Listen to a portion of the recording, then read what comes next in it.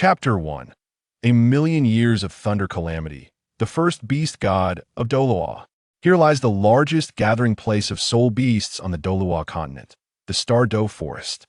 At the heart of this forest lies a sanctuary that resembles a pristine paradise. Emerald branches and mirror-like lakes create an illusion of serene beauty. Yet beneath this facade lurks a deadly peril, concealing immense terror. This place is a forbidden zone for humanity. Only those soul beasts with a cultivation of 100,000 years may tread upon this sacred ground. Yet at this moment, a youth clad in green stands upon the surface of the lake, hands clasped behind his back, gazing upwards at the sky. In the distance, a 10-meter-long azure bull python remains silent and coiled, its enormous eyes filled with awe. The towering Titan giant ape, resembling a mountain, kneels like a docile monkey, as if in worship of an emperor. They are acutely aware of the terrifying presence before them.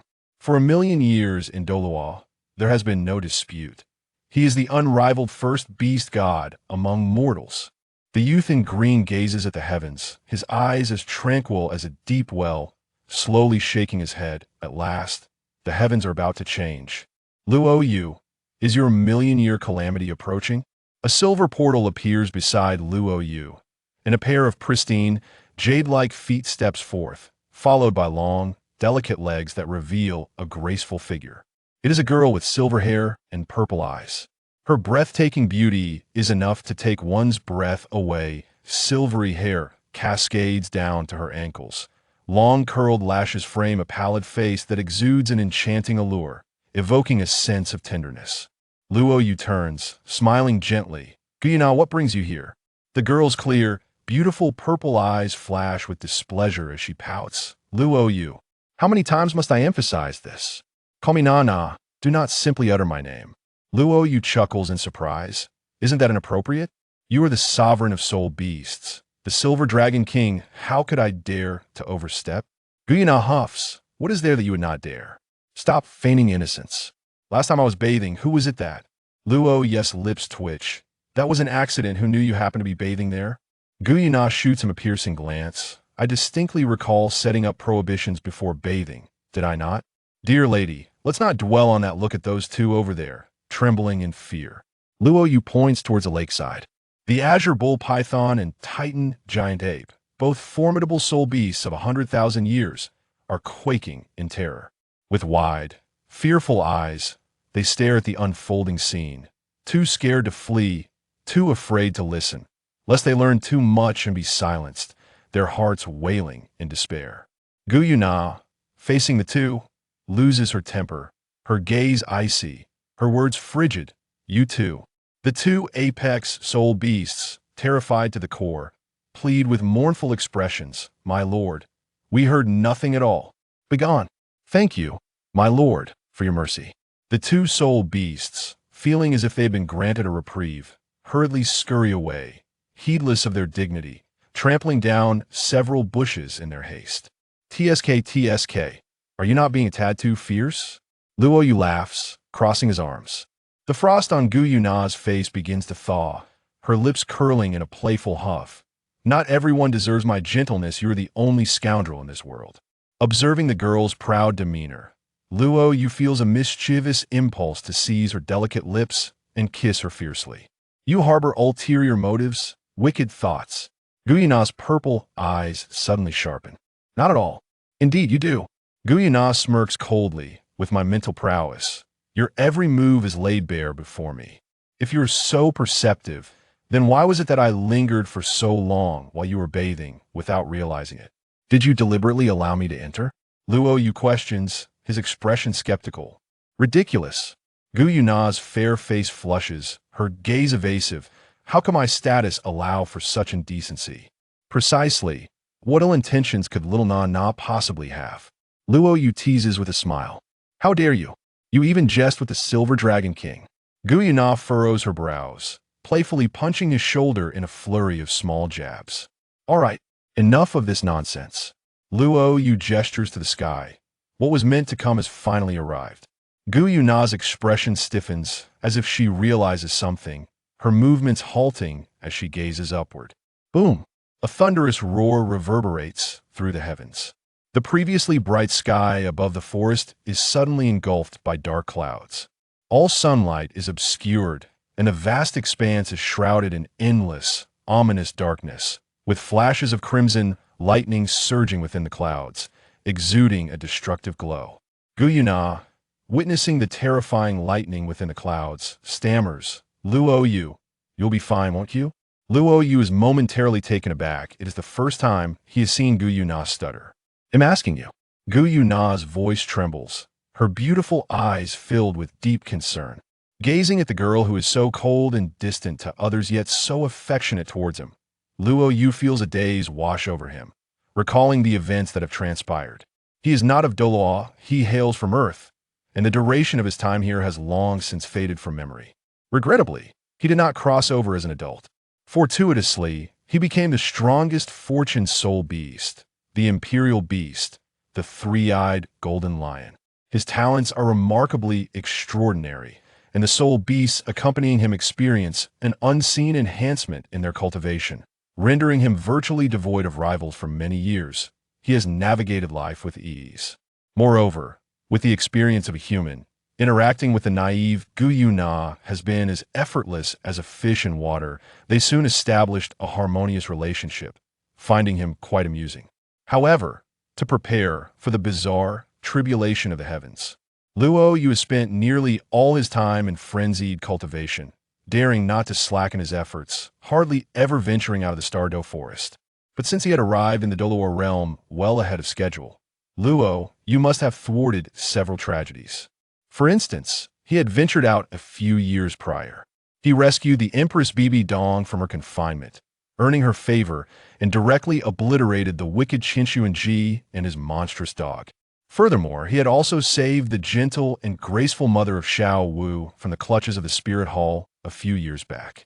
To this day, he remembers the gratitude in the eyes of that mature woman. To be honest, a mature woman is akin to a ripe peach, undeniably alluring. Yet he is a man of principle. Cultivation is paramount. Boom! A crack of thunder jolts Luo Yu back to reality. Gu Yue Na is biting her delicate lips, anxiously gazing at him. "Luo Yu, do you have confidence?" "What difference does it make whether I have confidence or not? Face the challenges as they come, and let the waters cover the land." Observing the man's nonchalance, Gu Yue Na bites her glistening lips, her fists silently clenching. Luo Yu takes her small hand, easing her grip, and smiles gently. "Do not be anxious, it is but a minor heavenly tribulation. I am confident I can overcome it." Gu Yue Na shakes her head repeatedly, seemingly recalling something, her eyes flashing with fury. The divine realm lacks virtue, it does not wish for soul beasts to ascend. This million-year beast god calamity will not be easily traversed. Luo Yu smiles indifferently, raising his gaze to the heavens. His stature stands tall, akin to a legendary divine spear, as brilliant light glimmers in his eyes, his black hair billowing in the fierce winds of the calamity. What does the divine realm matter? We are not strangers to its nature. Do they seek to challenge me? Let them come, I fear them not. In that moment, the unparalleled beauty and the man stand facing each other, their hair swirling in the wind, their gazes locking, as Gu Yue Na's violet eyes shimmer with an unusual light upon witnessing the man's heroic stance. Boom! A multitude of blood-red, lightning dragons writhe in the sky. As if heralding doom, the ground is suffused with a heavy atmosphere, and within the forest, a million soul beasts cower, trembling beneath the weight of fear. Luo Yu turns, ascending into the air, bellowing, "This calamity comes from me, all beasts remain safe, do not panic." His resonant voice echoes for miles, and in that moment, the anxious million soul beasts find an inexplicable calm. They all gaze towards the man, who, though dwarfed by the calamity, stands tall and immeasurable in their hearts. As they watch Luo Yu boldly confront the heavenly tribulation, Gu Yue Na calls out, her voice piercing through the tension. "Luo Yu, how confident are you in overcoming this tribulation?" The man gazes at the devastating blood-red, lightning dragons above, glancing back with a playful smirk. "Truth be told, my assurance is not much." Gu Yue Na's countenance stiffens. "However, it is a certainty. Are you out of your mind?" There is still time to jest. Gu Yue Na stomps her feet in frustration. Luo Yu suppresses his playful demeanor, his expression turning solemn. Just watch what I aim to do today is not merely to survive the tribulation, but to overthrow this firmament. Gu Yue Na is momentarily taken aback, her eyes flashing with doubt. Yet upon hearing his declaration, her spirit is shaken. In that instant, she begins to understand why her icy demeanor has thawed before this man, for he harbors no fear of the divine realm. And she, too, harbors a deep-seated resentment towards the divine realm for denying soul beasts a path to ascend, insisting on imposing tribulations. Yet, gazing up at the roiling storm clouds, capable of annihilating even deities, Gu Yue Na's heart fills with trepidation.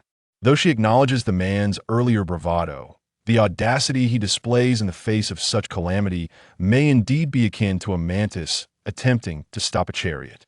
This rogue man wouldn't be so cowardly as to share a final jest with himself before facing death, would he? Gu Yue Na's lips begin to pale. Traversing this tribulation is already a perilous endeavor, and the obliterating storm clouds render it nearly impossible to, no matter what, I must save him. Even if it means being discovered by the divine realm, I will rescue him. Gu Yue Na bit her lip, resolutely determined, her entire being enveloped in a kaleidoscope of colors, gathering her strength with fervor. Stupid man, if you're feeling uncertain, don't force yourself. You still have me. It wasn't just Gu Yue Na who felt a lack of confidence in the face of such a cataclysmic thunder tribulation. Despair flickered in the eyes of all the soul beasts. For them, perhaps successfully transcending the tribulation was an unattainable dream, as the divine realm offered no opportunities.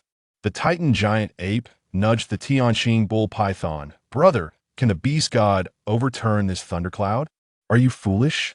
Can't you see how fierce this thundercloud is? It offers no chance for the beast to survive. The Tianqing bull python slapped its tail against the Titan's head, dejectedly stating, "The strength of a single beast is barely enough to survive. How can we dare to challenge the heavens? The beast god is likely to fail, but we should strive to embody this spirit." Roar! A colossal golden radiance radiated through the heavens and earth, as a 1,000-foot phantom of a divine beast emerged, its scales and claws soaring amidst flames, exuding an earth-shattering might. Rather than waiting for the thunder tribulation to descend, it charged fiercely towards the storm clouds. What the hell, the beast god is so bold. The Tianqing bull python was taken aback, bewildered. Normally, one would cautiously observe the thunder tribulation, waiting for it to descend, then countering it blow by blow. Yet, the beast god charged headlong into it. At that same moment, Gu Yue Na's voice rang out, hoarse and urgent. "Luo Yu, are you insane? What are you trying to do? Self-igniting your soul core? Are you willing to forsake your million years of cultivation?" Boom! The 1,000-foot golden phantom of the beast had already plunged into the vast thundercloud, its aura far more frenzied than the crimson lightning. In the next instant, dawn broke. The thunder tribulation fell silent, the sky cleared, and the expanse was devoid of clouds, as brilliance returned to the celestial bodies. We did it. We truly did it. The beast god has succeeded. The Titan giant ape was filled with fervor. "Fool, shut your mouth." The Tianqing bull python struck down the Titan, indignantly exclaiming, "Can't you see the beast god is burning his soul core, risking his life to attack the thundercloud?" Huh? The Titan was momentarily stunned, his expression frozen in disbelief. Could it be that the beast god is truly gone? Gu Yue Na floated in the air, searching frantically, her eyes glistening with tears, her violet irises lost in a haze, staring blankly at it all. Gradually, she clenched her fists, her nails nearly embedding into her flesh. Gazing upward at the sky, her thin lips, which she bit down upon, oozed crimson blood as a chilling voice emerged. "The divine realm slaughters my kin, and now destroys my dearest friend. I shall not rest until vengeance is served." With that, her expression turned sorrowful, filled with deep resentment. "You foolish man, if you're in trouble, at least call for help. I will surely aid you. To put on a fad and lose yourself in the process, you scoundrel." "Who is the scoundrel?" "Luo Yu. MM? Who is speaking?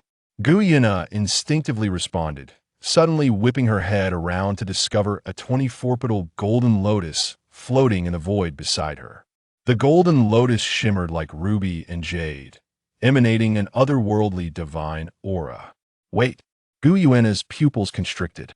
Upon closer inspection, she felt the lotus mystery and sanctity, filled with boundless vitality. Accompanied by the strong beating of a heart within, she had never witnessed such an extraordinary sight. What kind of treasure is this? Gu Yue Na's eyes flashed with confusion. Voices of dissatisfaction emanated from within the 24-petal golden lotus. Xiao Nana, explain to me what it means to put on a fad and lose yourself. Luo Yu, you're inside? What is this thing? What on earth is happening? Gu Yue Na raised her hand, unconsciously wiping the corners of her eyes, gazing at the lotus in delight, her fingers poking at neither gold nor iron. It was as solid as a fortress, a material she had never encountered before. Take me back to my cave, where I can nurture you well. Once we arrive, I will slowly explain. Luo Yu, currently disinterested in conversation, was bombarded with a series of sounds in his mind. Ding! Congratulations to the host for finally transforming into a human. The binding of the goddess system has officially commenced. Ding! System binding successful. Ding! The host can gain divine rewards by increasing the goddess favor through strength. Task objective is now locked in. Chapter 2. Forging the strongest divine body. The soft-boned rabbit in embrace. Task objective locked in. Spirit Hall. Pope Bibi Dong. Successfully conquering Empress Bibi Dong will grant. True the strongest beast martial soul. Current task progress. 0. Luo Yu heard the system's notification in his mind and felt no surprise. He had awaited this day for a long time. In fact, he had known about his system for quite some time, but the system was rather unkind, requiring a human body for binding. At that time, his cultivation had already reached 300,000 years. Even though he coveted the system, he had no opportunity to transform, waiting for this million-year threshold. While other ferocious beasts aspire to transcend and become deities, he looked down upon ascending. Becoming a god in the divine realm would only place one at the bottom of the hierarchy. Moreover, the divine realm discriminated against soul beasts, making it a difficult place to navigate. Therefore, he had long since planned to seize this fortuitous opportunity to transform into a human. This 24-petal sacred golden lotus was a treasure given to him by the system to aid in his transformation, officially named the Tribulation Gold Lotus. Upon reaching 1,000,000 years of cultivation, activating the lotus at the moment of the strongest thunder tribulation would preserve his true spirit, turning the power of the tribulation and his 1,000,000 years of cultivation into nourishment for the lotus. To nurture the most perfect body in the world, while others may possess mere mortal forms, he will forge a truly unparalleled divine physique. Such an opportunity has never been witnessed in the ancient realm of Douluo continent. It is difficult to fathom the extent of the cultivation talents that such a divine body would possess. To be frank, Luo Yu himself is quite eager. Though the innate abilities of the three-eyed golden lion are remarkable, it is likely that upon ascending to the divine realm, they would merely be subjected to bullying. After all, have we not seen the formidable Gu Yue Na, who now lies dormant among mortals? The divine body and system are indeed the robust foundation for a transcender's rise. Moreover, it is time to seize this chance to relish the beauties of the mortal world, to indulge in romance, to express love, and to engage in playful banter with Tang San. What could be better? After traversing through time for so long, tirelessly cultivating for the sake of overcoming tribulations, one grows weary. A glance at the task panel in his consciousness reveals a rather lofty goal: to capture the Supreme Pontiff? TSK. Such a task would be deemed hellishly difficult for others. However, for him, the challenge is not so exaggerated, considering their previous encounters. Speaking of which, what on earth is this true number 1 beast martial spirit? Could it possibly eclipse the blue lightning tyrant dragon? It must be a divine-grade martial spirit, otherwise it would be too lackluster, Luo Yu speculated. In the Stardow Forest, beneath the lake in the core area lies a hidden realm. This is Gu Yue Na's private sanctuary. The furnishings are rather simple: a vast jade bed, accompanied by a round table carved from emerald and agate. And at the center of the room, a square pool filled with swirling spiritual mist, suffused with the essence of heaven and earth. The 24th grade golden lotus crafted by Luo Yu was placed within, receiving the nourishment of the spiritual liquid. Consider yourself fortunate, for this precious liquid is indeed my treasure. Now, could you kindly elucidate what exactly is transpiring? Gu Yu Na sat beside, her elbow resting on the table, hands propping her chin. Her violet eyes filled with perplexity as they blinked. Luo Yu succinctly explained, without the intention of revealing matters concerning the system. Preferring not to ascend, he opted for transformation and renewal. This golden lotus is the precious artifact that can assist me in my metamorphosis and rebirth. Gu Yu Na chided, are you foolish? Clearly, you could succeed in transcending tribulations, so why provoke the calamity clouds in such a reckless manner? Luo Yu remained silent. Do you not understand? If you successfully transcend the tribulation, you will emerge victorious and ascend to divinity. Gu Yu Na lamented, her expression one of deep disappointment, as if she were chastising a wayward child. What is so good about becoming a deity? Luo Yu replied in a low voice. Becoming a deity means you can ascend to the divine realm. You will have boundless lifespan. Gu Yu Na enumerated the benefits with her delicate fingers. Her teeth gritted in frustration, yet her demeanor was utterly charming, resembling a porcelain doll imbued with grace. Yes, the divine realm possesses everything, however. The divine realm does not have you. A gentle voice echoed through the chamber. Gu Yu Na stood frozen, her violet eyes shimmering with myriad emotions. What did you just say? The girl's voice quivered slightly. It was nothing. Gu Yu Na's expression became complex, a fleeting tenderness crossing her features, only to be quickly concealed again. Then why must you recklessly provoke the tribulation clouds, seeking death? Luo Yu retorted, when I obliterate it, will you find joy in that? The emotions that Gu Yu Na had just managed to suppress began to surge uncontrollably, her heart racing, her delicate form trembling, and her beautiful eyes shimmering with waves of sentiment. Unable to maintain her composure and chill. 1,000,000 years of cultivation destroyed in an instant. I ask you, is it worth it? Why do you not inquire whether I regret it? Do you regret it? Gu Yu Na instinctively asked, her demeanor far removed from the calmness of the Dragon King. No regrets. In that fleeting moment, the tranquility within Gu Yu Na was shattered. Just as she was about to speak, ha ha ha ha. Laughter erupted from within the golden lotus, resonating with Luo Yu's cheerful tone. What are you laughing about? The atmosphere disrupted. Gu Yu Na furrowed her elegant brows, tucking her disheveled silver strands behind her ears. Silly girl, I was merely teasing you. My transformation serves a purpose. Oh, so you were playing me. Gu Yu Na's eyes seemed ready to unleash flames. Luo Yu jestingly remarked, say, did you, for a fleeting moment, feel as though you had fallen in love with me? Huh, I, Gu Yu Na, am oblivious to the affairs of love. To fall for another is utterly impossible in this lifetime. That's good to know. I must admit, I would be quite fearful if you were to develop feelings for me. Should I then fancy another maiden, you might very well wield an axe against me. Luo Yu expressed with relief. Do not indulge in such delusions. How could this queen ever harbor affection for you? Indeed, I am unworthy of your regard. Gu Yu Na, formed the word scoundrel with her lips, though it was merely a whisper of her annoyance. Ultimately, all of it culminated in a cold snort, seemingly dismissive. Yet a different glimmer of emotion flickered within the depths of her gaze. Luo Yu sighed inwardly, realizing that his destiny was to conquer the hearts of the girls from Douluo, although he did not harbor any aversion towards it. The domineering nature of Gu Yu Na posed a significant challenge. Should they ever be together, any flirtation with another woman could very well result in dire consequences. I am sorry, Shana Na, but I promise you this. The day I ascend to divinity, I shall advocate for your soul beast clan, storm the divine realm, and restore justice, Luo Yu silently vowed. Unbeknownst to him, there existed a crucial truth. The dragon clan did not adhere to the concept of monogamy.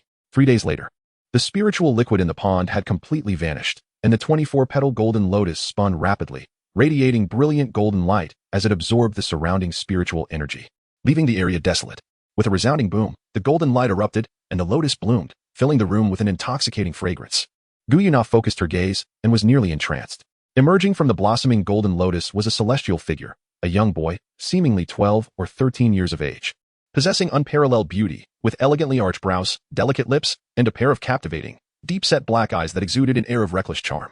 Most striking was his impeccably sculpted physique, a perfect embodiment of golden proportions, radiating an enchanting aura with every gesture, as if he possessed a beguiling presence that could make any maiden's heart flutter. In comparison to his astonishing features, Luo Yu, with a mere flicker of perception, discerned the perfection of this body. All 9 orifices were open, and the 8 extraordinary meridians flowed unobstructed, with wisps of golden light coursing through the veins. It was worth noting that Tang San, after over a decade of cultivating the Shintian skill, had only managed to barely unlock the 8 extraordinary meridians with the aid of celestial herbs. Luo Yu, however, had manifested an explosive level of innate talent. Hey, wake up. Luo Yu waved his hand before Gu Yu Na. Huh. Gu Yu Na snapped back to reality, instinctively throwing a punch. Ah, you lecher. Why are you not wearing any clothes? Goodness. Ancestor, be gentle. I am still unrefined. Luo Yu was instantly knocked back, spewing saliva onto Gu Yu Na's fair face. And he flew directly into the wall. Only after striking did Gu Yu Na realize the gravity of the situation, His cultivation had surpassed what it once was. The force of her casual strike would be terrifying to an ordinary person, and panic-stricken, she hurried after him. Luo Yu, don't you dare die. Cough. I'm not dead yet. If you hit me again, I might as well be finished. Luo Yu clutched his chest. Huh. Gu Yue Na was momentarily dazed, gazing at his well-defined chest, her hand reaching out instinctively. Gu Yue Na, what are you doing? Engaging in some kind of secret play? Are you plotting something against me? Luo Yu panicked. Your body has issues. You're the one with issues. Your body is a bit too perfect, don't you think? Gu Yue Na, disregarding caution, could not help but touch it. Of course, otherwise that punch of yours would have obliterated me just now. Luo Yu swatted her hand away. You'd better behave. If you provoke me, I might commit a crime. Gu Yue Na shot him a sidelong glance, her face flushing crimson as she quickly turned away, covering her face with her hands. Luo Yu was at a loss for words. Was this foolish girl simply slow to react? Or was she concocting excuses to gain an advantage for herself? Nonetheless, he found himself in a predicament, lacking suitable attire. At that moment, the 24 golden lotus petals ascended from the pond, enveloping Luo Yu. What was happening? After the dazzling golden light faded, the lotus petals vanished without a trace. Luo Yu's ebony hair was elegantly secured by a gilded crown, while a deep blue attire adorned his form. Soft jade ribbons adorned his waist, and his feet were encased in purple gold boots, enhancing his already striking demeanor to an even more resplendent elegance. Gu Yue Na had long since turned away, her fingers parting slightly to reveal her violet eyes, captivated by the sight. What have you discovered, Luo Yu? He raised an eyebrow. You are somewhat handsome, she remarked, playfully pinching her pinky. Perhaps, just a tad, she added with genuine admiration. Your physique must be the finest in the Douluo continent, unmatched by any. As for your appearance, it possesses an inexplicable extraordinary charm that is as intoxicating as poison to women. If you were to venture out, one can only imagine the throngs of women drawn to your allure. Luo Yu shook his head in disbelief, imploring, please, wake up. It was merely a few simple words. There's no need for such exaggeration. Gu Yue Na wore a serious expression, asserting, I am not jesting. Your physique is indeed rather peculiar. Coughing lightly, he retorted. You speak with such conviction, as if you have experienced it yourself. Move aside, or I shall unleash my wrath upon you. Gu Yue Na threatened, showcasing her pearly teeth as she waved her fist in a show of defiance. Be more serious, she insisted. Gu Yue Na acknowledged her own inability to maintain her regal, aloof demeanor. She unconsciously transformed into a more endearing version of herself when addressing Luo Yu. Nana, I am preparing to embark on my journey. You intend to leave? Gu Yue Na's expression remained composed, though her eyes betrayed a flicker of emotion. Yes. Where do you plan to go first? The Spirit Hall. And your next destination? Gu Yue Na inquired. Luo Yu shook his head, pondering the situation. It was likely that the target lay within the Tiando Empire. He sensed that the system's primary objective was Bibi Dong, while the second remained uncertain. Subsequent targets would likely focus on Shrek Academy, as he calculated that they were now in the very early stages of Tang San's development. Then you should leave, he stated. Aren't you going to stay? Luo Yu raised an eyebrow, taken aback. If you wish to depart, can I truly prevent you? Gu Yue Na huffed softly. You should hurry along. I need to recuperate in peace. That sword from the Azura god is overwhelmingly formidable, and I cannot heal properly in a short time. Luo Yu nodded and proceeded toward the door. Gu Yue Na maintained her composure, yet the tight grip of her small hand on her clothing betrayed her anxiety. Just as he reached the threshold, Luo Yu halted his steps. Without turning back, he spoke softly. Na, rest assured, whoever dares to harm you shall face my wrath. I will take the life of the one who dared to strike you down. Gu Yue Na pouted. You arrogant man, spare me your bravado. Do you even know who it was that attacked me? That was a being of the utmost caliber in the divine realm, a top-tier existence. Not only would you be no match for them, but even at my peak, I would have been powerless against them. Perhaps only the dragon god could contend with such a formidable foe. There's no need for you to seek revenge on my behalf. I only wish for your well-being. As she spoke the last words, Gu Yue Na's tone softened, her eyes shimmering with emotion. Luo Yu pushed open the door and stepped outside. Beyond the ajar door, the sound of a man's hearty laughter resonated, imbued with a hint of disdain, laced with a touch of swagger and rudeness. Shao Nana, stop speaking in riddles, be straightforward. Isn't it just the Shura God King from the Divine Realm Committee? Those who bully me, regardless of their divine status. I shall vanquish them as easily as I would shatter a thunderstorm. Gu Yue Na's delicate form trembled, a warm current surged within her heart, stirring feelings of both gratitude and countless uncertainties. He is not even from the Divine Realm. How could he possibly know about the Divine Realm Committee? How could he dare to speak of slaying the Shura God? That is a God King. A wave of bloodlust surged within Gu Yue Na. As she felt the remnants of her injuries, her complexion paling, and waves of helplessness and dread washed over her. It was only when she recalled Luo Yu's parting words that an inexplicable sense of trust blossomed within her, warming her spirit. He has already departed. She murmured softly to the empty air, eventually revealing a faint smile, naively declaring, Stupid man, I shall wait for you. As Luo Yu stepped out of the core area, he was intercepted by a captivating young woman. adorned in a delicate pink garment. Her finely arched brows and exquisite eyes, coupled with skin as flawless as jade, radiated an enchanting beauty that seemed to outshine the very snow in this forest, exuding a mesmerizing allure. Upon spotting Luo Yu, her eyes sparkled with joy and gratitude, and she curtsied, her alluring figure nearly causing his resolve to waver. "Esteemed benefactor, what brings you here?" Luo Yu inquired with confusion. The young woman responded respectfully. "My lord relayed a message, mentioning that you have resumed your cultivation. He has commanded me to escort you to the human realm. There is no need for such trouble." Luo Yu waved his hand dismissively. "It is no trouble at all. It is my honor to care for my benefactor. Had it not been for your assistance years ago, I fear I would have perished in the hunt of the spirit hall. For so long, I have had no opportunity to repay your kindness, and I sincerely hope you will grant me this chance." With tears glistening in her eyes, she fluttered her long eyelashes at Luo Yu, her charm undeniable. "I truly do not require a bodyguard." Luo Yu reiterated his refusal. With a sigh, she replied, "Benefactor, my daughter, Xiao Wu, has also been in the human realm for quite some time. As her mother, I am quite concerned and would like to accompany you to see her. If I were to venture out with a beauty such as yourself, it might inadvertently attract trouble," Luo Yu remarked, shaking her head emphatically. She transformed into an adorable miniature pink rabbit, adorned with lovely patterns on her ears, and leaped directly into Luo Yu's embrace. "Benefactor, I usually exist as your pet. Surely this will not be a burden, and I can protect you as well. Two benefits in one." As Luo Yu basked in the warmth enveloping him, he listened to the delicate voice. A smirk involuntarily tugged at the corners of his mouth. What a peculiar situation, two birds with one stone, a woman. No less a young matron, completely oblivious to the propriety of her actions. This woman, having nestled into the man's embrace, seemed quite pleased with herself. Was it possible for a spirit beast to be so insouciant? Her behavior left him in quite a predicament. Was she truly suggesting they share a bed as well? "Oh benefactor, please regard me merely as an ordinary soft-boned charm rabbit. Is this truly something one can choose to become?" The image of her long, elegant legs and alluring figure flashed through his mind, leaving Luo Yu utterly speechless, feeling rather strange and ill at ease. Ultimately, unable to refuse such earnest affection, he could only begrudgingly accept this clingy young woman, this affectionate charm rabbit. Luo Yu set forth on his journey. Along the way, a question flickered in his mind. The enchanting soft-boned charm rabbit, does it truly possess charm, and is its bone genuinely soft? Fueled by a spirit of scientific inquiry, Luo Yu, almost instinctively, reached out to caress the delicate, pink fur of the rabbit. Ah, what a delightful sensation. The texture was unparalleled. He was utterly smitten. What ill intentions could Luo Yu possibly harbor? He genuinely perceives the rabbit as nothing more than a rabbit, akin to the simple joy of petting a cat. Yet, he remains oblivious to the fact that the delicate, enchanting rabbit is silently yearning, its rosy eyes nearly brimming with tears. After half a day's journey, they finally arrived at the spirit hall. Luo Yu gazed upon the magnificent palaces within the towering city, resplendent in gold and jade. A soft laugh escaped his lips as he wondered whether that woman still remembered him. Chapter 3. The Stirring Beauty and Hu Laiana's Flirtation. Wuhuan City, the most opulent city in the Douluo continent, serves as the stronghold of the continent's foremost power, the Wuhuan Hall. The streets bustled with residents, each casting reverent and devout glances toward the grand edifices at the city's heart. Yet amidst the throngs, a solitary youth stood apart, his ethereal aura strikingly distinctive. His visage, extraordinarily handsome, resembled that of a celestial being gracing the mortal realm, and his deep, star-like eyes were utterly captivating.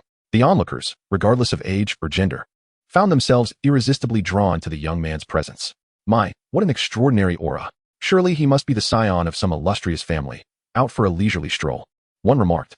Indeed, with such looks and charm, he likely eclipses even the young masters of the 7 great sects, another added. Quiet down, lest you attract his attention. The young masters of noble families are not subjects for our idle chatter, a man cautioned as he admired Luo Yu. Naturally, there were also women whispering in excitement. A pure-hearted maiden tugged at her friend's sleeve, urging, turn around quickly, there's a remarkably handsome young man over there. Her friend, unimpressed, playfully chided, you silly girl. You swoon over any man you see on the street. We're surrounded by rough men. Where do you spot a handsome fellow? But the girl remained entranced. Her gaze fixed on Luo Yu, her lips slightly parted in awe. No, this one is truly handsome. My heart races uncontrollably, she confessed. Goodness. Your expression is a tad exaggerated. Her friend laughed, teasing, I think you're simply infatuated. As they bantered, the friend followed the girl's gaze, her casual demeanor abruptly shifting to astonishment, her lips parting in surprise. When the girl noticed the sudden silence beside her, she turned to her friend, her expression one of disdain. Ah, you accused me of being infatuated, yet look at you now, lost in admiration. I'm not. I didn't tea. Her friend protested vigorously. Though her gaze remained fixed on the young man, the girl smirked. Some people are truly amusing. In plain view, staring at the man, drooling even, how embarrassing. Her friend retorted lightly, "You cheeky girl, it's you who has lost your composure. And who knows, you might even be daydreaming about him." Their whispered exchange drew amused glances from passing girls, their faces flushed with embarrassment as they thought, "We can think what we want, but please don't voice it." It's so mortifying. As they regarded Luo Yu, their cheeks warmed further, sensing that his allure transcended mere handsomeness. There was an inexplicable charm that beckoned them to delve deeper. "Hey there, dashing young man. Is this your first visit to Wuhuan City?" As Luo Yu approached the papal hall, he was suddenly obstructed by a young maiden. The girl before him, adorned in an opulent golden gown, possessed an alluring figure that was devilishly captivating. Her long, slender legs were exquisitely shaped, and her delicate features resembled those of a celestial being, exuding an aura that was both divine and beguiling. Her pink eye seemed to ensnare the hearts of onlookers. Countless men in the vicinity were covertly gazing at her, their mouths watering in secret, yet paralyzed by an inexplicable fear, reluctant to draw near. Luo Yu's large hand caressed the soft fur at the nape of the enchanting rabbit's neck, his gaze appraising the girl who stood in his path.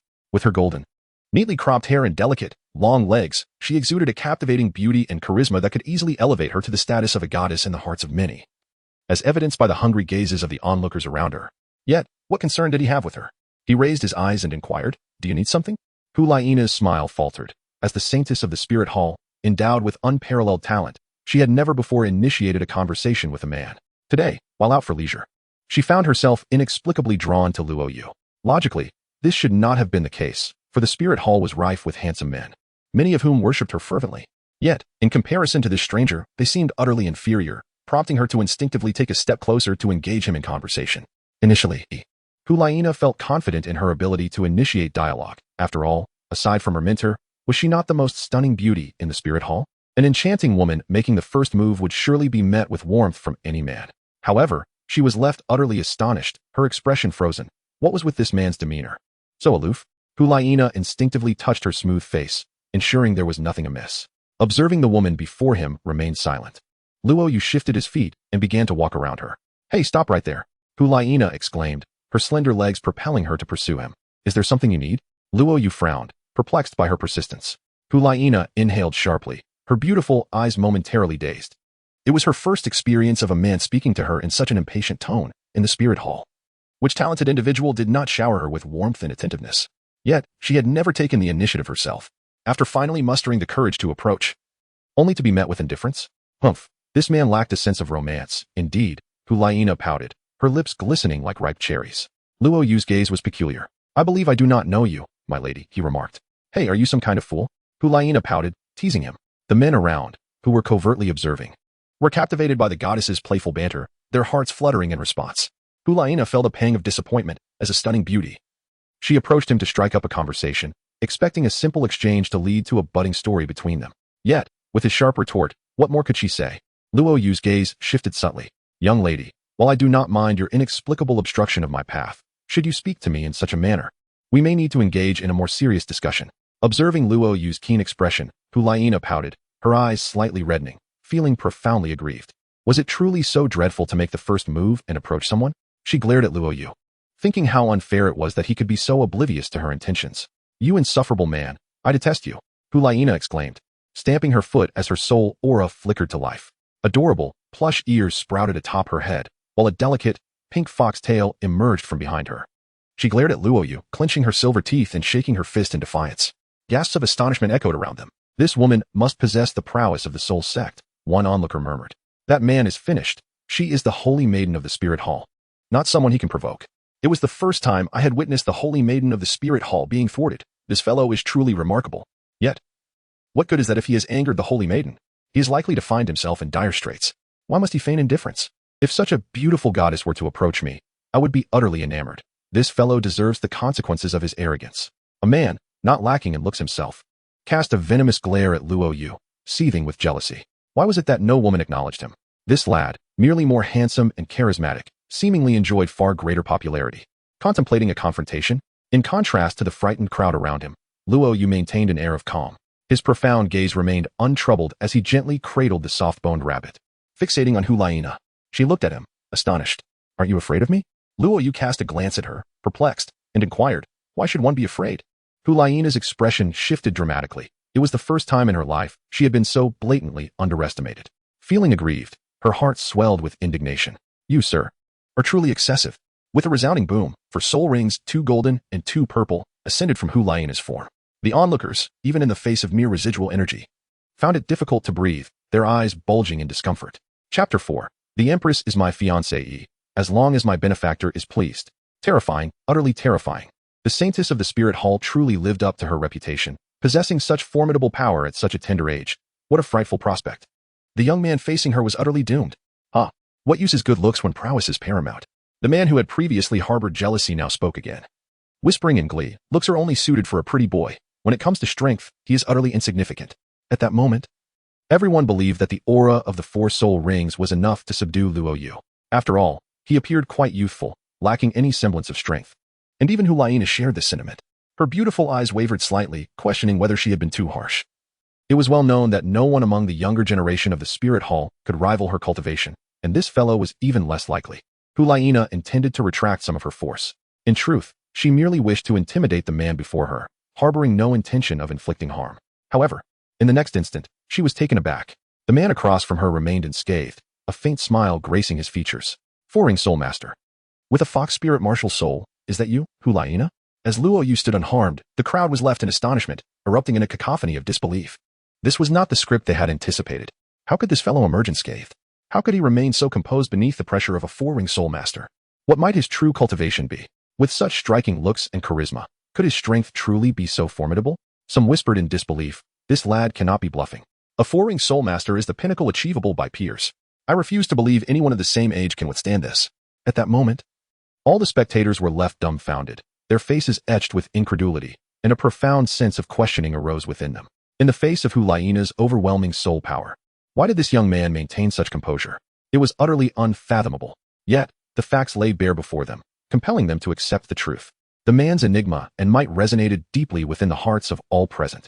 Gu Yue Na, now somewhat dazed, was in a state of shock. Her beautiful eyes wide with astonishment as she gazed at the man. How could he withstand her oppressive aura? Few possessed such strength and audacity.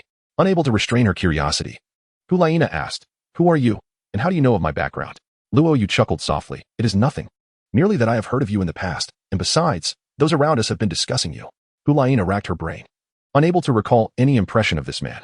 A figure so extraordinary, had she encountered him before, she surely would not have forgotten.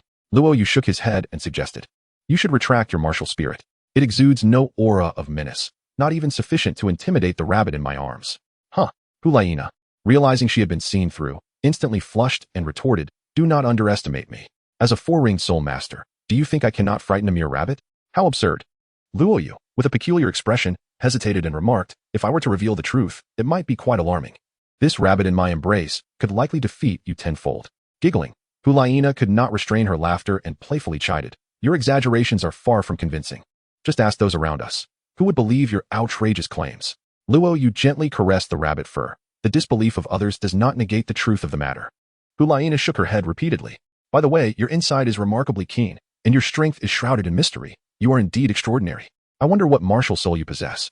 Luo Yu pondered for a moment before responding truthfully. "My martial soul has yet to awaken, and my soul power is non-existent." Gu Yue Na pouted her lips, exclaiming, "How outrageous! You scoundrel, are you attempting to deceive me here? How could one possibly withstand my aura without any cultivation? It is utterly impossible. You are far from honest." Luo Yu was at a loss for words. "What I say is nothing but the truth. How can you not believe me?" Gu Yue Na surveyed him from head to toe, eventually lifting her chin with a haughty demeanor. "In my opinion, for you to withstand my aura without flinching, you must possess at least a cultivation level of 30, perhaps even on par with mine. My judgment is infallible. As for your claim of not having awakened your martial soul, I would sooner perish than believe that." Luo Yu rolled his eyes, expressing his disappointment. "Unfortunately, you are mistaken. I have yet to awaken." Gu Yue Na, infuriated, stomped her feet. "Isn't it customary in Douluo continent for one to awaken their martial soul by the age of 6? You must be at least 12 by now. What if my latent potential is simply taking longer to manifest?" Luo Yu shrugged, unfazed. "If you do not believe me, so be it. Shall we make a wager? What if everything I have said is indeed true?" Gu Yue Na, filled with fervent confidence, declared, "If you truly have not awakened your martial soul, I shall henceforth address you as father whenever we meet." Luo Yu pondered for a moment before shaking his head earnestly, saying, "However, I have no desire to accept you as my daughter." Gu Yue Na erupted in fury, her anger boiling to the surface. Her first soul skill radiating a blinding light. It was over. It was truly over. This young man was digging his own grave, and no one could save him now. A self-destructive fool, thinking that his handsome appearance granted him the liberty to speak so freely to the holy maiden. Now his fate was sealed. The man, who had been seething with jealousy, became animated, a sinister smile creeping across his face. Just moments ago, he had felt a twinge of disappointment at the thought of not engaging in a fight. His disdain for Luo Yu fueled his envy over the latter's acclaim. With a swift motion, Gu Yue Na unleashed her soul power. The onlookers seemed to foresee that in the next moment, Luo Yu would be left battered and bruised. Some were anxious, while others were exhilarated. Boom. Luo Yu stood there, utterly composed, not even blinking. Conversely, the man who had been muttering mockingly in the shadows was sent flying by a powerful kick to his leg. He scraped along the ground, his clothes tattered. Propelled far away, disbelief etched on his face as he coughed up blood in great heaves. "Why are you hitting me?" he exclaimed, confusion evident. His visage still frozen in the malevolent smirk from moments prior. The crowd surrounding them appeared equally perplexed, and Luo Yu cast a curious glance in that direction. As Gu Yue Na descended gracefully, she slowly retracted her long, elegant legs and deftly arranged her striking golden hair with her delicate hands. Her alabaster neck contrasted with her pink eyes, which flashed with an air of frigid superiority as she regarded the man who had been struck down with disdain. "I've heard you chattering away for quite some time, truly believing no one could hear you? Let me enlighten you. It's best to refrain from meddling in others' affairs." She boldly pointed at Luo Yu and continued, "This fellow may be a tad abrasive in his speech, but at least he possesses a commendable demeanor and speaks with candor rather than vulgarity. I find him quite likable. Meanwhile, you, the envious cur, whining from the sidelines, are nothing but a repugnant sight." Her lofty, commanding voice reverberated, and it seemed that when addressing others, Gu Yue Na reverted to her elevated, saintly stature, unyielding to any form of desecration, decisive in her judgments, and merciless in her actions. The man on the ground was left speechless by her words, too terrified to meet Gu Yue Na's gaze, and he scuttled away in utter disgrace, not daring to utter another word. A glimmer of light flashed in Luo Yu's eyes. This woman seemed to possess quite a character. As for the man who had retreated, he had long been aware of the discussions surrounding him. However, he deemed them beneath his notice. Rubbish, after all, was merely rubbish, and there was no need to pay it any mind. Yet, he did not anticipate that this woman would take action, which piqued his interest. "Everyone disperse," Gu Yue Na commanded, her cold gaze sweeping across the crowd. The onlookers trembled, scattering like startled birds, and within a few breaths, they had fled, leaving only Luo Yu and the two of them behind. Gu Yue Na retracted her martial spirit and approached Luo Yu, remarking, "You, my friend, have been chatting for quite some time. Yet not a single truthful word has escaped your lips." Luo Yu scoffed, declaring that she truly lacked a martial soul. "Do you not believe me? Go ahead, test it. If I truly possess no martial soul, I shall call you father right here, and I swear it as the holy maiden of the martial soul hall. But alas, I am still young and do not wish to embrace the role of a parent. You are nothing but a fraud. You may assert whatever you like, regardless. I refuse to take on this paternal role today." Oh dear. Gu Yue Na felt an overwhelming urge to lash out at the man before her. "How about we become friends? I find you rather intriguing, shrouded in a certain mystery," she said, her eyes sparkling with interest. Luo Yu smiled kindly, saying, "There is no need for that. Fate will surely bring us together again." Gu Yue Na huffed, "You, my friend, speak so sweetly, but it is evident that you are subtly rejecting me. What do you mean by fate will bring us together? I remain secluded within the spirit hall for extended periods, rarely emerging. It is unlikely that we shall cross paths again." "We will undoubtedly meet again," Luo Yu asserted with conviction. Gu Yue Na shook her head. "Impossible. It is not as easy to see me as you might think." "Is it truly so?" Luo Yu mused playfully. "What could you possibly understand? The saintess of the spirit hall cannot simply be seen at will." Gu Yue Na pouted in frustration, a flicker of melancholy rising within her. This man simply did not grasp that she was a prized talent nurtured by the spirit hall, and it was no simple feat for her to step outside its confines. Even if he were a genius from another faction, he would have no right to seek her out within the hall. Moreover, how could the spirit hall possibly permit its saintess to interact with a man? Thus, their chances of meeting again were exceedingly slim. Luo Yu languidly remarked, "Your Majesty, I wish to see you whenever I please. Why is it that the saintess cannot?" Upon hearing this, Gu Yue Na was taken aback, cautiously glancing around with trepidation, and exclaimed, "Have you lost your mind? Are you seeking death? How dare you show such disrespect to the Empress in Spirit City?" Luo Yu smiled and shook her head. Gu Yue Na, infuriated, stormed away, only to find that no words of entreaty followed her. She stamped her foot in frustration and could not help but turn back to inquire, "Hey, what brings you to the Spirit City?" "Nothing much, really," came the reply. "I merely wish to ask a woman who once claimed she would marry me whether her words still hold true." As Luo Yu spoke, memories of an extraordinary beauty surged in his mind. The once lost and helpless young girl had surely transformed into a sovereign queen reigning supreme today. What? Gu Yue Na widened her beautiful eyes in astonishment, a mysterious pang of jealousy stirring within her. Who is that woman? There is no need to mention her. Even if I did, you would not believe it. Gu Yue Na pouted defiantly, asserting, You dare to speak, and I shall dare to believe. A playful smile danced on Luo Yu's lips as he remarked, do you truly believe I am the foremost figure of the Spirit Hall? The mention of the Spirit Hall's first-ranked individual caused Gu Yue Na to murmur in disbelief, her delicate frame trembling in astonishment. Could it possibly be His Holiness the Pope? My esteemed teacher Bibi Dong? She gazed at Luo Yu with a look of incredulity, akin to that reserved for a fool. Are you courting death by uttering such words? If anyone else were to overhear you, you would undoubtedly find yourself imprisoned, flayed, and dismantled. Luo Yu raised his hands in exasperation, stating, I have already expressed this long ago. Even if I were to tell you, you would not believe me. Bah! Cease your nonsensical chatter. How dare you be so irreverent towards His Holiness the Pope? You are truly courting disaster. You must refrain from uttering such reckless words. Luo Yu shook his head helplessly, wondering if anyone would believe the truth in this day and age. Gu Yue Na spoke with seriousness, to be honest, even though this is our first encounter. I find myself rather fond of you. Therefore, I advise you to exercise caution.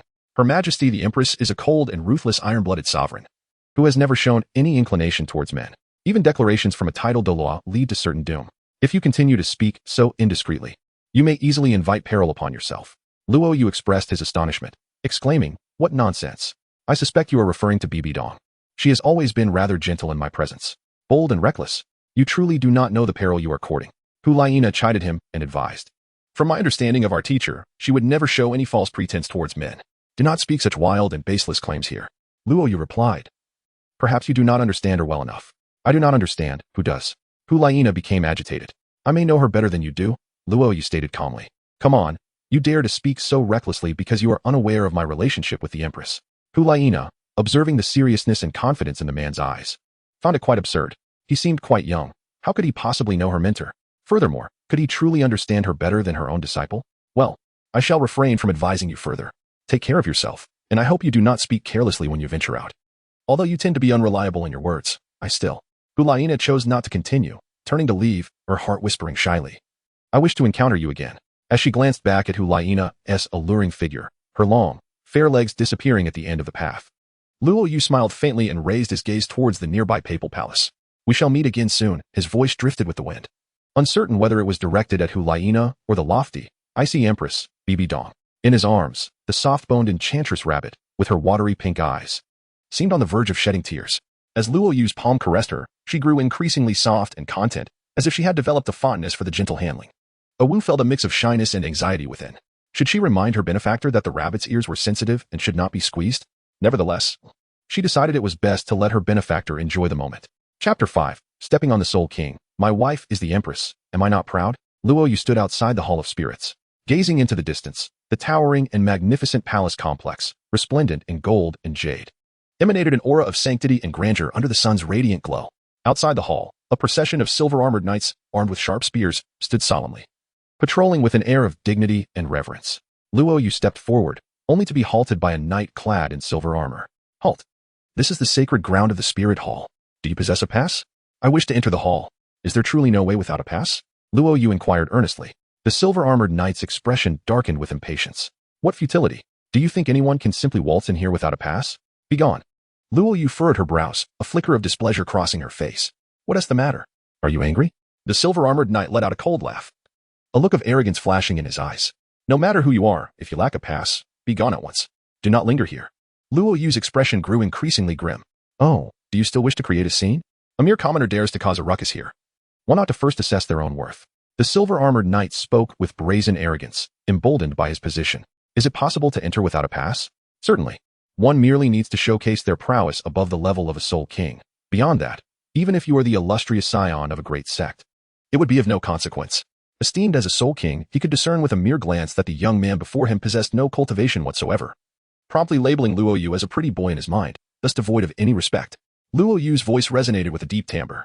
Do you know whom I seek? The silver-armored knight's arrogant demeanor faltered momentarily as he cautiously inquired. Who? Bibi Dong. Preposterous. Is the name of Her Majesty the Empress something you can utter? The silver-armored knight snorted coldly, and 5 rings of soul power spiraled around him, exuding an overwhelming aura that stunned the entire assembly. The other silver-armored soldiers, witnessing the commotion, quickly converged around him. With a derisive laugh, he remarked, if you, this pretty boy, were simply looking for someone else, it would be one thing. However, even the leader of a sect cannot simply meet the Empress at will.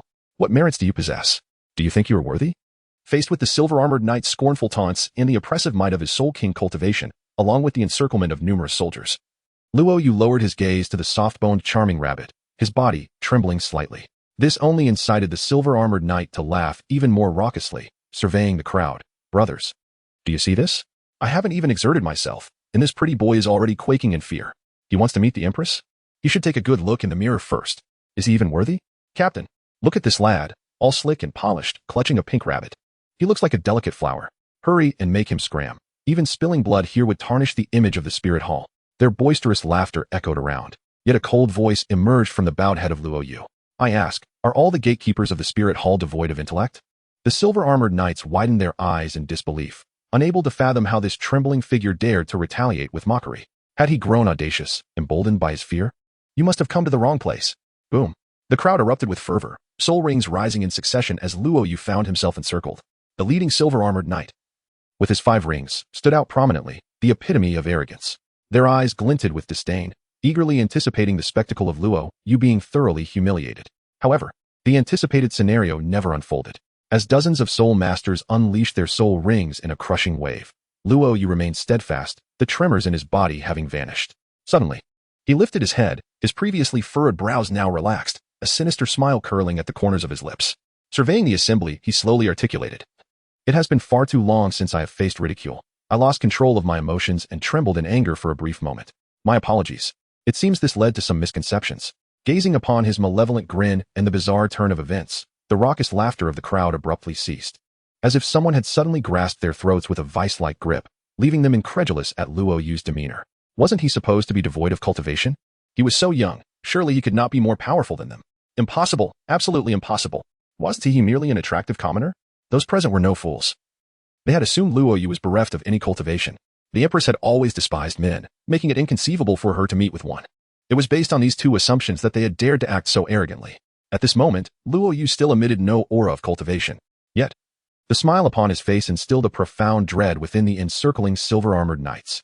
Luo Yu's profound black eyes swept the surroundings, locking onto the Soul King of the 5 rings.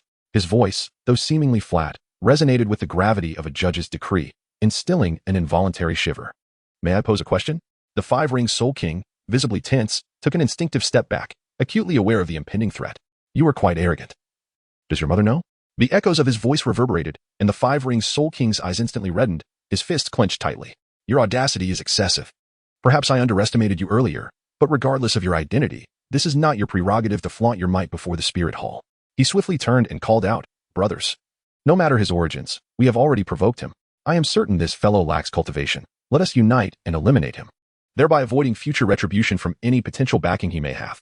If any issues arise from above, we shall present a unified testimony, asserting that he instigated the confrontation, and we acted in self-defense. After all, there is no one else here. We dictate the narrative, and his backing would not dare to offend the spirit hall. Initially, the crowd had been anxious under Luo Yu's gaze, but after being incited, determination and a murderous intent ignited in their eyes as they advanced menacingly. Luo Yu raised an eyebrow, exclaiming, You truly are a remarkable talent. Even I am amused by your antics. He beckoned with his finger. You guessed correctly. I possess no cultivation. Come swiftly and end my life. Huh, what a blustering fool. Even when facing imminent death, he dares to utter such bold words. Brothers, we cannot delay. Let us act swiftly. The 5-ring Soul King initiated the assault, summoning the fierce illusion of a tiger, accompanied by a barrage of soul light that surged forth to attack, a tempest of energy converging upon Luo Yu, intent on tearing him asunder. A group of imbeciles. As the lethal intent approached, Luo Yu remained unfazed, playfully pinching the adorable ears of his soft-boned enchantress rabbit. Swish! A pink radiance enveloped the heavens and the earth. As the combined attack of the silver-armored knights was instantly nullified, all energy storms obliterated, leaving behind a tableau of astonished and terrified faces frozen in place. What just transpired? Why can I not move? What sorcery has this fellow unleashed? Panic-stricken exclamations erupted, the once arrogant expressions vanished, replaced by the pleading, mournful gazes of the silver-armored knights, now immobilized in fear. Addressing the terrified knights, Luo Yu shook his head slowly. You individuals are either haughty and arrogant in fortune or submissive in adversity.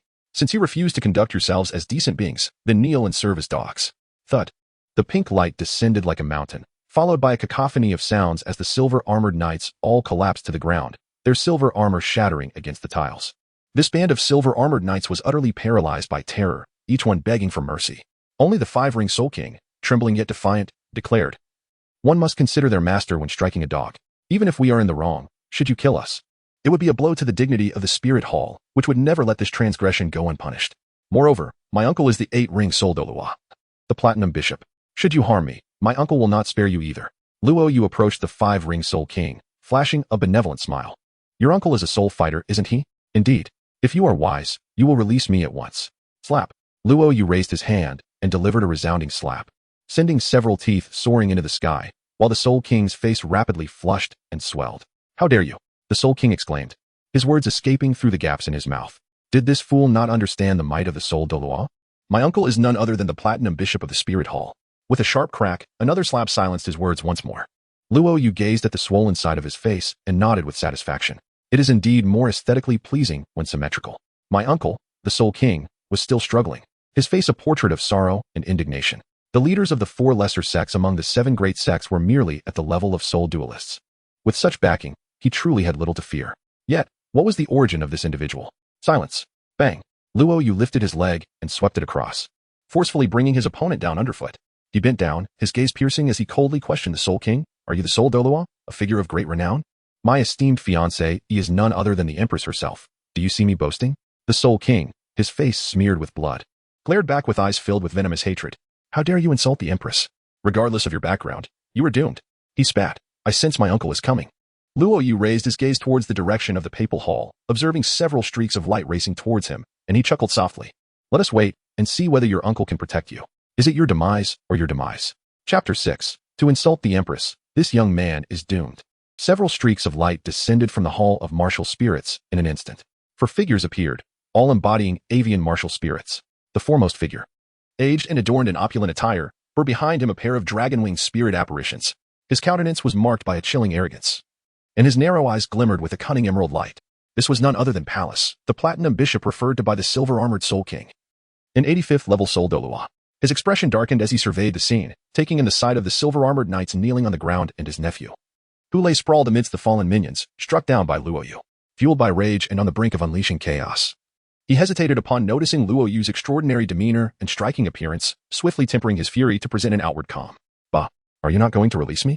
Beneath Luo Yu's feet, the silver-armored Soul King spat out blood foam, urgently exclaiming, Uncle, this insolent wretch dares to disregard our martial soul hall's majesty. Swiftly dispose of him. Such a clamor. A flicker of impatience crossed Luo Yu's brow as she dug at her ear. With a swift lift of her toes, she sent a kick into the abdomen of the silver-armored Soul King, propelling his body into the air like a tattered sack. With a resounding thud, he crashed to the ground, landing perfectly at the feet of the Platinum Archbishop, Pallas.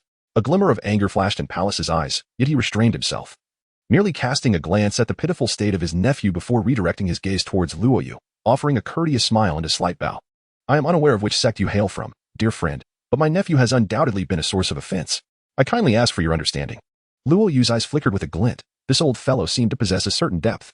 Just moments ago, his provocative actions would have been intolerable to anyone else. Yet this old man managed to suppress his fury, maintaining a composed demeanor as he greeted Luo Yu. As the saying goes, one should not strike a smiling face. Luo Yu replied coolly, without a mentor and a solitary wanderer. As for the events that transpired here, do not inquire of me. Rather, direct your questions to the one beneath your feet. Upon hearing the young man's indifferent and dismissive tone, a flicker of malevolence crossed Pallas' eyes, yet he refrained from retaliating. Taking a deep breath, he forced a smile. My young friend, you jest. I am well aware of the capabilities of my offspring, should you effortlessly subdue them. It is clear that you hail from extraordinary origins. If I have erred in any way, I humbly offer my apologies. Luo Yu chuckled lightly, seemingly amused by the realization that the Spirit Hall was not entirely composed of inept individuals. There was indeed someone with discernment. At the same time, Pallas felt an involuntary twitch at the corner of his eye, his teeth clenched in frustration. How infuriatingly arrogant this young man was. Who was he? The Platinum Pontiff of the Spirit Hall, wielding authority second only to that of the elders. Even the leaders of the so-called lower 4 sects would show him respect. It was unprecedented for someone to treat him with such disdain, especially a mere youth. However, years of caution had taught him to refrain from acting rashly until he had fully grasped the situation. Get up and clarify the matter, Pallas commanded, gathering his soul power into a massive hand that seized the silver-armored Soul King by the throat, lifting him effortlessly. Uncle, why are you hitting me? Strike him instead. This brat lacks a pass and dares to speak disrespectfully to our Spirit Hall, even slandering Her Majesty the Empress. He deserves nothing less than death. Slap. A resounding blow landed across his face as Pallas coldly retorted, Enough of your nonsense. Apologize to our esteemed guest. The silver-armored Soul King was left utterly dumbfounded, bewildered by the unfolding events. Luo Yu clasped his shoulders, a hint of amusement playing at the corners of his mouth, eager to discern the schemes of this old fox. He had just witnessed the malevolent glint that flashed in the other's eyes and did not believe they would simply let the matter rest. Apologize. Pallas threatened coldly. The silver-armored knight, though bewildered, dared not defy the command. With a pained expression, he bowed deeply to Luo Yu, his wind-whistling teeth a testament to his distress. My apologies. Esteemed sir, it was my lack of discernment that led to this affront. I sincerely hope you will overlook my impudence and grant me clemency. Humph. Luo Yu cast a penetrating glance at Pallas and raised his hand, signaling that the matter was settled for now. Mind your conduct. Should you provoke me again, the consequences shall not be so lenient. The silver-armored Soul King clenched his fists in frustration, only to be restrained by Pallas. The latter stepped forward with a smile that did not reach his eyes and said, I am grateful for your magnanimity, young friend. Since you have come with purpose, please enter the hall for a discussion. I shall have someone guide you. Luo Yu's palm grazed the soft fur of the delicate bone charm rabbit, and he nodded slightly. Pallas's gaze was frigid. What an arrogant young man.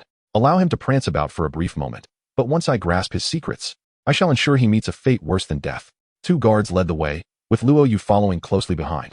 Pallas trailed at the rear, accompanied by the silver-armored Soul King. Uncle, you are a platinum cardinal. Even if this boy possesses some connections, there is little to fear, is there? The silver-armored Soul King murmured, his eyes fixed on Luo Yu's retreating figure, brimming with indignation and hatred. Pallas reprimanded softly, Are you a fool?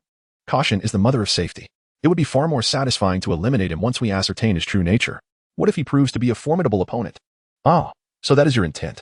This boy is indeed peculiar. He subdued me without any overt action, employing some enigmatic means, Pallas remarked, rubbing his temples. I have refrained from reacting precisely because of this concern. The silver-armored Soul King's expression darkened. Could it be that vengeance was unattainable? Gritting his teeth, he exclaimed, Uncle. This boy just slandered the Empress, brazenly claiming that Her Majesty is his wife. Pallas's eyelids twitched, a chill running down his spine. Is that truly the case? Or are you merely fabricating tales? The silver-armored Soul King asserted with conviction. Indeed, he uttered those words. Everyone present heard him. Pallas's eyes glinted, a sinister smile creeping upon his lips. Your revenge may now be at hand. This boy dares to insult the Empress, regardless of his formidable background. He is doomed today. What if he is a scion of the upper 3 sects? Might he then escape death? The silver-armored Soul King inquired anxiously. Foolish nephew, you fail to comprehend. The Empress has exhibited an extreme aversion to men in recent years. Even our elders must stand 100 meters away when summoned, never daring to gaze upwards, lest they face dire consequences. This is a taboo. Regardless of his background, should he dare to insult the Empress's honor in plain view, even the mightiest of kings could not save him. I shall even embellish the tale further. Pallas chuckled darkly. Uncle, your strategic prowess is truly admirable. The silver-armored Soul King spoke with admiration. Young man, take heed and learn. You remain woefully inadequate, Pallas replied, lifting his chin, his countenance reflecting a sinister demeanor. The two exchanged glances, each recognizing the delight and malevolence in the other's eyes, revealing a conspiratorial smile. Before the Pope's palace, Pallas clasped his hands, speaking amiably, Young friend, please hold for a moment. I shall first enter and inform Her Majesty the Empress. There's no need for that. Luo Yu gestured dismissively. Pallas scrutinized Luo Yu intently. If I am not mistaken, young friend, you are likely here on behalf of the great sects behind you to visit the martial Soul Palace. Otherwise, you would not exude such confidence. However, you remain unaware that the Empress harbors a profound aversion to males. Even we, at the higher echelons of the palace, must bow our heads in her presence, treading cautiously. Allow me to enter first and convey a few kind words on your behalf. Luo Yu fixed his gaze upon Pallas, a subtle smile gracing his lips. I am most grateful for your kind words. May I inquire if there is a message I should convey? You need only to say that Luo Yu is here for a visit, Pallas replied, hastening towards the papal chamber, a sinister smile lurking within. Entering first, he mused. It would not be as simple as speaking one's mind. By the time you, young man, step into the hall, you may find that the opportunity to voice your thoughts has vanished, for the wrath of Her Majesty the Queen will surely reduce you to mere pulp. Nearby, the silver-armored Soul King silently chuckled, thinking, this fool seems blissfully unaware of his own predicament. Just wait for my uncle to step in and deliver your flattering words. Ha ha ha. Luo Yu lifted her gaze to the resplendent palace before her, contemplating that the stunning beauty of yesteryears had undoubtedly blossomed into an even more captivating enchantress. A fleeting glance at the system panel revealed that capturing the Empress Bibi Dong would bestow upon her the ultimate beast martial soul. Current task progress stood at a mere 0. How intriguing to ponder what marvel of a martial soul awaited as a reward. The 9 Dragon Kings? The Golden Sacred Dragon? Such prospects seemed rather mediocre. As for the Blue Lightning Tyrant Dragon, it could be dismissed. She merely hoped that the outcome would not be too lackluster, for it must possess some merit worthy of display. Luo Yu's lips curled into a confident and charming smile as he began to speculate about the rewards and the objectives of the next task. As for the intentions of the platinum archbishop and the silver-armored knight, they could never fathom that his celestial physique was unparalleled, with keen senses that had already perceived everything. He merely chose to ignore them. Instead, he scoffed inwardly, thinking of them as mere clowns, inviting them to commence their performance. Chapter 7. The Heart's Tremor of Bibi Dong. A profound yearning within the resplendent papal chamber, a woman of exquisite beauty reclined against the throne, her alluring, snow-white legs elegantly crossed, dressed in a gown of radiant gold. She showcased a figure that was devilishly captivating. Yet, it was her face that truly entranced, a visage that seemed to have been favored by the heavens, embodying both grace and allure. She emanated an air of noble aloofness, a regal presence that made her seem untouchable, evoking a sense of reverence. Regrettably, the grand hall was devoid of any audience, leaving no one to appreciate the queen's breathtaking beauty. It was only in solitude that the icy and formidable queen revealed a vulnerable side, suffused with melancholy. Her phoenix-like eyes shimmered with deep longing as memories of the broad back that once protected her in her moments of weakness flooded her mind. As she reminisced, Bibi Dong's gaze grew increasingly dazed. She had once believed that with the passage of time, she would forget the man who had saved her. Yet she found herself sinking deeper into a well of yearning, unable to let go. Had it not been for him, she might have succumbed to a fate of violation. He had rescued her life and ignited a flicker of hope within her. The humor and charm he exuded during their time together were indelibly etched in her memory. "You go. I wonder how you are faring. Dongar has waited for you with great longing. For all these years, I have adhered to your words, allowing no man the chance to approach me, not a single soul." The queen's lips parted softly, her whispers laden with profound longing and affection, her gaze flowing like water, sparkling with emotion. Were others to discover that the Ice Queen had harbored feelings for a man all these years, it would surely cause an uproar, inciting envy among countless suitors. Bibi Dong, the indisputable goddess of her era, possessed unmatched talent that eclipsed her contemporaries, coupled with a beauty that could captivate nations. Countless Douluo had revered her as their goddess and dream lover. Yet, despite her allure, no man had dared to pursue her, either out of inadequacy or the well-known fact that she had long rejected the presence of men, forbidding them from approaching her. Regardless of one's identity or status, any audacious individual attempting to draw near would be met with a singular command to depart. However, this imperious queen, who seemed to repel all, was now enveloped in tenderness, yearning and awaiting the return of the man she once cherished. Even after all these years, she had not relinquished hope, for he had promised her that he would return once his affairs were concluded. Bibi Dong extended her delicate fingers to caress her smooth, fair cheek, softly murmuring, "You good? Do you know? Dongar has blossomed into her most beautiful years. When will you return? I truly miss you so dearly." At the conclusion of her sentiment, she pouted her lips, letting out a youthful hum. "Oh, you go. If you do not return soon, I fear I shall no longer be as lovely. You mustn't find me unappealing then." With those words, a hint of shyness graced the queen's otherwise alabaster face. Suddenly, the silence was disrupted by a faint knock at the door. Bibi Dong's warmth receded, her gaze sharpening with an air of authority and menace. "Who goes there?" Outside the chamber, the platinum archbishop, Pallas, quivered at her chilling tone, fear gripping him. He stammered, "Your Majesty, Platinum Archbishop Pallas pays his respects." Silence ensued within the grand hall. Just as Pallas was about to speak, a commanding voice resonated from within. "Do you seek death? Depart." Wiping the cold sweat from his brow, Pallas realized the queen's disdain for men was palpable. The young man who dared approach her must be a reckless fool from some powerful faction. With such arrogance, he must be dealt with. Lowering his posture, Pallas reported with trepidation, "Your Majesty, an outsider has come to visit, claiming to be well acquainted with you." Suddenly, the heavy doors swung open, unleashing a fierce gust of wind. The queen emerged, adorned with a 9-curved golden crown and wielding an ornate scepter encrusted with jewels, radiating an ethereal beauty. She stood upon the steps, looking down upon the doorway with cold disdain. "Pallas, what does this person look like?"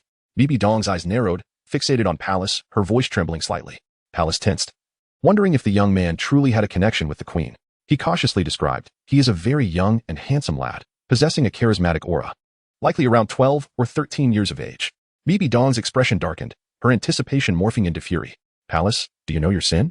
Pallas bent deeply, hastily explaining, "Please forgive me, Your Majesty. He spoke arrogantly, insulting you. I intended to reprimand him, but he insisted on his close relationship with you, and I dared not act. Do you truly believe I would have a friend so young?" Bibi Dong's voice was icy, causing Pallas to shiver. "I agree, such a notion is implausible. I shall descend personally to deal with this audacious boy, to set an example." Though Pallas appeared fearful, he secretly reveled in the queen's acknowledgement of his disdain for the boy, emboldened to act without restraint. As Pallas moved toward the door, a flicker of malice danced across his lips. "Halt!" Pallas turned back to find the queen had dismissed him, her back turned.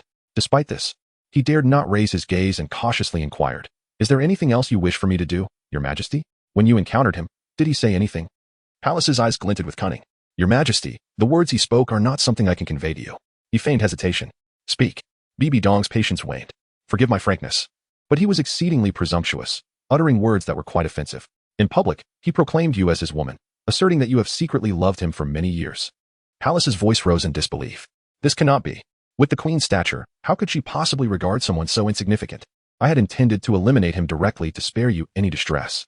However, he threatened us, stating that should we harm him, you would undoubtedly seek retribution against us. His tone was laced with incredulity, leaving Palace uncertain of how to proceed, hence his visit to seek guidance from the queen. Are you speaking the truth?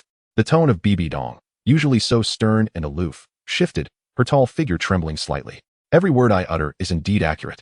The silver-armored knights outside the hall can attest to that. Palace cast a sidelong glance, elated within. The sight of the Empress trembling with fury was a delightful spectacle.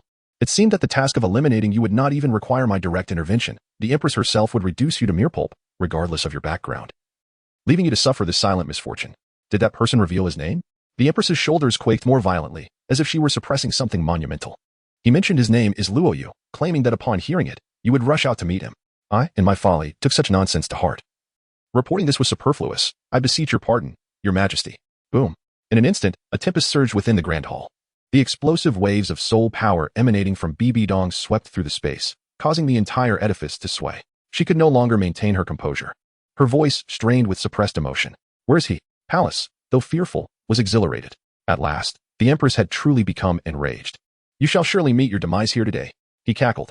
I need not lift a finger to eliminate you. I shall fetch him for your judgment.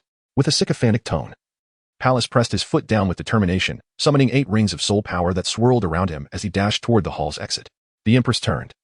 Her once imposing demeanor vanished, replaced by an animated expression, her beautiful eyes shimmering with a fervent light, almost delirious as she murmured, Is he coming?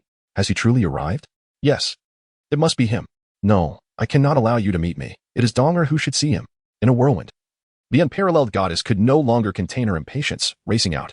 In the blink of an eye, the grand hall was left deserted. Chapter 8. The Fierce Guardian. Capturing the Empress, rewarding the supreme beast martial spirit. Outside the Pope's hall, the silver-armored Soul King dared not make a move, standing respectfully and awaiting orders. Luo Yu, however, began to meander leisurely, taking in the sights around him, occasionally nodding in appreciation. His hands were not idle either, as they caressed the velvety ears of the enchanting rabbit. Unbeknownst to him, the rabbit's delicate pink eyes had already clouded with emotion, and its pearly teeth nibbled at its soft lips. Is the benefactor genuinely treating Douluo as a pet, or is he teasing on purpose? Douluo felt an unusual shyness, a tingling sensation flooding her heart, caught in a delightful conflict yet too timid to voice her concerns. Only able to pout coyly in her mind. Benefactor, please refrain from incessantly touching my rabbit ears. They are far too sensitive. Perhaps you could choose another spot. Douluo attempted to shift her position, but Luo Yu's fingers deftly captured her ears once more, refusing to let go. The enchanting rabbit's eyes nearly brimmed with tears, ultimately surrendering to the situation. Oh well, it's just my ears, she thought. If the benefactor wishes to touch them, so be it. Douluo can endure. It feels quite strange and embarrassing, yet there is an odd sense of comfort in it. Luo Yu is here, relishing in a state of bliss. Meanwhile, the silver-armored Soul King is feeling utterly uncomfortable. Observing Luo Yu leisurely wandering about, he instinctively touches his swollen, pig-like face, a flicker of resentment flashing in his eyes. Unable to restrain his sarcasm, he remarks, This is the hall of the Pope. Do you not comprehend the rules? What business do you have idly strolling about? Do you truly believe this is your own private garden? Luo Yu paused, casting a sidelong glance at him, a smile playing at the corners of her lips. Are you instructing me on how to proceed? She exclaimed. The disdainful gaze of Luo Yu, coupled with his haughty demeanor and contemptuous tone, nearly drove the silver-armored Soul King to madness. He trembled with fury, his face contorted in a grotesque expression, to disregard the spirit hall so brazenly. You are truly insufferable. Luo Yu stifled a yawn and remarked, Do not overthink it. The spirit hall is acceptable, but I merely hold disdain for you as an individual. You are being ridiculous. The silver-armored Soul King felt his composure shatter, an inferno of rage searing through his heart as rationality began to wane. It is ridiculous, not ridiculous. Luo Yu corrected him gently. If your teeth are missing, it would be wise to speak less. Should you remain silent, no one would be aware of your toothlessness. Ah, you are the shameless one. The silver-armored Soul King's eyes bulged with fury, his lips trembling with indignation. His 5 soul rings surged upwards, enveloping him in the might of his tiger spirit. Sighing, Luo Yu shook his head. Do you know what is inscribed upon your face at this moment? After touching his face, the silver-armored Soul King sneered repeatedly. Do you truly think me a fool? There is clearly nothing there. No. There are unmistakably 5 large characters written above. Luo Yu nodded affirmatively, enunciating with conviction. I seek torment. I yearn for enlightenment. You seek your own demise. The silver-armored Soul King glared with fury. Luo Yu curled his finger, and his gaze grew increasingly frosty. To be frank, if you were to charge over now, I would consider you a man. Yet, if you only dared to bark but not take action, what worth do you possess? The silver-armored Soul King roared venomously. Brat, do not be too arrogant. Once my uncle emerges, it shall be your demise. I can almost hear your lamentations and cries in your final moments. Ha ha ha ha. Luo Yu let out a sigh, pitying the child. Perhaps, what you hear is the echo of your own wretched cries. The silver-armored Soul King displayed a cruel and confident smile, saying, Boy, understand whose territory this is. Let us now observe who shall live and who shall perish. With a whoosh, Paulus, accompanied by 8 rings of soul energy, rushed forward and swiftly approached. The silver-armored Soul King inquired hastily, What is the situation, uncle? Paulus, with a sinister smirk, replied, With my personal involvement, what could possibly go wrong? Her Majesty the Empress is furious. This boy is destined to die. The silver-armored Soul King rubbed his hands in anticipation, chuckling wickedly, Boy, your time has come. Oh? Luo Yu raised an eyebrow. Paulus, with a ferocious and formidable aura, declared with a stern face to put on airs when death is imminent. Do not insult Her Majesty. Come with me at once to meet your end. Weren't you supposed to speak a few kind words on my behalf? Luo Yu replied in astonishment. Foolish boy, did you truly believe that? To dare offend me and assault my nephew, regardless of your background, I shall ensure your demise in this world. Now, I shall personally take you to Her Majesty to meet your fate. With a crash, Paulus' palm, covered in azure scales, sliced through the air, aiming directly for Luo Yu's throat. Die, you arrogant brat. The silver-armored Soul King watched with immense satisfaction and excitement. Paulus was on the verge of success when a colossal pink domain suddenly enveloped the scene, shattering his soul power and firmly immobilizing him. The smile of the silver-armored Soul King froze, leaving him in a state of shock. How is this possible? Paulus exclaimed, his face stricken with terror as he struggled in vain. Just moments ago, he was a formidable soul Douluo. Why had he suddenly become like meat on a chopping block? At the mercy of others? The playful glint in Luo Yu's eyes vanished, replaced by a cold demeanor. With a sharp clap, he raised his palm and struck the grotesque, astonished face repeatedly, each impact resonating with a crisp sound. Did you think yourself clever? Did you believe that others should be at your mercy, manipulated as you wished? How does it feel now? Amusing, perhaps? The silver-armored Soul King found himself half kneeling on the ground, his eyes devoid of light. Unable to comprehend the impossibility of the situation, Luo Yu could not conceal the disdain evident in his eyes. If it were someone else, those 2 scoundrels would undoubtedly have met their demise at their hands. Suddenly, a fierce wind swept through, heralding the arrival of the elegant and regal empress. Dressed in a resplendent golden gown that clung to her enchanting figure, her slender, long legs adorned with jewel-encrusted high-heeled boots, her flawless visage radiated an aura of unmatched authority. With each graceful step, the Empress Bibi Dong approached, her lithe legs gliding forward. Young man, the Empress has arrived. Let us see how audacious you remain. Your Majesty, come to my aid, Paulus exclaimed, as if he had spotted his savior, his voice rising in urgency.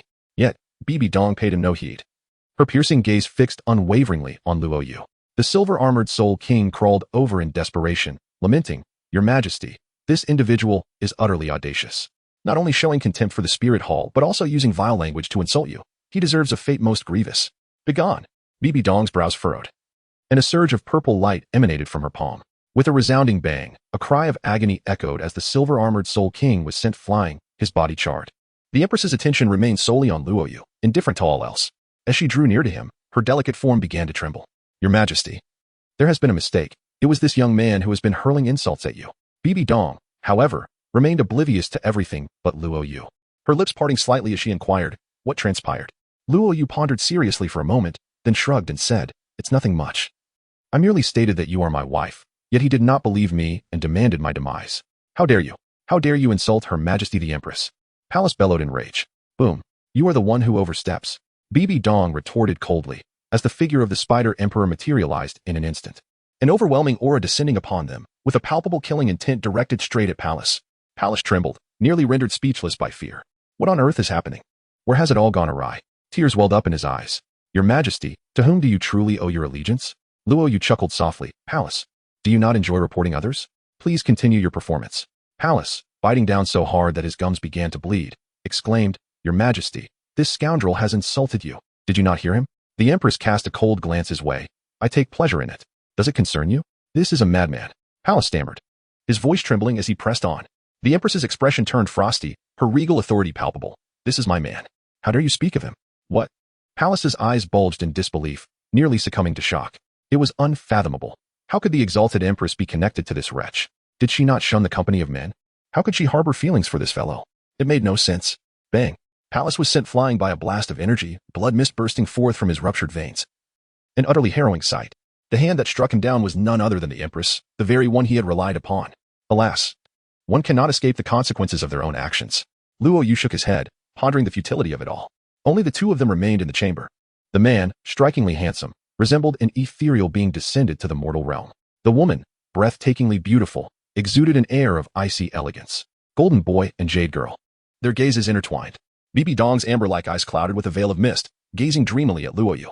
She extended her delicate hand as if to caress the man's visage, only to hesitate and withdraw, reminiscent of a bashful maiden in the throes of infatuation. You wretched man, have you finally returned? Luo Yu chuckled and shook his head, reminding, did I not mention my intention to face the tribulation? You have changed. Bibi Dong shed the aloof and regal demeanor of a queen, transforming into a gentle and charming figure. In what way have I changed? Luo Yu replied with a soft smile. Bibi Dong's cheeks flushed, her beautiful eyes sparkling like stars, as if she had become even more handsome and enchanting. Ah, the praise of her majesty is something a commoner like me cannot bear.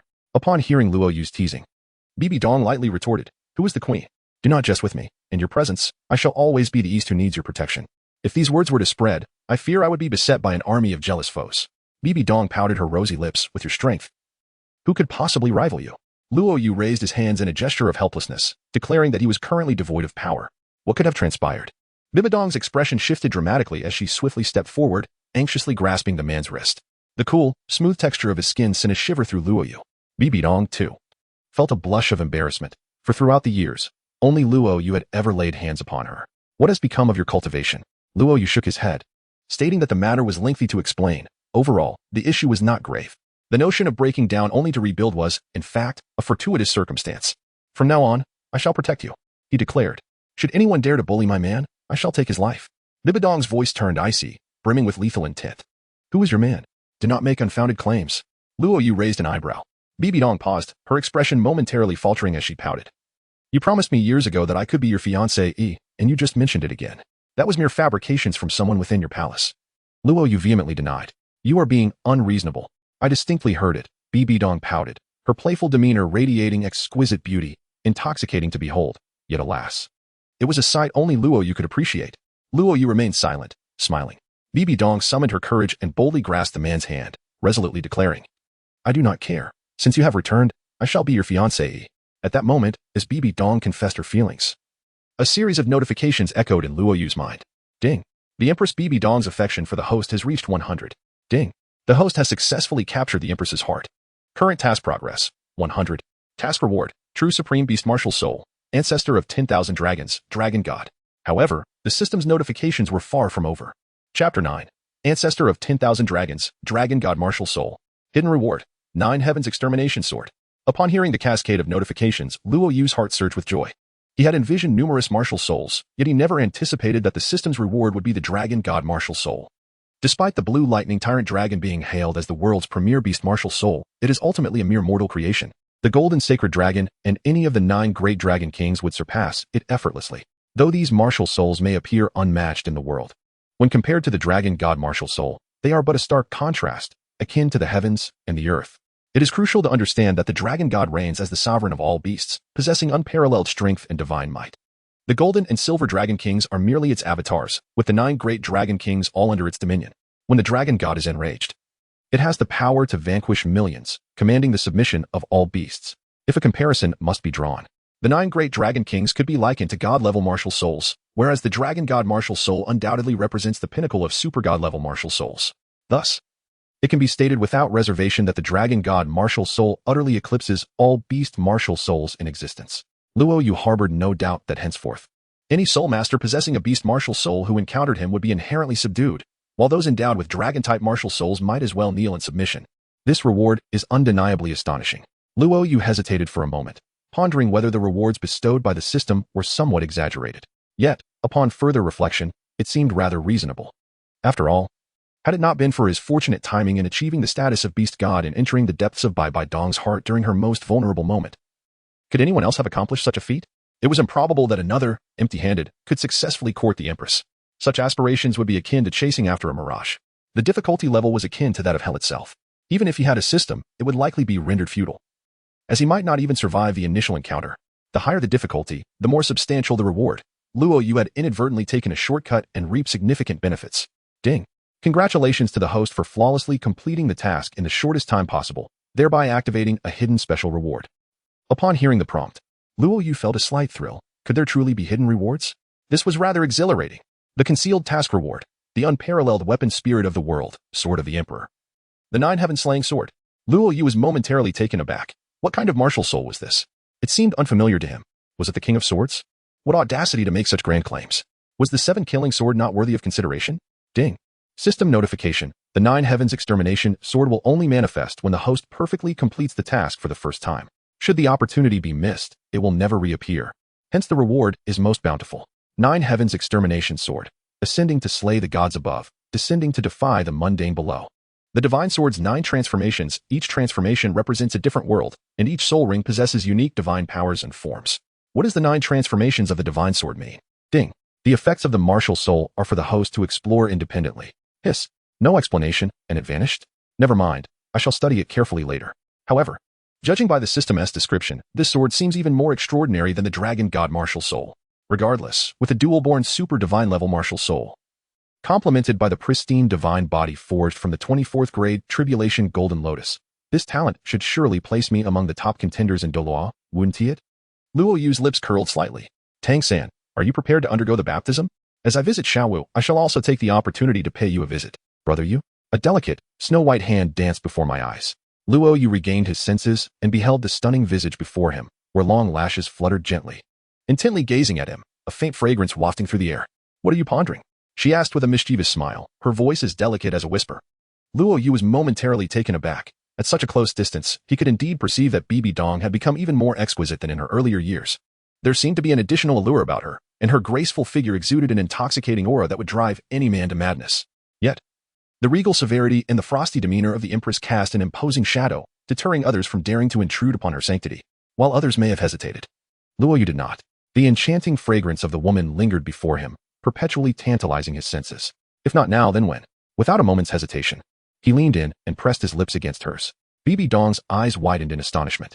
She never anticipated that Luo Yu would possess such audacity. Here, of all places, right outside the papal palace. How could he dare to kiss her in such a public setting? What if someone were to witness this? It had been years since she had allowed a man to approach her so closely, and now, suddenly, her cheeks flushed with warmth. Yet, she made no attempt to withdraw. The man's boldness elicited a mixture of shock and delight within her. She had awaited this moment for so long. How could she possibly reject him? She couldn't bear to push him away. With a bashful closure of her eyes, her heart raced uncontrollably, caught between Luo Yu and Bibi Dong. The delicate figure of the soft-boned beauty displayed an expression of melancholy and envy, akin to a neglected pet. On another side, the charred silver-armored Soul King lay prostrate on the ground, his body racked with pain, yet he could not tear his gaze away from the astonishing scene before him. He stifled a gasp, desperately trying to suppress any sound. The platinum-clad Archbishop Palace collapsed nearby, his vision spinning as he caught sight of the unfolding drama. How could this be? The Empress was kissing a mere boy? This was impossible. My goddess could never be attracted to a man. The Archbishop was so stunned that he momentarily forgot his injuries, his pupils dilating in disbelief. He recalled vividly how an elder with the title of Douluo had been nearly beaten to death for merely gossiping about the Empress. What kind of divine being could dare to kiss the Empress? This cannot be real. It must be an illusion. Palace would sooner believe he was hallucinating than entertain the thought that the Empress could ever express affection for a man. Ugh, how irritating, I can hardly breathe. Bibi Dong pouted playfully, lightly striking the man's chest. Luo Yu curled her lips, feeling somewhat unsatisfied. What level of cultivation do you possess that you cannot even manage your breathing? Under the intense gaze, Bibi Dong's eyes flickered with evasion as she stammered. This is my first kiss, how can I not feel nervous? As Luo Yu was about to take action, Bibi Dong blinked her enchanting phoenix eyes and said, Brother Yu, shall we return to my chamber to discuss? It is rather inappropriate here. Are you afraid of losing face? Luo Yu teased gently. Bibi Dong pouted in mock annoyance, you're being naughty. It's not that I care about others' opinions, I'm simply shy. The sight of the Supreme Empress displaying such a youthful demeanor made Luo Yu's heart flutter uncontrollably. Do you often act this way? He inquired. Bibi Dong huffed lightly. Not at all. They're unworthy of my affection. You know I have my reservations. I have been extremely averse to men. It is only in your presence that I yearn to be my true self.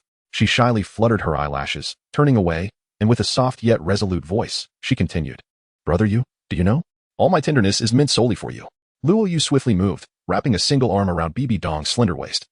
A hint of wicked charm gracing his lips. Little girl, you must think carefully, I am not a benevolent man. Bibi Dong's eyes shimmered with allure as her hand caressed the man's visage. You hold a significant place in my heart. Regardless of circumstances, Dong will forever belong to you. Let us depart. Suddenly, Luo Yu released his grip, leaving Bibi Dong feeling an emptiness within. Brother Yu, you are truly infuriating, she exclaimed. What are you dawdling for? If you don't lead the way, how am I to know where your chambers are? Oh, Bibi Dong's demeanor transformed, akin to a blossoming flower, her joy radiating like the vibrant petals of spring. The Empress, with delicate fingers, took hold of Luo Yu's hand and guided him towards her sleeping quarters. Meanwhile, the two individuals struggling on the ground were entirely disregarded, as a mighty dragon pays no heed to the fate of mere ants. However, as Bibi Dong and Luo Yu vanished from sight, a silvery figure gradually emerged, having remained concealed until now. Chapter 10, The Jealous Gu Yue Na. The Empress Bibi Dong's chambers, palace, and the silver-armored Soul King were startled by the sudden appearance of this silvery figure, their attention captivated. Before them stood an extraordinarily beautiful maiden, whose silver hair cascaded down her back to her ankles. Her long, graceful legs were bare beneath an ornate skirt. Her pristine feet untouched by dust, and her long eyelashes resembled those of a porcelain doll, exquisite in their beauty. Yet, within the depths of her uniquely purple eyes, a fiery intensity simmered, fixated on the departing figures of Bibi Dong and Luo Yu. She pressed her thin lips together, her small fists clenched in anger. That dog of a man. I wondered why he was in such a hurry to leave. Turns out, he was hiding a little wife. Gu Yue Na felt as though fury would consume her. How could she possibly allow Luo Yu to venture out alone? The strength of Douluo did little to assuage her worries, so she had stealthily followed him, lurking in the shadows to protect her man. Yet, she had just witnessed their intimate reunion, their kiss, and it felt as though her entire world had crumbled. Is it that I, Gu Yue Na, am not attractive enough? Does he need to seek companionship elsewhere? He should come to me. This behavior was utterly intolerable. No, she resolved. This pent-up anger must find an outlet, or she would not survive the day. He had yet to kiss her. How could he dare to kiss someone else? Gu Yue Na felt a deep sense of injustice. With a flicker of cold light in her purple eyes, she concentrated her soul power, swiftly forming a broad, sharp cleaver. In the next moment, her form shifted, and she stood before the beleaguered silver-armored Soul King, wielding the cleaver. Who are you? What do you intend to do with me? The silver-armored Soul King stammered in fear. Gu Yue Na's tone was frigid. Just now, you spoke disrespectfully to him, did you not? I have endured you long enough. The silver-armored Soul King's eyes widened in terror as he attempted to plead, but Gu Yue Na would not allow for any rebuttal. With a swift motion, she brought the cleaver down, shattering his armor and spilling blood in a violent eruption. Do not approach me. Palace, the platinum bishop, cried out in panic, desperately gathering his soul power to flee. You were the one who tried to conspire against him, were you not? How dare you presume to accuse him? Without granting him any chance to defend himself, Gu Yue Na executed her judgment with the precision of a reaper, sending the bloodied cleaver flying, producing a deafening sound as it tore through the air. Palace fell, bloodied and lifeless. Silence enveloped the hall as Gu Yue Na conjured another cleaver. No, this is insufficient. With a swift motion, a massive cleaver appeared, still too small. With a resounding clang, a 10-meter-long sword appeared, requiring both hands to wield, smashing through tiles and sending fragments flying into the air. This will suffice, Gu Yue Na declared, nodding in satisfaction as she dragged the blade towards the Empress's chambers. Damn it. After spending so much time together, you never even hinted at wanting to kiss me, yet you move so quickly with another. Today, I shall demand an explanation. Am I lacking in feminine charm, or has my ability to wield a blade diminished? With every step, deep grooves marred the ground, the harsh sound of friction echoing in the air. After walking a few paces, Gu Yue Na's expression wavered, her crimson lips pursed. With a clang, she discarded the large blade onto the ground. With a sigh, she conceded, killing that dog of a man would be too merciful. She hoped he would remember his old love and not forget her in the presence of a new one. As silvery light flickered, her figure vanished, leaving behind an air of dissatisfaction. Inside the Empress's chambers, opulence reigned supreme, an atmosphere of grandeur permeating the space. A subtle fragrance, reminiscent of delicate femininity, filled the air, while the perfumed bedding, draped in lavish canopies, exuded an inviting aroma. Luo Yu cradled the delicate and enchanting rabbit, settling directly onto the bed. Brother Yu. That is someone's bed, Bibi Dong remarked, her demeanor uncharacteristically shy, devoid of the imperial majesty she typically exuded. I am aware, Luo Yu replied with a roll of his eyes. Bibi Dong hesitated, her words caught in her throat. To be frank, within the confines of this Empress's chamber, not even a single male creature had the fortune to tread. For many years, Luo Yu has been the first fortunate man to enter this place. Moreover, he has boldly seated himself upon the Empress's bed. Should this news escape, it would undoubtedly cause a stir throughout the entire papal palace, who is unaware of the Empress's temperament. To dare to ascend her bed is nothing short of madness. It is precisely this reason that makes Bibi Dong so bashful. Nevertheless, she ultimately said nothing. Brother Yu, are you thirsty? Come over here, Luo Yu beckoned. Huh. Bibi Dong gracefully moved her lovely legs and approached. Luo Yu pulled Bibi Dong directly into his embrace, seating her upon his lap. Brother Yu. What are you doing? Luo Yu leaned closer to the Empress's flushed ear and gently exhaled a breath. Can you guess what I intend to do? If you guess incorrectly, I will spare you. The Empress's eyes shimmered with unshed tears, her cheeks aflame with embarrassment, as she retorted, Brother Yu, you are incorrigible. Do you truly believe that the position of Empress is simply handed over? How am I to make a guess? No matter what I say. You could easily claim that I am correct, and then what would follow? Luo Yu gently grasped Bibi Dong's crimson lips, while his other hand instinctively found its way to her delicate thighs. Bibi Dong's long eyelashes fluttered, a blush creeping over her as she attempted to evade his advances. Alas, he afforded her no opportunity to escape. The golden bedspread at the corner of the bed lay crumpled where Luo Yu had carelessly cast aside the soft-boned enchantress. Her pink eyes filled with sorrow. She sensed that love would not blossom again.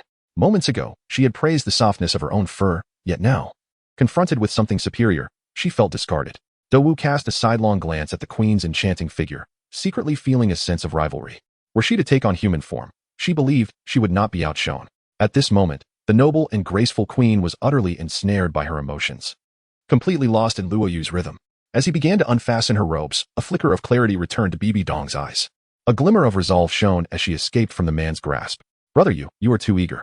It is not the right time yet. Luo Yu, momentarily regaining his composure, cast a sidelong glance at the delicate bone-charm rabbit nestled in the corner, inwardly chiding himself for his lapse in judgment. One must not underestimate the significance of a rabbit. After all, there were discerning eyes observing the scene. Was it truly his folly? Indeed. The enchantment of Bibi Dong was undeniably beguiling, almost leading him astray as he struggled to maintain his composure. Noticing Luo Yu's intense gaze, Bibi Dong assumed he was displeased and gracefully approached him, taking a seat beside him. She gently clasped his hand, instinctively placing it upon her alabaster thigh. Brother Yu, she implored softly, do not harbor anger. Once you consent to marry me, I shall willingly offer you anything your heart desires. Luo Yu raised his hand, gently stroking Bibi Dong's silky hair. I was not angry. I had merely acted impulsively moments ago. Bibi Dong shook her head, lowering her gaze as she softly remarked. Do not blame Brother Yu. I found it quite delightful too. Oddly enough, a chill suddenly enveloped the air, causing Luo Yu to feel perplexed. Bibi Dong lightly gasped. I seem to feel it as well. Unbeknownst to them, in the shadows, Gu Yue Na gripped a machete, her teeth clenched in fury as she glared in their direction, nearly ready to spring forth. By the way, Brother Yu, I must preside over a ceremony today. I shall return later to keep you company, Bibi Dong said, tidying her tousled hair and partially disheveled attire. Luo Yu nodded, appreciating the view before him. Brother Yu, I have a disciple. I shall send her over shortly to accompany you in the palace. Disciple? Luo Yu raised an eyebrow. Bibi Dong leaned in closer, whispering. She is only coming to keep you from feeling lonely, and I must warn you, my disciple is quite beautiful, so do refrain from any ill intentions. Luo Yu spread his hands, seemingly recalling something, a smile playing at the corners of his mouth. Rest assured, let her come over. What ill intentions could I possibly harbor? Bibi Dong, clearly unconvinced, retorted, you better not bring misfortune upon me, not even sparing her disciples. After all, why should the fruits of my labor benefit outsiders? Do you truly wish to separate from her? Get lost, you have no decorum. Bibi Dong chuckled as she scolded him, offering a few more words of caution before hastily departing, mentioning that Gu Yue Na would arrive shortly. Luo Yu sat on the bed, instinctively clutching the rabbit and curling up. Unbeknownst to him, the resentment in the rabbit's eyes had vanished, replaced by a gaze of comfort, reflecting upon his conversation with Gu Yue Na on the street. A peculiar smile crept across Luo Yu's lips, for he distinctly recalled her words. One couldn't help but wonder how that girl would react upon unexpectedly encountering him here. It was rather amusing. Chapter 11, The Shocked Saintess. How did you end up on the teacher's bed? In the corridor of the spirit hall, a group of beautiful women engaged in conversation. Each possessed unique charms, yet their legs were all long and slender. Bibi Dong exuded the allure of an ice queen, imbued with the captivating grace of a mature woman, while Gu Yue Na was elegant and enchanting, her figure akin to a ripening peach, enticing and alluring. Nana, what were you lost in thought about just now? And nothing. Gu Yue Na hastily waved her hands, dismissing the shadow in her mind. The teacher has entrusted you with a task. Please, command me. The teacher is attending this year's spirit awakening ceremony with the elders. You are to entertain the guests. Guests? Gu Yue Na gasped in surprise. Indeed. He is within my chambers. Take him on a tour of the spirit hall. He may go wherever he wishes. Do not obstruct him. Gu Yue Na was further astonished. It was the first time she had seen her teacher display such a formal demeanor. Very well. I shall ensure that this esteemed guest is well attended to. Gu Yue Na promptly made her way to the entrance of the queen's chambers, her curiosity piqued. Who could be the distinguished individual awaiting her in the queen's quarters? A member of one of the top 3 sects? Or perhaps a hidden female master? As for the thought of it being a man, Gu Yue Na shook her head vigorously. It was impossible. She wagered her years of understanding her teacher that even if the sky were to fall, no male would ever enter that room. Knock, knock, knock. Gu Yue Na gently tapped on the door, fearing she might neglect a noble guest. Her gaze sharpened. She was eager to discover who this esteemed visitor, so highly regarded by her teacher, might be. Silence ensued. Senior, my teacher has sent me to serve you. Still, no response. Gu Yue Na, puzzled, wondered if perhaps no one was inside. After a moment of hesitation, she pushed the door open. The moment she stepped inside, her pupils contracted, and her delicate figure felt as though struck by lightning. A figure lay on the bed, facing away from the door. She could only see his back, obscuring his face. Yet the broad shoulders and attire unmistakably signified he was a man. As she beheld the scene before her, Gu Yue Na's voice trembled, her eyes filled with disbelief. A man had entered the queen's palace? The reality struck her swiftly. Not only had a man entered, but he audaciously lay sprawled on her teacher's bed, asleep. Was he courting death? Could this individual truly be the guest her teacher had mentioned? Surely not. It was far too outrageous, given her teacher's character. How could she possibly allow a man into her chambers, let alone permit him to sleep on her bed? It was unfathomable. Perhaps this man had taken it upon himself to intrude. Gu Yue Na tiptoed closer to the bed. Oddly, there was something increasingly familiar about that silhouette. As she circled to the other side and caught sight of the otherworldly, ethereal face, along with the plump rabbit nestled in his arms, a bolt of realization struck her, and her mouth fell agape. Is it him? The commotion outside stirred Luo Yu from his slumber. Groggy and blinking, he lifted his gaze to find a pair of shapely legs before him. As he looked up, he was met with the astonished face of the golden-haired maiden. You're here? What are you doing on the teacher's bed? Gu Yue Na's eyes widened. Her lips parted in disbelief, unable to close. Luo Yu slowly rose to her feet, stretching her limbs in a languorous manner. Feeling fatigued, she thought it permissible to take a brief repose upon her bed. However, this was a grave misjudgment. Gu Yue Na, in a state of alarm, exclaimed, Do you dare to lie upon the empress's bed? Have you a death wish? Luo Yu shook his head, asserting that he could easily remove the phrase the bed, huh? Gu Yue Na was taken aback for a moment, but soon regained her composure, her cheeks flushing with embarrassment as she glared fiercely at him. I see your other name must be ignorant of danger. Luo Yu raised an eyebrow, a playful glint in his eyes. Is this truly how you choose to entertain me? Entertain? Gu Yue Na snapped back to reality, her words tumbling out in confusion. You can't possibly be the guest my teacher asked me to host, can you? Are you daft? Is there anyone else in this room besides me? A faint silvery gleam flickered in a secluded corner of the chamber. Gu Yue Na found it hard to grasp the reality of the situation. Yet the undeniable truth lay before her. Struggling to suppress her astonishment, she stammered, Who exactly are you? And what connection do you have with my teacher? Why are you here? I have already explained all this to you, have I not? You chose not to believe me, Luo Yu remarked, glancing down to playfully tug at his rabbit ears, relishing their delightful texture. Preposterous. How could the empress possibly have any ties to you? Luo Yu cast a fleeting glance at her. Such matters were trivial. The crux of the matter was, as I have stated, we shall meet again soon. Gu Yue Na swallowed hard. This fellow possesses an extraordinary level of insight, does he not? The image of Luo Yu has become increasingly mysterious in Gu Yue Na's mind, igniting a profound curiosity within her to explore it further. You can't possibly be an ancient monster who has returned to youth, can you? Gu Yue Na timidly inquired. What ancient monster? I have already stated that I have yet to awaken my martial soul. Luo Yu cast a fleeting glance at the translucent system panel. Dragon God. Awaiting awakening. Nine Heavens Extermination Sword. Awaiting awakening. Enough already. I refuse to believe it. Gu Yue Na shook her head repeatedly, convinced that Luo Yu must be an ancient being of unparalleled soul power. Otherwise, how could he act so recklessly? The absolute truth. Still in disbelief? Luo Yu rolled his eyes. I simply do not believe it. Spare me your deceit. Gu Yue Na huffed, stating, If you do not awaken your martial soul, I shall address you as father from now on whenever we meet. Luo Yu sighed in resignation. Do you truly wish for me to assume the role of a father at such a tender age? Dare you extend your hand and allow me to explore? Should you awaken your martial soul, merely address me as Little N in our future encounters. Gu Yue Na, brimming with confidence, retorted playfully. The intellect of this saintess is not to be underestimated. An unremarkable individual catching the attention of our esteemed teacher? Were it not for her prior meeting with Luo Yu, she would undoubtedly feel quite constrained. After all, this individual is shrouded in mystery. Luo Yu shook his head, asserting that there was no need for investigation. Witnessing the awakening of his martial soul in person would suffice as proof. Gu Yue Na scoffed, remarking that he must have calculated that there were no awakening stones present here. Luo Yu was rendered speechless. With the vastness of the spirit hall, there must surely be an awakening stone. Continue your act. Gu Yue Na, with her alluring demeanor, seemed to have Luo Yu firmly in her grasp.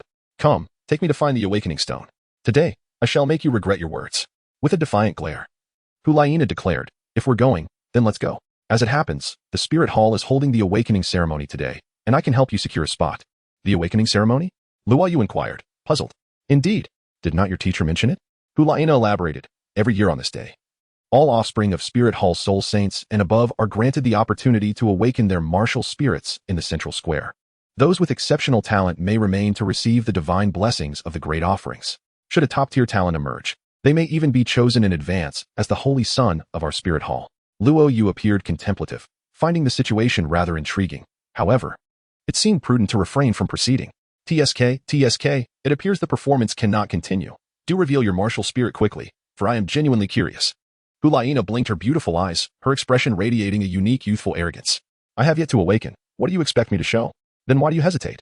I fear that the awakening might create too much commotion and draw undue attention. You are merely boasting. Alas, to speak candidly, I am primarily concerned that once my martial spirit awakens, those elders and worshippers will implore to take me as their disciple, refusing to let me leave. Do you truly believe I would fall for that? Gu Yue Na charmingly blinked her eyes. Very well, it is evident that you are a young girl in need of affection. Resolutely determined to acknowledge me as your father.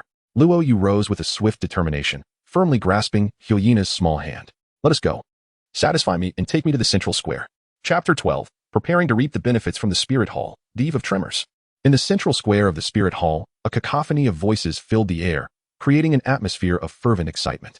Numerous hexagonal formations constructed from awakening stones were simultaneously arrayed across the expansive plaza, where powerful soul sages and above gathered, eagerly preparing alongside their prot-gs, Bibi Dong. Adorned with a golden crown of purple hues, sat regally upon the grand throne, her long legs elegantly crossed. Her phoenix eyes surveyed the scene with an imposing authority, casting a disdainful glance upon the bustling crowd below. The aura of nobility that enveloped her was so overwhelming that none dared to meet her gaze. Elders and bishops, clad in resplendent garments and exuding a formidable presence, stood in 2 orderly rows beneath her, contributing to the vibrant atmosphere. Indeed, it was quite a lively spectacle. Luo Yu gently caressed the delicate, enchanting rabbit nestled in her embrace, standing at the edge of the square and surveying her surroundings with a sense of profound reflection. Previously, she had yet to take form, perpetually constrained by the wretched heavenly tribulations, forced to conceal herself within the vast starry forest for her cultivation. It had been an eternity since she had experienced such liveliness. Now, having returned to the mortal realm, she was determined to fully savor the vibrant tapestry of worldly existence. The corners of Luo Yu's mouth curled into a smile as he calculated the time. It was indeed a splendid moment. Xiao Wu remained unmarried. Zhu Zhuqing had yet to find a match. Rong Rong still embodied that little witch, and Bai Qinxiang was on the verge of blossoming. A quick mental tally revealed an abundance of scenic possibilities and a promising future. You, my friend, clearly have no noble intentions, Gu Yue Na remarked disdainfully from the side. Nonsense. He retorted. Humph, I saw your wicked grin just a moment ago, she replied. Luo Yu cast her a sidelong glance and teased. All right, you genius. When does the test commence? I can hardly wait for you to retract your words. Hey, are you truly planning to participate in the awakening? Gu Yue Na exclaimed in astonishment. Luo Yu raised an eyebrow, questioning. Did you not summon me here? Gu Yue Na scrutinized Luo Yu, shaking her head repeatedly. I still find it hard to believe that you have yet to awaken. It simply defies logic. You faced my pressure earlier without flinching. It is inconceivable to accomplish such a feat without possessing soul power. Is that so surprising? Gu Yue Na covered her lips with a playful smile. If that were the case, I would cease to be the foremost among the younger generation of the Spirit Hall. If you are capable, then step forward. Never mind, I lack the inclination. I would rather indulge in a leisurely slumber, Luo Yu replied, waving his hand dismissively. Why do you gaze at me so intently? Gu Yue Na's enchanting eyes brimmed with curiosity as she studied Luo Yu, feeling that this man was distinctly unique, contrasting sharply with the so-called geniuses of the hall. I'm pondering whether your confidence is genuine or merely a facade. What do you think? After a moment of thoughtful consideration, Gu Yue Na declared confidently. I am 100% certain that your current soul power must be at least level 35 or higher. Luo Yu raised his sword, effectively silencing Gu Yue Na's delicate lips. Hush. Do not rush. At this moment, the entire ceremony was poised to commence. The Empress rose, radiating an aura of supreme authority that enveloped the assembly. In stark contrast to her demeanor around Luo Yu, she now resembled a celestial queen, resplendent and unparalleled in beauty, yet exuding an imposing presence. Her formidable aura rendered all present breathless, save for Luo Yu, who wore a serene smile, contemplating the exceptional qualities of his future bride. He pondered whether to abandon his efforts altogether and consider a life of ease. As the Empress began to speak, an uncanny silence fell over the gathering, as though even the winds had stilled. The attendees were the most distinguished direct disciples of the Spirit Hall, and it was believed that the offspring they brought forth possessed the finest bloodlines, with their awakened martial spirits naturally being extraordinary. You all are the future of our Spirit Hall.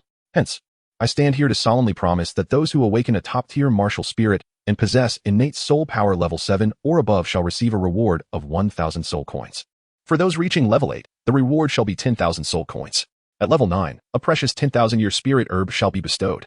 Should anyone achieve innate soul power level 10, Bibi Dong paused, surveying the crowd. A soul bone shall be granted.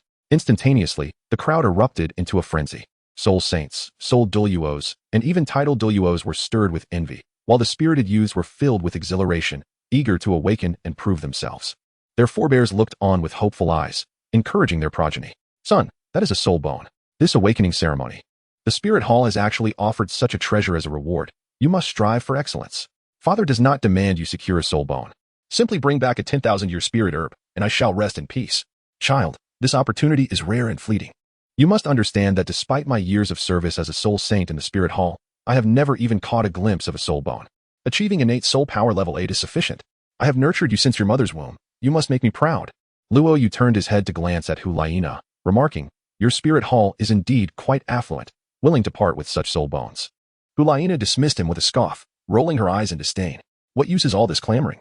It has been years since a naturally full soul power has emerged. Such a prodigy is exceedingly rare. The soul bone rewards are merely ornamental. But what if there truly is one? Luo Yu pondered thoughtfully. If there is indeed such a talent, the spirit hall would be overjoyed, having stumbled upon a genuine treasure. They would probably be more than willing to part with 2 soul bones. Luo Yu's gaze was peculiar. What if one were to possess innate level 20? What reward would one receive? What? Innate level 20? Are you daydreaming? Gu Yue Na exclaimed, shaking her head vigorously, setting aside the improbability of such a person existing. If they truly did, the spirit hall would treat them like an ancestor, begging them not to leave and offering anything they desired. Ahem, I may have exaggerated. Luo Yu coughed lightly, mulling over whether he could showcase his abilities and benefit from the spirit hall. Soul bones? Those are treasures, even if I don't need them. I could gift them to a girl, right? Gu Yue Na interjected, enough with the fanciful dreams. None of this concerns us. We're merely here to observe the spectacle. As the queen announced the commencement of the ceremony, the square was illuminated by a series of awakening arrays, each radiating a distinct brilliance. The lights varied in intensity. Some were mere orbs, while others illuminated vast distances. As souls awakened, excitement mingled with sighs of disappointment. Most individuals manifested innate soul power around level 6. In the outside world, such a level would be regarded as extraordinary. However, those present were predominantly descendants of soul saints. And a level 6 innate power might not even match their parents' talents, leading to an air of dejection. The queen and the elders on the platform observed the unusual occurrences below, exchanging sighs. This cohort seems rather lackluster, one remarked. Indeed, the innate soul power appears generally low. The hidden onlookers, likely unable to select satisfactory disciples, might soon find themselves incensed. Suddenly, a dazzling golden light erupted across the square, extending 20 paces, revealing the formidable phantom of a crocodile. Long tongue, martial soul, thorned crocodile dragon, innate level 8 soul power. The elders above sighed in relief. At last, a worthy candidate has emerged. This Wangteng possesses the potential of a soul Douluo. His martial soul seems to carry traces of dragon lineage. He may have the chance to ascend the title Douluo indeed. He is a promising talent. With a proud glint in his eyes, Wangteng's father laughed heartily, patting his shoulder. The crocodile dragon embodies dragon lineage, holding boundless potential. My son Wangteng is destined for greatness. Luo Yu stared in astonishment at this scene, feeling somewhat bewildered. Is this the level of excitement?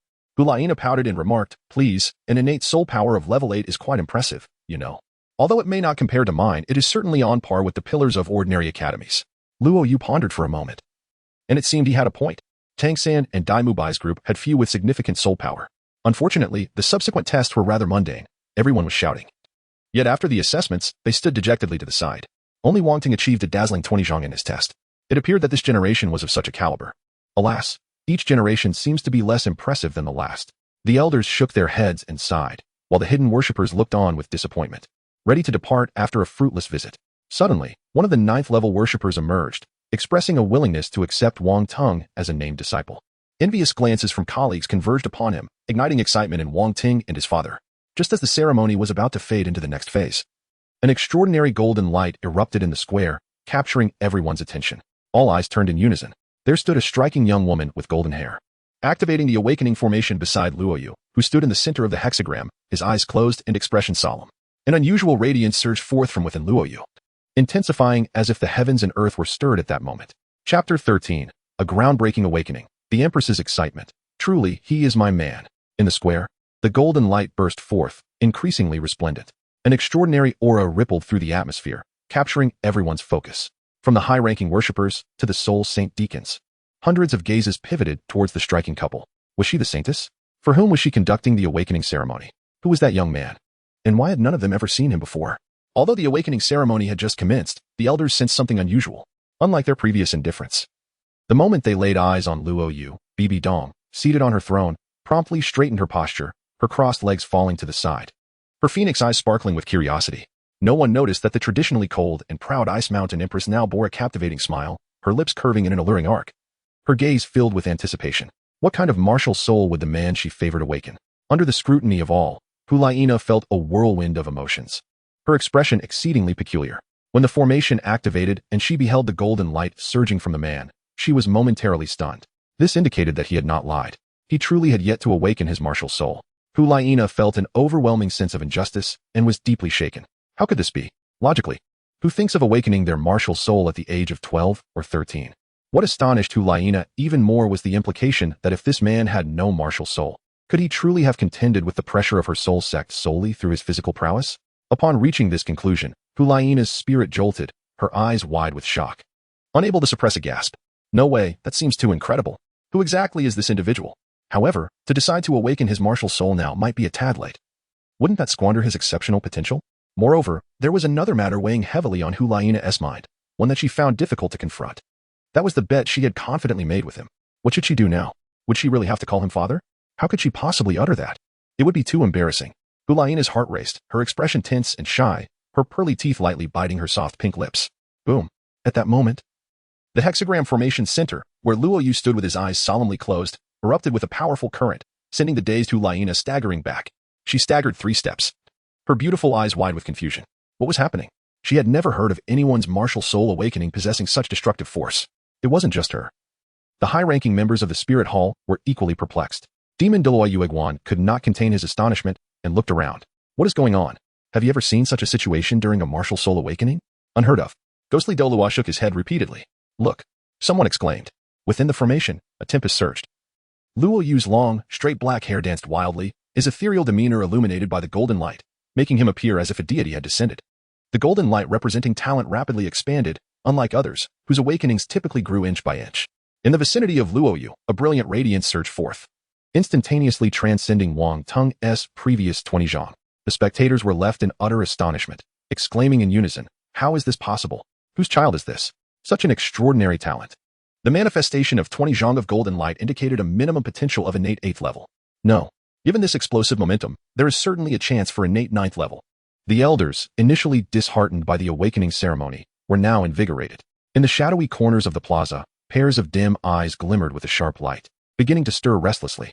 Boom. A radiant golden light enveloped Luo Yu, extending 30 zhang in all directions. Before the crowd could utter their astonishment, a thunderous explosion echoed. The golden brilliance expanded to a staggering 40 zhang. Wang Tung, who had been so proud moments ago, stood dumbfounded. Was this truly twice my prowess? He swallowed hard. His throat constricted. Gu Yue Na, intrigued, pondered what kind of martial soul this individual was about to awaken. As the leader of the golden generation of the Spirit Hall, her own awakening had not been nearly as extraordinary. Yet, in the corner of the square, the golden light, symbolizing martial soul potential, continued to grow, resembling a resplendent little sun rapidly gaining strength. The voice of the chrysanthemum Douluo trembled as he recalled that Her Majesty the Empress had awakened her martial soul in a similar fashion long ago. The elders became increasingly animated, their excitement palpable. Those who had been secretly observing Luo Yu felt their anticipation ignite fervently. The golden light reached 50 zhang. What kind of martial soul was this young man about to awaken? The ghostly Douluo and others clenched their fists, as if yearning to witness the emergence of a true prodigy. Suddenly, an unforeseen occurrence transpired. The 6 awakening stones, forming the array, began to crack with a spiderweb of intricate fissures. Were the awakening stones about to shatter? It seemed inconceivable. What was this young man awakening? The crowd watched in disbelief, rubbing their eyes in skepticism, questioning whether they were trapped in a dream. Even the most formidable martial souls, with innate full soul power, could not cause the awakening stones to explode. Then came the moment of truth. Crack. They truly shattered. The elders exchanged bewildered glances, their expressions reflecting sheer disbelief. Simultaneously, all 6 awakening stones burst apart, scattering countless fragments in every direction. Alarm cries erupted as someone realized that with the stones shattered, the golden light from the array was rapidly diminishing, and the boy's martial soul had yet to be revealed. Gu Yue Na's expression shifted. She unleashed her soul power, rushing to retrieve another awakening stone for Luo Yu. She was swift, but another graceful figure moved even more urgently and quickly. The throne exploded, and the Empress shot forth, 9 soul rings blooming in unison.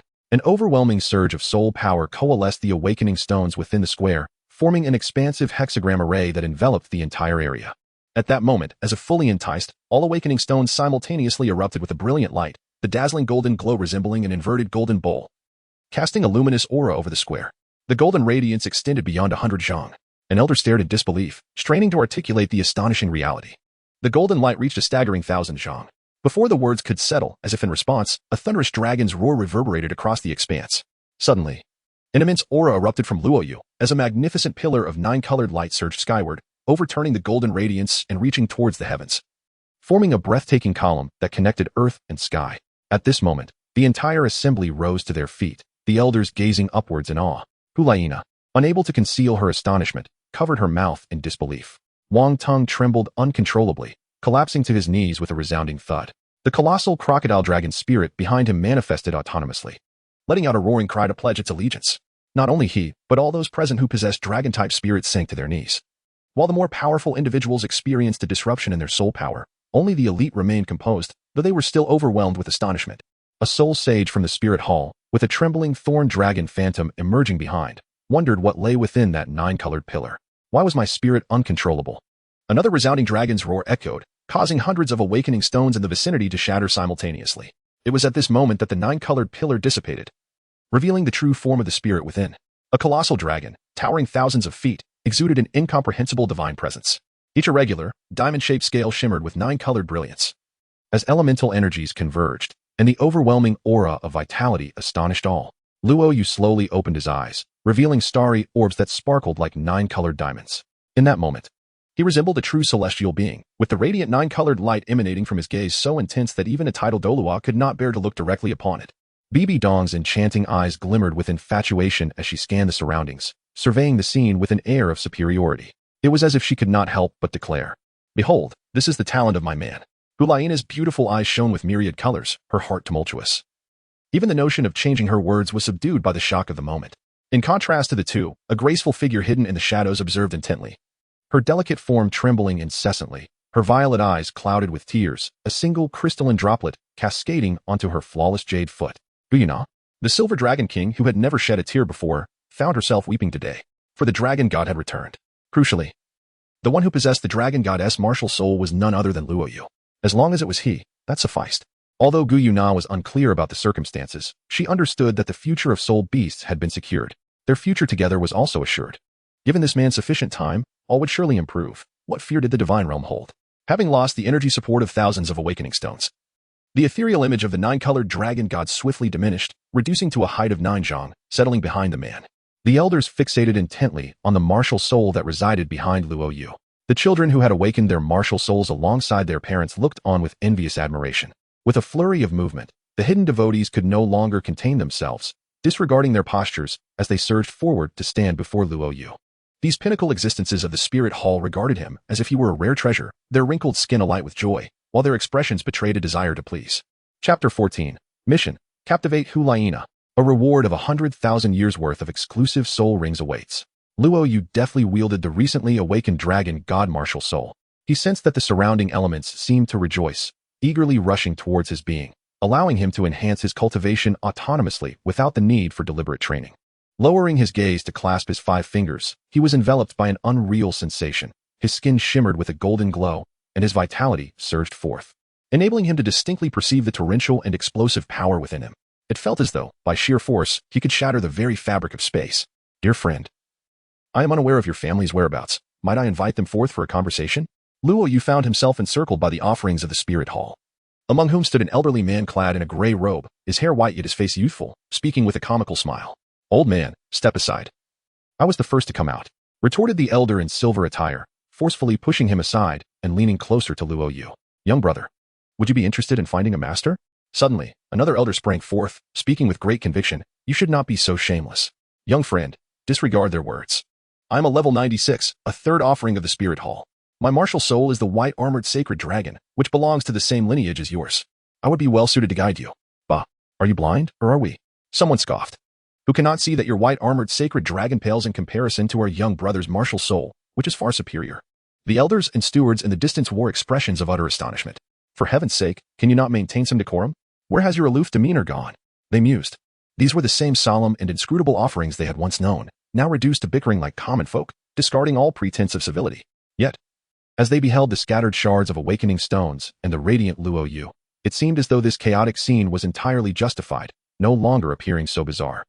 Compared to others, this young man was undeniably intimidating. For countless years, throughout the annals of the Spirit Hall, there had never been an awakening of a martial soul that could stir such a commotion. Typically, a normal awakening would manifest golden light extending 30 zhang, sufficient to warrant the cultivation of a saintly child. But this youth had unleashed 1,000 zhang of golden radiance. What caliber of martial soul could this be? To what heights might it ascend in the future? Luo Yu immersed himself in the profound experience of his bodily transformation, secretly feeling fortunate that his physique was the immaculate divine body nurtured by the golden lotus of tribulation. Otherwise, he would not have been able to withstand even the initial awakening of his martial soul. The dragon god martial soul was not something that a mere mortal could awaken. Had it been another individual, they would likely have perished in the attempt. However, should the awakening stones prove insufficient, even this dragon god martial soul would remain unattainable. Fortunately, the martial soul hall, with its vast resources, possessed an ample supply of awakening stones. It seemed he had come to the right place today. Step aside. A venerable elder emerged, his gray robe exuding an aura of authority that commanded immediate silence among the noisy devotees, who were filled with reverence. He approached Luo Yu, nodding in satisfaction. You are quite remarkable. I am Douluo, a possessor of a divine-level martial soul, with an ultimate cultivation level of 99. Would you be willing to become my disciple? Luo Yu scratched his head, displaying a look of perplexity.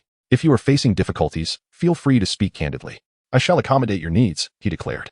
Douluo appeared aloof, yet a fervent glimmer flickered in his eyes, and his palms perspired with excitement. May the heavens bless the martial soul hall. Luo Yu retracted his dragon god martial soul, causing Wang Tung and the other owners of dragon-type martial souls nearby to breathe a sigh of relief. They stood up, their legs still trembling, gazing at him in trepidation. Do you still have any awakening stones? Luo Yu asked bashfully. What do you mean? Douluo was taken aback. Haven't we all awakened? What do we need awakening stones for? The others looked equally puzzled, scratching their heads in confusion. I feel as if I haven't completely awakened. Luo Yu blinked. Eh? Douluo's eyes widened, and then he seemed to grasp the situation, his powerful frame shuddering. You haven't fully awakened? The crowd around them echoed in disbelief, their expressions shifting dramatically as they stared at Luo Yu with rapt attention. This can't be. He can't possibly have a twin martial soul, can he? Is it really possible? This martial soul is already so extraordinary. Could there be another hidden within? Is it true? Gu Yuena's small hand clenched the edge of her skirt. Gu Yue Na, concealed within the hidden space, was equally struck with astonishment. As for Bibi Dong, her heart and eyes were filled with thoughts of her beloved. Upon hearing the surrounding discussions and observing Luo Yu's lack of denial, Douluo's breath quickened. He turned to those around him and urgently called out, Quick! Bring me all the awakening stones stored in the palace. Hurry! On the debris-laden square, a massive hexagram formation was once again laid out, composed of over 1,000 awakening stones. Everyone was hurriedly dispersed to the edges of the arena, leaving only Luo Yu inside to complete his awakening. Anticipation, astonishment, and admiration converged upon Luo Yu. The formation was activated by Bibi Dong, and all awaited an even more spectacular display. However, after 10 breaths, then 30 breaths, there was no movement from Luo Yu. Some let out a sigh of relief, their bodies relaxing. Phew, that almost scared me to death. I knew this guy couldn't possibly have a twin martial soul. That would be unbearable. Someone beside them rolled their eyes. Come on. Even if he has a single martial soul, you wouldn't be able to compete. Nonetheless, the possibility of a twin martial soul seemed unlikely. It would require an extraordinary talent. Douluo's eyes flickered with slight disappointment, but he said nothing further. Luo Yu's talent was already unprecedented in his lifetime, leaving little room for regret. He swiftly approached Luo Yu within the formation, smiling as he offered words of comfort. Young friend, with your talent, if you were to take me as your master, even a single martial soul could render you invincible in this world. Ignoring everything around him, Luo Yu kept his eyes firmly shut. The blatant disregard elicited a visible expression of anger from Douluo. Suddenly, amidst the stillness of the square, devoid of any golden radiance or stirring breeze, a resounding sound of a sword echoed out of nowhere, penetrating the ears of all present. In that instant, the thousands of awakening stones scattered across the ground inexplicably transformed into mere dust. As a gentle breeze swept through, the crowd's astonished gazes returned to the scene before them. Unbeknownst to them, Luo Yu had already opened his eyes, revealing a long sword materializing before him. The sword measured 4 feet and 3 inches. Neither composed of gold nor iron, but resembling a jade-like stone, entirely transparent like amber. It possessed an ancient charm, exuding an aura that was subtle yet profound, appearing deceptively ordinary. However, no one was foolish enough to underestimate it. Often, the uncanny signifies unparalleled strength, as evidenced by the sudden disappearance of the thousands of awakening stones. Could this be the legendary Jiuxiao Zhutian sword, the true weapon soul of the world? While others might not perceive its significance, Luo Yu himself could feel that this sword indeed lacked any discernible energy, yet its material was evidently extraordinary. Luo Yu could not help but recall the astonishing introduction of the system. If this was its level, it lacked any semblance of prestige. Ding. The system detected the host awakening their martial soul. Mission issued. Capture the Saintess Gu Yue Na. Mission reward. Exclusive 9 Heaven Sword of Judgment and 100,000-year first soul ring. Exclusive soul ring? What does that mean? Luo Yu was momentarily bewildered. The electronic voice resounded once more. System explanation. The 9 Heaven Sword of Judgment. A transformation into another realm. The host cannot independently acquire the soul ring. Only by completing the mission can one obtain the exclusive soul ring. Only with the exclusive soul ring can the true might of the sword soul be unleashed. What? So it means that even if my soul power is sufficient, I cannot venture out to slay soul beasts. I must complete the mission first. However, this exclusive soul ring seems to be paired with the Sword of Judgment. Could it possess some extraordinary function? After all, the introduction cannot be deceitful, can it? Nevertheless, a first soul ring that can be achieved in 100,000 years? That seems rather impressive. When the Sword of Judgment fell into his grasp, Luo Yu felt an intrinsic connection, yet it felt somewhat hollow, as if something were missing. While he remained composed, others were in a frenzy. Twin martial souls. It truly is a case of twin martial souls. And the quality of these two souls appears remarkably astonishing.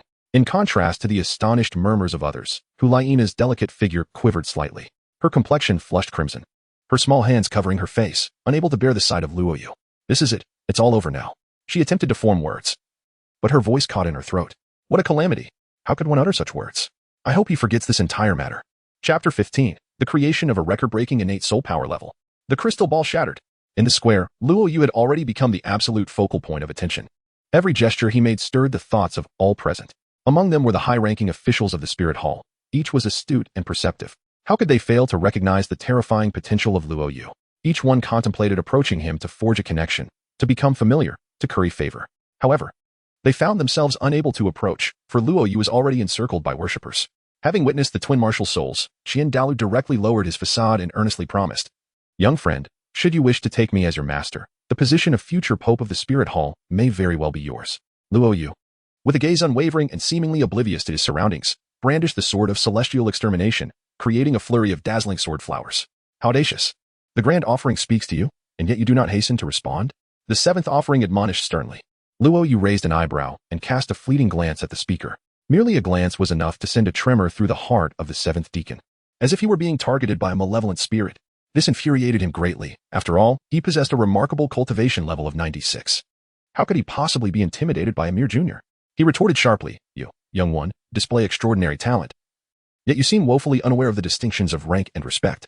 Luo Yu, too indifferent to lift his eyelids, leisurely caressed the blade of the Zhu Tian sword with his finger, casually remarking, "What does it matter to you?" Presumptuous. The seventh elder, incensed, puffed his cheeks and glared. His formidable cultivation at the 96th level erupting instantaneously. Hiss.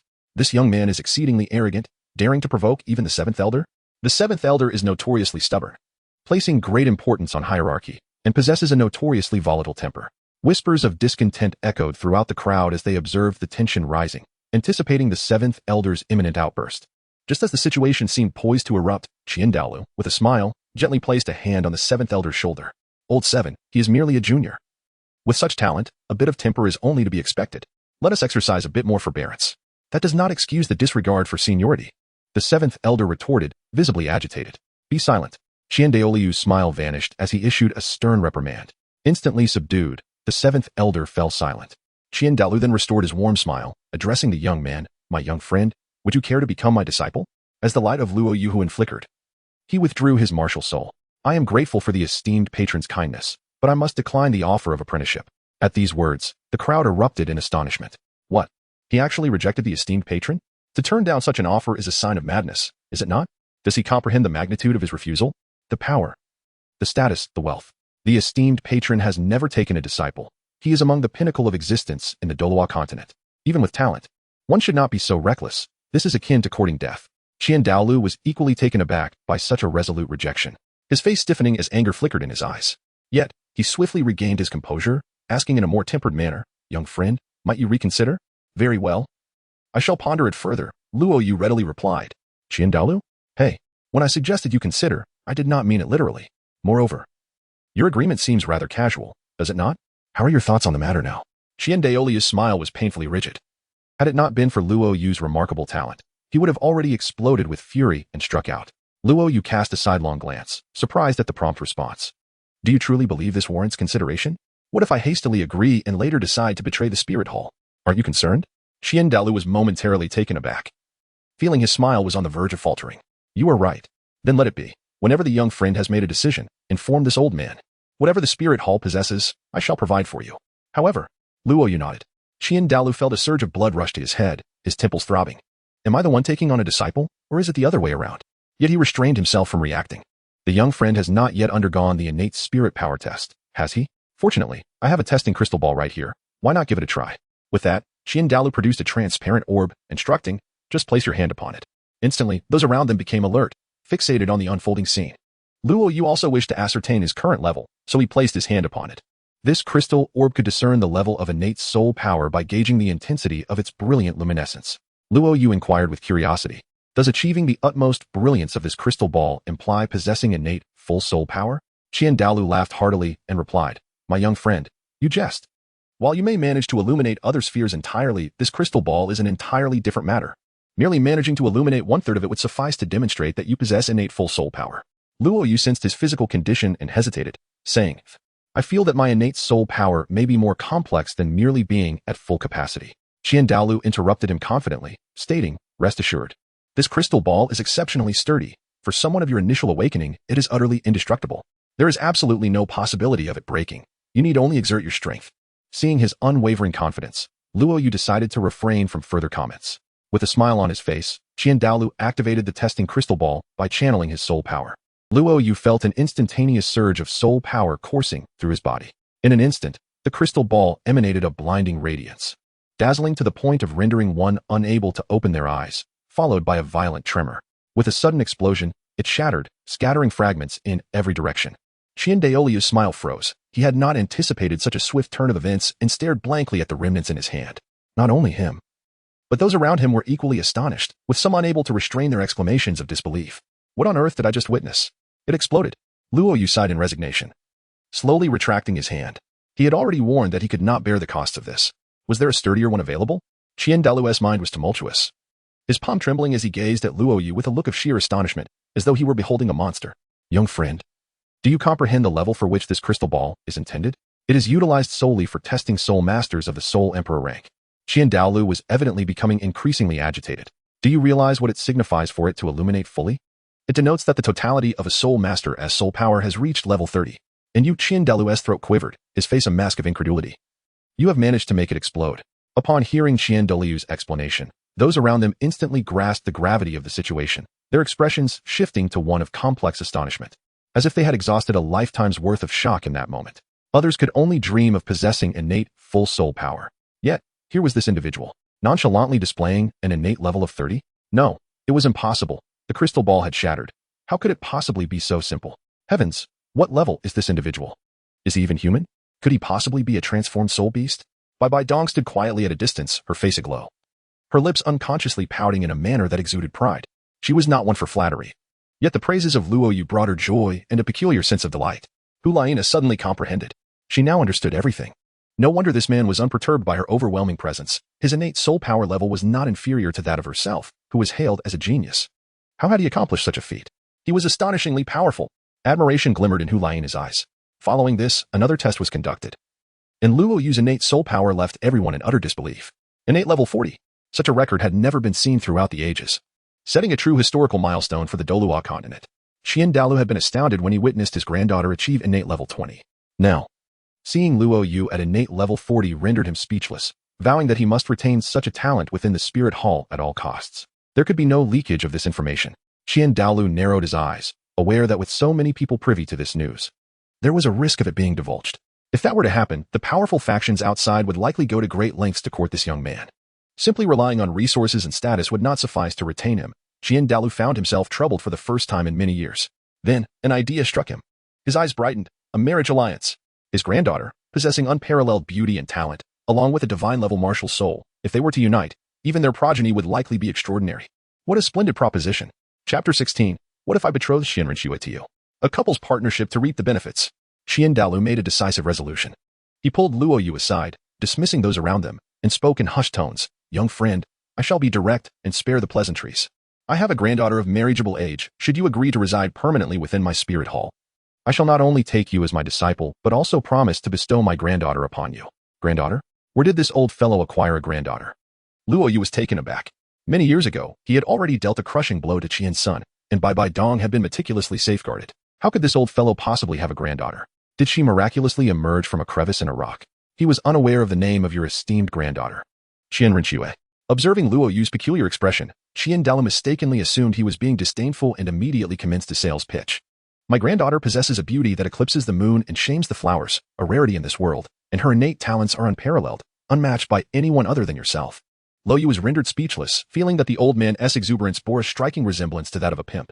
As for Qian Rinxue, she was likely oblivious to the fact that her grandfather was so brazenly selling her out. However, a profound sense of doubt stirred within him, if Bibi Dong was unscathed. Then from whence had Qian Rinxue emerged? Unable to restrain his curiosity, he inquired, "Is your granddaughter genuinely authentic?" Qian Dalu gave Luo Yu a hearty slap on the shoulder, causing him to stagger, and with wide eyes exclaimed, "My own granddaughter? How could that possibly be false?" Luo Yu murmured in bewilderment, "Well, that is quite strange." "What?" "Nothing." Luo Yu secretly speculated about the circumstances surrounding the situation. It appeared that the child must belong to Qian Xuanji, yet the identity of the biological mother remained a mystery. It was undeniable that Bibi Dong had been saved by him. In truth, he had severed one of Qian Xuanji's arms and nearly brought him to the brink of death, leaving him gasping for breath. Ultimately, even when Qian Xuanji lay prostrate on the ground begging for mercy, Luo Yu had no intention of sparing him. However, it was Bibi Dong who, moved by compassion, remembered her own childhood of being orphaned and raised by the spirit hall, which had nurtured her. Otherwise, she would have perished in the streets long ago. It was for this reason that Luo Yu decided to grant him a reprieve. That rascal had not even dared to reveal his father, Qian Dalu. For Luo Yu's terrifying strength at the time instilled a profound sense of despair and fear deep within him, making him resolutely unwilling to provoke Bibi Dong again. Could it be that Qian Xuanji later entangled himself with another woman in the hall? It was indeed a possibility. Luo Yu was not well versed in the details of that period, as he had returned to the Star Do forest to prepare for his tribulation. It seemed necessary to inquire with Donger about the specifics of the situation. "Young friend, how have you been contemplating?" Qian Dalu inquired with a smile. Luo Yu's lips twitched slightly. "Surely, you do not wish for me to become a son-in-law, do you? That is simply impossible." Qian Dalu smiled slyly, resembling a cunning old fox. "You merely need to properly marry my daughter, Shuer." Luo Yu spread his hands, stating, "I am utterly destitute and possess no dowry. As long as you are present, what need is there for a bridal gift?" The old man declared, "I shall invest both time and money to arrange your wedding." Qian Dalu repeatedly shook his head, resembling a cunning merchant as he rubbed his hands together. Luo Yu was momentarily speechless. He longed to inquire whether one could truly lack a conscience when putting their granddaughter in such a predicament. "What are your thoughts on the matter?" Qian Daolu's eyes sparkled with anticipation. "Well, let us not rush into this. Marriage is no trivial affair. We have yet to meet. And proceeding without an introduction seems rather hasty. It would be prudent to meet in person first and see if there is mutual attraction." "I find that unnecessary." Qian Dalu thought only of hastily solidifying the union, aiming to fully integrate Luo Yu into the spirit hall. "I believe it is indeed necessary." Luo Yu resisted being coerced into this arrangement, no matter how alluring it might appear. "Young man, are you refusing a toast and opting for punishment instead?" Qian Daoliu's expression darkened slightly. Luo Yu stood resolute, meeting Qian Daoliu's gaze with unwavering courage. "I believe that love is not a commodity to be traded, nor is marriage a bargaining chip to be sold." Their eyes locked in a fierce exchange, each holding steadfast to their convictions, igniting a spark between them. Luo Yu resolutely rejected the matter of marriage. From a distance, while appearing calm, Bibi Dong was actually eavesdropping with keen interest. She promptly patted her bosom, exhaling a sigh of relief, her beautiful eyes shimmering with light. "Brother Yu, he has always been quite admirable, even if he sometimes behaves inappropriately."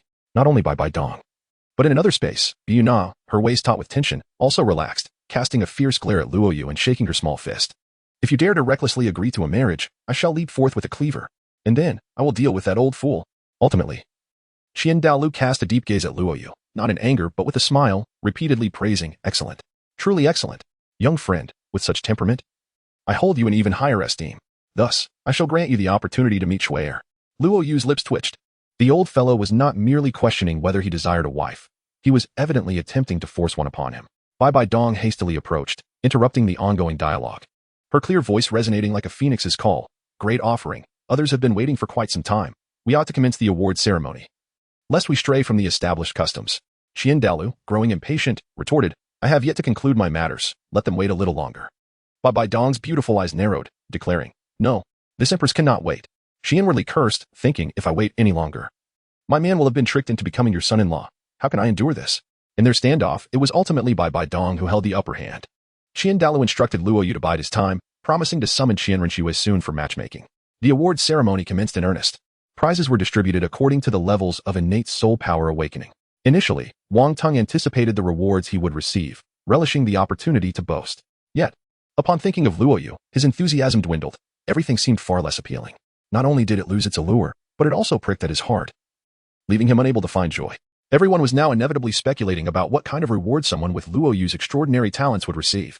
After all, the previous reward cap allowed for a soul bone upon reaching the pinnacle of innate power. What, then, for someone with the astonishing innate level of 40? The thought was almost unbearable. It stirred envy in the hearts of many. Finally, it was Luo Yu's turn to ascend and claim his prize. Suddenly, a discordant voice broke the air. The seventh offering interjected with a scoff. Wait a moment. The crowd was perplexed as the seventh offering sneered, "This lad, as I have just investigated, is not a member of the Spirit Hall. He is an outsider brought here on the whim of the Holy Maiden." A wave of uproar swept through the assembly. Before discussions could commence, a thunderous sound erupted as the seventh offering, who had boldly accused Luo Yu, was unceremoniously kicked away. Douluo, cloaked in golden's six-winged angelic aura, took his place, standing tall and commanding. 9 soul rings flared forth as he surveyed the crowd. His voice cold and menacing. What outsider? Where is this outsider? I see none. Perhaps I am blind? He addressed the other offerings. Tell me, is there an outsider among us today? No. The other offerings shook their heads in unison, aware of Douluo's intent. Who would dare to cast away such talent? With such innate gifts, even those outside would yearn to claim him as their own. As for how he arrived, did it truly matter? Clearly, it did not. First, they would shower him with praise. Bibi Dong observed the scene with a detached gaze, stating coolly, "Is everything settled? If so, this empress shall proceed with the awards." Luo Yu ascended the stage, standing opposite Bibi Dong. His innate soul power had reached its zenith, earning him a reward of a soul bone. Bibi Dong presented a soul bone of remarkable appearance to Luo Yu, adorned with starlight and possessing a crystal-clear radiance, specifically, a left leg soul bone. The onlookers, including titled Douluo, were filled with fervent admiration. Soul bones are among the most precious resources in the Douluo continent, even among super Douluo. Those equipped with a complete set of soul bones are few and far between. In essence, acquiring a soul bone is akin to scaling the heavens. The Spirit Hall, with its substantial resources, yet has limited stock. Under normal circumstances, an ordinary title Douluo would toil for over a decade without the prospect of obtaining one. Today, however, was an extraordinary exception. Upon a mere glance, Luo Yu discerned the origin of this soul bone, a leg bone produced by the 80,000-year storm-wind white tiger. Ideally suited for agility-oriented soul masters, a remarkable treasure indeed. Everyone assumed the award ceremony had concluded, and Luo Yu shared this sentiment. However, to their astonishment, Empress Bibi Dong cleared her throat and proclaimed with resounding authority, "The reward for possessing innate full soul power is indeed a soul bone. However, this young friend possesses far more than mere full soul power." The audience was left in confusion, unable to comprehend the Empress's implication. Thus, after careful contemplation, I have resolved that since this young friend is inherently at level 40, a quadruple reward is warranted, for soul bones shall be bestowed. Upon utterance of these words, the entire assembly erupted into chaos. Good heavens! The Empress is exceedingly magnanimous. When has the Spirit Hall ever been so generous? The individual did not even request it. Yet you offer 4 at once? These are soul bones, not mere cabbages. The crowd of over 100 individuals was consumed with envy, tears welling in their eyes, while the elders' faces simultaneously flushed with a greenish hue. Douluo's expression contorted, his skin twitching as he felt an acute pang of heartache, barely restraining himself from speaking out, cursing silently within. What has come over Bibi Dong, exhibiting such lavishness? This represents the very foundation of the Spirit Hall. The seventh elder, rising from the rubble, clutched his chest and exclaimed, "This cannot be. Absolutely not. This is inappropriate. Soul bones are extraordinarily precious. How can they be so easily given away?" Bibi Dong shot him a sidelong glance, her tone grave and resolute. While soul bones are indeed valuable, the Spirit Hall has always prided itself on integrity and fairness. How can we go back on our word at this moment? Her righteous stance left the gathered crowd speechless, unable to counter her conviction, and they could only admire the Empress's noble character. However, the seventh elder's countenance darkened, his heart aching painfully. There could be no buts. The Empress's authority was palpable, her phoenix eyes cold and penetrating. "My decision is made.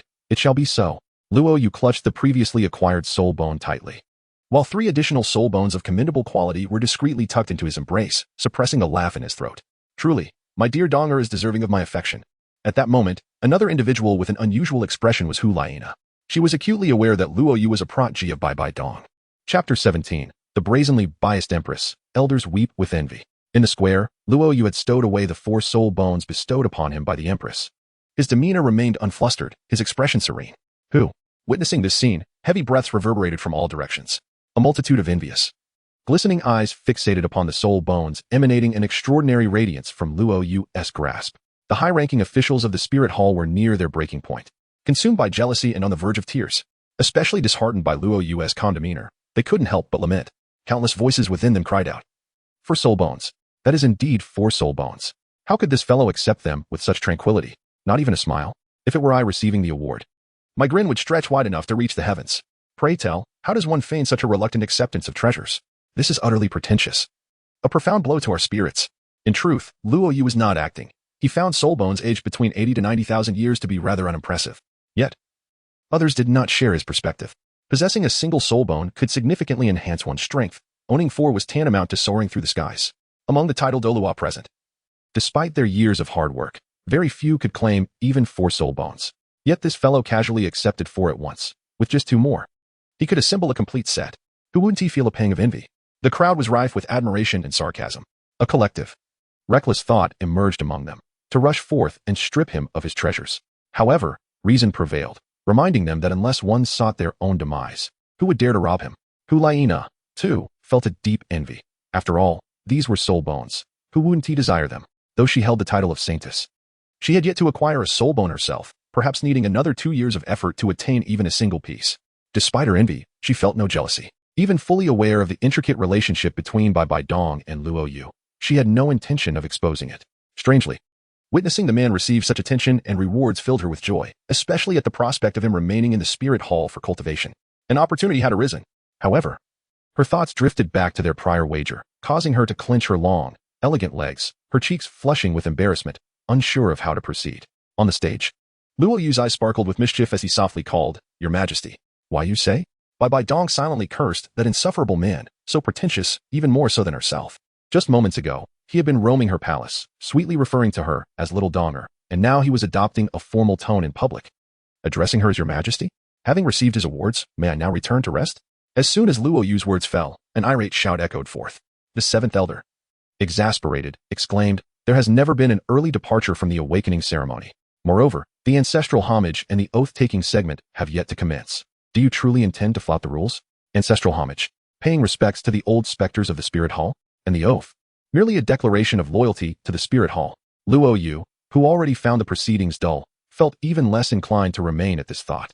Luo Yu was utterly disinclined to engage with the incessantly provocative 7th elder, who seemed nothing more than a fool. Why bother acknowledging such absurdity?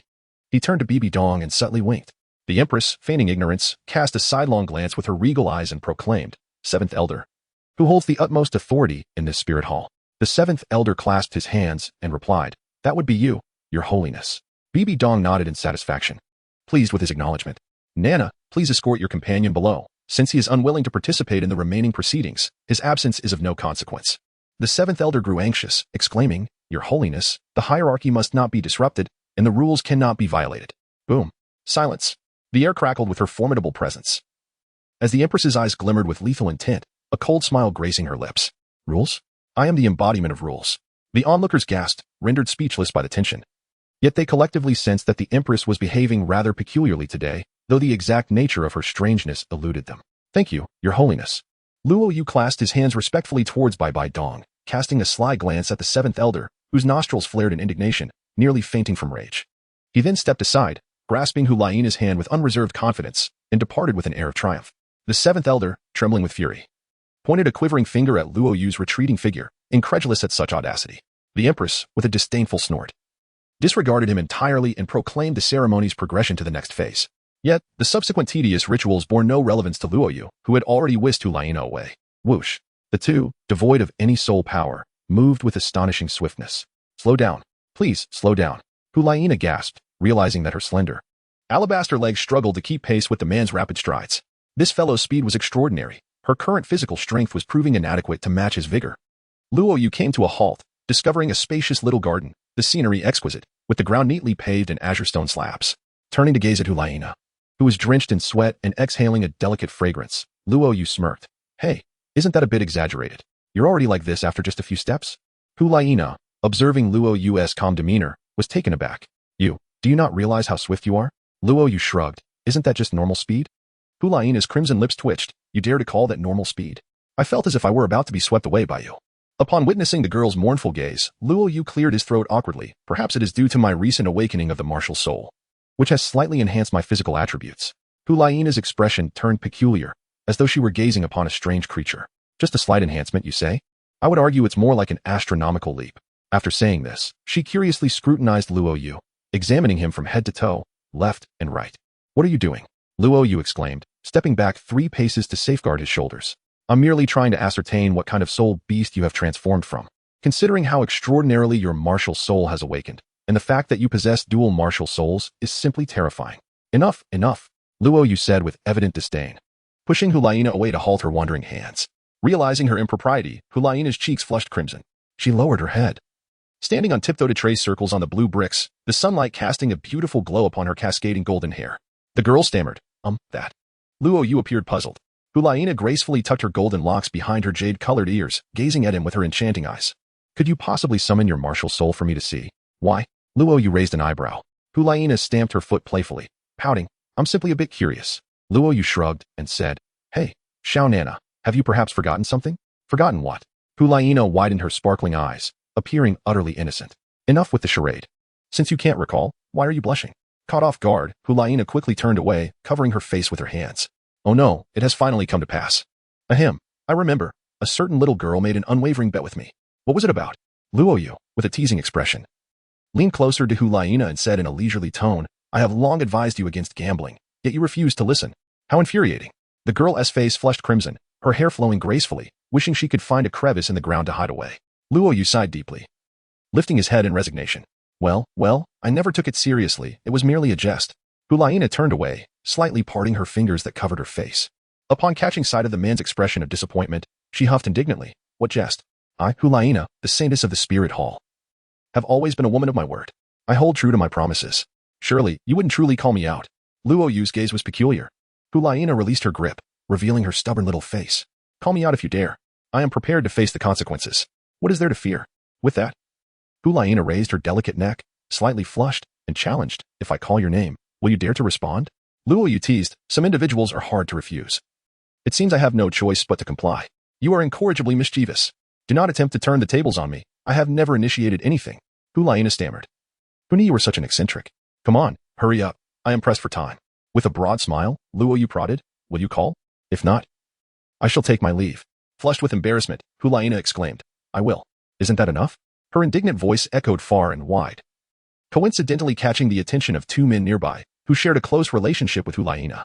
Chapter 18. Hulaina's whimsical plea, calling father in public. The infuriated suitor. Hulaina's fair complexion turned crimson, her small hands nervously gripping the hem of her dress, hesitant to speak. At last, she summoned her courage, bracing herself to utter the words. However, upon meeting Luo Yu's teasing gaze, she faltered, like a wilted eggplant, her voice lodged in her throat, unable to escape. She bit her cherry lips, casting a timid glance at Luo Yu, tugging at his sleeve. Can I not call you, dear brother? What shall you call me? He inquired. Hulaina pursed her lips, radiating the allure of her fox spirit. Please, dear brother, grant me mercy. As Luo Yu subtly withdrew his arm, he disdainfully pinched Hulaina's delicate hand with 2 fingers, tossing it back. Do refrain from such behavior. If the people from the spirit hall were to witness their saintess in this state, they might mistakenly believe I have wronged her, and who knows? They might even seek to boil me alive. Scoundrel, are you not the one bullying me? Luo Yu cast a sidelong glance.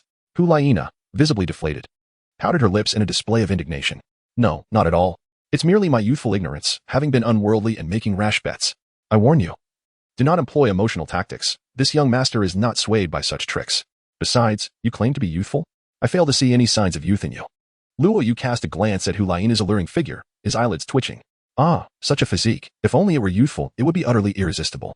Her waist, curvaceous and enchanting, radiated an abundance of charm, poised in a blossoming allure, reminiscent of a ripe peach. Her petite posterior was already exquisitely rounded, ripe for admiration. You rogue. Where are your eyes wandering? Hulaina chided playfully, hastily embracing her delicate bosom. It was only due to Luo Yu's audacity that he dared to gaze so freely upon the saintly maiden within the spirit hall, where few would dare to indulge in such unrestrained admiration. Luo Yu innocently remarked, Look, you are not young. You know everything. Hulaina, with her charming demeanor subdued, displayed a look of difficulty, not because she was unwilling to call out, but rather because the words simply would not escape her lips. Luo Yu chuckled softly. Did I not mention it from the start? Consider it a jest. I had no intention of taking it seriously. Gu Yue Na shook her head. That is not the same. As a saintess, how could I possibly renege on a bet? That would be utterly disgraceful. Look, you are tormenting yourself. There is nothing I can do about it. Luo Yu shrugged, yet in his heart, he found Gu Yue Na not only beautiful, but also intriguingly spirited, quite endearing. In this day and age, individuals who honor their word are indeed rare to find.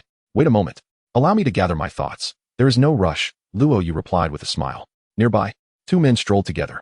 One, adorned with striking red hair and opulent attire, possessed an extraordinary appearance, exuding an almost palpable aura of fiery intensity. He gazed flirtatiously at the tall man beside him, whose silver-gray hair framed his features. Brother Yu, he inquired, do you think I should confess my feelings for Nana? The silver-haired man turned to him. Yin, I advise against such a course of action. You are well aware of my sister's temperament. When has she ever shown warmth towards a man? Yin, brimming with confidence, responded, I understand that, but look at us at the Spirit Hall. In terms of looks and talent, aside from you, Brother Yu, who among our peers could rival me? Nana has no reason to choose anyone else but me. As for those men outside the Spirit Hall, they're utterly mediocre. They cannot compare to us. A disdainful expression crossed Yan's face, his demeanor exuding noble arrogance. Yu nodded, lowering his voice. You make a valid point. However, do observe that Her Majesty the Queen has little interest in men, which seems to have influenced my sister as well, rendering her indifferent to them. Brother Yu, just because Nana is indifferent to others does not mean she feels the same about me. I have yet to make my advances. How can I concede without trying? I believe I stand a good chance, Yin proclaimed confidently, thumping his chest with determination. Are you truly this self-assured? Yu shook his head. Yin wiggled his fingers. Consider it. Our saintess from the Spirit Hall would never seek a partner outside. The men out there are simply ineffectual. Within the Spirit Hall, I am bold enough to assert, aside from you, Brother Yu, who else could compete with me? If you would lend me your support, I am confident I can win Nana's heart. Yu gazed at Yan's earnest expression, ultimately relenting with a sigh. I can help you try, but the odds are slim. I sense that Nana has no inclination towards men whatsoever. Are you certain? Yin questioned, skeptical. Yu nodded affirmatively, continuing as they walked. To be frank, I have never seen her initiate a conversation with a man. When she encounters one, her demeanor is as cold as ice, a mirror image of her teacher. Just as Yin was about to respond, his gaze shifted, spotting a scene in the distant garden.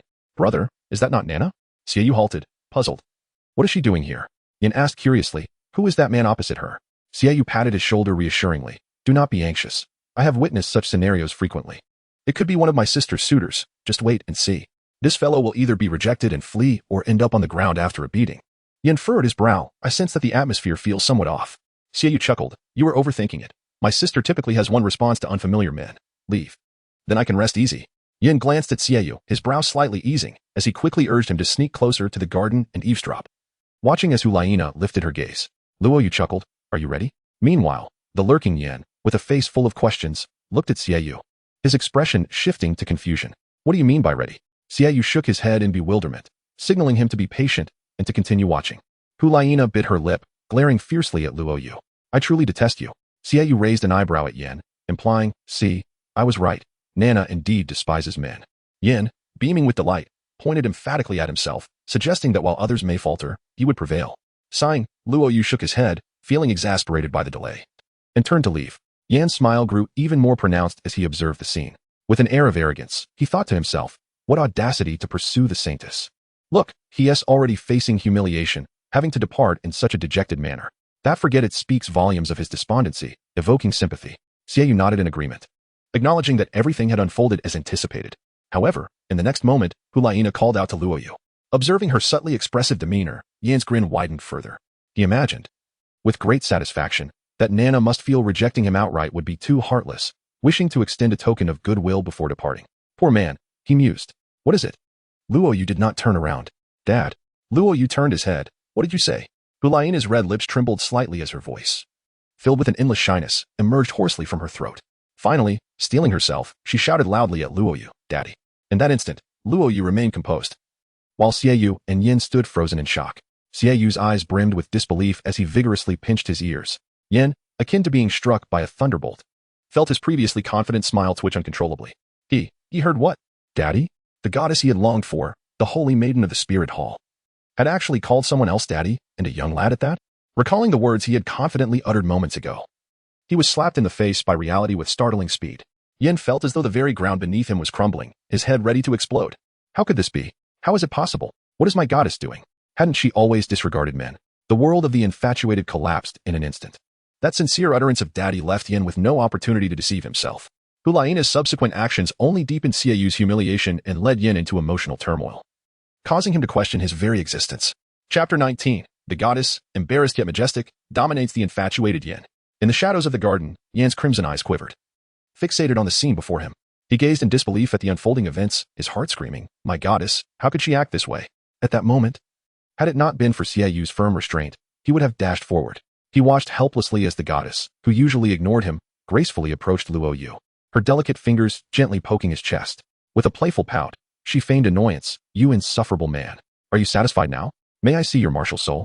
Luo Yu playfully dug at her ear and remarked, "In truth, my hearing is rather poor. I didn't quite catch that earlier." "You are incorrigible." Gu Yue shot her a glare, rose onto her tiptoes, seized Luo Yu's ear, and leaned in close, exclaiming loudly, "Father, father, father. Did you hear that clearly?" Luo Yu forcefully pushed Gu Yue aside, rubbing his ears and glaring intently. "You venomous woman, do you truly wish to deafen me?" Observing the man's discomfort, Gu Yue seemed to reclaim a measure of victory, giggling as she remarked, "That will teach you to bully me. I trust you can hear me clearly now. So stingy. It was merely a glimpse of my martial soul. I was genuinely curious," Gu Yue muttered in complaint. As Luo Yu was about to take action, a shrill and distorted roar erupted, filled with unbridled rage. "Who dares to approach my goddess Nana? Keep your distance." Suddenly, a tempest of flames surged forth, infused with a profound sense of sorrow and fury, erupting from a nearby corner. The golden red flames consumed the surrounding trees, leaving nothing but charred remnants in their wake. While a searing wave of heat rushed towards him, Yan's visage twisted in fury, his body enveloped in flames, veins bulging on his forehead, and his blood-red eyes fixated on Luo Yu like a ravenous beast, a manic, bloodthirsty grin curling at the corners of his mouth. Luo Yu was taken aback, swiftly shifting his gaze and spitting disdainfully. What on earth just sprang forth? It startled me. Yin gritted his teeth and said, "You brat, whom are you mocking?" Luo Yu chose to disregard the situation and turned to Gu Yue, gesturing towards the front with an expression of confusion. "Who is that? Is he insane?" Suddenly appearing in broad daylight, it's rather frightening. Gu Yue, equally bewildered, inquired in astonishment, "Yin, how did you suddenly find yourself here?" The flames enveloping Yin flickered ominously, and he exhaled heavily like a bull, trembling as he pointed at Luo Yu. "Nana, tell me, who is this man? What sorcery has he employed to enchant you in such a manner?" Gu Yue furrowed her brows, suppressing her growing annoyance. "What are you talking about? I completely fail to comprehend. What sorcery? What enchantment? And I have emphasized countless times, do not call me Nana." Upon hearing this, Yin appeared as though struck by a blow, retreating several steps while clutching his chest and exclaiming, "I heard it. I heard every word. If you weren't under some enchantment, how could you possibly refer to someone else? Someone else? What did you call him?" Noticing his distress, Luo Yu inquired amicably, "You actually called such a young lad father?" Luo Yu nodded. "Boom. You seek death, brat." Yin erupted on the spot, his four-spirit rings soaring into the air like a furious flame demon, his body coursing with molten lava. Gold and crimson flames enveloping him as he charged toward Luo Yu. Whoosh! A graceful figure darted in front of Luo Yu, her spirit rings flaring as she pushed Yin back with a single palm strike. Yin trembled, unable to confront the scene before him. Gu Yue stood protectively before Luo Yu, a sensuous foxtail appearing at her waist, her beautiful eyes narrowing in displeasure. "Yin, what on earth are you doing?" "Nana, what kind of enchantment has this wild man cast upon you that you would defend him so?" "Enough. Do not call me Nana." Gu Yue's golden hair billowed as her anger became palpable. "We are all on the same side. Why this tension? Let us all calm down and avoid damaging our camaraderie." At that moment, Xiaoyu stepped forward from behind, intervening to ease the conflict. "Brother Xiaoyu, your sister calls others father and has inexplicably acknowledged a new father figure. How can you remain so composed? If you can tolerate it, I certainly cannot." Upon hearing this, Xiaoyu's expression darkened instantly. He turned to his sister and said, "Nana, please explain what is happening. Where did this man come from?" Gu Yue's expression shifted, her face flushed with anger and embarrassment. "How could you eavesdrop on our conversation? If you hadn't eavesdropped, you wouldn't have discovered such a significant matter." Yin bellowed, his frustration boiling over. The ice goddess he secretly adored was not only flirting with another but had also called him father? This was intolerable. Seeing Gu Yue caught in a misunderstanding, Luo Yu interjected, "You both may have misunderstood. This was merely a jest between Nana and me. Nothing serious, just playful banter." Yan's ire ignited further upon seeing Luo Yu, feeling as though he was being robbed of his love. Especially with Luo Yu's astonishingly handsome visage, a profound sense of crisis welled up within him. Enraged, he unleashed a torrent of curses. "I curse you to the depths of hell." Luo Yu's gaze sharpened, the smile vanishing as the surrounding air turned thick and frigid. Gu Yue, her countenance fierce, rebuked, "Yan, what nonsense are you spouting? Apologize to Luo Yu at once." Yan's eyes reddened further, and with a sinister grin, he pointed at Luo Yu, declaring, "Hiding behind a woman is no true skill. If you know what's good for you, scuttle away quickly. And perhaps I might spare your wretched life. The saneness of our spirit hall is not some nameless, unacclaimed rogue who can be lured with mere flattery and a shabby facade. In Luo Yu's eyes, a murderous intent flickered, restless and eager to strike. Gu Yue Na seized Luo Yu's hand and exclaimed in a fit of anger, "Brother, aren't you going to deal with this fool, Yin?" Xie Yu shrugged, letting out a resigned sigh. "Nana, Yin speaks the truth. I find this fellow unfamiliar. He likely does not belong to the spirit hall. Since he is merely a mundane outsider, why must you draw so close?" "What do you mean, brother?" Gu Yue Na's gaze turned icy. Xie Yu, with a wry smile, replied, "As the saneness of the spirit hall, it is unwise for you to associate too closely with those ordinary folk. Your mentor would certainly disapprove. If your affections lay with someone from the spirit hall, I would wholeheartedly support you." Yin, conjuring a fireball in his hands, disdainfully interjected, "Brother, there is no need for further discussion. Allow me to incapacitate this pretty boy who hides behind Nana and seduces women. Let Nana see his true colors." Gu Yue Na, her emotions aflame, was about to defend herself. Luo Yu pulled her directly behind him.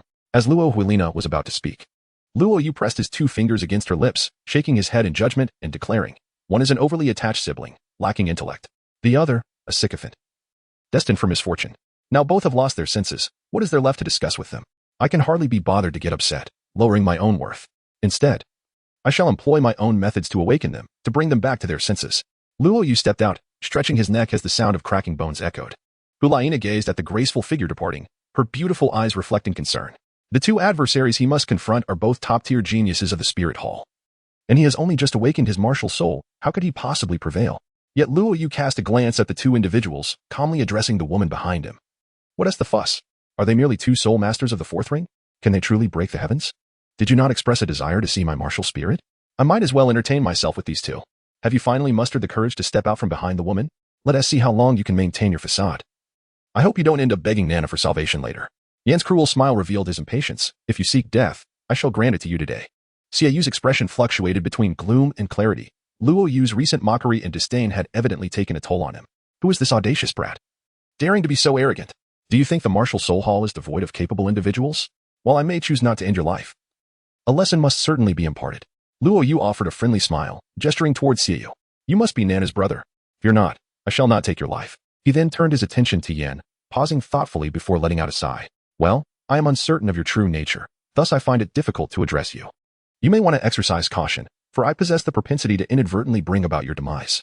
In the face of Luo Yu's genial grin, Xie Yu and Yin, consumed by rage, felt an inexplicable chill, as though they were being scrutinized by a harbinger of death. Despite his cheerful demeanor, an unsettling aura surrounded him.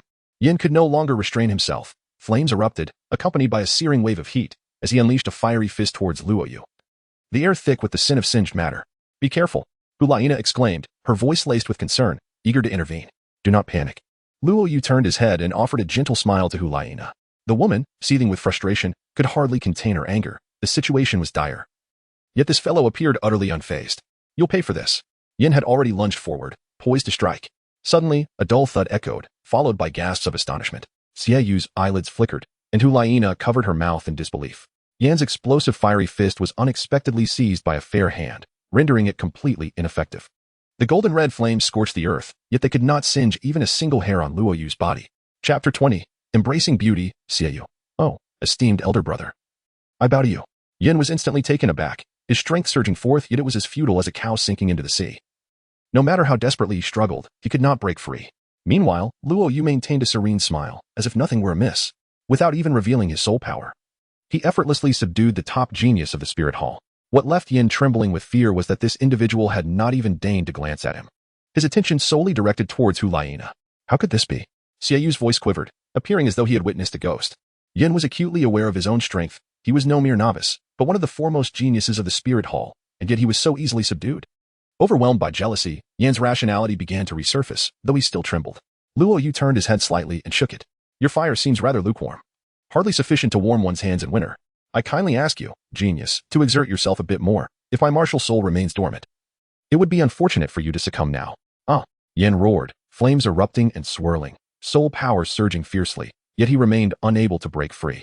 The smile of Luo Yu began to haunt him like a terrifying devil within his heart. "Genius, have you been constipated? Why is your face so flushed? Let go of me."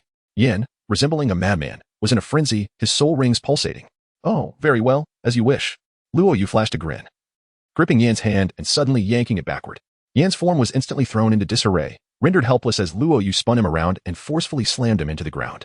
Luo Yu then lifted his leg and delivered a powerful kick to Yan's face.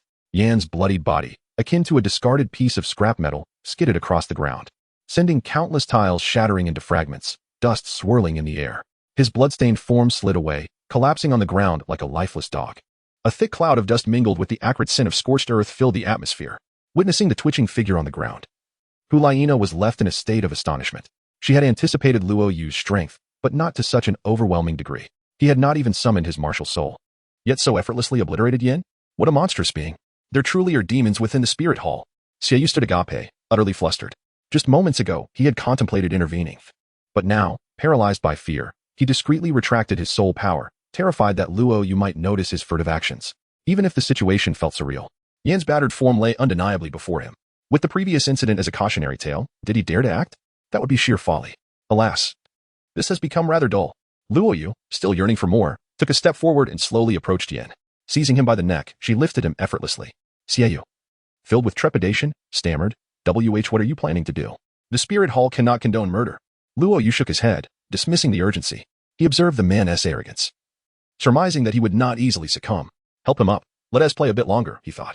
Suddenly, Xiaoyu's eyes widened in shock, his hair standing on end. He realized that the man was channeling soul power to heal Yin. After a fight, he was assisting his opponent in recovery? The overwhelming surge of soul power soon revived Yin, visibly restoring his vigor. Upon opening his eyes, Yin was taken aback and swiftly distanced himself, exclaiming, "What are you doing? I warn you, my earlier negligence was an oversight. Otherwise, you would have faced dire consequences. Indeed, I am aware that it was your carelessness that led to your predicament." Luo Yu retorted, beckoning him with a finger, "Come, I shall grant you another chance." Yin, deeply wounded in spirit, yet gripped by fear, noticed Gu Yue Na, whose gaze was entirely fixated on Luo Yu, igniting a surge of anger within him. Seizing the moment while Luo Yu was unguarded, he clenched his teeth and unleashed 4 soul rings, resorting to self-harm to unleash his ultimate move. Hell's Magma Charge, Granitic Demon Eruption, Molten Surge, Whirling Sand Inferno. The 4 soul techniques erupted simultaneously, incinerating the surrounding flora in an instant, while the ground beneath melted away, a terrifying torrent of lava hurtling towards Luo Yu. He coughed up blood, a manic smile twisting his features as he taunted, "You thought you were invincible, didn't you? Little did you know, I possess hidden lethal skills. No matter how formidable you are, in haste, you shall turn to ash." Despicable, Gu Yue Na cried out, rushing to provide support. Luo Yu quickly evade. A resounding dragon's roar reverberated throughout the area, its majestic power permeating the surroundings. Luo Yu, embodying the might of the dragon god martial spirit, was enveloped in a radiant 9-colored aura, exuding a ferocious aura akin to a war deity. "A mere trick, hardly worth noting," he declared, his black hair dancing in the wind as he raised his fist toward the seething fireball of lava. The 9-colored fist light summoned a tempest, shattering the scorchings. Golden lava with a single strike. Sparks flew as the eruption dissipated, ultimately vanishing into nothingness under the force of his blow. By the time Gu Yue Na reached the man's side, the danger had long since passed, rendering her assistance unnecessary. With a subtle smile gracing his lips, Luo Yu extended his arm and effortlessly drew the flustered figure into his embrace. "What are you doing?" Gu Yue Na exclaimed in surprise. As the soft jade-like form nestled against him, Luo Yu lowered his gaze and flashed a grin at the enchanting beauty in his arms. "Oh, it's nothing. I merely wished to hold you." Gu Yue Na found herself momentarily lost in thought. The gentle tone of the man was inexplicably commanding, making it difficult for her to refuse. Moreover, the robust essence of Luo Yu's formidable vitality wafted towards her, leaving her feeling unusually weak. Yin stood frozen in shock, blood trickling from the corner of his mouth. Unable to comprehend how unleashing all 4 of his soul techniques had failed to inflict any harm upon his opponent, Luo Yu cradled the goddess of another in his embrace. With a surge of power beneath his feet, the stones shattered, propelling him upward. In the blink of an eye, he reached close to Yin. "There was no choice. Though I offered you a chance, you proved to be of little use. Thus, it is farewell."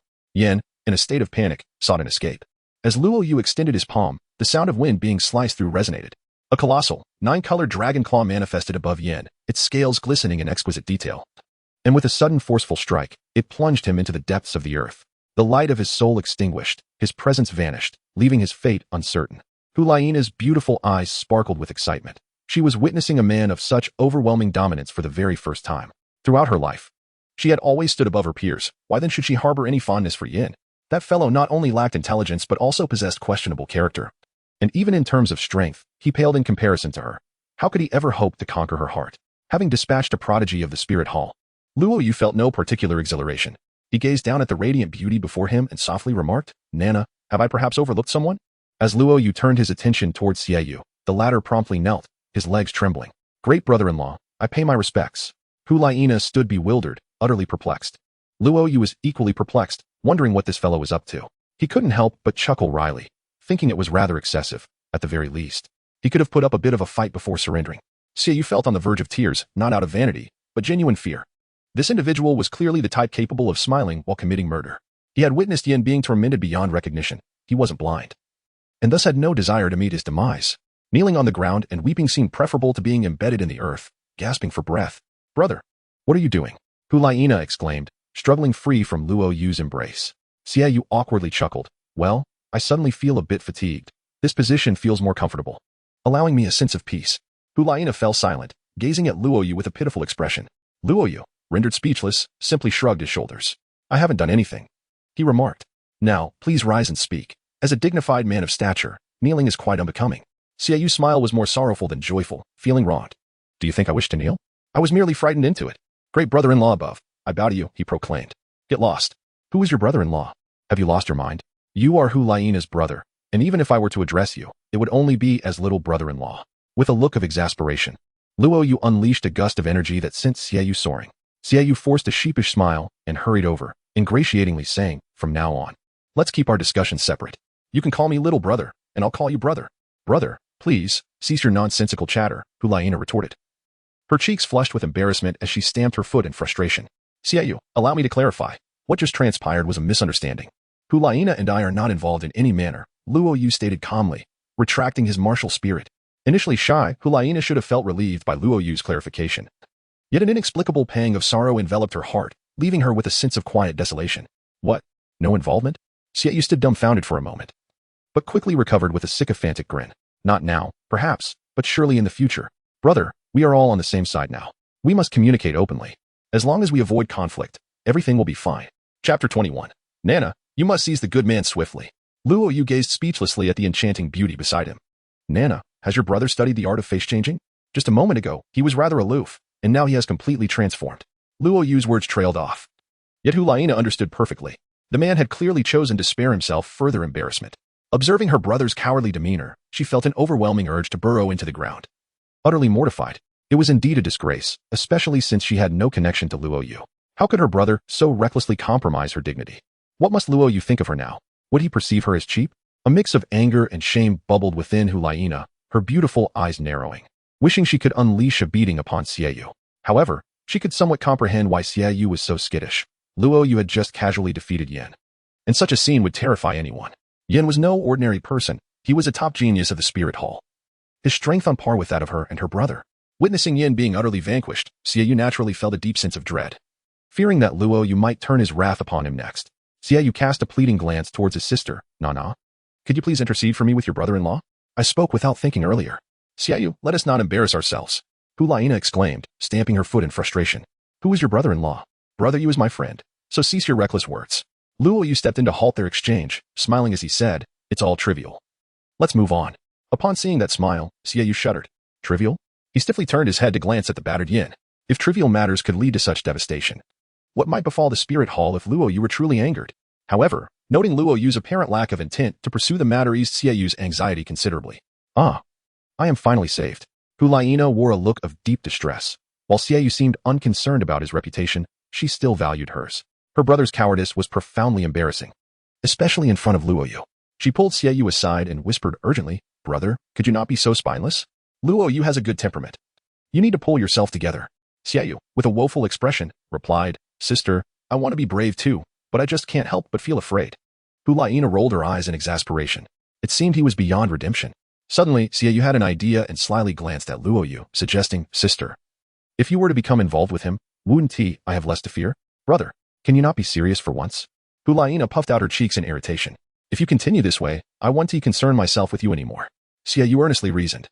I am merely looking out for you. Though I know little of his background, the skills he demonstrated earlier are unparalleled among our peers. Surely you do not believe I am cowardly, it is merely a matter of perspective. Besides, if you set aside this ancestral figure and faced off against another opponent, I would surely strip their skin. Gu Yue Na scoffed. How curious to hear someone rationalize their fear of the strong and disdain for the weak so boldly. Today has truly been enlightening. Is it wrong to speak of my brother? Among peers, as long as they are not this ancestral figure, I would fight anyone. Yu raised an eyebrow. Indeed, he continued earnestly, such an extraordinary genius should not be allowed to slip away. If you remain so reserved, it could lead to someone else capturing his heart. I do not wish to hear your words, Gu Yue Na retorted, her face flushed with embarrassment. Am I wrong? Yu pressed on. Have you not always desired a man who could truly tame you? Gu Yue Na snapped back. Brother, were you not the one who urged Yin to keep his distance from me? Yu scratched his head awkwardly. That was because I did not realize he was so formidable. Goodness, should I call you superficial or merely hypocritical? I refuse to be like you. Gu Yue Na cast a disdainful glance at him before returning to Luo Yu. What were you two discussing just now? Luo Yu inquired with a smile. Oh, nothing much. Gu Yue Na stammered, her gaze dropping to her rounded bosom. Why do you seem so flustered? I want to pry, Luo Yu replied, observing her with curiosity. You are truly wonderful, Gu Yue Na said, beaming sweetly. From a distance, Yu rolled his eyes, convinced that his sister was clearly being disingenuous. He would wager that if she harbored no feelings for Luo Yu, she would never refer to him in such an affectionate manner. No one would believe it. Secretly, Yu hoped that his sister would indeed seize this opportunity. Until today, he had thought of himself as the true pillar of support. Now, he realized with a jolt that he had been the fool all along. He, Yu, was merely the younger brother. No more pretentiousness for him. Suddenly, a flash of crimson light, resplendent and formidable, surged towards them, drawing near in an instant. It was an elder, the seventh elder from the awakening ceremony, who trembled as he approached Yan's side. Yu and Gu Yue Na exchanged alarmed glances. This was bad. The seventh elder was Yan's master. Upon seeing his disciple in such a state, the elder would surely unleash his wrath upon Luo Yu. No matter how strong Luo Yu was, he could not hope to contend with the super Douluo. Luo Yu, we must leave. Gu Yue Na grasped Luo Yu's hand tightly, urging him to flee. Yet, he remained steadfast, watching quietly.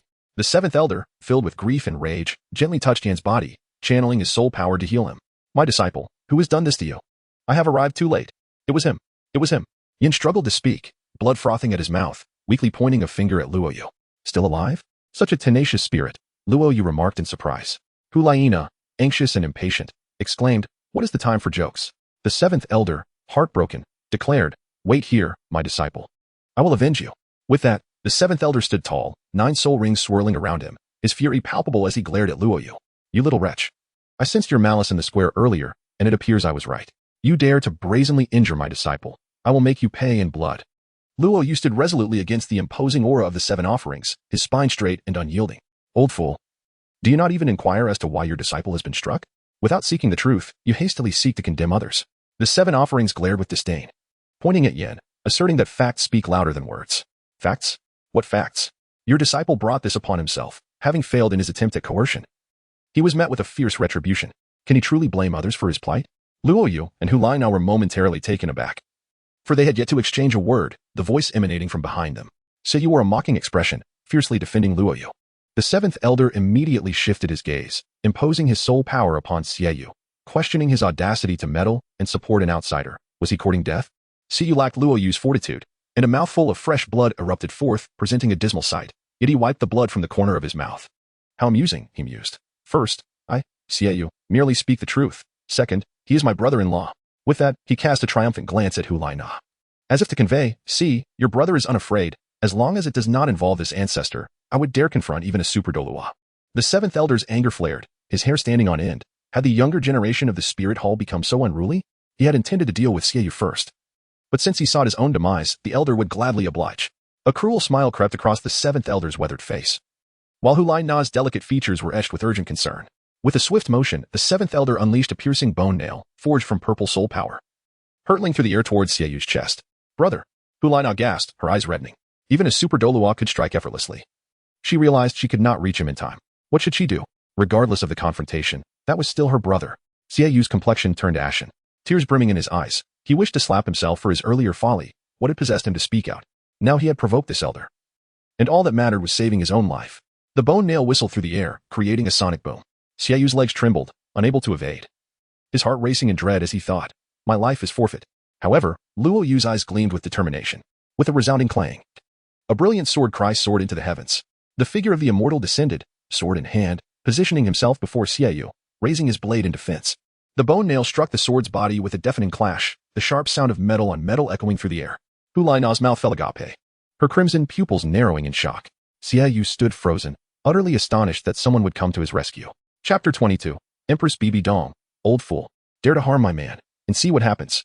Luo Yu stood defiantly before Yu, his robes billowing and black hair swirling like a tempest. grasping the Zhutian. He resembled an ethereal swordsman.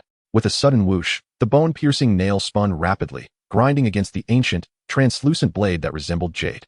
Its formidable power was undeniable. Yet it left not a single mark upon the sword. The blade remained unscathed, but the wielder was not so fortunate. After all, the attack originated from a master of the Super Douluo realm. Even if it was delivered casually, how could Luo Yu, who had just awakened his martial soul, withstand such force? With a resounding explosion, the bone-piercing nail expended its energy in an instant. Though he had managed to fend off the blow, Luo Yu felt the repercussions keenly. A muffled groan escaped his lips, a metallic taste flooding his throat as he was forced back several dozen steps, only to be swiftly steadied by Xie Yu's quick reflexes. Though Luo Yu appeared disheveled, the ghastly visage of the seventh offering hesitated momentarily, overwhelmed by astonishment. What had initially seemed like a mere contemptuous strike turned out to be effortlessly lethal, akin to crushing an ant. Yet, unexpectedly, this youth, who had only just awakened his martial soul, managed to parry the blow with a single sword. "Brother Yu!" A tense cry pierced the air. Witnessing the man shield her brother with his own body, letting out a painful groan, Gu Yue Na felt an overwhelming surge of anguish, prompting her to recklessly dash towards Luo Yu. Xie Yu, equally bewildered, exclaimed in shock, "Why did you save me?" Ignoring him for the moment, Luo Yu raised his hand and glanced at his Jiuxiao Zhutian sword, which remained unscathed. The craftsmanship was truly remarkable. Furthermore, wielding this sword seemed to bestow upon him a peculiar enhancement to his speed. A fragrant breeze wafted through as Gu Yue Na, her beautiful eyes wide with concern, fixed her anxious gaze upon Luo Yu. "Brother Yu, are you all right?" Luo Yu waved his hand, revealing his signature faint smile. "It's nothing." But that old fellow was indeed ruthless this time, striking me with a surge of anger and blood. Gu Yue Na, with a mix of concern and reproach, exclaimed, "Why did you shield him? Are you not aware of the potential danger to yourself?" Crack, crack. This was the sound of Xie Yu's heart shattering. Truly the legendary tale of forgetting one's brother for the sake of a man. As Luo Yu gazed into the enchanting eyes of Gu Yue Na, a subtle smile graced his lips. Had he not intervened, that old wretch's earlier attack would have left her without a brother. "Brother Yu," Gu Yue Na called softly. A surge of unfamiliar emotions flooding her heart, her nose tinged with a bittersweet sensation. Alas, it seemed she was destined to succumb completely. Nearby, Xie Yu lamented inwardly. "Enough of your teasing," Luo Yu replied earnestly. "I adhere to my principles. Since your brother spoke on my behalf, it is only right that I come to his aid." He continued, "Pray tell, were you on the verge of tears just now?" "Humph. Who would shed tears?" "Do not underestimate me," Gu Yue Na retorted. Her delicate nose held high as she fought back the moisture gathering in her eyes. "Ah, you truly dare to disregard my presence," the seventh elder's countenance darkened, revealing a glint of malice. "Young man, you possess some skill, I must admit. Even I find myself somewhat impressed. However, no matter how great your talent, a lack of respect for hierarchy renders you a mere pest." With that, he unleashed a formidable attack. A towering violet spear coalesced in the air, radiating an aura of bloodshed, aimed directly at Luo Yu. Xie Yu felt a chill race down his spine, while Gu Yue Na's beautiful eyes quivered in trepidation. Luo Yu remained unperturbed, gracefully wielding a silver sword that emitted a crisp, melodious hum. "Enough, you two. Depart at once. Allow me to entertain this old fellow alone." Gu Yue Na stood silently, biting her lip, defiantly gazing at the heavens. As Xie Yu tentatively stepped forward, his weakened legs trembling, he caught sight of the pair standing shoulder to shoulder, a man and a woman, his face flushed with embarrassment. He clenched his teeth and withdrew his foot, cursing towards the sky. "Seventh elder, my sister is a saint. Do you dare to lay a hand on her? Do you not fear the consequences? Huh? Is your saint a treasure while my disciple is not?" The seventh elder's face contorted in rage. Suddenly, the 100-foot-long spear, bearing a foul wind, plunged downwards with ferocity. Suddenly, Luo Yu smiled, for he had caught sight of a resplendent golden light shimmering in the horizon. A commanding woman's voice echoed, reminiscent of a phoenix's cry soaring through the heavens. "Old fool, if you dare to harm my man, I shall take your life." The empress's authoritative tone resonated with such intensity that it rippled through the air, creating waves of reverberation. The seven offerings trembled. Their assault abruptly halted as they cast wary glances into the distance. There, a breathtaking figure emerged, crowned and graceful, radiating unparalleled beauty, her phoenix-like eyes seemingly ablaze with fire. Without hesitation, she raised her hand, delivering a decisive blow, as ethereal violet gold spider shadows materialized in the air, shattering the colossal spear in an instant, thus averting the impending crisis. The seven offerings glared furiously at the newcomer. "Bibi Dong, my disciple has been incapacitated, and I am not allowed to seek justice?" Bibi Dong feigned ignorance, shifting her gaze to Luo Yu with genuine concern. "Are you unharmed?" "I am fine," he replied, prompting a visible sigh of relief from Bibi Dong. "Bibi Dong, I am speaking to you." The seven offerings, feeling completely disregarded, erupted in anger. The empress turned her gaze, her phoenix eyes narrowing coldly at the seven offerings, causing the surrounding temperature to plummet as if plunged into a frozen abyss. Her chilling voice echoed, "Old fool, you should be grateful he is unharmed. Otherwise, I would have taken your life today. The 7 offerings tensed, for he discerned the murderous intent in Bibi Dong's eyes, devoid of jest. He pointed an agitated finger at Yen. Look at my disciple, reduced to this state. Are you telling me I must remain passive? Humph. The Empress scoffed, casting a sidelong glance. Yen? What is he compared to Luo Yu? The 7 offerings expression darkened.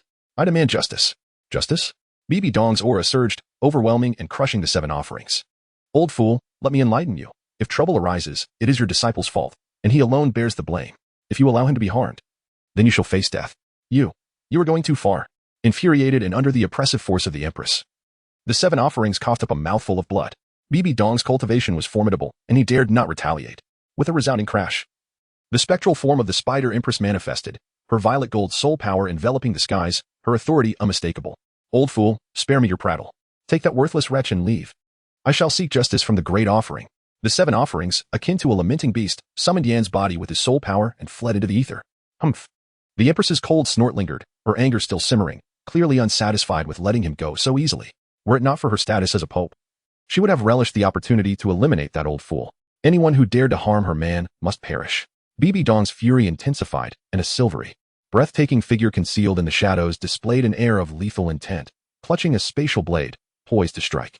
Dancing Moon, I have matters to attend to. Return to his side and ensure he remains unharmed. Gu Yue Na's violet eyes followed the direction in which the 7 offerings had departed. Her lips set in a cold line, disappearing from sight. The enchanting beauty, with an air of resignation, gazed longingly after Gu Yue Na's retreating figure. Reflecting on her earlier desire to assist her benefactor, it seemed that her irritation over his association with another woman had curtailed her efforts to intervene. Insisting instead that he endure some hardship, she shook her head, transforming back into a cute, pink, ethereal creature, bounding towards Luo Yu. The outside world was harsh. It was far warmer in her benefactor's embrace. In the charred garden, Xiaoyu gazed up at the sky, the Empress's domineering presence etched deeply in his memory. Well, does this brother have such formidable backing? Terrifying. He turned to see Luo Yu, still unperturbed, and marveled inwardly. With such talent and connections, how could one not strive to ingratiate themselves? I must ensure my sister is aware of such a remarkable man. The Empress Bibi Dong descended to the ground, wordlessly seizing Luo Yu's arm, disregarding the astonished expressions of Hu Liena and Xiaoyu, and swiftly whisking him away. Xiaoyu gaped at the disappearing duo, a sense of disbelief washing over him. What is the relationship between the Empress and him? Isn't she typically distant with men? Don't ask me. How would I know? Hu Liena replied absently, her lips pouting as she watched Luo Yu vanish, a pang of reluctance striking her heart. Recalling the earlier scene where her teacher had taken Luo Yu's hand, jealousy flickered within her, unsettling her mood. An absurd thought crossed her mind. Could my teacher possibly have feelings for Brother Yu? No, that can't be, can it? Meanwhile, Luo Yu was being escorted back to the palace by Bibi Dong. Bang! Luo Yu was unceremoniously tossed onto the bed by the enchanting and unparalleled Empress. Chapter 23, The Origin of Qianrenxue, the Alluring Donger. Within the Empress's chamber, suffused with a subtle fragrance of dark orchids. Bang! Luo Yu was abruptly pushed onto the bed by the Empress. Why are you so eager to bring me back? He inquired. Bibi Dong remained silent, her exquisite visage still adorned with an icy demeanor, standing at the bedside and gazing quietly at the man. Luo Yu felt an unsettling sensation under the woman's gaze, unable to decipher her thoughts. Logically, when a woman pulls you back to her sleeping quarters and pushes you onto her bed, it signifies an overtly forward situation, and it would be apparent what was to follow. Yet, Bibi Dong's evident demeanor conveyed something amiss. What could possibly be troubling her? Luo Yu pondered. Who has wronged our dear Donger? Bibi Dong's crimson lips pouted, her eyes glistening with unshed tears, her delicate form trembling slightly. Do you not realize your frail condition? Why not draw closer to me? Only then can I safeguard you. What if something were to happen to you today? What would I do? What if I were to arrive too late? As Luo Yu listened to the voice, which bordered on reprimand, he felt no impatience. Instead, he discerned a profound concern, even fear. Yes, fear. Ever since that fateful day when Luo Yu rescued the despairing Bibi Dong from the clutches of Qiang Sunji, her heart had become irrevocably tethered to his. The time they spent together afterward allowed Luo Yu's wit and charm to heal her inner wounds, imparting countless lessons. From that moment on, Bibi Dong found herself deeply enamored with this man, yearning to be with him. Throughout the years of separation, thoughts of him never ceased to occupy her mind. However, the shadows of her past rendered Bibi Dong unwilling to trust any other man, fostering an instinctual aversion to men, save for Luo Yu, to whom she could fully open her heart. It was as if all her emotions were concentrated solely on him. Consequently, whenever Luo Yu encountered difficulties, her heart would race with anxiety, almost frenzied, stripping away her facade as the proud and regal ice-cold queen. To others, Bibi Dong may always appear as the unattainable queen, even a ruthless and cold-hearted rose with thorns. Yet, in Luo Yu's eyes, she was an entirely different and exquisite landscape. At this moment, the queen's shoulders trembled, and her eyes were already reddened. Luo Yu rose from the bed, gently embracing Bibi Dong's shoulders, drawing near to her breathtakingly exquisite visage, and even catching a whiff of her delicate fragrance. He softly offered words of comfort, assuring her, "It's all right. I'm here and perfectly fine." "What do you mean perfectly fine? If I had arrived any later, what would have happened to you?" Bibi Dong's eyes glistened with a hint of red, stripped of her usual imposing demeanor, resembling a vulnerable young girl in need of tender care. Luo Yu chuckled and shook her head. "It's not as exaggerated as you think. We do have bodyguards, though I'm not sure where they scampered off to for their amusement. However, they should be nearby. If I am in danger, she will undoubtedly appear." "What bodyguard?" "The soft-bone charm rabbit, of course. She has already attained the status of a fierce beast. Ensuring my safety is no trouble at all." "Is that the same one you held earlier? Is it a soul beast?" Bibi Dong's beautiful eyes widened in astonishment. Luo Yu widened her eyes in astonishment. How could others not perceive it when she herself was oblivious? "Did you not notice? Isn't it just an ordinary gray rabbit?" Bibi Dong hesitated. "What?" Luo Yu was taken aback, questioning her own awareness of what she was holding. After all, she was not colorblind. How could Bibi Dong claim it was gray? That was utterly absurd. "Are you certain that the rabbit I was holding earlier was gray?" Luo Yu asked, confused. Bibi Dong nodded emphatically. "Indeed. I am 100% certain." "Then that is truly bizarre." Luo Yu fell into deep contemplation, and soon his eyes began to glimmer with understanding. "Ah, I see now," he exclaimed. "What is it?" Bibi Dong inquired, her curiosity piqued. Luo Yu slowly elucidated. "It appears that someone has deliberately cast an illusion upon the soft-boned enchanting rabbit. To my eyes, it seems ordinary. Yet to others, it appears as a mere rabbit." Bibi Dong shook her head repeatedly. "Impossible. With my current cultivation, who could possibly perform such an illusion in my presence?" Luo Yu, with a mysterious smile, remarked, "Donger, in comparison to that individual's mental prowess, you truly need to devote more years to diligent cultivation." "Who is it? Male or female?" Bibi Dong inquired, her curiosity piqued. "Ahem, that's not something I can disclose." Luo Yu replied. "Oh, come on, brother Yu, just tell me," Bibi Dong pleaded, grasping his arm and shaking it playfully. The experience of the Empress acting coy was one Luo Yu was reluctant to address at that moment, as he felt his resolve weakening. Yet despite her persistent antics, Luo Yu remained silent. After all, such matters are not easily divulged. To speak of them would be akin to inviting ruin. "Humph, if you choose not to speak, so be it," she huffed. "All right, Donger, enough of this mischief. There is something I wish to inquire of you." Bibi Dong had initially intended to indulge in her feminine whims, having spent many years in solitude, appearing dignified and serious on the surface while secretly yearning for the comfort and companionship of a man. However, upon witnessing Luo Yu's solemn demeanor, she reigned in her playful spirit. "Brother Yu, please, go ahead and ask." Luo Yu initially hesitated to speak, as doing so would inevitably stir up memories for Bibi Dong. However, he felt compelled to seek clarification in person. "After I rescued you back then, did you not return to Stardo for a while? What transpired in the spirit hall subsequently? How is it that Qian Xuanji has managed to have a child?" "Brother Yu, do you doubt me?" Bibi Dong's phoenix-like eyes narrowed. Clearly agitated at the moment, Luo Yu offered a bitter smile, explaining, "No, I merely wish to know what transpired thereafter." Bibi Dong approached gracefully, seating herself beside Luo Yu with poise. Her alluring legs intertwined, and her delicate hand encircled the man's robust waist, her charming visage resting peacefully against his broad shoulder. "Brother Yu, allow me to recount the tale in detail. In those days, you left Qian Xuanji in a state of near ruin, just as Qian Douluo was in seclusion. This pitiful wretch was so terrified by you that he dared not seek his father for clarification, fearing you might return to trouble him again. While he wallowed in his own misery, he fortuitously had a suitor who diligently cared for him." Upon hearing this, Luo Yu finally grasped the situation and interjected, "So, Qian Xuanji developed feelings for this woman over time, and they had a child named Qian Rinxue?" Bibi Dong chuckled coldly. "Indeed, Qian Xuanji may be worthless. Yet his lineage and power attracted numerous admirers, tragically unaware of his true nature." "What transpired next?" Luo Yu inquired further. Bibi Dong suddenly laughed. "What goes around comes around." Qian Xuanji did not enjoy his fortune for long, as he pursued Tang Hao of the Haotian sect, coveting his wife, and ultimately met his demise at the hands of others. "Such a disgrace, to be killed outright?" Luo Yu expressed his astonishment. "That seems implausible." Bibi Dong rolled her eyes. "In truth, his death bore some of your influence, brother Yu. Your severing of his arm significantly diminished his strength, and his injuries never fully healed. Although Tang Hao was not particularly formidable, he possessed secret techniques of the Haotian sect. Upon witnessing his wife in peril, he unleashed his full power and struck Qian Xuanji down. Poor little Gigi, it seems he was destined to seek his own demise."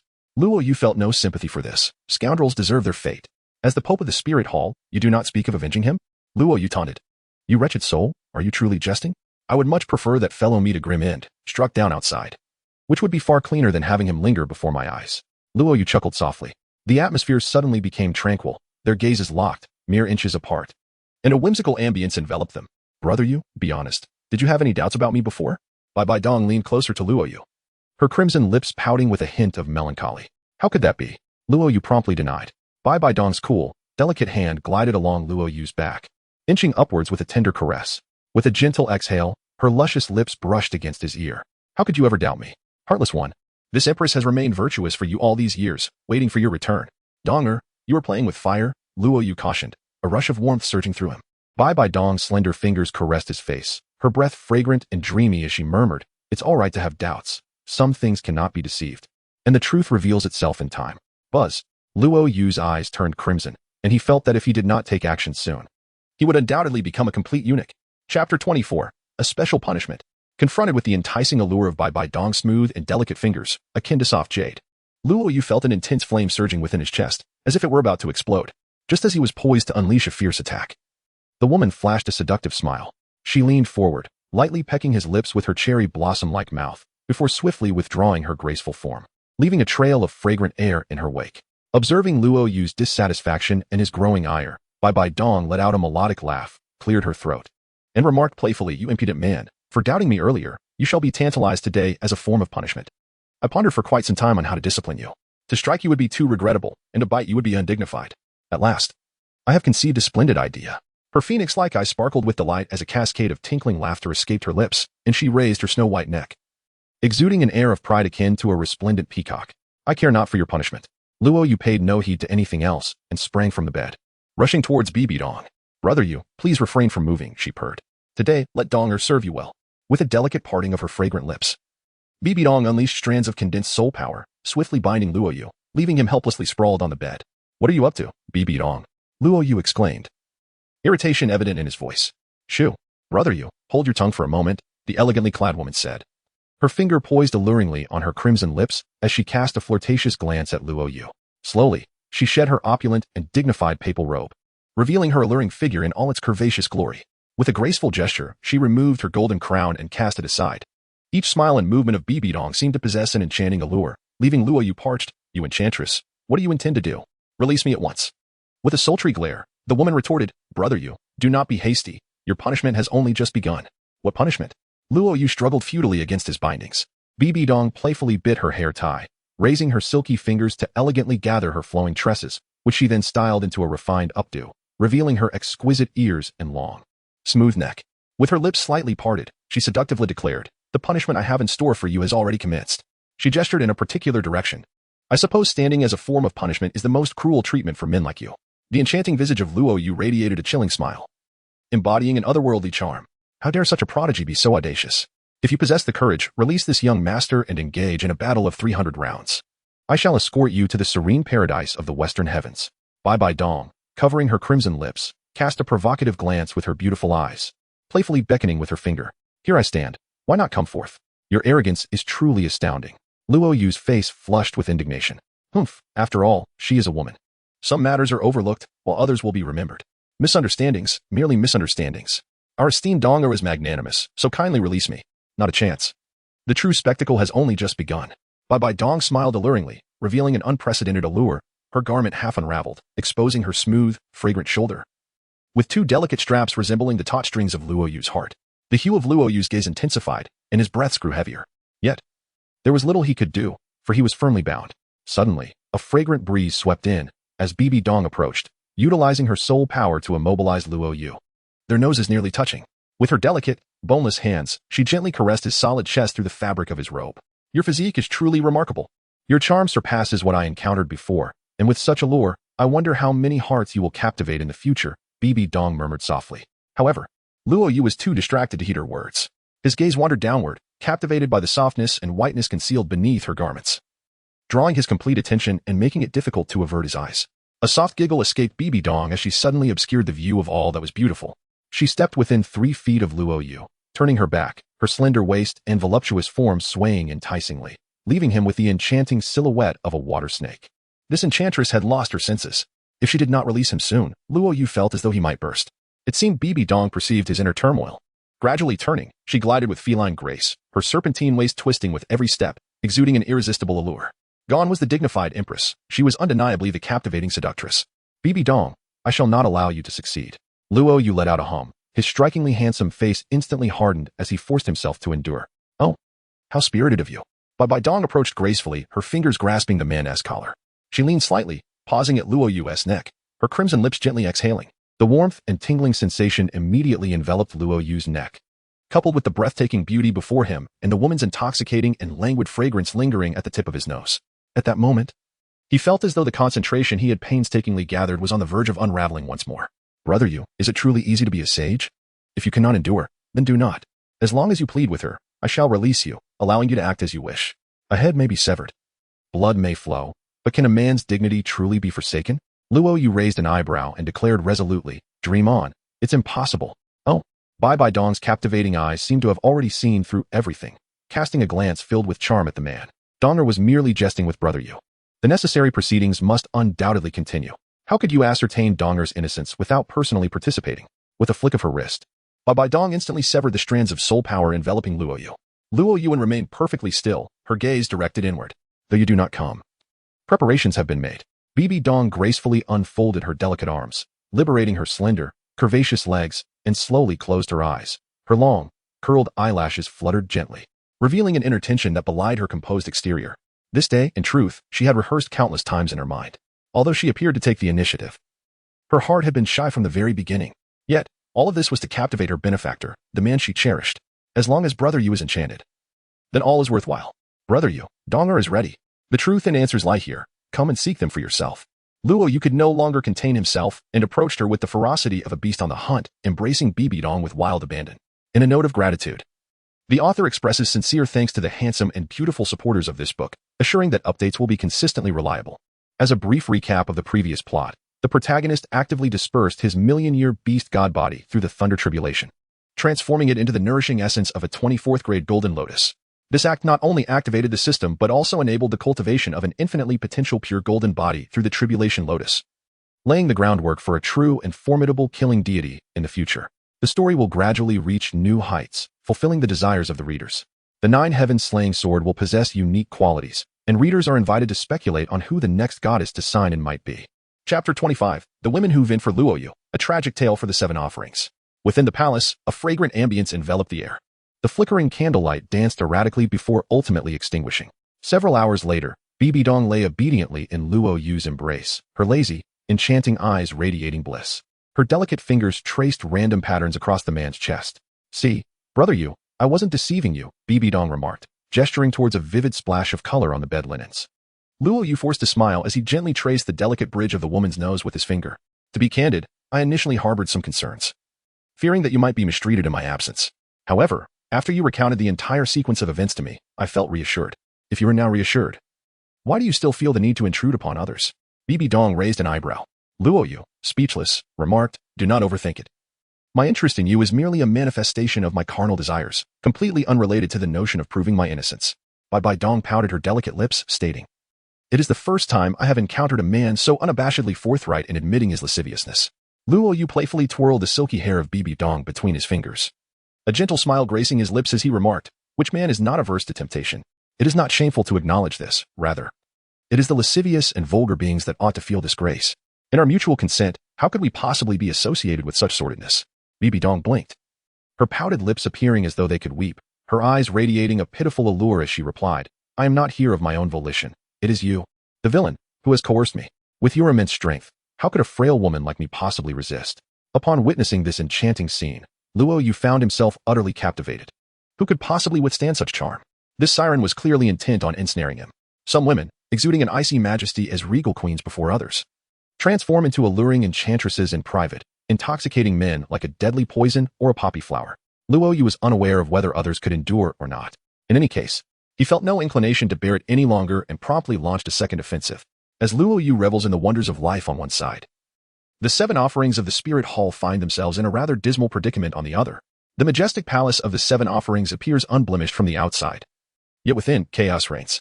A series of thunderous explosions reverberate as formidable elemental orbs are hurled through the air.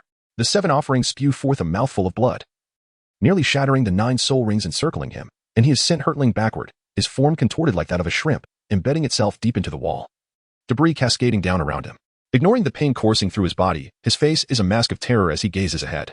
There stands a stunningly beautiful young woman, exquisite in her bare feet and long legs, with silver hair and violet eyes. Her expression is icy, brows furrowed, her enchanting gaze radiating an aura of lethal intent. With each step, the girl deliberately creates sound, amplifying the fear in the eyes of the seven offerings. Who are you? What do you intend to do to me? He stammers, his terror palpable. Who am I? Gu Yue Na scoffs, shaking her head dismissively. You are not worthy to know. As for what I intend to do. A cold smile graces her lips as she conjures a fireball in her hand and casually throws it at the seven offerings, a sizzling sound echoing in the air. Take a guess. A scream erupts as the dissipating soul power of the seven offerings is engulfed in black smoke, the acrid scent of charred flesh filling the air. You cannot act recklessly here. This is the spirit hall. He weakly threatens. Boom. A bolt of lightning strikes, directly impacting his face and leaving it bloodied and mangled. Gu Yue Na slowly lowers her hand, still crackling with residual energy. Reckless? It seems you have yet to grasp the situation. In my eyes, exterminating your entire spirit hall is trivial. The pupils of the seven offerings dilate in abject horror. His extensive experience tells him that this woman is not jesting. Who is this formidable individual? He wonders, unable to recall when he might have provoked such a terrifying presence. With each deliberate step, Gu Yue Na approaches, dismantling the seven offerings' mental defenses. Your Highness, I harbor no grievances against you, so why do you unleash such cruelty upon me? His voice trembles with a complex mix of indignation, frustration, and above all, fear. Gu Yue Na halts, her cold gaze piercing through him as she speaks indifferently. What defines the esteemed and the lowly? The seven offerings is momentarily taken aback. Recognizing the familiar nature of her words, he had emphasized this very point to a certain young man earlier in the day. Could this woman be associated with him? Impossible. How could he possibly know someone of such terrifying caliber? With a sudden surge of flames, her hand seizes the seven offerings by the throat, yanking him violently from the wall and suspending him in midair. Tell me, what defines the esteemed and the lowly? Her chilling voice imbues the grand hall with an icy atmosphere. I am lowly, and you are esteemed. The seven offerings' face turns a deep shade of purple from the constriction. His voice strained as he reveals his subservience. Please, spare me. I truly do not know how I have offended you. You have not offended me. However, you have provoked someone far more formidable. With a flick of her wrist, a small storm of lightning engulfs the seven offerings, eliciting cries of agony that would have echoed throughout the spirit hall had there not been restraints in place. Consider yourself fortunate. Had he been harmed today, your demise would have been assured. Remember, to provoke him, you are not worthy. Before his screams could fully escape, he succumbed to unconsciousness. In those fleeting moments, he comprehended everything. This woman was undoubtedly seeking vengeance for that young man. Who, then, was he to possess such a terrifying ally? Had he known, he would have thought thrice before inciting her wrath. Casting a disdainful glance at the charred figure, Gu Yue Na's silver light flickers, and she vanishes from sight. In the Empress's palace, Luo Yu lies comfortably on the bed, drifting into a serene slumber. Bibi Dong, resting her head on her arm, her long, curled lashes fluttering, murmurs to herself, I must be cautious. Given Yu's current state of cultivation, he cannot afford any recklessness. I shall remind the kitchen to prepare some nourishing concoction for him in the morning. However, before that, there is an urgent matter to attend to. Bibi Dong's gaze sharpens, and she quietly rises, donning her attire with an aura of determination as she steps out. After her departure, a graceful woman enters the chamber, her alluring figure and peach-like curves far surpassing those of any youthful maiden. Upon seeing Luo Yu in slumber, she lets out a soft exhale, her cheeks tinged with color. And ultimately, she says nothing. In a flash of pink light, she disappears, leaving behind a delicate, soft-boned charm rabbit nestled against Luo Yu's chest. Savoring the warmth and familiar scent, feeling utterly at ease as it closes its eyes in contentment. Chapter 26, Surprised? The mother and daughter cannot compare to you. Meanwhile, within the grand hall of the seven offerings, Bibi Dong, originally brimming with fury, now stands in shock. The exterior of the hall appears unremarkable, yet inside, it lies in ruins, utterly devastated. The target of her vengeance lies incapacitated on the ground, even darker than charcoal. What is this situation? Bibi Dong is bewildered. Could it be that the seven offerings foresaw my arrival and chose to take his own life in atonement? Observing the desolate state of the seven offerings, she hesitates for a moment. Shall I refrain from striking? No, regardless of the circumstances. Since he dared to harm Yu, I cannot let this opportunity pass without exacting my revenge. With a swift motion, Bibi Dong channels a gentle healing energy towards the seven offerings. Gradually, he begins to regain his strength, his eyelids fluttering. Upon meeting Bibi Dong's gaze, he becomes animated with excitement. Your Majesty, you have finally come to rescue me. You must avenge me. Bibi Dong furrows her brow. Who assaulted you? Seeing the Empress at his side, the seven offerings eagerly gestures, tears streaming down his face as he recounts, a silver-haired sorceress, her power unfathomable, delivered a fierce beating upon me. Why did she strike you?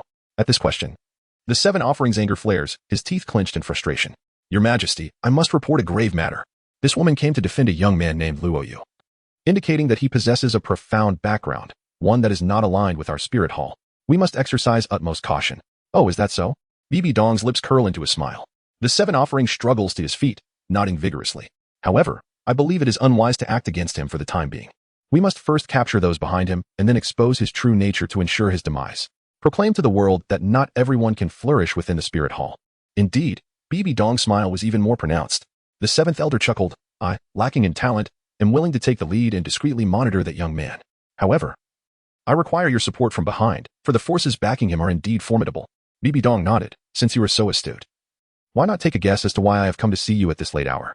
Without the slightest hesitation, the seventh elder replied with a smile. Surely, you must have sensed something amiss and come to rescue me. Are you so certain?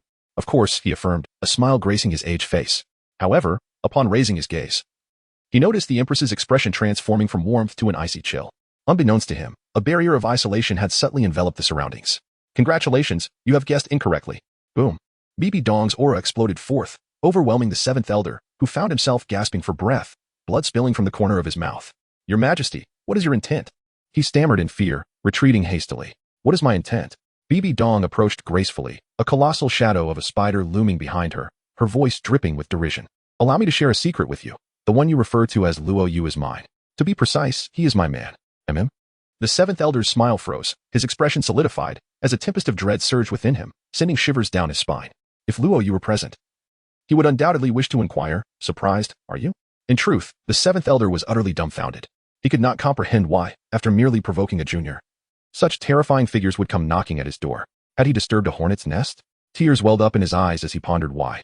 Despite his formidable level of cultivation and esteemed position within the spirit hall, he could not contend with even a mere junior. Now, he felt like a lamb awaiting slaughter, devoid of any means to struggle. He had not merely stumbled upon a formidable opponent. He had encountered a forebear. He continued to retreat, pleading, Your Majesty, I am one of your own. You cannot turn against me. I have always been loyal to the spirit hall. No amount of pleading would suffice. For where had the audacity he displayed earlier gone? I have tolerated you for far too long. Boom. The seventh elder was propelled against the palace ceiling before being violently rebounded to the ground, a cloud of dust erupting around him. Spare me, Your Majesty. I have made a grave mistake. Bibi Dong gazed down at him, her authority palpable. Without Luo Yu by her side, she reverted to the formidable empress that commanded the world. Tell me, what is respect, and what is disdain? Why must it be this question again? The seventh elder nearly broke down in tears. He was truly afraid now and dared not provoke Luo Yu any longer. This was beyond terrifying. You are exalted. While I am lowly, I should not have been so presumptuous. At this moment, he no longer cared for his dignity. His life was at stake. The murderous intent in Bibi Dong's eyes was unmistakable and not to be trifled with. Shaking her head, she immobilized the seventh elder, her soul power surging. Bang, bang, bang. A series of deafening explosions echoed throughout the chamber. Bibi Dong's demeanor softened. The seventh elder, now swollen and battered, lay on the ground, gasping for breath, utterly beaten down. Listen well, I will only say this once. Tomorrow, go and apologize to him. If he spares you, you shall live. If he does not, even 1,000 lifelines will not save you. As Bibi Dong turned to leave, she warned, I have already injected you with spider venom. Only I can provide the antidote. You should be well aware of whether tonight's events will escape your lips. Understood, understood. The seventh elder replied, struggling to articulate through his bloodied lips. Once the empress departed, he collapsed to the ground, gazing at the shattered palace, tears streaming down his face. No longer would he pretend. He resolved to never act arrogantly again. Was it not better to be a little more humble? He could not fathom Luo Yu's true significance, nor dared to speculate further. All he knew was that this was a figure he could not afford to provoke. In future encounters, he would make it a point to avoid confrontation. Unbeknownst to Luo Yu, who was still lost in slumber, Bibi Dong returned quietly, having bathed and changed, now exuding a delightful fragrance. As she climbed into bed, her gaze was suddenly drawn to the unexpected presence of a rabbit, which was audaciously occupying her man. Instantly, her eyes sharpened with alertness. However, having already received information from Luo Yu, she was not surprised by the rabbit's origins. With a delicate hand, she grasped the pair of rabbit ears and tossed them beneath the bed. Then, casting a defiant glare at the rabbit, she asserted her territorial claim. Snuggling into the warmth of Luo Yu's embrace, resting her head against him. Beneath the bed, the soft-boned charm rabbit's pink eyes brimmed with indignation. How outrageous it was to monopolize her benefactor. After all, she took up no space. If this woman continued to be so domineering, she would have no choice but to contest for the affections of her benefactor. If one could not compete alone, surely two could prevail. It must be said, the mindset of the spirit beast world is refreshingly straightforward. How infuriating. The warmth of her benefactor was so inviting, yet it was monopolized by this woman. It was utterly unfair. Oz pouted in distress, feeling it was time to encourage her benefactor to leave the spirit hall and pay a visit to their daughter. Chapter 28. Oz's special treatment. Helena takes the initiative the following morning. The warm sunlight streamed into the Empress's chamber. The damp sensation on his arm stirred the slumbering Luo Yu awake. As he opened his bleary eyes, he found the soft-boned charm rabbit extending its delicate pink tongue to lick his arm. Suddenly startled, Luo Yu quickly withdrew her arm, gazing warily at the rabbit. What was she up to? Was she attempting to entice me so early in the morning? What are you doing? Luo Yu exclaimed. The enchanting rabbit, with its soft, watery pink eyes, replied in a tone reminiscent of a wronged young woman. Well, I couldn't help but notice the numerous red scratches adorning your skin. Just because you see them, what does that have to do with your early morning antics? Luo Yu retorted, her eyes wide with alarm. Feeling as though even a simple nap had become perilous, the alluring rabbit stated earnestly, Are you not aware? The saliva of spirit beasts possesses healing properties. I observed your scratches and wish to aid in your recovery as a gesture of gratitude. Please, those aren't even injuries. Besides, I could easily mend them myself by channeling my soul energy. A dark line appeared on Luo Yu's forehead as he gazed into the innocent, sparkling pink eyes of the soft-boned enchanting rabbit, leaving him unsure whether she was genuinely oblivious or feigning ignorance. The soft-boned enchanting rabbit expressed her remorse, saying, It is my fault that you were injured in my absence. I failed to protect you adequately, and I must take responsibility. Moreover, this method remarkably accelerates the healing of external wounds. Luo Yu found himself momentarily speechless. Suddenly, a thought struck him. He hurriedly lowered his gaze to his chest and gently ran his hand over his back. Smooth as jade, utterly unscathed. Where's the emblem of a man's honor on my back? He cast a sidelong glance at the demure and self-satisfied rabbit, which seemed to bask in its own accomplishments. I have healed every other part of my benefactor, and the arm was the final remnant. Luo Yu found himself in a state of bemusement. What a predicament. Had he truly been sullied by such an ambiguous encounter with a mere rabbit? Dear benefactor, why do you appear so discontent? Have I erred in some way? Douluo felt a twinge of anxiety within her heart, for it was her inaugural attempt at employing this method to heal external wounds. Although she had previously been aware of this technique, her obsessive cleanliness had hindered her from utilizing it. Indeed, she had even been averse to her own injuries, preferring to endure the slow process of healing through her spiritual energy. Yet, upon witnessing her savior in distress, she unhesitatingly resorted to the most expedient and effective remedy. It's quite all right. I am indeed pleased. You have done nothing wrong, Luo Yu said with a resigned smile, reluctant to elaborate further, as the other party had acted with good intentions. Douluo, should such a situation arise again, please refrain from using this method. I would prefer to recover on my own, he implored earnestly. But this way, the healing of external injuries is remarkably swift. She countered. Quickness is not the issue. There are distinctions between the genders. Luo Yu retorted with a stern expression. I am indifferent. It matters not to me, came a voice, carefree and unbothered. I care. Luo Yu exclaimed, his eyes wide with concern. What if others were to witness this? Ah, so our benefactor fears embarrassment. In that case, we could simply conduct this discreetly, she suggested. Luo Yu's lips twitched, leaving him at a loss for words. He felt it was time to introduce Douluo to the lessons of the human world. Otherwise, if Douluo were to encounter her mother engaging in such activities in the future, how could he explain it? Wouldn't that cause an uproar? Benefactor, may I request something of you? Speak freely. Douluo's name is rather unpleasant. From now on, please refer to her as a Wu. Very well. Luo Yu rose from his bed, the external injuries having been tended to by awe. Yet, he could still feel a slight soreness in the muscles throughout his body, prompting him to shake his head with a wry smile. It seemed that mere talent was insufficient. He needed to seize the opportunity to enhance his cultivation. Otherwise, his strength would be in jeopardy after an all-night battle. Upon standing, he noticed that Bibi Dong was nowhere to be found. A basin of water and a towel had already been prepared and placed by the bedside. In the center of the room, a table was laden with an array of dishes, all carefully covered to prevent them from growing cold. On top of it lay a note inscribed in elegant handwriting. Luo Yu swiftly perused the letter. The delicate image of the Empress's gentle admonitions vividly sprang to life upon the page. She expressed her reluctance to attend the morning court, wishing instead to share a meal with him. However, due to the recent deluge that had befallen the west coast, causing distress among the common folk of several towns, Dong Air, in her capacity as Empress, could not remain indifferent. She was compelled to personally orchestrate the dispatch of spirit masters for assistance, which regrettably meant that brother, you would have to dine alone. On the table lay a meticulously prepared nutritious breakfast, and she urged him to consume every morsel, forbidding any leftovers, lest it bring her displeasure. Luo Yu smiled gently, a warmth blossoming within her heart. She had presumed the Empress to be aloof and detached from the mundane world, yet she was pleasantly surprised by such thoughtful attentiveness. Everything had been meticulously arranged for her. No outsider could fathom that this formidable Empress, who commanded respect, could so willingly temper her fierce demeanor in the presence of the man she cherished, resembling a delicate and refined young bride. Knock, knock, knock. The sound of knocking echoed through the air. Creak. As the door swung open, a pair of long, Snow-white legs adorned in fitted shorts that accentuated their stunning curves came into view. Glancing upwards, one beheld the golden, chic short hair, complemented by exquisitely sculpted features that exuded both nobility and allure. Surprised to see me, aren't you? Gu Yue Na beamed with a radiant smile, her eyes twinkling playfully. Luo Yu cast a sidelong glance, and upon hearing the knock at the door, I immediately knew it was you. In this empress's palace, who else but you? My cherished disciple would dare to intrude?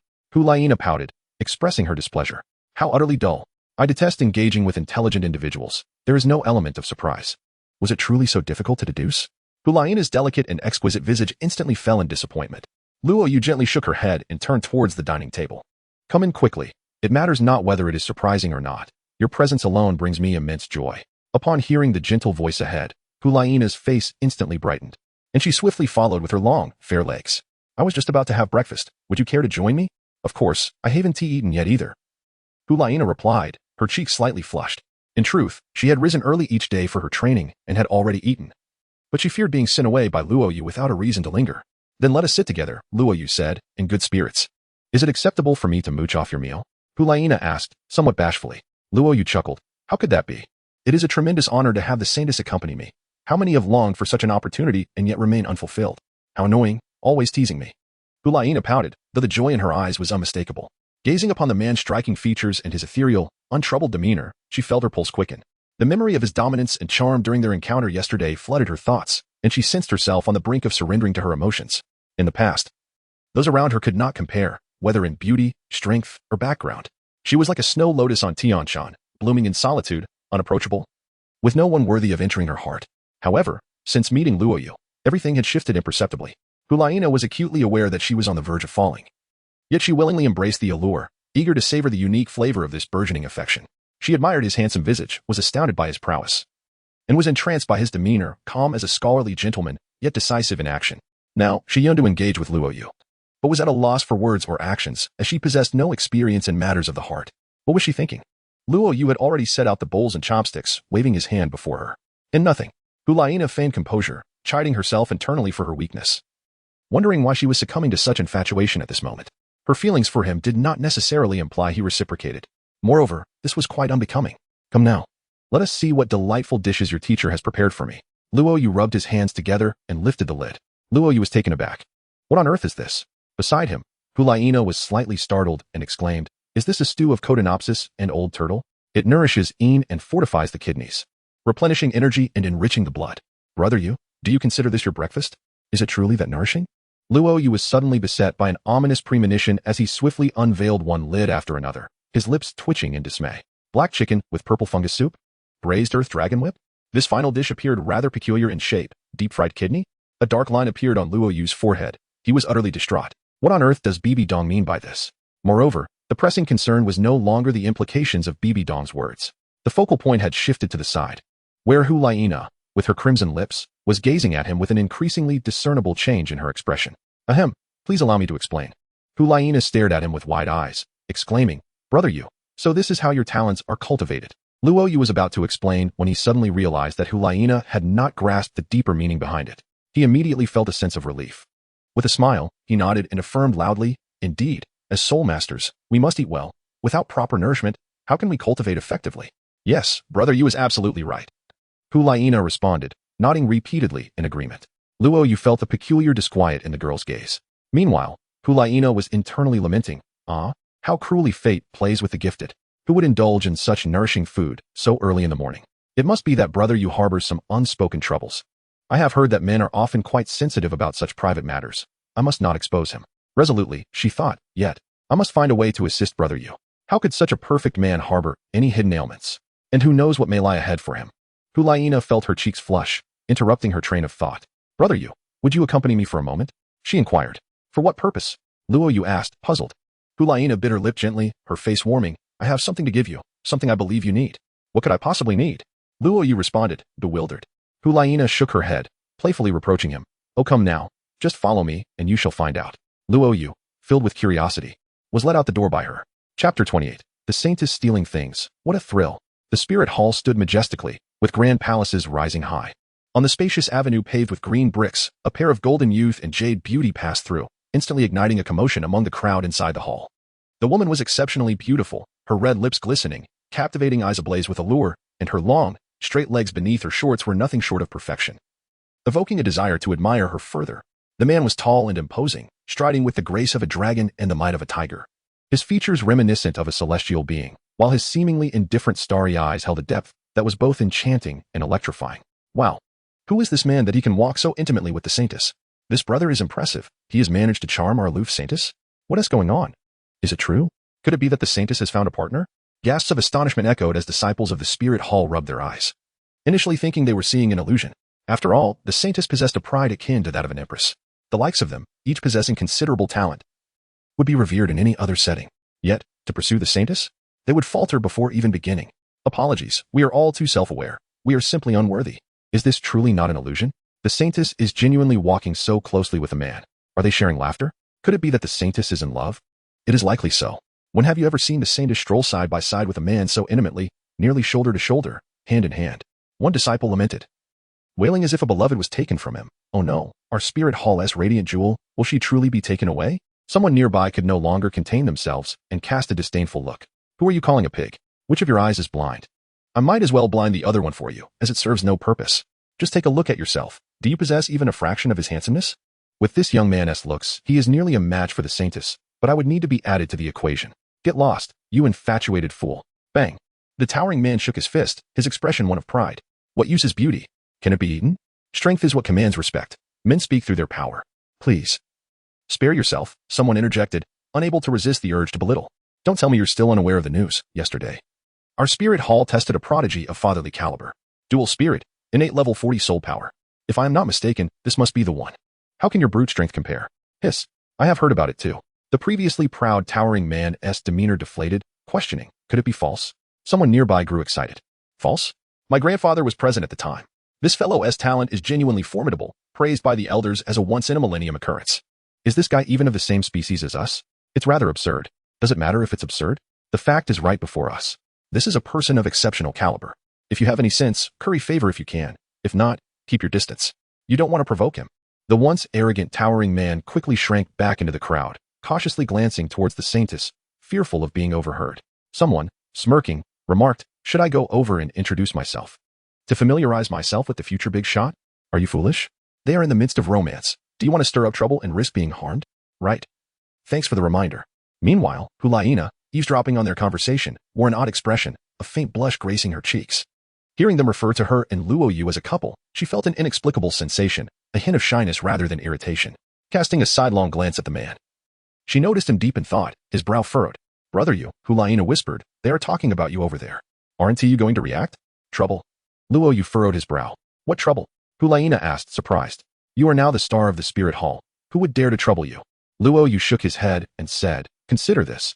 If the disciples of the spirit hall are already aware of my news, it is certain that this information will also reach the ears of various major factions. What do you think their response will be? Gu Yue Na's expression momentarily faltered. After a brief contemplation, she analyzed. They will swiftly investigate your situation, ascertain your background, and then either seek to ally with you or eliminate you. Luo Yu cast a sidelong glance, remarking on your quick reaction. Humph, my position as a saintess is not something that comes without merit. Gu Yue Na retorted with a hint of pride. Luo Yu raised his hands in exasperation, and now you understand why I sighed, don't you? Gu Yue Na rolled her eyes. What is the panic? Our spirit hall is vast and prosperous enough to ensure your safety. I must eventually depart from the spirit hall. What? You intend to leave the spirit hall? Upon hearing these words, Gu Yue Na instantly grew anxious. In that moment, her concern was not for the potential loss of a prodigy to the spirit hall, but rather for the tender thoughts nestled within her youthful heart. Luo Yu seemed oblivious to Gu Yue Na's emotions, speaking for himself. I am not particularly concerned about my personal safety. Rather, I detest the incessant harassment from various factions. How can one enjoy a peaceful life under such circumstances? It is utterly vexatious.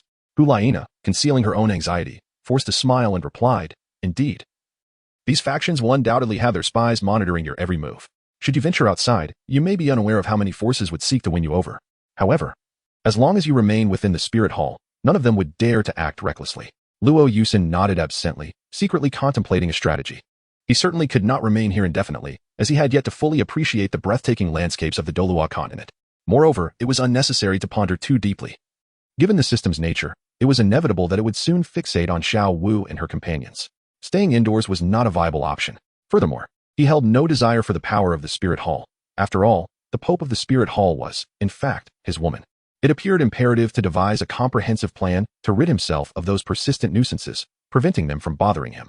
While in thought, Gu Yue Na led Luo Yu to a grand hall adorned with dark purple glazed tiles. "Is this your residence?" he inquired. "Shoo." Gu Yue Na placed a finger to her lips. Upon noticing the locked door, Gu Yue Na let out a sigh of relief, her excitement palpable. She gestured for Luo Yu to follow her, then leapt gracefully onto the roof, skillfully peeling back the glazed tiles that covered the palace's dome. With decisive movements and a leap akin to that of a nimble thief, she seamlessly slipped into the interior. Luo Yu was taken aback. Was she planning to engage in thievery with him? Did they not need to wait until nightfall, brazenly committing misdeeds in broad daylight? Hurry inside. Gu Yue Na gestured with her mouth, repeatedly waving her hands. How thrilling it was to accompany a saintess on a larcenous escapade. A playful smirk graced Luo Yu's lips as he swiftly descended, eager to discover what this woman intended to involve him in. "Follow me." Gu Yue Na beckoned with her fingers. Luo Yu remarked peculiarly, "We are out here to pilfer, and in broad daylight no less. Isn't it rather unprofessional to forego masks?" Gu Yue Na pouted her crimson lips and shook her head, replying, "What are you talking about? This is not stealing, we are merely borrowing." "What, pray tell? Do you intend to borrow here?" Luo Yu was perplexed. How could the holy maiden of the Spirit Hall find herself in such a predicament, reduced to borrowing items? Gu Yue Na bit her pale lip, her complexion flushed. "No need to inquire further. The master of this place may return at any moment. Rest assured. There is undoubtedly something here that you require. Let us locate it first." "What I need?" Luo Yu pondered. "How could I possibly be unaware of my own needs?" Luo Yu found himself in a state of bewilderment, while Gu Yue Na busily rummaged through the room. Eventually, she activated a mechanism hidden within a vase in the corner. Accompanied by a distinct click, one side of the gray stone wall began to descend slowly, revealing a dark opening that led to an unending staircase. Chapter 29, The Secret Chamber, the Unlabeled Jade Vase, and the Man's Principles. As the gray stone wall lowered, it unveiled a shadowy passage concealed behind it, with stone steps stretching downward into the unknown. A flicker of curiosity danced in Luo Yu's eyes, while Gu Yue Na wore an expression of knowing anticipation, her lips curving slightly into a smile. "What place is this?" Luo Yu could not help but inquire, as he sensed that the woman seemed overly familiar with this place. She appeared to have an intimate knowledge of the hidden mechanisms and secret passages, as if she were well acquainted with every detail. "Ahem." Gu Yue Na revealed an awkward expression and stepped forward, tugging gently at Luo Yu's arm. "All right, no more questions, brother Yu. Let us hurry inside. There are treasures within that you truly require." Luo Yu now finds himself in a state of bewilderment. Possessing a vast estate, he lacks nothing. Yet, he cannot fathom the enigmatic games this girl is playing. Thus, he follows her lead as they venture towards the staircase shrouded in darkness. Upon entering, Gu Yue Na does not forget to activate the internal mechanism, raising the stone wall once again. With a resounding thud, the stone wall ascends, plunging the space into an oppressive darkness where one cannot see their own hand before their face. The silence in this place is profound, and the darkness envelopes them, making each other's breaths resound with startling clarity.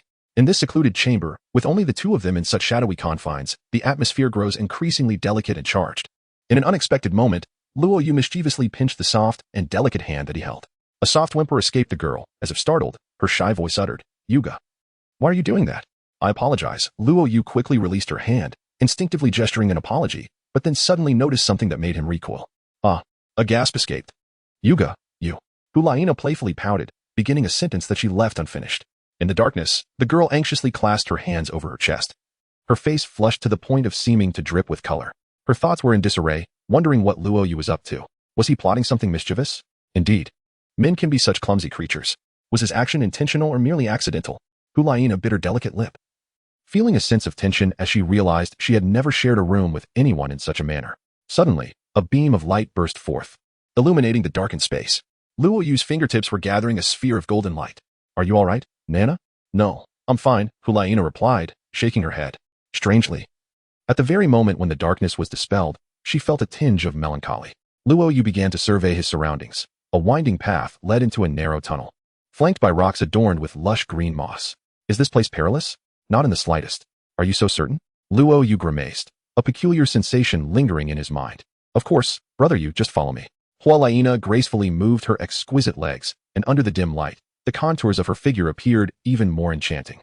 Luo Yu gazed momentarily, captivated not by any ill thoughts, but genuinely enchanted by the ethereal beauty of Gu Yue Na's silhouette. The graceful figure moved with a gentle sway, exuding a radiant charm. As he descended the stone steps, the path initially narrowed before suddenly opening up to reveal a small concealed chamber.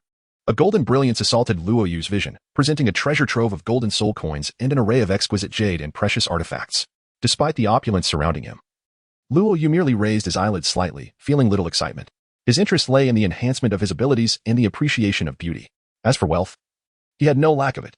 After all, would a powerful individual ever fear financial scarcity? Unlike a beggar who must endure the elements with nothing but a tattered bowl, a strong person merely needs to reach out for what they desire. Meanwhile, Gu Yue Na busied herself, exploring the wall, seemingly in search of something. Luo Yu found himself at leisure, gazing at the transparent system panel. Task objective: captivate the saintess, Gu Yue Na. Task reward: exclusive 9 heavens sword and a 10,000-year first soul ring. Luo Yu held a distinctive perspective on system tasks. His disposition would not be governed by the system. If the system dictated whom he should captivate, what distinguished that from being a mere puppet? Furthermore, emotions cultivated in such a manner were inherently insincere. What value did that hold? He was willing to invest his efforts into winning over a girl. But she must be a virtuous one, deserving of his dedication, and he must also harbor genuine affection. Otherwise, would he simply comply with the system's whims? What a jest. Why should he be so obedient? Who was the master here, him or the system? Regrettably, that was an impossibility. The system would always remain subordinate. He was the true sovereign. The gaze in Luo Yu's starry eyes gradually became sharp and clear.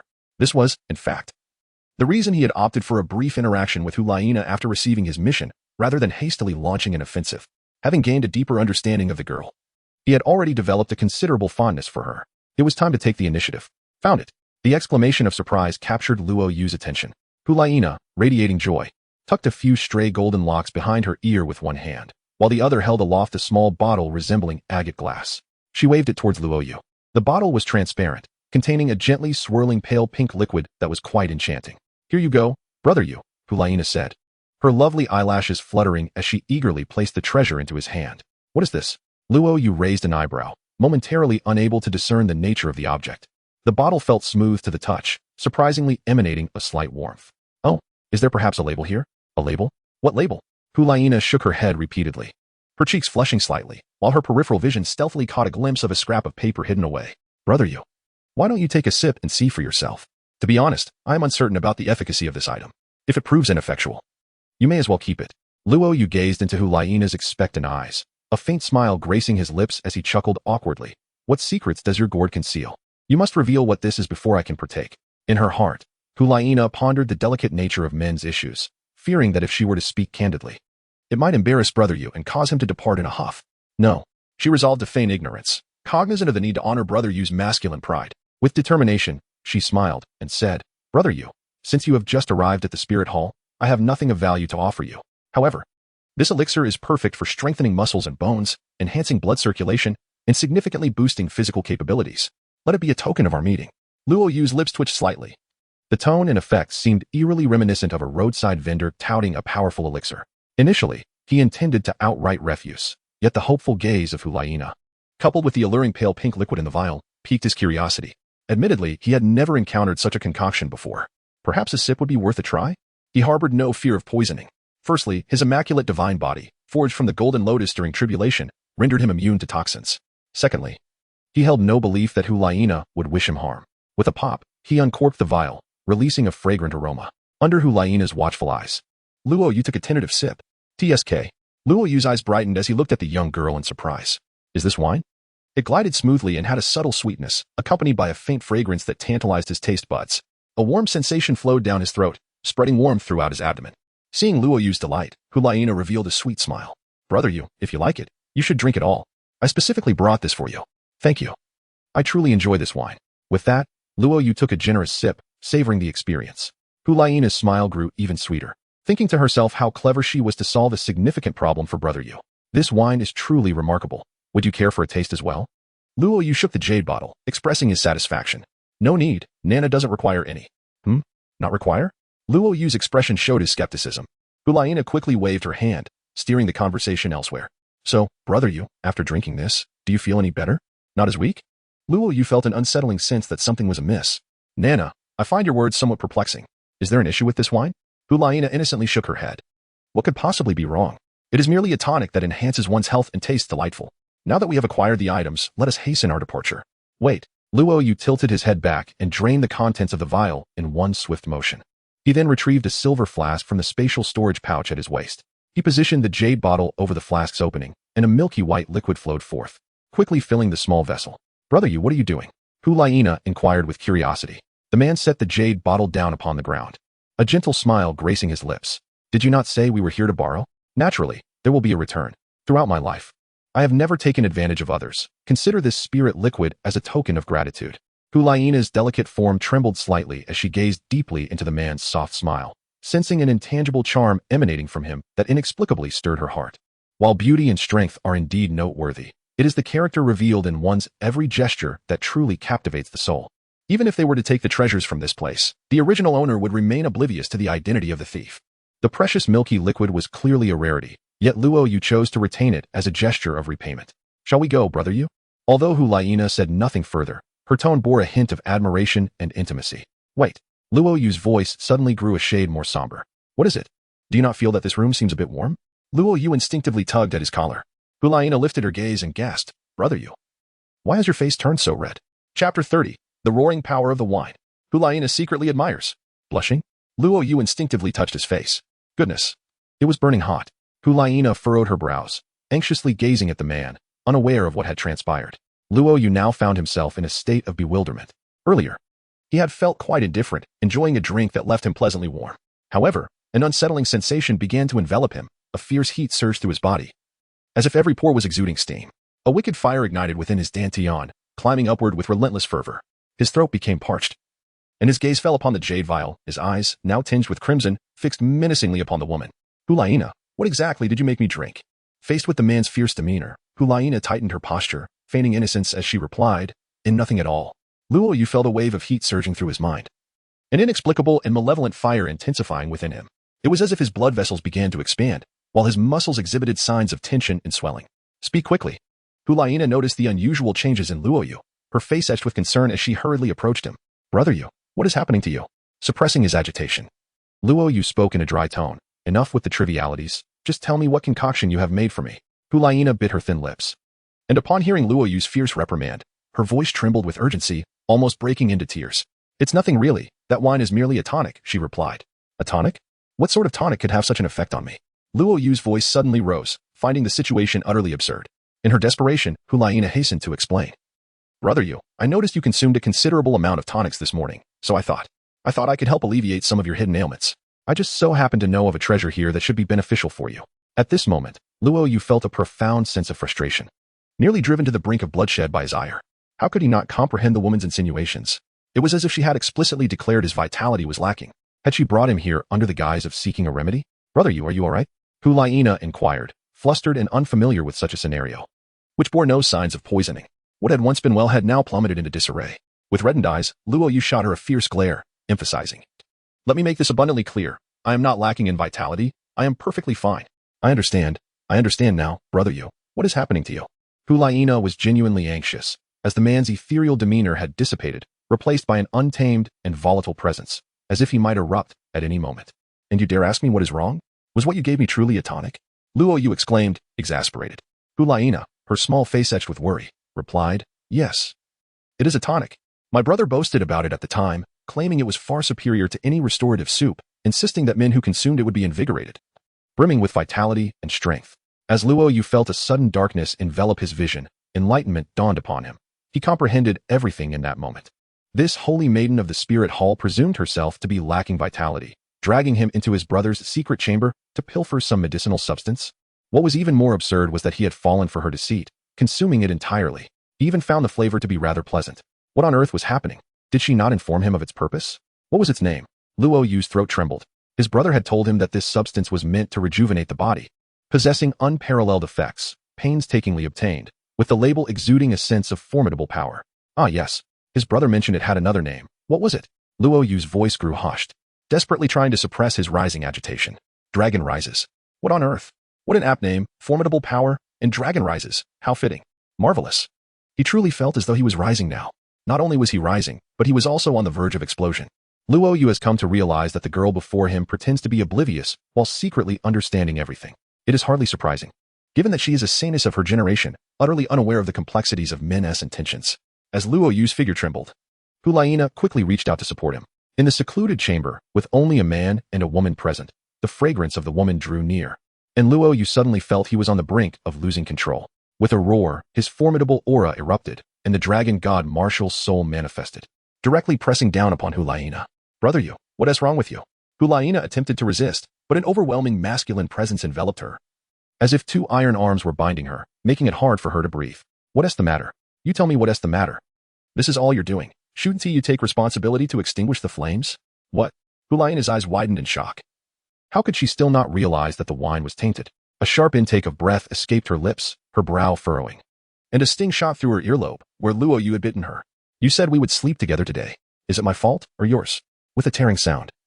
Her outer garment was ripped apart, revealing her black undergarment and showcasing her perfect figure. Hu attempted to struggle but found herself utterly powerless.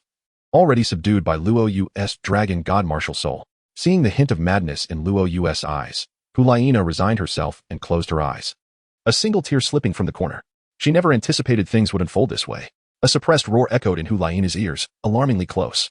Now you cry, huh? I have been utterly harmed by you. Hu you owe me greatly this time. Luo Yu firmly grasped the pair of slender, graceful legs. A sudden explosion echoed as Hu felt her body relax. Before she could even open her eyes, she heard the sound of stones shattering.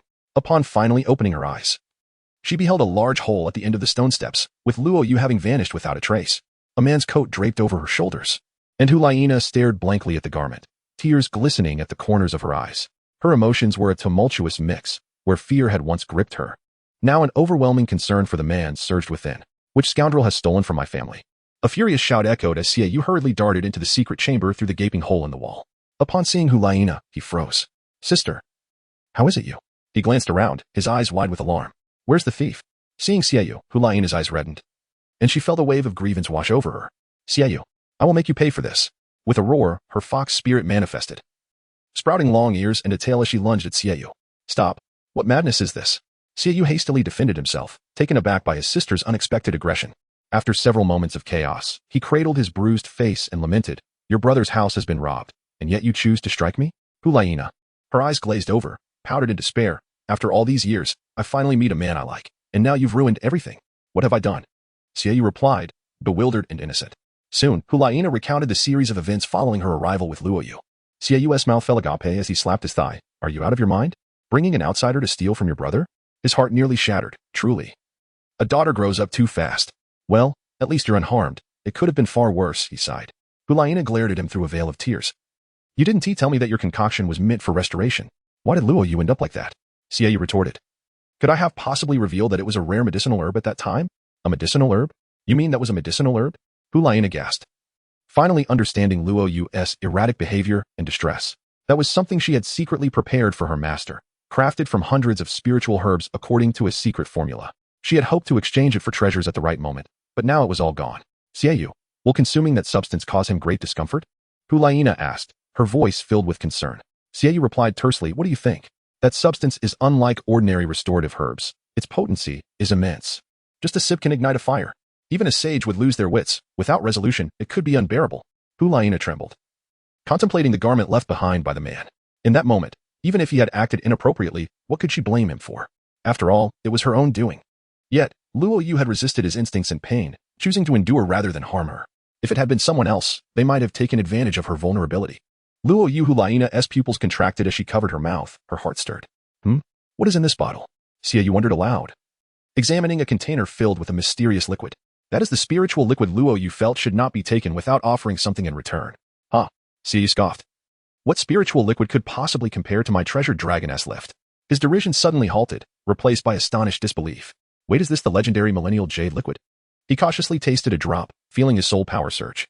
No way, it really is the millennial liquid. Sister, did he offer this to me? His grip tightened around the jade bottle, excitement radiating from him. Is this substance truly valuable? Hu asked, her expression dazed. Valuable? It is far beyond mere value. This liquid can only be found in the heart of the Stardow forest. Consuming it could elevate my power by at least 4 levels. Hu's heart raced, utterly captivated by the revelation. In that moment, Luo Yu's shadow indelibly etched itself into her heart. Sister, where are you going? Yu exclaimed as Hu's graceful figure vanished from the room. Meanwhile, a series of system notifications echoed in Luo Yu's mind, but he was beyond caring. Teetering on the brink of losing his sanity, Luo Yu burst forth from the chamber of the evil moon, struggling to maintain the dwindling remnants of his sanity as he raced back to the Empress's palace with unrelenting speed. Faster, even faster. Luo Yu gritted his teeth, the veins on his forehead bulging, his complexion resembling that of a boiled crimson shrimp. Every joint began to tremble as he struggled to endure the surging waves of wicked fire within him. The divine liquor, when merely sipped by others, could revive withered trees in spring. Given Luo Yu's innate talent, having consumed an entire bottle, the consequences were undoubtedly severe, leading to a fervent surge of blood. Were it not for his extraordinary resilience, he might have succumbed to his desires long before reaching the secret chamber with Gu Yue Na. Luo Yu is not a pedantic individual. Yet in that circumstance, he found himself incapable of accepting a girl. However, he did not anticipate that his unintentional act would captivate Gu Yue Na's attention, revealing a radiant facet of his character that led her to secretly harbor affection for him. At that moment, the system incessantly notified him of task completions. Yet Luo Yu was disinclined to check. All that remained of his rationality was the pressing need to return to the Empress's palace. For the consequences of failing to do so would be dire. Soon, he arrived at the Pope's palace. Luo Yu, wild and untamed, pushed open the door. His throat parched and his eyes reddened, poised to unleash a torrent of wrath. To his dismay, he discovered that Bibi Dong had yet to return. This was dire. Luo Yu silently cursed his misfortune. The last vestige of rationality was on the verge of being consumed by the fervor in his heart. Benefactor, what has come over you? Ao's startled voice echoed from within the room. A soft glow enveloped the air as the enchanting rabbit transformed into human form. A fragrant breeze swept through, and a graceful woman with delicate pink eyes appeared beside Luo Yu, her jade-like hand grasping his arm, her face etched with concern and anxiety. At this moment, Luo Yu resembled a bomb poised to ignite at any moment. The enchanting grace of the young woman's figure, coupled with her faint, alluring fragrance, completely set him ablaze. The delicate pink of her eyes, within arm's reach, was irresistibly tempting. Her lips, as vibrant and luscious as rose petals, and her skin, creamy and smooth, radiated an intangible allure, particularly with that familiar charm. Benefactor, what has happened? Please do not frighten Ao. The young woman shook Luo Yu's arm, bewildered. Suddenly, her lips were besieged, and Ao's eyes widened in astonishment, all her words abruptly silenced. Benefactor, you cannot do this. Ao twisted her body to evade him, only to be caught by Luo Yu. With a ripping sound, fabric flew apart, and a soft gasp escaped her lips. Her face flushed a deep crimson as she exclaimed, I feel so hot. A low, mournful sound escaped from Luo Yu. Upon witnessing the man's distress, Wu felt a sudden pang of compassion. After all, this benefactor had saved her life. What was the sacrifice of a little in return? Yet, her red lips were bitten into with uncertainty, her gaze flickering with hesitation. Observing the man's striking visage now flushed with a deep crimson, Wu resolved firmly, it mattered not. If it was what her benefactor desired, she would concede. She shed her tattered outer garments, revealing her flawless figure clad in delicate undergarments, her slender waist devoid of any excess flesh, and her legs, pure and immaculate. She relinquished her control over Luo Yu's soul power, shyly opening her embrace. It was unbearable to witness. No need for you, step aside. Wu's delicate form was repelled from Luo Yu by an invisible force. A silver portal materialized within the room, through which an irate feminine voice emerged. Subsequently, a pair of polished, jade-like feet stepped forth, adorned with delicate silver bells at the ankles. Cascading silver tresses flowed down like a waterfall. And within the girl's violet eyes sparkled a flicker of reproach, as if she was stifling a surge of annoyance. Master, please assist my benefactor. What has happened to him? Wu exclaimed, as if she had spotted a beacon of hope. Do you not let out a cold huff? What else could it be? He has been drugged by a foolish woman. With a swish, silver light flickered as the elemental forces converged. The tranquility of the room was restored once more. Luo Yu and Gu Yue Na have both vanished. Wu gazes blankly. My lord, it seems you have forgotten me here. Time has slipped away, though how long is uncertain. Cough, cough. Luo Yu slowly opened his eyes, revealing the jagged rocks around him. As he reached out his hand, he felt the soft, velvety blanket beneath him. Rising to his feet and surveying his surroundings, he found himself in an unfamiliar cave, spanning approximately 60 to 70 square meters. Where am I? Luo Yu pressed his forehead, suddenly recalling the events that had transpired earlier. He hurriedly rushed back to the papal hall, confronting Ao with urgency. The image of Ao's final demeanor, one of serene submission, resurfaced in his mind. Alas, what a grave sin. Rather than inflicting harm upon the innocent, it would be more prudent to execute the saintess within the confines of the secret chamber. Luo Yu hesitated momentarily. It seemed that she had ultimately been taken away by Gu Yue Na. Wasn't she in the Stardow forest? How could she possibly be present in the Pope's palace? Could it be that Gu Yue Na had also assisted her in resolving the final dilemma? Surely not. Luo Yu's expression froze, and his lips twitched. The proud and aloof Silver Dragon King was personally helping him relieve his anger? It felt as if he were in a surreal dream. Impossible. Absolutely inconceivable. How could Gu Yue Na possibly engage in such behavior with him? Luo Yu lowered his head and leaned down, discovering that his garments were intact and neatly adorned. He let out a sigh of relief. It appeared that the situation was not dire. With Gu Yue Na's cultivation, she surely possessed alternative means to assist him in detoxification. Most importantly, Luo Yu felt no trace of fatigue typically associated with such experiences. Rather, he was invigorated beyond measure, even experiencing a breakthrough in his soul power. His skin radiated with a luminous glow, seemingly more resilient than before. It seemed that this dragon's ascent not only bore side effects, but also genuinely enhanced one's physical vitality. He cast a glance at the system panel. Luo Yu was astonished. When had the task been completed? Task objective: captivate the holy maiden, Gu Yue Na. Current task progress, 100. The host has successfully won the heart of the holy maiden. Task reward: the first exclusive soul ring of the 9 Heavens extermination sword. 100,000-year soul ring, frostbite. Crimson Lotus Ice Phoenix. Crimson Lotus Ice Phoenix? Luo Yu's eyes sparkled with intense curiosity. Previously, the system had mentioned that the Zhuqiang sword could only reveal its astonishing capabilities when coupled with a martial soul. Now, its divine effectiveness was manifesting. The tales surrounding it were nothing short of miraculous, and he was eager to uncover the truth behind it. Clang! The resounding chime of the sword echoed through the cavern, stirring waves of reverberation. A 4-foot 3-inch ancient sword appeared in Luo Yu's grasp. The blade resembled a stone sword, its presence unremarkable and devoid of grandeur. However, the blood-red soul ring spiraling around the sword was strikingly eye-catching. In Luo Yu's eyes, a glimmer of admiration flickered as he beheld the crimson soul ring, which appeared profoundly captivating, seemingly harboring another realm within, yearning for his awakening. As his soul power surged, he activated the soul ring. A brilliant explosion of red and blue light erupted, radiating with astonishing brilliance. In that fleeting moment, it was as if a crimson lotus blossomed, accompanied by the piercing cry of an ice phoenix. An icy chill enveloped the surroundings, causing a delicate layer of frost to form instantly upon the surface of the cave's rocky interior. Luo Yu stood in a daze, his gaze fixated on the Zhuqiang sword in his hand. Even though he had mentally prepared himself, he could hardly fathom the astonishing transformation that had occurred after activating the soul ring. In Chapter 32, The Innocent Gu Yue Na, the enchanting and marvelous first soul skill. The Zhuqiang sword, which once appeared unremarkable, had undergone a profound metamorphosis. Were it not for the familiar sensation of their bloodline connection, Luo Yu would have doubted that this was indeed his martial soul. The blade of the Zhuqiang sword had expanded in width, its hue altered to a mesmerizing ice blue, transparent and shimmering with an otherworldly glow. Intricate ice phoenix patterns were etched onto the surface, imbued with vitality, as if it were a living entity. A long, azure ice chain spiraled from the hilt, entwining around Luo Yu's hand and extending up his arm. The blade radiated a striking crimson, reminiscent of a scarlet lotus. Before even unsheathing the sword, it felt as though the very space around him was on the verge of freezing. This was truly astounding. Luo Yu stood in astonishment, his mouth agape, unable to close it for an extended period. In the realm of Douluo continent, each martial soul possesses its limitations. Even the renowned 7-killing sword of Jian Dao Qinshin, celebrated as the foremost assault power in the world, can merely enlarge or shrink, amplifying its might. In contrast, his own Zhuqiang sword appeared rather unremarkable in its normal state, with its greatest attribute being its indestructibility. However, once infused with the power of the soul ring, it underwent a remarkable transformation, shedding its mundane appearance and emerging anew.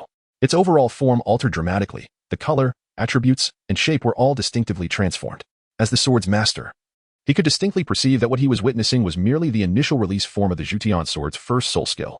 Within it seemed to lie an extraordinary essence of icy power, poised to unleash an astonishing spectacle, unparalleled and extraordinary. Suddenly, a silver silhouette appeared outside the cave, drawn in by the commotion caused by Luo Yu's soul skill. Gu Yue Na? Luo Yu shifted his gaze from the sword's blade to the exquisitely beautiful maiden. You have finally awakened, Gu Yue Na remarked, her violet eyes reflecting an unfathomable depth, her tone languid. Was it you who aided me? Luo Yu inquired, scrutinizing the woman's expression. Of course, who else could it be? Gu Yue Na retorted with a snort, her eyes narrowing as she added, You truly are remarkable. To have fallen victim to a potion concocted by a mere girl. Luo Yu's lips twitched, and he awkwardly remarked, She meant well but ended up causing trouble. I never imagined that thing could be a medicinal herb. Gu Yue Na shot him a glance, leaving him in a state of bewilderment. Luo Yu shook her head and said, Enough of that. Did I hurt you when I escaped from that state? Me? Hurt you? What a joke. Gu Yue Na tilted her beautiful eyes, as if to imply, Do you think you are worthy? Luo Yu was not easily swayed by this demeanor. The young woman displayed an air of indifference. Yet after years of companionship with Gu Yue Na, how could he fail to perceive the subtle nuances in her behavior? If you were truly so composed, perhaps you should first release the grip of your hands behind your back. It's utterly exasperating. Must you always pry into every detail? Once Gu Yue Na's facade was shattered, a soft, petulant tone escaped her lips, her cheeks tinged with a faint blush. You wouldn't actually be willing to assist me, would you? Luo Yu felt as though struck by lightning. Assist? How could you even consider it? You have shared a bed with that female pope. Do you still wish to lay hands on me? Absolutely not. Gu Yue Na's expression turned frigid once more, her violet eyes narrowing, her lashes fluttering. How do you know so much about my affairs?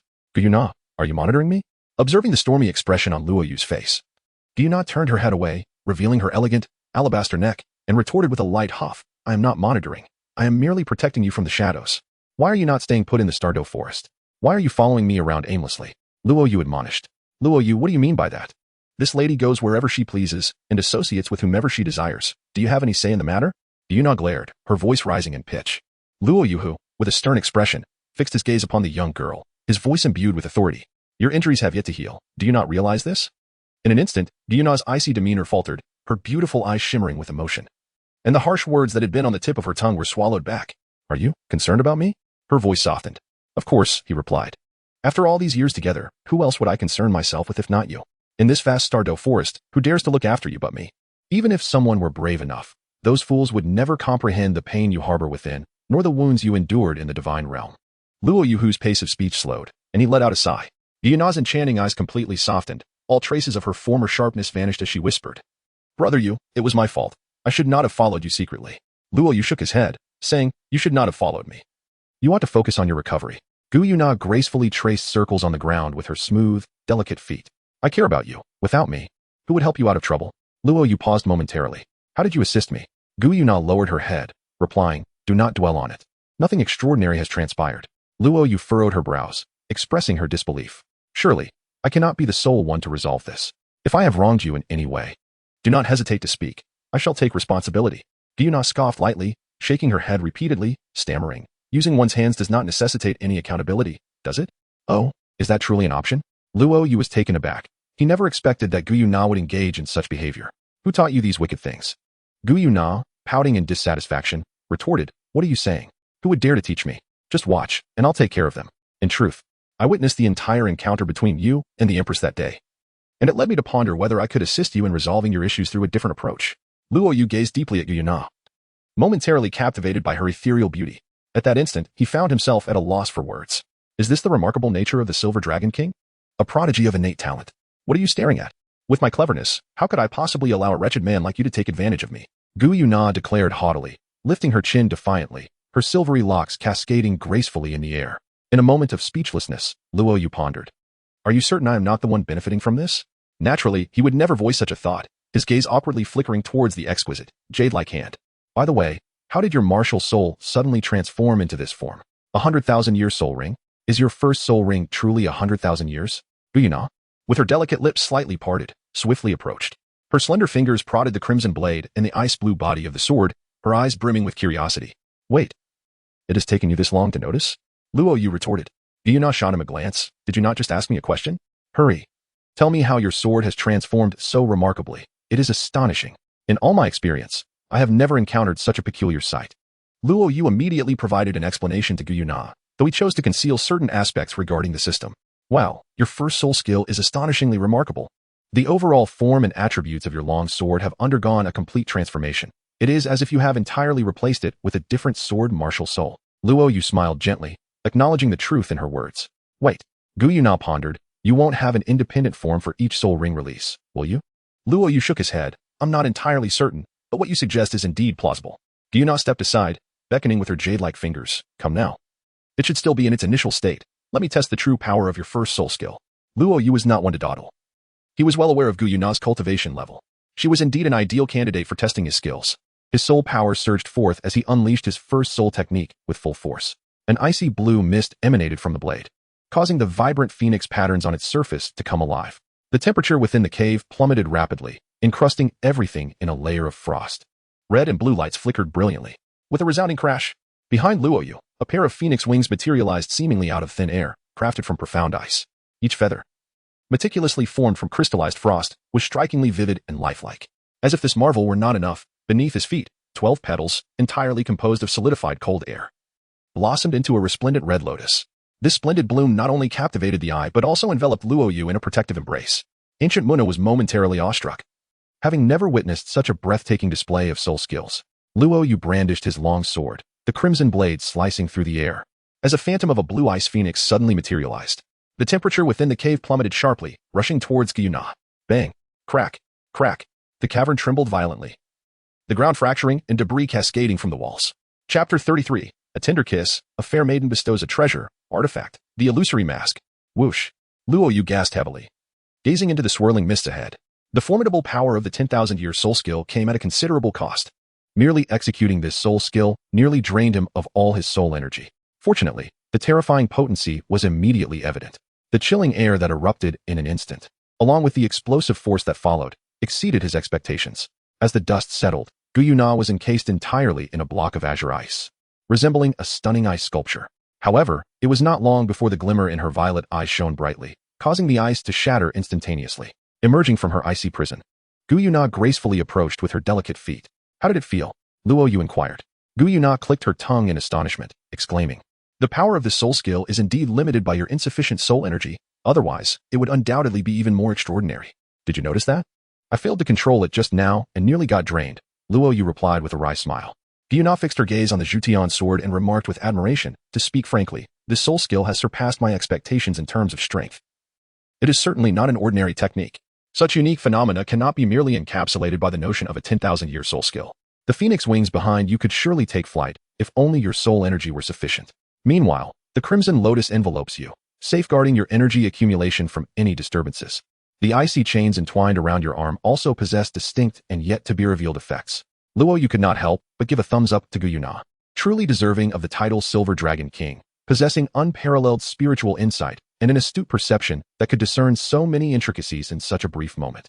Gu Yu Na lifted her chin and huffed, "If I lacked such discernment, I would have perished beneath the Azure Divine Sword long ago. And I certainly would not have survived all these years." Luo Yu's expression shifted as he steadied his sword and spoke with a grave demeanor. "Rest assured, grant me a little time. With my presence, none shall harm you." Gu Yu Na's delicate form trembled slightly. Yet she quickly pouted her crimson lips and retorted in a soft yet defiant tone, "You boast too much, you foolish man. My adversaries are not mere trifles of the Douluo continent." Luo Yu gently shook his head, leisurely dispelling the soul technique. The Nine Heavens extermination sword reverted to its original, archaic appearance. Though seemingly unremarkable, it exuded a distinctive aura, showcasing its exceptional uniqueness. "Why are you not speaking?" Gu Yu Na could not help but voice. Luo Yu was taken aback and let out a soft laugh. "Did you not doubt the words I spoke?" With a dismissive tone, he continued, "My adversary is not merely a singular deity, but the entirety of the divine realm. Do you comprehend the magnitude of such a terrifying existence?" He paused, then added, "Moreover, you have already severed ties with your spirit beast form. You are no longer entwined with us. It would be best to keep you uninvolved." Gu Yu Na turned her back to Luo Yu, concealing her intricate emotions from his gaze, her hands tightly gripping the hem of her garment, nervously intertwined. Luo Yu smiled faintly, offering no response, nor any declarations or assurances.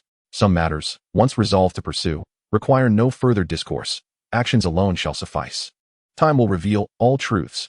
In this moment, he simply wished to revel in the beauty before him. The maiden's graceful figure, her cascading hair resembling a waterfall, her pert form, her elegantly straight and supple legs, and her unblemished feet all radiated an alluring feminine charm. The sight left him somewhat parched. Meanwhile, Gu Yu Na found herself lost in whispered musings. Indeed, Luo Yu possesses the unparalleled dragon god martial soul, perhaps one day capable of contending against the god king Shura. However, in recent days, she has contemplated that her adversaries extend far beyond merely a single Shura god. The 5 great god kings of the divine realm each wield their unique powers, supported by countless deities.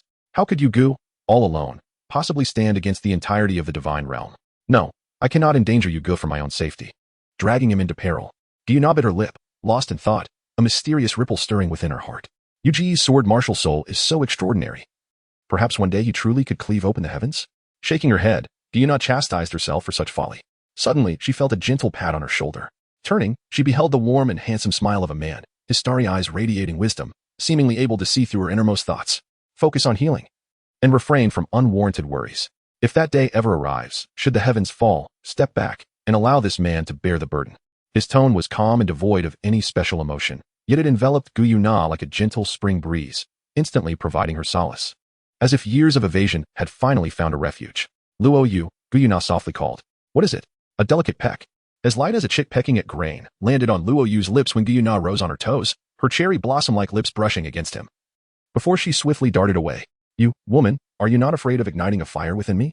Gu Yu Na fluttered her eyelashes, her beautiful eyes rolling playfully as she teased. Some people have fallen so low as to resort to tonics for their health. Whether they are effective or not remains to be seen. TSK. Luo Yu's lips curled in a faint smirk. "Are you not aware of the pot that does not boil? Have you not already tested my worth?" Gu Yu Na's cheeks flushed slightly. Luo Yu smiled triumphantly, gaining the upper hand in their verbal sparring. Gu Yu Na, feeling irked, suddenly sidled up to Luo Yu, whispering softly into his ear as she exhaled gently. "I have tried it. It's quite substantial indeed." "Huh, you've turned mischievous." After their playful banter, The two engaged in conversation. Gu Yue Na, somewhat astonished, inquired, "Aren't you planning to return to the spirit hall?" Luo Yu shook his head, indicating that it was fortuitous he had brought him out. Thus, he decided against returning for the time being. Bibi Dong was occupied with disaster relief, and it was rather inconvenient to meet with Gu Yue Na. The situation felt somewhat awkward. In truth, his reluctance to remain in the spirit hall stemmed primarily from a sense of agitation. Having already revealed his talents, he anticipated a steady stream of elders seeking to court his favor, although it is said that one should not strike at a smiling face. The continuous refusals could become quite bothersome, particularly with Douluo, who was resolutely determined to win him over, a true sycophant, while others may be unaware. He was acutely cognizant of that old man's temperament. Were he devoid of talent, the man would undoubtedly turn hostile. His motivations were purely self-serving, devoid of any noble qualities. As for the suggestion to introduce Qian Renxue as a potential wife, Luo Yu was indifferent. Did he truly need Douluo's introduction to have the capability to pursue Qian Renxue? He coughed lightly. Would he really require Douluo's endorsement to have the ability to win over Qian Renxue? Luo Yu gazed earnestly at Gu Yue Na and said, "There is a matter on which I seek your counsel. Please, go ahead." Luo Yu sighed in resignation. It seems that the news of my martial soul awakening has spread, and various factions are likely keeping a close watch on me. If they were to discover my whereabouts, they would undoubtedly swarm in, either seeking to eliminate me or to recruit me. Life would become unbearable, and I would be utterly exasperated. Gu Yue Na pondered thoughtfully. "So what you mean is," Luo Yu ingratiatingly remarked, "didn't you previously cast an illusion on Ao? Bestow one upon me as well." Gu Yue Na rolled her eyes elegantly and retorted, "Oh, come now. At that time, I was constantly by your side, thus I was able to wield my mental energy to create illusions. In my absence, she would revert to her original state. What then shall we do?" In that moment, Luo Yu found himself at a loss, feeling a twinge of irritation. Is it truly so difficult to lead a low-profile existence? But fret not, I possess a solution. Gu Yue Na offered a mysterious smile, and with a flicker of light from her hand, she produced an object. It resembled a mask, akin to a delicate film, shimmering with a faint luminescence. What is this? This item is known as the illusory mask. It bears no offensive capabilities, yet it can alter one's appearance and essence, even concealing the color of your soul rings. Such a remarkable tool? Luo Yu exclaimed in astonishment. Indeed, this is a divine artifact I acquired from the realm of the gods. Gu Yue Na raised her graceful neck. Exuding an air of pride, Luo Yu opened his mouth, hesitating to reach out for the item. Was it truly just lent to me? Gu Yue Na placed the 1,000 illusion mask into his hands, her delicate lips curling into a playful smile. It's not a loan, it's a gift. I have no use for it anyway. The girl's generosity, coupled with her bright and radiant smile, momentarily stunned Luo Yu, though he soon returned her smile with one of understanding. Then thank you. You're welcome. Unbeknownst to Luo Yu, the item held significant value for Gu Yue Na as well. Yet she chose not to disclose this information. The 1,000 illusion mask was a divine artifact crafted from the fur of a mythical beast, transcending over 1,000,000 years in its rarity, refined with special materials. It was this very mask that had allowed Gu Yue Na to conceal her identity and evade pursuers, enabling her to hide within the Douluo continent. By the way, take this too. Gu Yue Na handed him a fragrant pouch. What is this? Don't ask too many questions. Just keep it. Without waiting for his response, she tucked the pouch into Luo Yu's embrace. Promise me you won't lose it, and definitely don't open it secretly. What's with the mystery? Luo Yu pouted but ultimately accepted it. After all, it was a gesture from a girl. How could he refuse? Shaking the 1,000 illusion mask in his hands, Luo Yu slowly shook his head. He had no intention of relying on others. Yet circumstances had presented him with this unexpected favor. The allure of a beautiful girl and the temptation of a delightful meal made it seem rather impolite not to partake. Sighing, he mused, I truly wish to strive on my own. Subsequently, Luo Yu entrusted Gu Yue Na with a message to deliver to Bibi Dong, requesting her assistance in comforting the Empress, assuring her that she need not worry about them, for they would surely meet again soon. As the silver light flickered and her graceful figure vanished, the conversation came to an end. Luo Yu stepped out of the cavern, directing his gaze towards the direction of the Heaven Do Empire, a hint of anticipation and amusement playing at the corners of his mouth. Tang San, master of hidden weapons. I wonder if you can withstand a single strike from my sword. Dai Mubai, the white tiger unparalleled. I ponder if you can endure a punch from me, Ma Hongjun. The fire phoenix soaring high. I question if you can incinerate my divine body. He was determined to witness whether the legendary talents of Shrek truly lived up to their reputation. A glimmer of brilliance swept across Luo Yu's radiant starry eyes. At that moment, a familiar voice echoed in his mind once more. Ding. The system has relocked onto the target, goddess. Chapter 34. An unexpected encounter with a fiery beauty in leather, the first meeting with Zhu Zhuqing. A new target already? LSP system. It appears you truly do not wish for me to rest. Luo Yu let out a soft scoff, secretly pondering who it might be this time. Yet, it was indeed a challenging riddle to unravel. After all, the continent of Douluo is renowned for its multitude of enchanting beauties.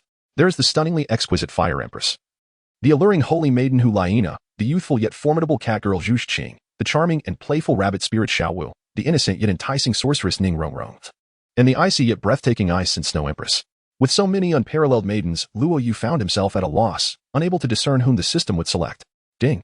The system has successfully locked onto the goddess. Mission issued. Capture the ethereal spirit cat, Zhu Zhuqing.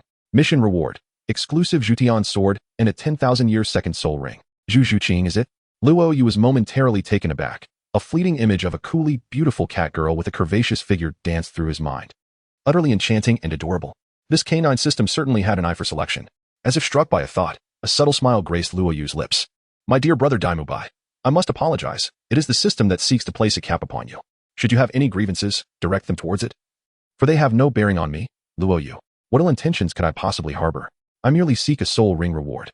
Ever since witnessing the extraordinary and dazzling first soul ring of the Nine Heavens sword, Luo Yu found himself eagerly anticipating the formidable demeanor of the second soul ring. A sensation akin to a cat's playful scratch tickling at his heart. He retrieved a map from his storage pouch and meticulously compared it. He successfully located the position of Shrek Academy. Just as he took a couple of steps forward, the emotionless electronic voice resonated once more. Ding. System notification. Zhu Zhuqing has yet to join the academy and is en route to Shrek. She has not joined the academy yet? On her way? Upon hearing the system's prompt, Luo Yu swiftly comprehended the current temporal juncture. It appeared he had arrived not too late, but rather at the opportune moment. Luo Yu inquired. Do you know where Zhu Zhuqing is? The system remained silent. However, a transparent panel suddenly materialized before Luo Yu, revealing a map. His location was marked by a golden dot, remaining stationary, while another location was indicated by a black dot, rapidly in motion. Hiss. Impressive. Luo Yu exclaimed in admiration, marveling at the navigation system that had been installed. This woman moved with such swiftness. Could it be that she was encountering some trouble? Luo Yu pondered for a moment before darting forward in the designated direction. The night had descended, adorned with a tapestry of shimmering stars. The luminous crescent moon hung in the sky, casting its silvery glow upon the jungles near Suatua City. The rustling of grass echoed in the moonlit forest. Suddenly, a shadow emerged, a voluptuous figure, her curvaceous form accentuated by a form-fitting black leather outfit that highlighted her stunning physique, exuding an extraordinary wild charm. This alluring beauty possessed an incongruous youthful visage, complete with two plush, adorable ears atop her head, adding to her unique allure. The young girl's delicate face was cold. Her beautiful eyes filled with anxiety and restlessness as she bit her lip, hastening her pace while occasionally glancing back. Noticing no one in pursuit, she let out a sigh of relief and slowed her steps. However, her previously relaxed expression quickly tightened again as her focus sharpened. Ahead, a flicker of flame stood out vividly amidst the trees. She crept forward stealthily, parting the underbrush to reveal a boy of around 12 or 13 years, seated by a humble campfire, diligently roasting meat on a wooden rack. After observing him for some time without any sign of danger, she finally felt at ease and confidently stepped into view. Who are you? The boy turned quickly. The girl, clad in tight leather, waved her hand, assuring him, Do not worry, I am merely passing through, and I mean no harm. Oh, then please come closer, the boy replied, returning his attention to the skewering meat. The girl approached cautiously, her curiosity piqued. How could this boy remain so oblivious to the potential threat of a stranger behind him? His lack of vigilance seemed rather naive, perhaps indicative of a sheltered upbringing. In a brief moment, she lowered her guard and drew near, unaware of the boy's subtly rising smirk. As if everything was unfolding according to plan, this boy was none other than Luo Yu, who had anticipated her arrival and had positioned himself here early. To avoid attracting the attention of powerful entities, he had donned a thousand illusions mask, concealing his true appearance and even disguising his martial soul, rendering him rather unremarkable. Although the mask could enhance his looks, Luo Yu saw no necessity for such embellishment, having been handsome for too long. He found the experience of blending in as an ordinary person quite refreshing. Pursuing a girl under such circumstances felt like an intriguing challenge. At this moment, he felt relaxed and self-assured. Zhu Zhuqing scrutinized the young man before her. He seemed completely oblivious to her presence, fixated on the meat roasting over the fire. This boy not only appeared inexperienced, but also seemed to possess a gluttonous disposition. Zhu Zhuqing found it difficult not to think so. Throughout her life, every man who laid eyes on her was captivated, their gazes filled with desire. Even if subtly, her fiancé was no exception. She detested such lecherous looks. Yet this boy was wholly absorbed in his meal, an endearing yet slightly foolish demeanor. After a prolonged silence, Luo Yu continued to rotate the perfectly cooked meat on the grill, the sizzling fat dripping into the flames, creating a symphony of crackles while the savory aroma wafted through the air. Hey, Zhu Zhuqing couldn't contain herself any longer. Luo Yu glanced her way. Your guard is alarmingly low. Is there an issue? Luo Yu responded, momentarily taken aback by her comment. Was he overly naive or simply foolish? Don't you know to be cautious of strangers in the wilderness? Luo Yu raised an eyebrow. Are you warning me to be cautious of you? Zhu Zhuqing's tranquil state of mind was disrupted. What on earth is this fellow's thought process? She huffed in annoyance, saying, "Do you realize that if I had struck you from behind just now, you would already be finished?" Luo Yu blinked his eyes. Zhu Zhuqing's heart inexplicably raced for a moment, as if the gaze of the other possessed a unique allure, captivating in its beauty. Yet, he appeared quite ordinary in his appearance. Despite having encountered countless handsome men in the past, none had ever stirred her heart. Perhaps the exhaustion from being pursued for so long had taken its toll, now that she had managed to shake off her pursuers. It was indeed time to rest for a while. "Lecher, why do you keep staring at me like that?" Zhu Zhuqing scoffed. "I was contemplating whether you would kill me." He replied, "Is that even a question? If I had intended to strike, you would have perished just now," she retorted with a roll of her eyes. "Since you're not going to kill me, then why waste so much breath earlier?" Luo Yu immediately turned his attention back to his little barbecue. "You." Zhu Zhuqing found herself at a loss for words. After all this time spent talking, was it she who had played the fool? He showed no sign of fear whatsoever. Watching Luo Yu nonchalantly tending to the meat, she shot him an annoyed glare, inwardly grumbling, "You should consider yourself fortunate to have encountered me. Otherwise, with your level of vigilance, you would have ended up as a corpse by now." The forest remained tranquil, enveloped in silence. While the aroma of the roasting meat grew ever more enticing, Luo Yu retrieved a sharp knife and sliced through the tender barbecued meat, sprinkling it with a handful of his homemade fragrant seasoning. Instantly, the surrounding jungle was infused with an irresistible aroma. Zhu Zhuqing swallowed hard, having been relentlessly pursued. She had not had the opportunity to enjoy a proper meal. Curse it, how could this fellow roast the meat so delectably? "Would you like a piece?" Luo Yu cut off a chunk of the barbecue, wrapped it in paper, and offered it to her. Just as Zhu Zhuqing reached out to accept, her expression shifted abruptly. Wait a moment. Was he that akin to slapping herself in the face? She declined politely, stating, "No need. Do you lack common sense? In the wilderness, one must never accept food from strangers. What if it's poisoned?" "Oh, you're afraid of poison?" Luo Yu replied with a calm smile, retracting his hand. "Then you mean to eat it. Hey, how could this person be so insufferable?" Zhu Zhuqing's composure was once again shattered. "Humph. If I want to eat it, then I have my own provisions." Luo Yu began to indulge in a sumptuous feast, even retrieving a flask to sip from. The rich aroma of the meat wafted through the air, accompanied by the splattering of savory juices and the enticing fragrance of spices. Zhu Zhuqing's delicate lips quivered as she bit into her meager rations. The food that had once seemed appetizing now felt unpalatable, losing its allure. "Hey, you're really not going to eat? There's still a piece left," Luo Yu suddenly exclaimed. Zhu Zhuqing hesitated, her grip tightening around her provisions. "Oh, if you're not going to eat, then I shall partake in your stead." Without further ado, Luo Yu tossed the roasted meat into his mouth with a swift gesture, savoring it with delightful smacking sounds. "Ah, who is this fellow, and why does he deviate from the expected norms? It is utterly infuriating." Zhu Zhuqing felt her composure shatter, as her previously serene state of mind was completely disrupted by this individual. How vexing, how detestable. Alas, our meeting is fated. And how could I possibly indulge alone? Just look at that mournful expression on your face. Luo Yu looked at her with a teasing glint. As if performing a magic trick, he produced a piece of roasted meat wrapped in green leaves. The savory aroma wafted through the air, utterly enticing. "Do you want it?" Luo Yu raised an eyebrow, slowly parting his lips as if to retract his outstretched hand. "Of course I want it. Who said I don't?" "Humph. No need to refuse something so delightful." Zhu Zhuqing extended her small hand with lightning speed, swiftly snatching the roasted meat, observing her lips glistening with grease. Luo Yu couldn't help but reveal a faint, mischievous smile. She was still just a little girl, innocent and adorably charming. Chapter 35, The Beauty Under the Moonlight. Heart-to-heart conversations, and a man's ambitions. The crescent moon hung low in the sky, casting a tranquil glow over the forest, accompanied by the melodic calls of birds and the chirping of insects. The crackling campfire occasionally sent sparks into the night. While Luo Yu reclined with his arms behind his head, his expression serene as he gazed into the starry expanse above. On the other side, Zhu Zhuqing discreetly extended her delicate tongue, quickly licking the remnants of grease from the corner of her mouth, then pursed her red lips, a glimmer of curiosity flickering in her eyes. Through their exchanges and sharing of food, her initial wariness of this man had diminished significantly. He seemed to evoke a different feeling within her, an inexplicable sensation. In the Star Luo Empire, regardless of which noble or aristocrat's offspring encountered her, they typically wore expressions of flattery, and even Dai Mubai was no exception, constantly attempting to curry favor with her. Being a sensitive agility-type soulmaster, she had long seen through their intentions. Those men claimed to be kind, but in truth, they were merely lusting after her body. Yet this man, she was certain that from their first meeting until now, his eyes had never harbored a trace of lasciviousness. Zhu Zhuqing touched her smooth, delicate face. Realizing it bore no impurities, her gaze gradually sharpened. If her allure was not in question, then perhaps it was he who was unusual. How many youthful men could truly ignore the presence of a beauty? There would inevitably be subtle signs of attraction. This man was likely not as simple as he appeared. Caution was warranted, and Zhu Zhuqing felt a surge of curiosity to test him.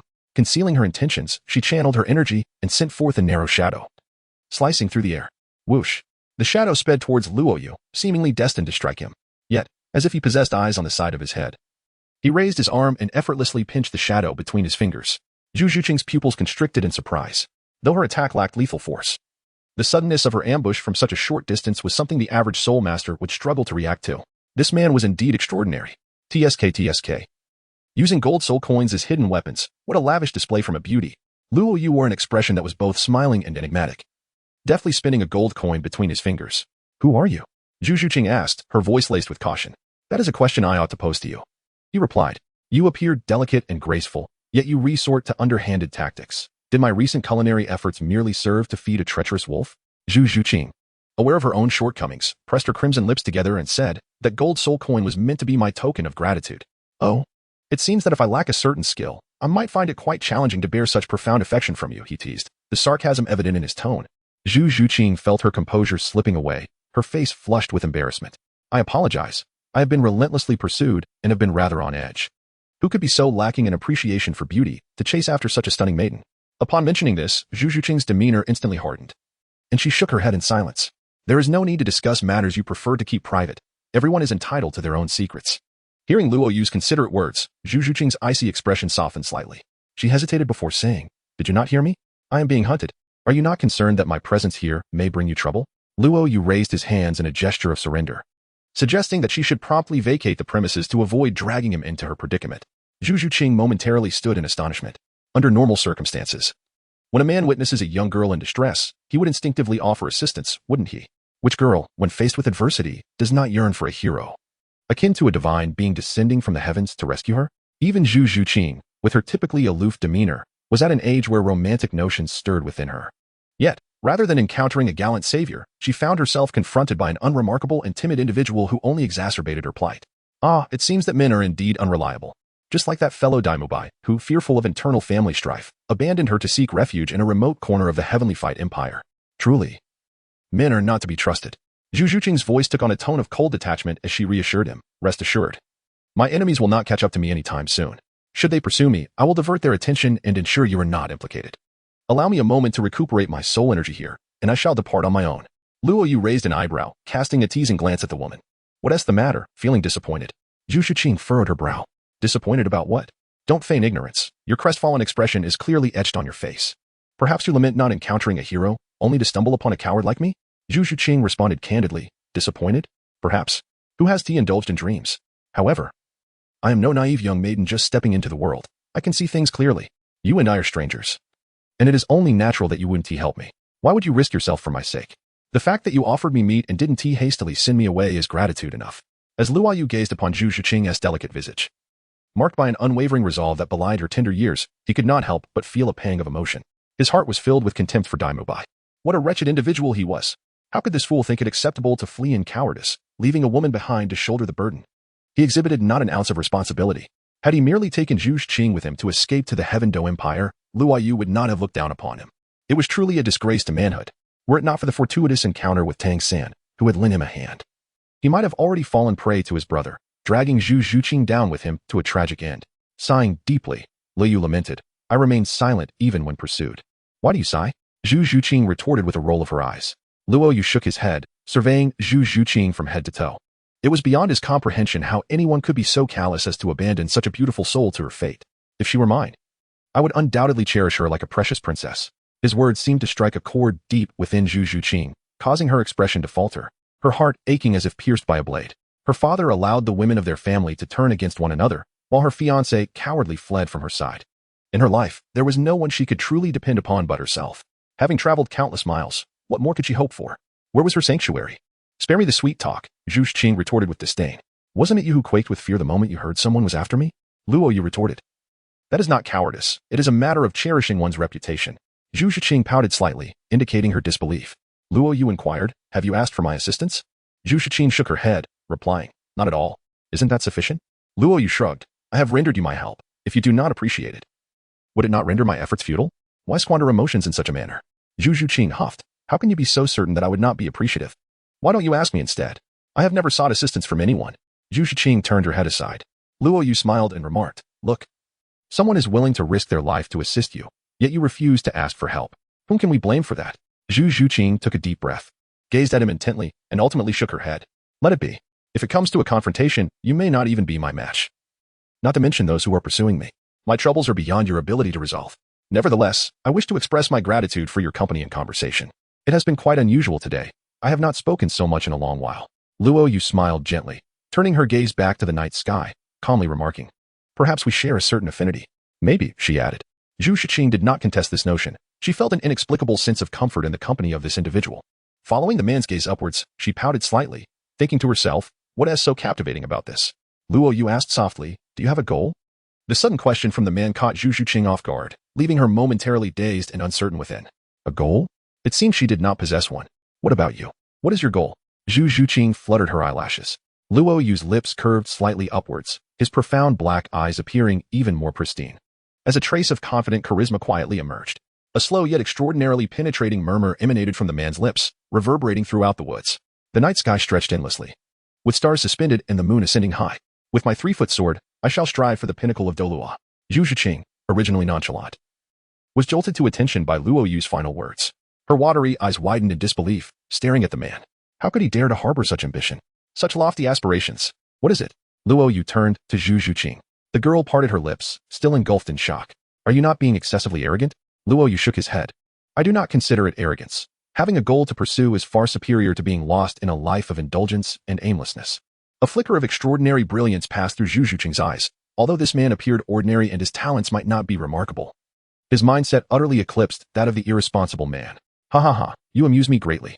This truly is a naive country boy, a mere insignificant figure from a remote village, daring to dream of the pinnacle of Douluo, utterly unaware of the vastness of the world. A vibrant, boisterous laughter resonated as a tall and fiery figure suddenly emerged. Her appearance bore some resemblance to Zhu Zhuqing, yet her attire was bolder. Clad in a black leather outfit that barely concealed half of her snowy skin, the deep cleavage quite shocking. Huh. Zhu Zhuqing sprang to her feet. Her martial spirit instantly manifesting, her expression as cold as ice. What is the matter, dear sister? Do you not miss me? It seems you have truly fallen. Chatting so merrily with this country bumpkin. Silence. Zhu Zhuqing commanded sharply, Zhu Zhuqing. My affairs are none of your concern. Oh, how bold you have become.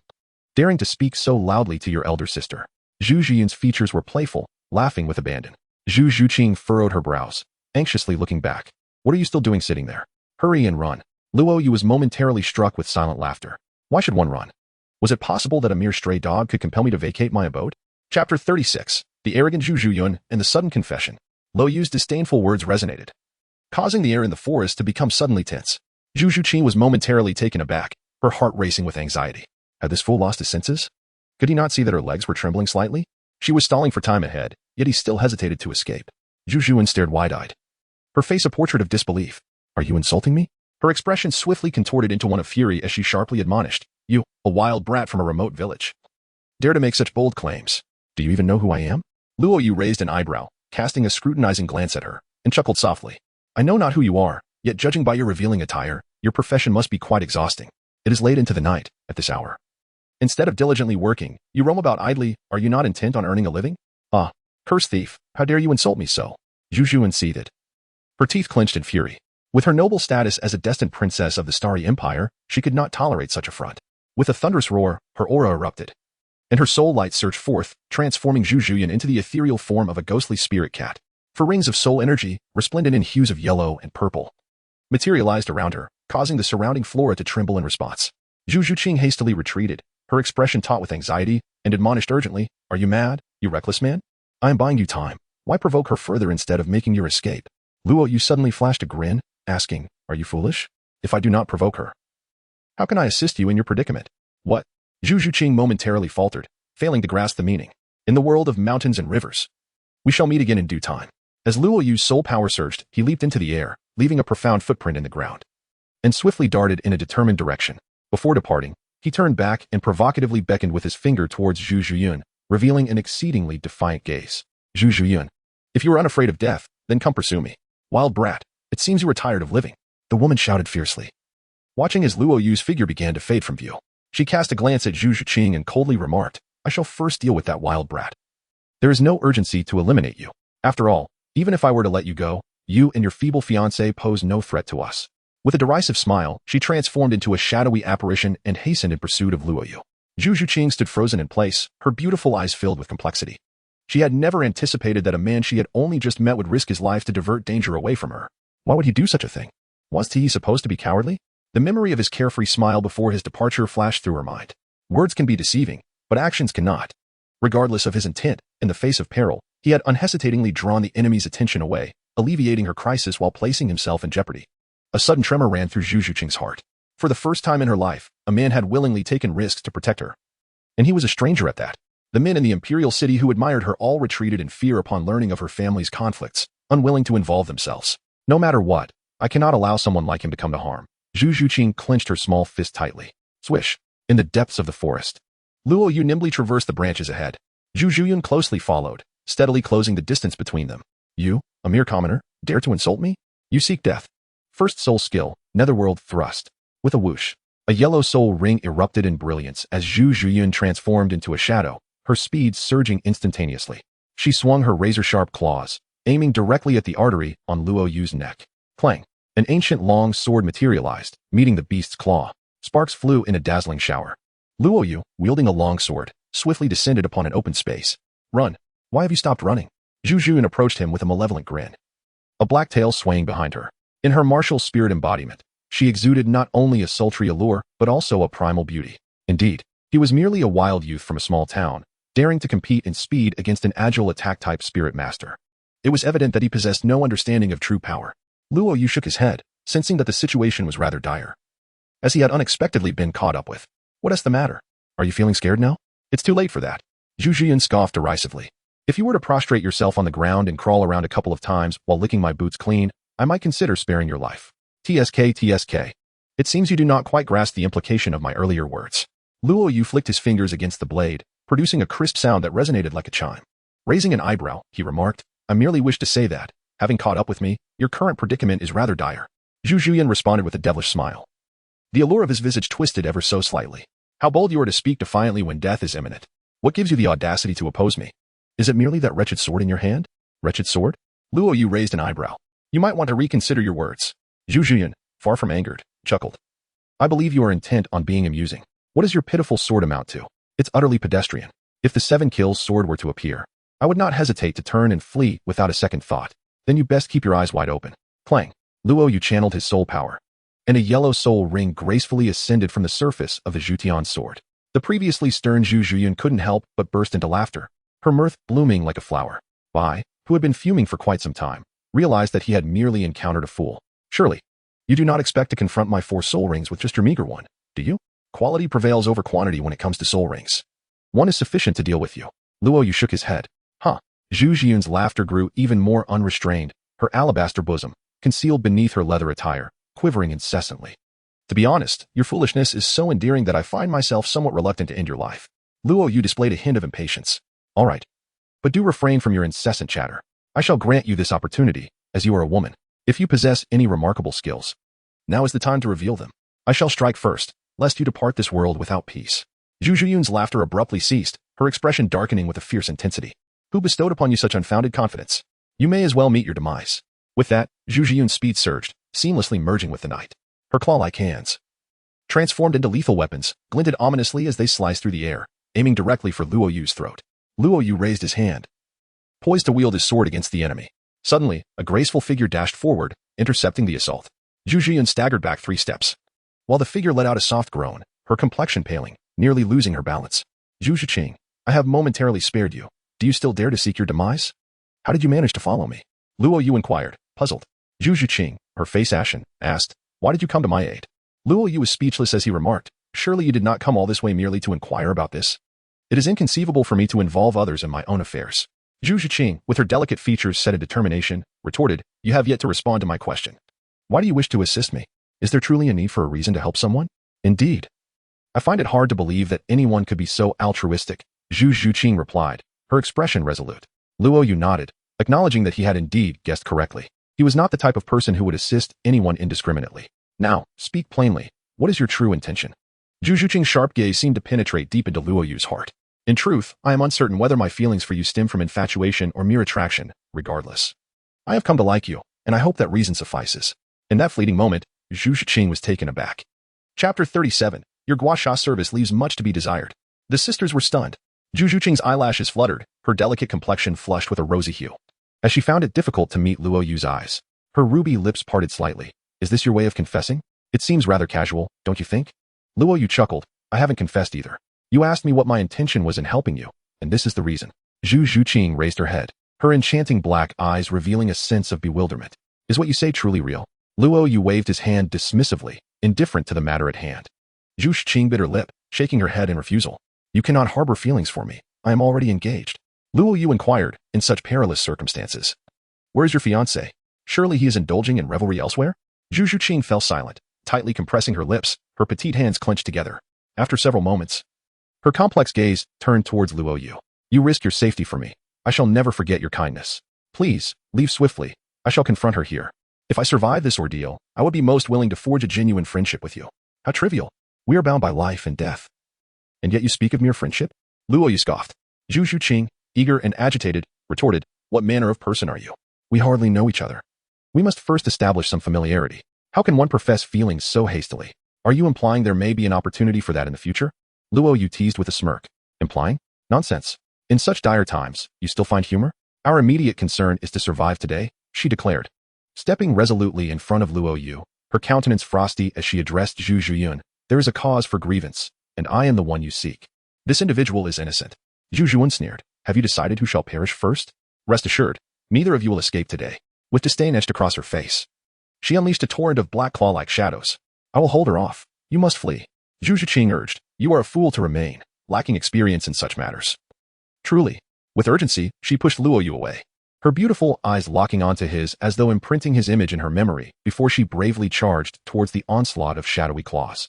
At level 27, Zhu Zhuqing chose not to flee, but to confront the four-ringed soul master Zhu Zhuqing, knowing she could not endure for long. After several exchanges, her leather attire bore numerous tears, revealing her porcelain skin adorned with crimson claw marks. Had she not evaded with great effort, those marks would have surely transformed into gruesome scars. With a muffled groan, Zhu Zhuqing felt her strength wane. Her body felt as if burdened with 1,000 pounds, growing heavier by the moment. In stark contrast, Zhu Zhuqing remained composed, a mocking smile upon her lips as she toyed with her prey. As the icy shadows approached her face, Zhu Zhuqing found herself unable to defend any longer, helplessly awaiting the impending assault. In an instant, myriad thoughts raced through her mind. Surely that man had escaped by now. What a peculiar fellow he is, daring to stand against a four-ringed soul master on her behalf. Could he be a fool? Yet, his bravery was undeniably stirring. It seemed unlikely she would ever see him again. With eyes closed, she awaited the arrival of death. Beyond that man, her disappointment in the world was profound. Ah, the tenacious little kitten, you have finally resigned yourself to fate. Fear not, dear sister will not truly slay you. At most, I shall mar your beauty and incapacitate your powers. Zhu Zhuqing chuckled darkly, her expression triumphant as her claws descended toward Zhu Zhuqing's flawless visage. In that critical moment, a figure surged forth. A blade-like silhouette cleaved through the air. With a resounding clash, the shimmering light of the sword erupted, driving back the triumphant Zhu Zhuqing. Zhu Zhuqing opened her eyes in bewilderment, seeing the crisis averted, a broad and sturdy silhouette standing protectively before her. Why have you returned? Zhu Zhuqing bit her lip, exuding frustration, feeling her efforts to delay had been in vain. I never truly departed, he replied. Luo Yu turned back, offering a faint smile as he shrugged his shoulders.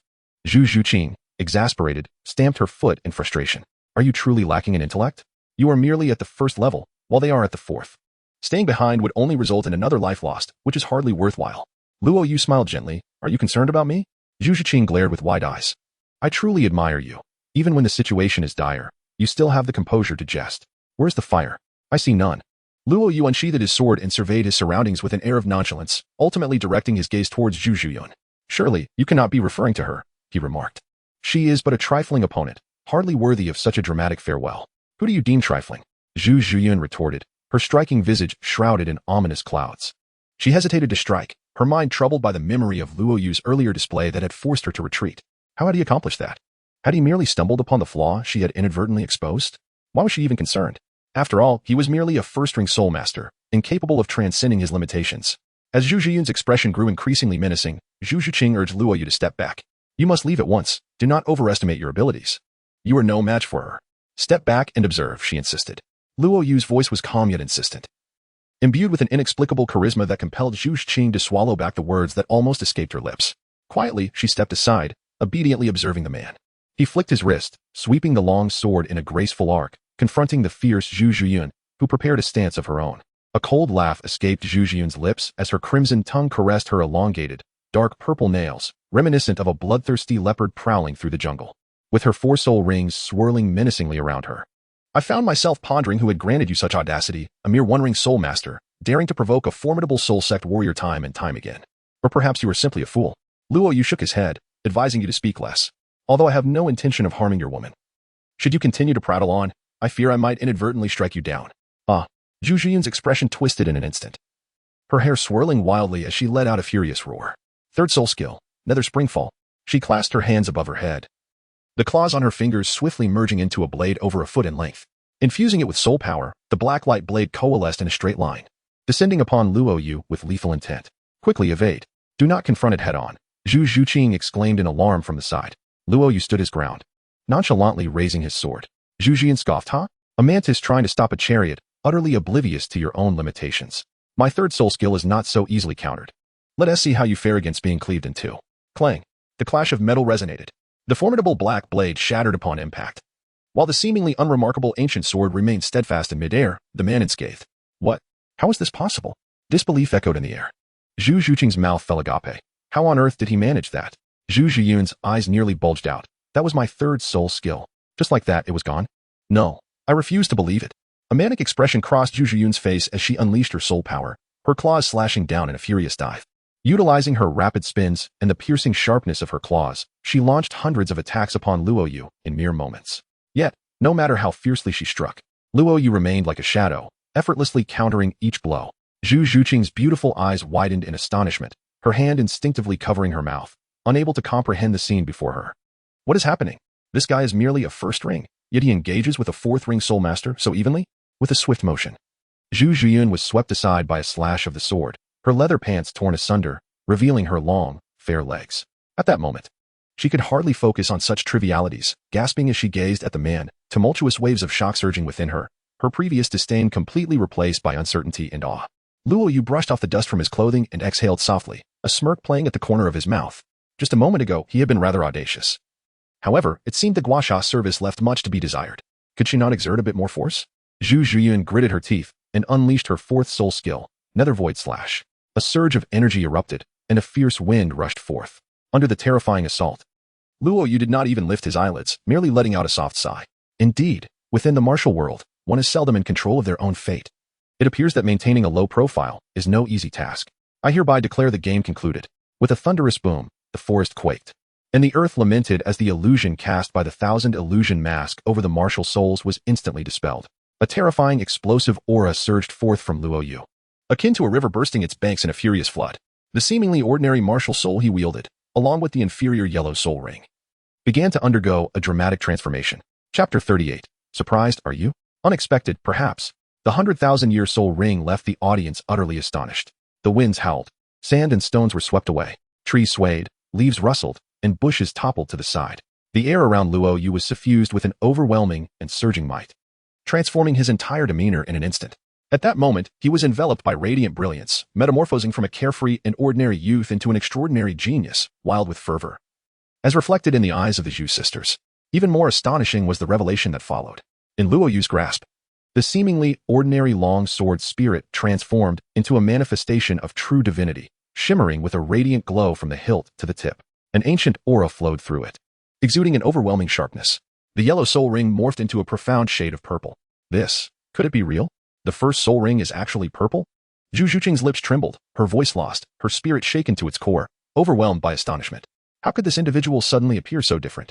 Wasn't he merely a one-ring soul master? How could he possess such formidable power? What kind of martial spirit is that sword in his hand? And why have I never heard of it before? It is astonishing. Who exactly is he? In stark contrast to Zhu Zhuqing's amazement and curiosity, Zhu Zhuqing was gripped by fear, a visceral terror coursing through her. The long sword, drawn and gleaming with murderous intent, sent shivers down her spine.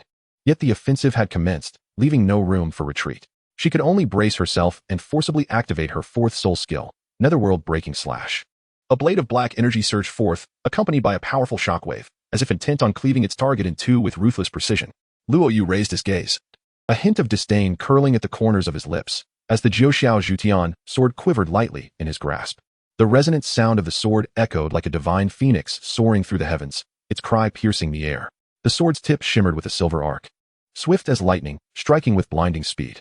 With a thunderous crash, this strike appeared effortless, yet it obliterated the darkness with devastating ease. The ethereal blade of the underworld shattered in an instant, disintegrating into countless ebony motes that vanished into oblivion. The once arrogant Zhu Zhuqing's black leather attire tore apart, and he was sent reeling, a mouthful of blood spilling forth as he crashed against a distant tree trunk, leaves cascading down with a resounding thud. Zhu Zhuqing, accustomed to maintaining a stoic demeanor, now stood in shock, her mouth agape, wearing an expression as though she had seen a ghost. Am I not dreaming? She bit her tongue and shook her head in disbelief, her eyes wide with clarity as they beheld the disheveled Zhu Zhuqing crumpled beneath the tree. The man stood there, composed and unruffled, slowly sheathing his sword. My sister is from the Soul Sect. How could she be defeated so effortlessly? This individual appears to be no older than I am. How could he possess such terrifying strength? The man's sudden display of prowess truly left Zhu Zhuqing in awe. It was hard to fathom that an ordinary gourmand encountered in the forest could unleash such astonishing combat power. Luo Yu approached the tree trunk, wielding the Zhutian sword with a measured pace. Zhu Zhuqing's hair was disheveled, blood trickling from the corner of her mouth, and her garments had been reduced to tattered rags, revealing her delicate form. Fear enveloped her. She curled up like a frightened creature, devoid of the previous arrogance that had once set her apart. Please, don't come any closer. Is this amusing to you? A smile curled at the corners of Luo Yu's lips. This smile sent a chill down Zhu Zhuqing's spine, prompting her to exclaim in panic. Who are you? Luo Yu approached step by step. Do not be anxious. Am I not the rustic villager you speak of, the so-called wild lad of the mountains? Do not come any closer. Zhu Zhuqing shook her head fervently, her face contorted with fear, her slender legs trembling as they pressed against the ground, propelling her backward. Why are you running? Do you now know fear? Just a moment ago, you seemed so eager. At that moment, Zhu Zhuqing was on the brink of tears. Who would have known you were such a harbinger of doom? Who would dare provoke you? With a single stroke, one could be annihilated so effortlessly. Zhu Zhuqing struggled to fathom the brilliance that had emerged from nowhere. Reflecting on how she had previously derided him as worthless, she felt utterly humiliated. It turned out that in his eyes, she was the ignorant fool. Please, spare me, Zhu Zhuqing began to plead. Luo Yu tilted her ear. What did you say? Please, spare me. Zhu Zhuqing bit her pale lips, her expression pleading, as the allure of her bosom seemed to betray her intentions, enticing the man. Luo Yu shook his head, lamenting the swift change in attitude. Hadn't he just appeared quite arrogant moments ago? Zhu Zhuqing pleaded repeatedly, kneeling beneath the tree. It was my folly. My inability to recognize a master. I had no inkling of your strength. Otherwise, how could I dare provoke you? Humph, Luo Yu scoffed, narrowing his eyes. Is the weak destined to be bullied? Zhu Zhuqing found himself at a loss for words under the interrogation. Suddenly, a sound emerged from the other side. There is little to discuss. The strong feast while the weak suffer. If you are weak, you deserve to perish. With a swish, 3 formidable black figures, their faces obscured, sprang forth from the woods, led by their commanding leader. They positioned themselves protectively in front of Zhu Zhuqing, confronting Luo Yu head-on. Your Highness, we have arrived late. It matters not. Your presence is what counts, Zhu Zhuqing replied, wiping the blood from his lips as he leaned against the tree to rise. He gazed triumphantly at Luo Yu. Young man, your strength truly astonishes me. Who would have thought you were merely playing the fool to catch the tiger? Yet, in the end, I still hold the upper hand. Surely, you did not expect this. I have allies. All my earlier words were merely a ruse to buy time. Now, how do you feel? Do you regret not eliminating me sooner? Luo Yu furrowed her brow, sensing that you seemed a tad perceptive, perhaps? Hee. Zhu Zhuqing covered her mouth, feigning a laugh. Luo Yu shook his head and remarked, No, it is somewhat despicable. Zhu Zhuqing's expression turned icy. It seems you have yet to grasp the gravity of the situation. San, display your cultivation and let this fellow see for himself. Understood. With a resounding boom, 5 soul rings ascended, revealing the full extent of his Soul King prowess. Zhu Zhuqing's previously delighted expression instantly drained of color as she swiftly approached Luo Yu's side. Zhu Zhuqing, your family actually provided you with a Soul King level guard? Foolish sister, our wretched family is not so generous. It was that Davis fellow who, fearing I might be taken advantage of outside, arranged for someone to protect me. Zhu Zhuqing's face paled, and she tugged at Luo Yu's sleeve. You must flee at once. Do not concern yourself with me any longer. Flee. Why should I run? Luo Yu raised an eyebrow. I know you are formidable, but the opponent is a Soul King. The younger generation lacks any Soul Kings among them. With your talent, you must surely have an extraordinary background. There is no need to risk yourself for someone like me. I believe that if you truly wish to leave, you can certainly do so. Hurry. Zhu Zhuqing let out a cold laugh. Leave? Do you think I would allow this scoundrel, who has insulted me time and again, to escape? Zhu Zhuqing's eyes reflected despair. Zhu Zhuqing turned her gaze towards Luo Yu. Kid, aren't you fond of playing the fool to ensnare the tiger? How does it feel now? Exciting? Unexpected? Surprising? Oh, so you have quickly risen to prominence? Luo Yu chuckled softly. Zhu Zhuqing shot him a fierce glare. Today, I shall teach you a lesson about what it means to feign weakness only to become the fool. You three, seize this brat for me, and I want him alive. He startled me earlier, and I cannot bear to let him die so easily. Yes. 3 powerful auras erupted simultaneously. 1 Soul King at level 51 and 2 Soul Masters at level 45, all wielding wolf martial spirits. You should leave. I will remain here. Zhu Zhuqing declared resolutely. She pushed Luo Yu aside, but he remained unmoved. The man shook his head. Merely garbage, not worth fearing. Huh? Zhu Zhuqing laughed incredulously. I may not be able to defeat you, but that does not mean others cannot. You may have misunderstood my intentions. Luo Yu slowly elucidated. I do not mean to insult you. Rather, I distinctly refer to the 4 individuals present as being utterly worthless. Upon uttering these words, a profound silence enveloped the surroundings. Zhu Zhuqing's eyes widened in disbelief. How dare this man mock a Soul King? This fool is courting death, for a Soul King must not be disrespected. With a roar, the wolf spirit unleashed its fierce howl as the 3 figures combined their energies, gradually advancing, seeking to crush his resolve with their formidable soul power. Zhu Zhuqing quickly positioned herself in front of Luo Yu, unleashing her soul power in a frenzied manner, exhausting her last vestiges of potential. Fool, do not overestimate your abilities. You cannot contend with a Soul King. This is my battle. You need not concern yourself. While I self-destruct, you must flee. Enough. Spare your breath. Allow me to handle this. Luo Yu's hand landed heavily on her shoulder, instantly suppressing her spiritual energy and dismissively pushing her aside. The atmosphere was thick with affection. Perfectly harmonious. Zhu Zhuqing applauded, laughing heartily. Luo Yu cast a sidelong glance. Foolish woman, do you truly believe that was my full strength just now? Zhu Zhuqing scoffed derisively. It was merely bluster. No matter how formidable you may be, can you truly contend with a Soul King? Oh, Luo Yu replied, offering no rebuttal. Boom. In the face of the trio's united front, the long sword of Zhu Yu in his grasp erupted with an even more formidable aura. As profound and imposing as an abyss, far surpassing its earlier manifestation. An already astonishing purple soul ring gracefully ascended, undergoing yet another transformation. It deepened to an exquisite shade of purple, eventually morphing into pure black. Remarkably, that black hue advanced once more. A collective gasp echoed as everyone held their breath. The final trace of crimson stood out strikingly against the night, radiant and captivating. What? 100,000-year soul ring? What is the nature of his soul ring? This scene left everyone astounded. They all understood the significance of that red hue. Zhu Zhuqing was rendered speechless.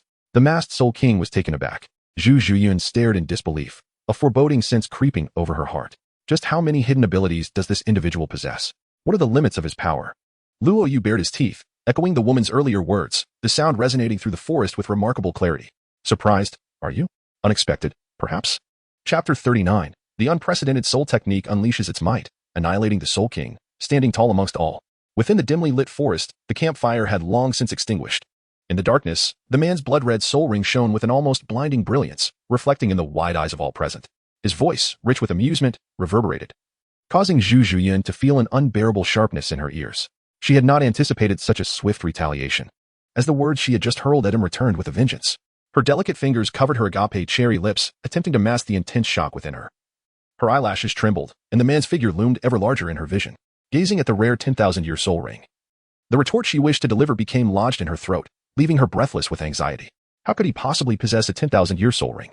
How had he achieved this? Boss who? What on earth is happening? The 2 masked soul sect members spoke with trembling voices, their legs feeling weak beneath them. The red soul ring was a mere legend to them, something they had only heard of but never witnessed.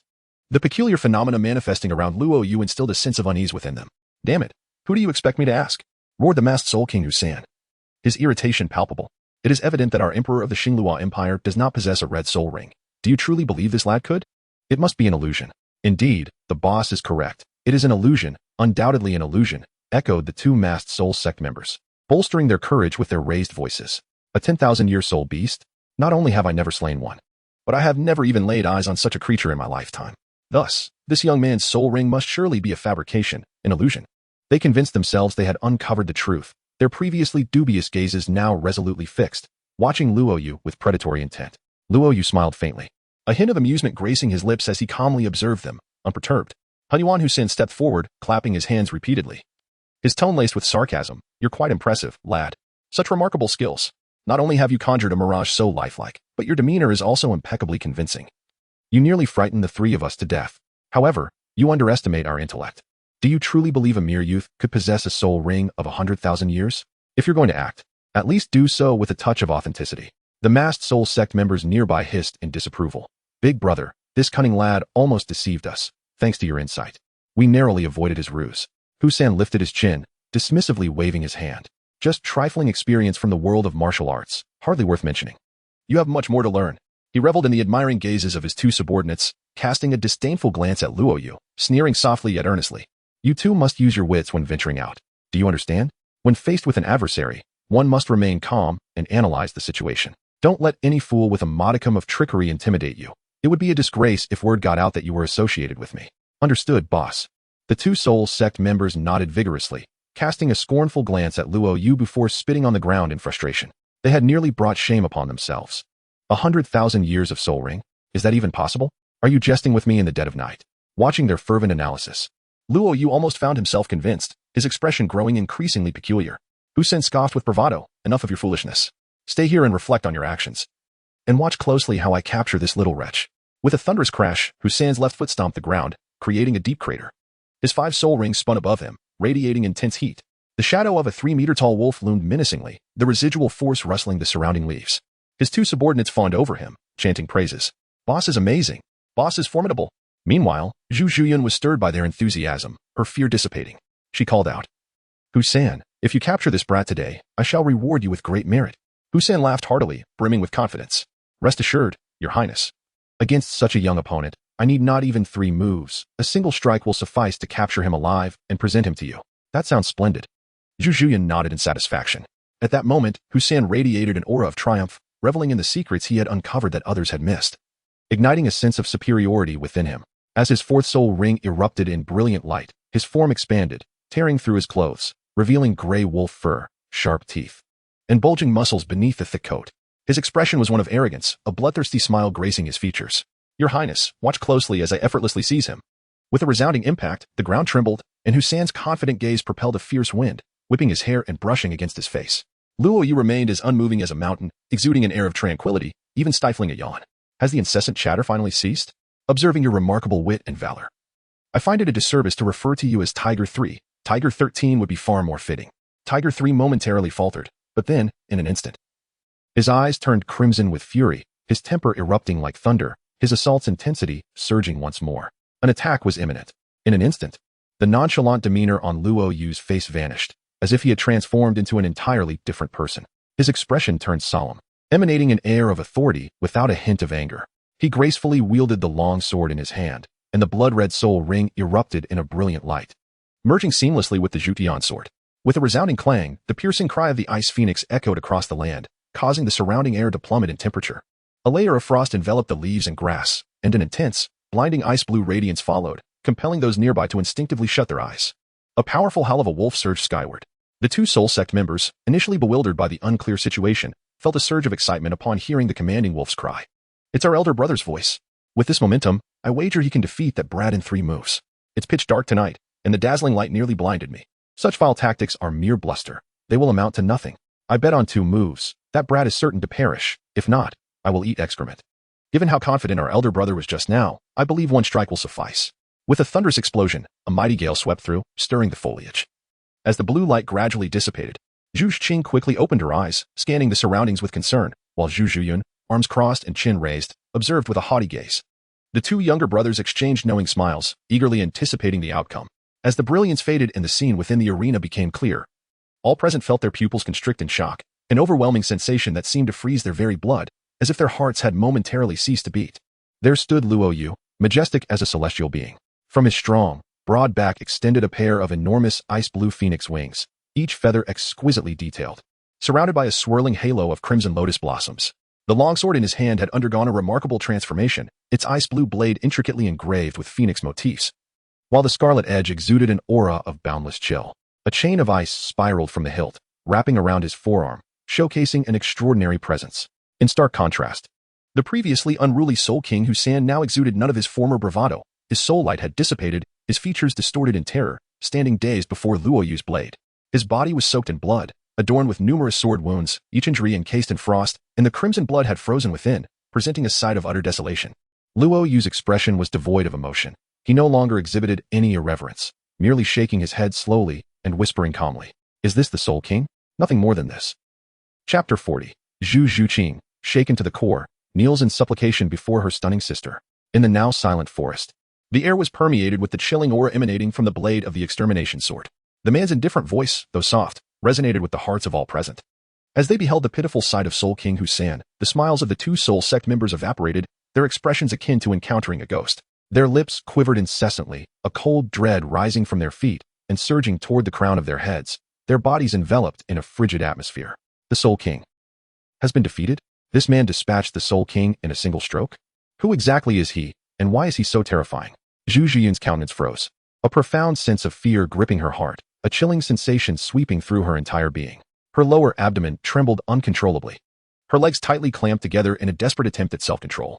Zhu Zhuqing's demeanor, however, was entirely different.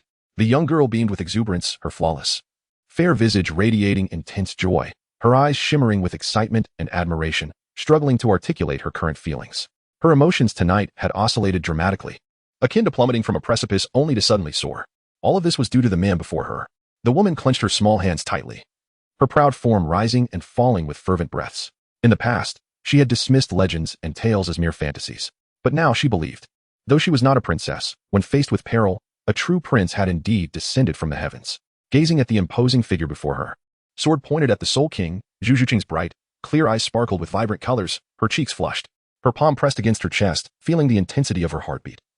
No one could comprehend the emotions swirling within her, for they would never understand the elation of transitioning from despairing silence to vibrant life. Although the man may not be conventionally handsome and occasionally relished in teasing, he had unexpectedly breached the walls of her heart. At this moment, Zhu Zhuqing pursed her red lips, filled with an intense curiosity about the man she had fortuitously encountered in the forest. What manner of person is he? Crack, crack. The ice began to thaw, fragments cascading down. The once stiff body of Husan, the Soul King, regained sensation, terror erupting from his core as he trembled violently.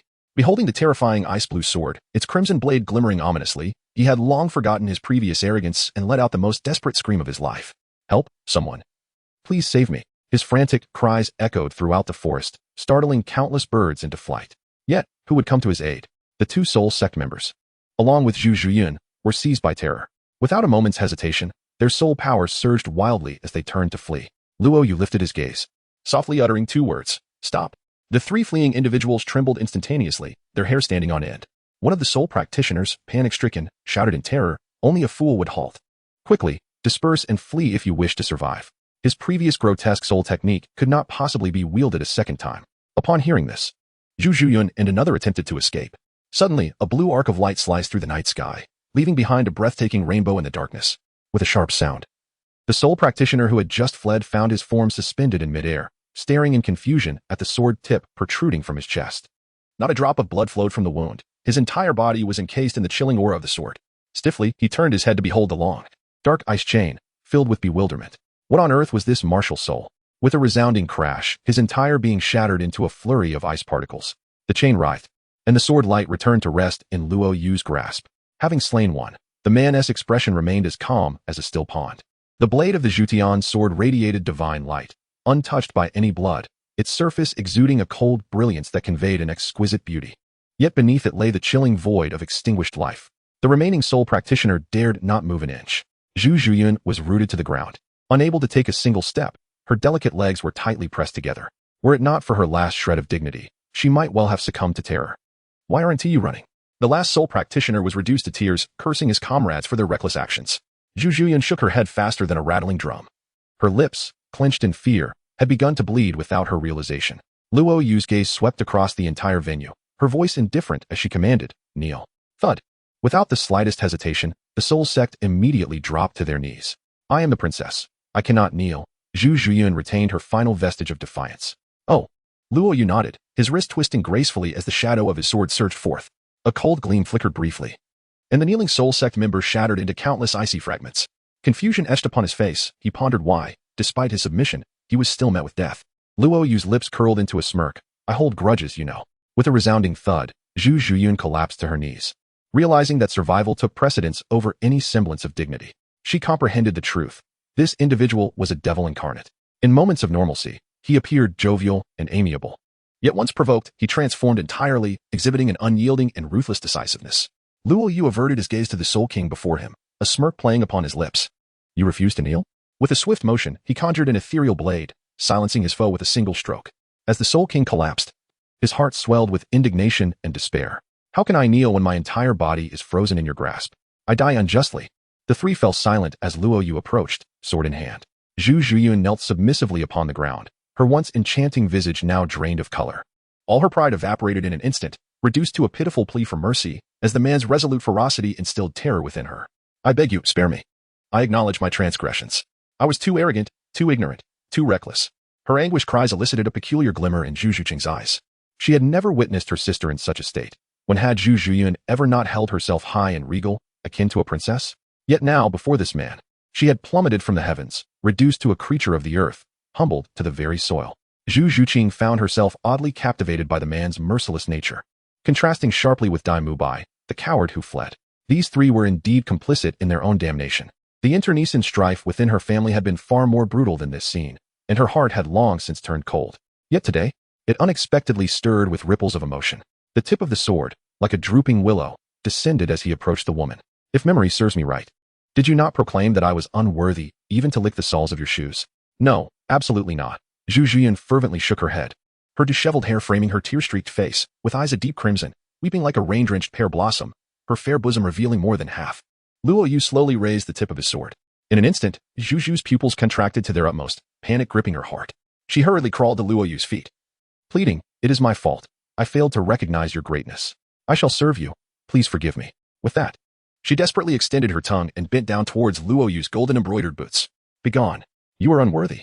The blade of Luo Yu's sword struck fiercely against Zhu Zhuqing's cheek, sending her sprawling to the ground.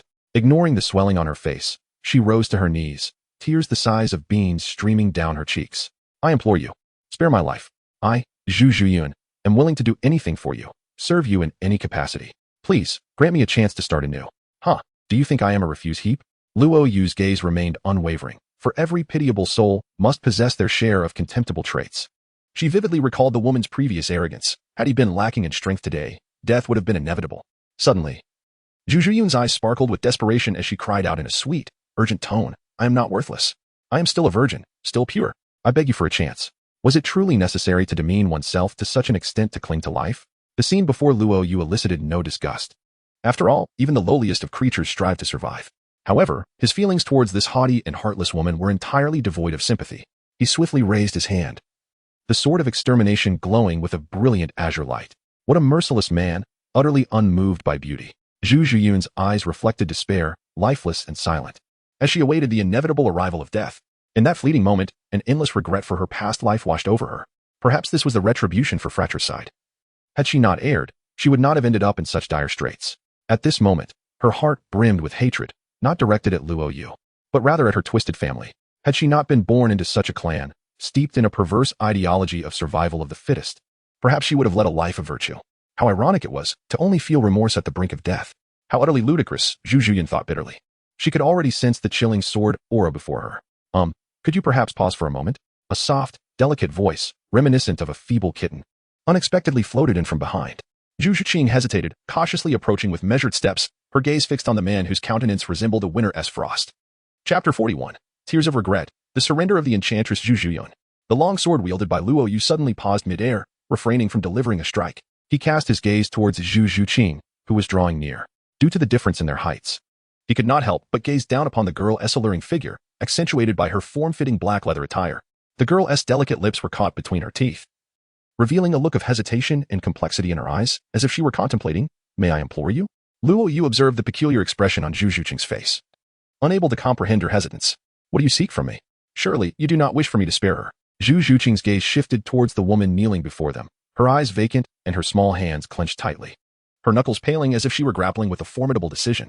Ultimately, she inhaled deeply and met the man's eyes, nodding affirmatively. "Huh?" Luo Yu exclaimed in astonishment. "You cannot be serious. This woman has pursued you relentlessly, and yet you wish to grant her clemency?" Zhu Zhuqing sighed softly. "In truth, she is a pitiable soul." Luo Yu let out a disdainful scoff and retorted, "You feel pity for her, yet you do not feel any for yourself? Rather than wasting your compassion on her, it would be more prudent to cherish your own well-being." Zhu Zhuqing's gaze flickered, though the man's words were stern, for reasons unknown.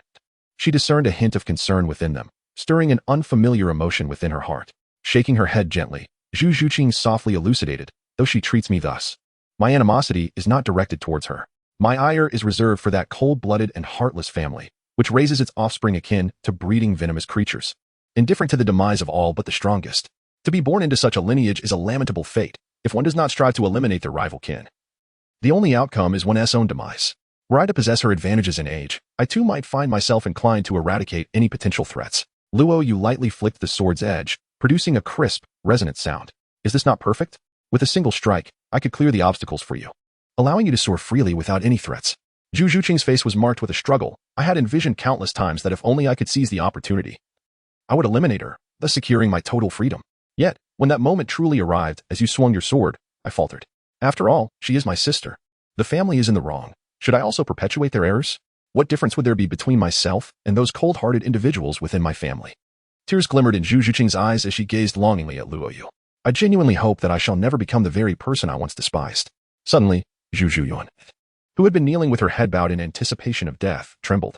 Soon, her shoulders began to quiver subtly. No sound escaped her lips, and her lowered expression remained concealed, save for the crystalline droplets cascading down, plopping onto the ground. The young girl has shown remarkable awareness. She deserves commendation. Luo Yu nodded. Just as a joyful expression began to emerge on Zhu Zhuqing's delicate face, Luo Yu abruptly shifted his tone. Although you may be willing to forgive her, I have not declared my intention to spare her.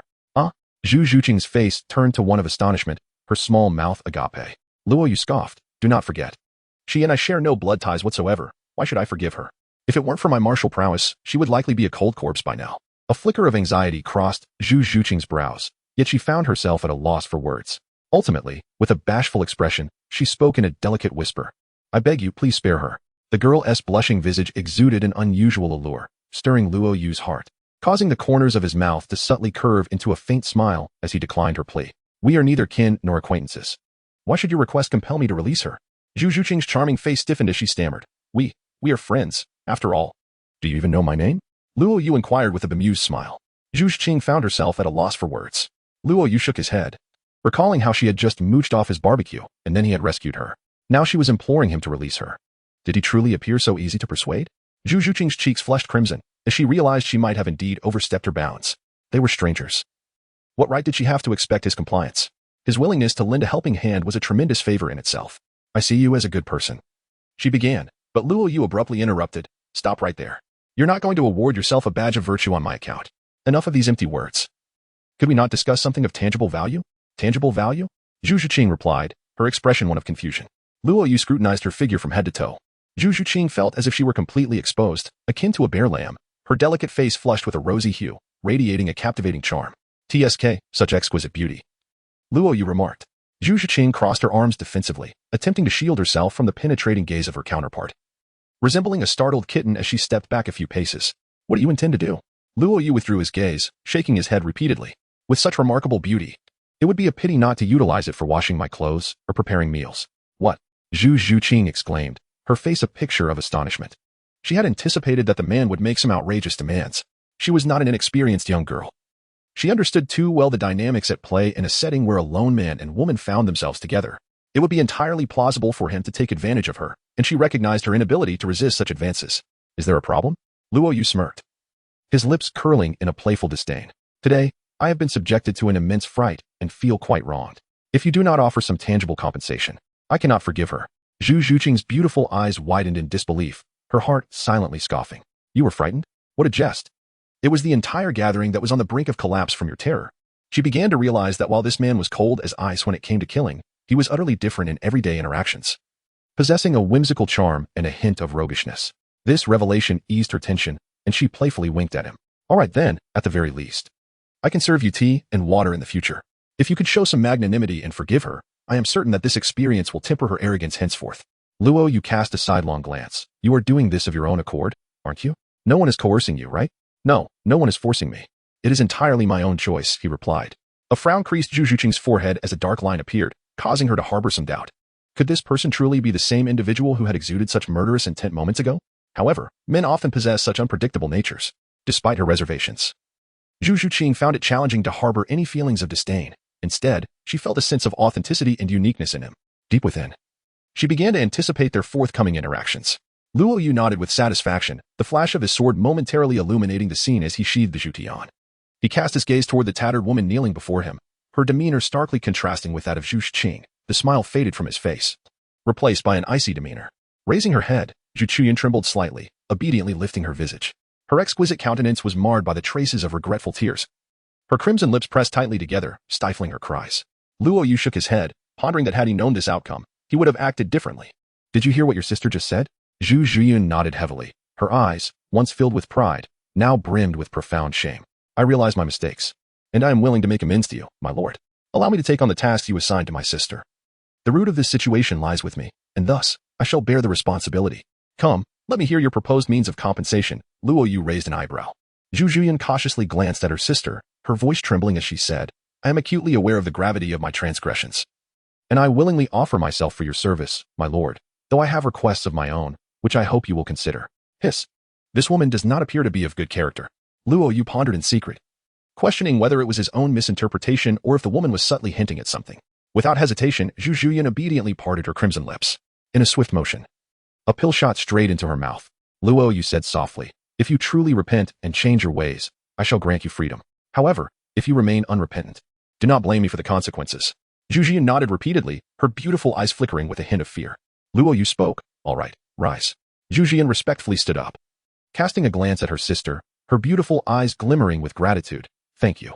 Zhu Zhuqing raised her hand dismissively, not paying her much mind. As her curious gaze flitted towards Luo Yu, her long, curled eyelashes fluttering, she observed intently, her heart brimming with countless questions. Chapter 42. The close-knit sisters attend to each other. Only one room remains. The resplendent moonlight cascaded down, illuminating the dark, dense forest. A campfire crackled brightly. Beneath the towering trees, a large white blanket was spread out.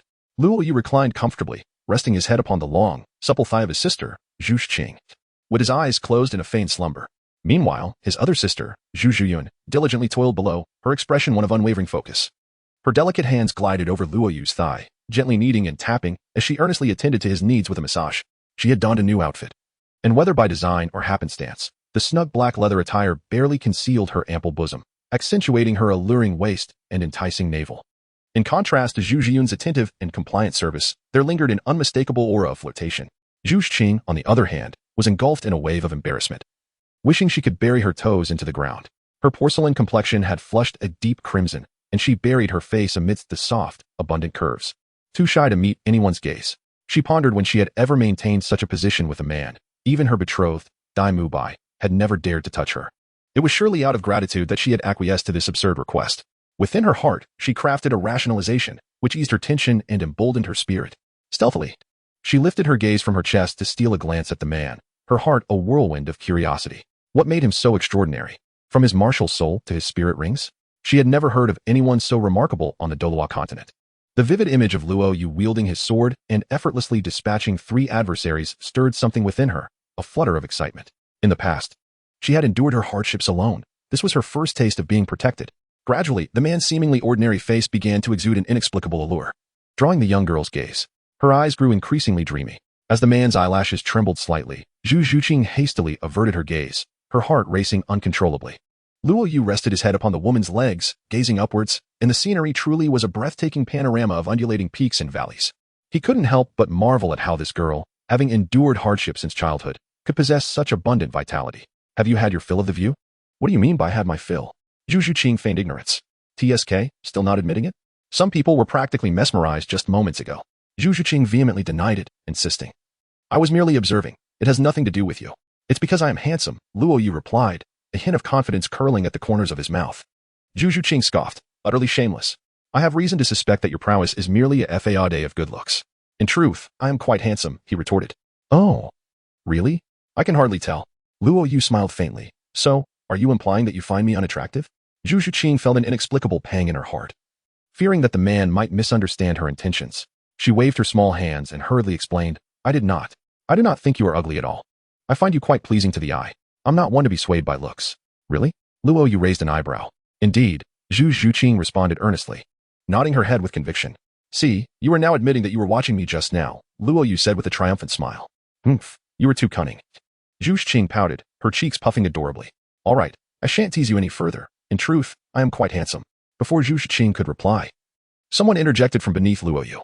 The master is indeed very handsome. He looks even more striking wielding a sword. Zhu Zhuqing's delicate face bore a mix of fear and admiration, completely won over. I wasn't addressing you. Be silent, Luo Yu commanded.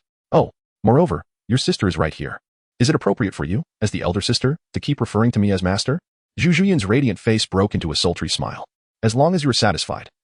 It is of no concern to me. Luo Yu harbored doubts about whether he had somehow damaged the mind of this woman, or if she inherently possessed a penchant for masochism, requiring a firm approach to attain satisfaction. Zhu Zhuqing cast a disdainful glance before turning her curious gaze toward Luo Yu. After all, she still had yet to learn his name. Do you wish to hear my true name or a pseudonym? Zhu Zhuqing's lips twitched. Was there really any need to ask? It must be the true name, of course. You may disclose your true name, but it must remain confidential. All right then. I am called Luo Cici. I have not encountered that name before. The two sisters found themselves momentarily taken aback. Luo Yu waved his hand, indicating that you will understand in due course. Zhu Zhuqing rolled her eyes and remarked, I truly cannot comprehend what kind of twisted humor you possess. Your strength is likely unparalleled among your peers, yet you choose to masquerade as an ordinary person to deceive others. Below, Zhu Zhuqing pouted pitifully, nearly on the verge of tears, as she had been deeply affected by the situation. Luo Yu could not help but retort, I have never claimed to be ordinary. For instance, I continue to assert that I am quite handsome. Zhu Zhuqing's eyes sparkled with intense curiosity as her delicate hand involuntarily reached out. After a few playful touches, Luo Yu sighed dramatically, his expression one of utter resignation. Alas, I am tainted now. You must take responsibility. Blushing, Zhu Zhuqing replied, you mustn't speak nonsense. I was merely checking to see if you were wearing a disguise. Luo Yu's lips curled into a playful smile. Is that what you desire to see? If you were to call me brother of affection, I might reluctantly grant you a glance. Ah, I certainly won't call you that, Zhu Zhuqing replied, shaking her head repeatedly. Brother of affection, I truly wish to see, she insisted. Luo Yu felt a tingling sensation on her scalp as she cast a furious glance at the enchanting woman. Silence. I did not permit you to speak. Zhu Zhuqing pouted, feeling aggrieved. We are sisters. Why is the treatment so disparate? This is simply unjust. Have you truly disguised yourself? Zhu Qing's petite hand reached out once more. Slap. Luo Yu brushed her small hand away. If you wish to see, then call. Otherwise, remain silent. Zhu Zhuqing pouted her rose-petal pink lips, resolutely refusing, declaring that she would not look anymore. It was all so mysterious, surely. It must be so unsightly that it cannot be revealed. Let it go. Provoking her would yield no results. Zhu Zhuqing's spirit waned, feeling utterly subdued by the man. By the way, why do you conceal yourself so thoroughly? Do you have enemies lurking about? Luo Yu spread her hands, yearning to cite an example of a celebrity from her past life who donned a mask when stepping out. However, she sensed that the two before her might not comprehend. So she succinctly stated, if one wishes to be my adversary, they must possess the requisite qualifications. I merely dislike being scrutinized wherever I go. Such audacity. The sisters paused momentarily, for even their forebears lacked the boldness to utter such words. Yet, the memory of Luo Yu's astonishing swordplay surfaced in their minds. Zhu Zhuqing's beautiful eyes instantly sparkled with hearts, exclaiming, now, this is a man. I am utterly enchanted. Zhu Zhuqing, on the other hand, was profoundly shaken, unconsciously contrasting Dai Mubai with the man before her. What a futile comparison. Dai Mubai simply does not measure up. Luo Yu furrowed his brow, suggesting that she elevate her legs for comfort. Absolutely not. Zhu Zhuqing coldly refused, yet her beautiful legs inexplicably shifted slightly to allow the man to recline more comfortably. After conversing for a while longer, Luo Yu and Zhu Zhuqing resolved to journey together to Shrek Academy, while Zhu Zhuqing, adhering to her role as a maid, allowed the man to take the lead. The forest lay not far from Soto City. The trio traversed the night, entering the city through its silent streets. By now, it was well past midnight, with only one hotel still open. The hotel was adorned entirely in a rose-red hue, its three-story structure resembling a blooming rose. As the three entered, they left the male receptionist at the front desk utterly astonished. Wow, my friend, you are impressive. You arrived with not one, but two stunning twin sisters, one a pure lotus and the other a fiery enchantress. This is truly a celestial moment. Such class, such taste. TSK, TSK. Is there anyone with a higher status than that fellow who just took two girls upstairs? Luo Yu politely said, young man, could you please provide me with 3 rooms? Zhu Zhuqing leaned in. Master, 2 rooms will suffice. I shall attend to your slumber. Hiss. The attendant inhaled sharply, utterly astonished. Goodness, if a man could achieve such heights. It would be akin to a little cow returning home. Truly remarkable indeed. Luo Yu furrowed her brows, expressing that there was no need for such self-deprecation. Zhu Zhuqing blinked her beautiful eyes and replied, I am doing this of my own accord. Please grant me this opportunity. Even though my knowledge is limited and I possess few skills, I promise to strive earnestly. Ah, the master weeps. The waiter felt overwhelmed with emotion, having never witnessed a goddess-like figure exhibiting such unwavering devotion to a male counterpart. No, this was not mere compliance. It was unmistakably an act of adoration. Luo Yu did not ponder too deeply. He merely felt a throbbing pain in his head. What is the situation with this woman? She is either wildly unrestrained or possesses an overwhelming submissiveness. Could the shadows of a troubled childhood exert such a terrifying influence? Luo Yu lightly tapped the table and said, young man, please prepare 3 rooms for me. The waiter began to grow anxious. My friend, are you not a man? The goddess is being so proactive, yet you remain indifferent? Suddenly, the waiter had an epiphany and realized the depth of this man's strategy. It was a classic case of desire to entice, yet feigned disinterest. I must assist you, he thought, a knowing smile gracing his lips. I'm afraid, sir, only one room remains. Chapter 43, Zhu Zhuqing's Emotions, a room adorned with roses. Only one room left? Two female voices exclaimed in unison. Zhu Zhuqing clenched her small hands, blushing furiously. While Zhu Zhuqing's enchanting face radiated excitement, the waiter earnestly explained, indeed, there is only one room available. Our accommodations are rather scarce at the moment. Why not make do? Our bed is quite spacious. 3 individuals will not be cramped. Zhu Zhuqing's beautiful eyes widened in disbelief. No way, let us find another establishment. Zhu Zhuqing scoffed. Why change? I think this place is quite satisfactory. What is the harm in sharing a bed? Didn't we just huddle under a blanket in the woods? The waiter gasped in astonishment. What did I just overhear? It seems they have already engaged in a rather intimate encounter in the forest. He gazed at Luo Yu as though venerating a master. Zhu Zhuqing's cheeks flushed crimson as she bit her lip, caught in a dilemma. Sharing a bed with a man? That simply cannot be. You all stay here. I shall seek another place. The waiter quickly interjected. Madam, there is no need for concern. At this hour, our establishment is the only one in Sato City still open. Zhu Zhuqing's charming face froze momentarily. Fine, one room it is, as it is certainly better than staying in the wilderness. Luo Yu acted with utmost decisiveness, producing a clattering purse which he handed to the attendant. Very well, please hold on for a moment. Soon, the attendant returned with a key adorned with a pink tag. Just turn left on the 3rd floor, and you will find the Pink Beauty Deluxe Room. Zhu Zhuqing, already anxious, felt even more flustered upon hearing the name. Her delicate hands fidgeting aimlessly, silently scolding the name for its suggestive nature. In contrast, Zhu Zhuqing's eyes sparkled with intrigue. Esteemed guest, here is your remaining balance. Luo Yu shook his head and said, there is no need to search further.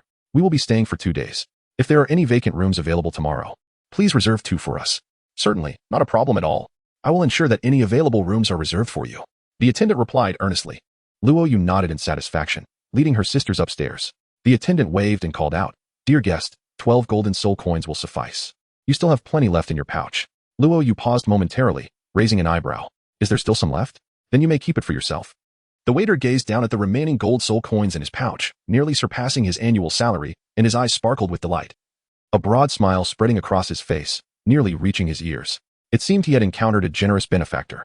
Surely, it was our astute maneuver just now that pleased the boss. Otherwise, how could such a reward be bestowed upon us? He clutched the pouch with gratitude.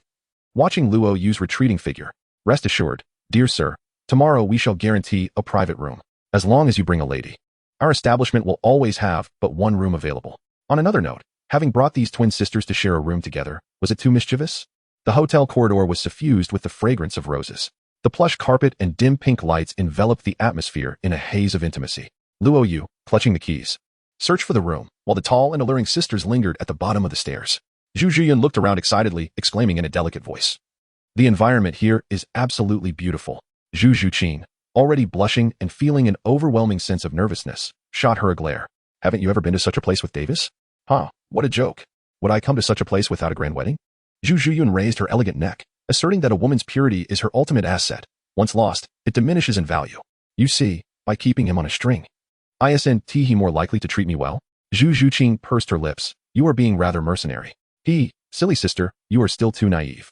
Zhu Zhuqing replied with a hint of melancholy on her face. Born into a family like ours, to survive, one must learn to leverage every advantage, including our bodies. Zhu Zhuqing shuddered, struggling to articulate. But what? Zhu Zhuqing shook her head with a bitter smile. Silly sister. I refuse to naively yearn for love like you. I merely seek a man who can ensure my safety, and then wholly devote myself to serving him. Zhu Zhuqing's beautiful eyes flickered with hesitation. Doesn't Davis meet your standards? Him?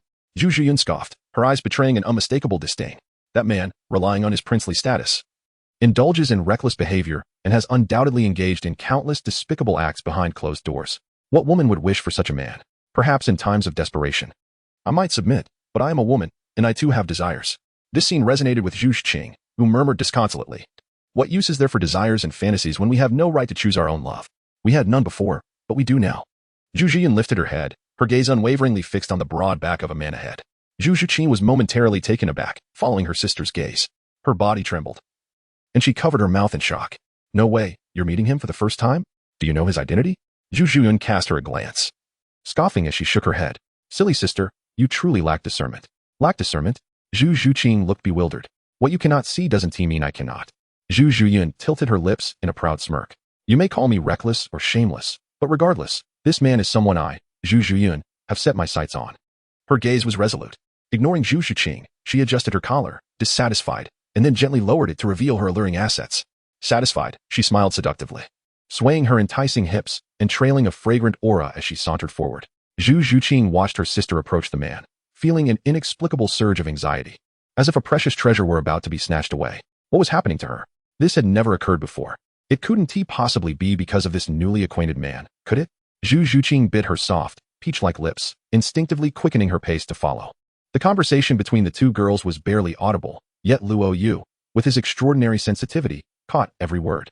His feelings toward Zhu Zhuqing softened, and his disdain for her diminished. Suddenly, the door swung open with a creak, and the intoxicating scent of roses wafted in. Even though he had prepared himself, Luo Yu was momentarily taken aback. Before him lay a sea of rose petals scattered across a spacious room, sprawling over hundreds of square meters. Adorned with a magnificent chandelier resembling crystal agate, intricately carved with pink patterns that emitted a soft, enchanting glow. Upon entering the room, the sisters' eyes sparkled with wonder. Who among girls doesn't cherish roses? And who hasn't dreamed of traveling with their beloved, being tenderly cherished in an opulent room at night? Experiencing a perfect union of souls? Ahem, let us explore inside. Luo Yu cleared his throat. While maintaining a calm demeanor, he felt a peculiar excitement. It was his first time in such a place. Don't.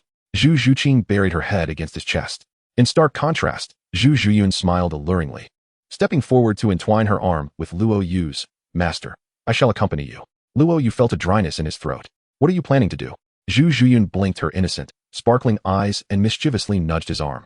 I'm not doing anything, just accompanying you to the bedroom to see how big the bed is. The sensation from her touch left Luo Yu astonished, and he glared at her. You might regret this. Zhu Zhuqing leaned in closer, her enchanting face revealing a hint of naivety. Regret what? I am your female servant. It is my duty to attend to you. As Luo Yu felt a sudden buzz in his mind, he forcefully pulled back his arm and cast a deep glance at her.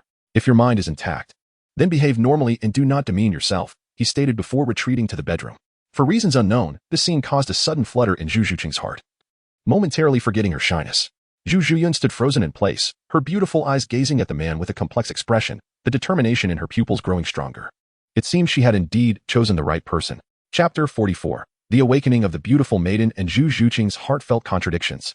The two sisters, unable to quell their curiosity, followed Luo Yu into the bedroom. Upon entering, they were immediately enveloped by a mesmerizing atmosphere. Their eyes widened in astonishment. The heart-shaped red bed almost dominated the entire space, with soft pink curtains cascading from the ceiling, shrouding the bed above and imparting an exquisite sense of haziness. Zhu Zhuqing glanced to the side, her pupils constricting as she let out a delicate cry, covering her face and turning away, stamping her feet in distress. How could you possibly undress? As Luo Yu just removed his outer garment, revealing his robust torso, the contours of his muscles delineating perfect arcs, he heard the girl's exclamation and raised his head, momentarily at a loss for words. This bedroom was conveniently equipped with a bathroom, and I assumed you two would not be coming in. So I thought I would indulge in a bath first. Zhu Zhuqing playfully chided. Why on earth are you taking a bath? After a long day of travel. You're absolutely filthy.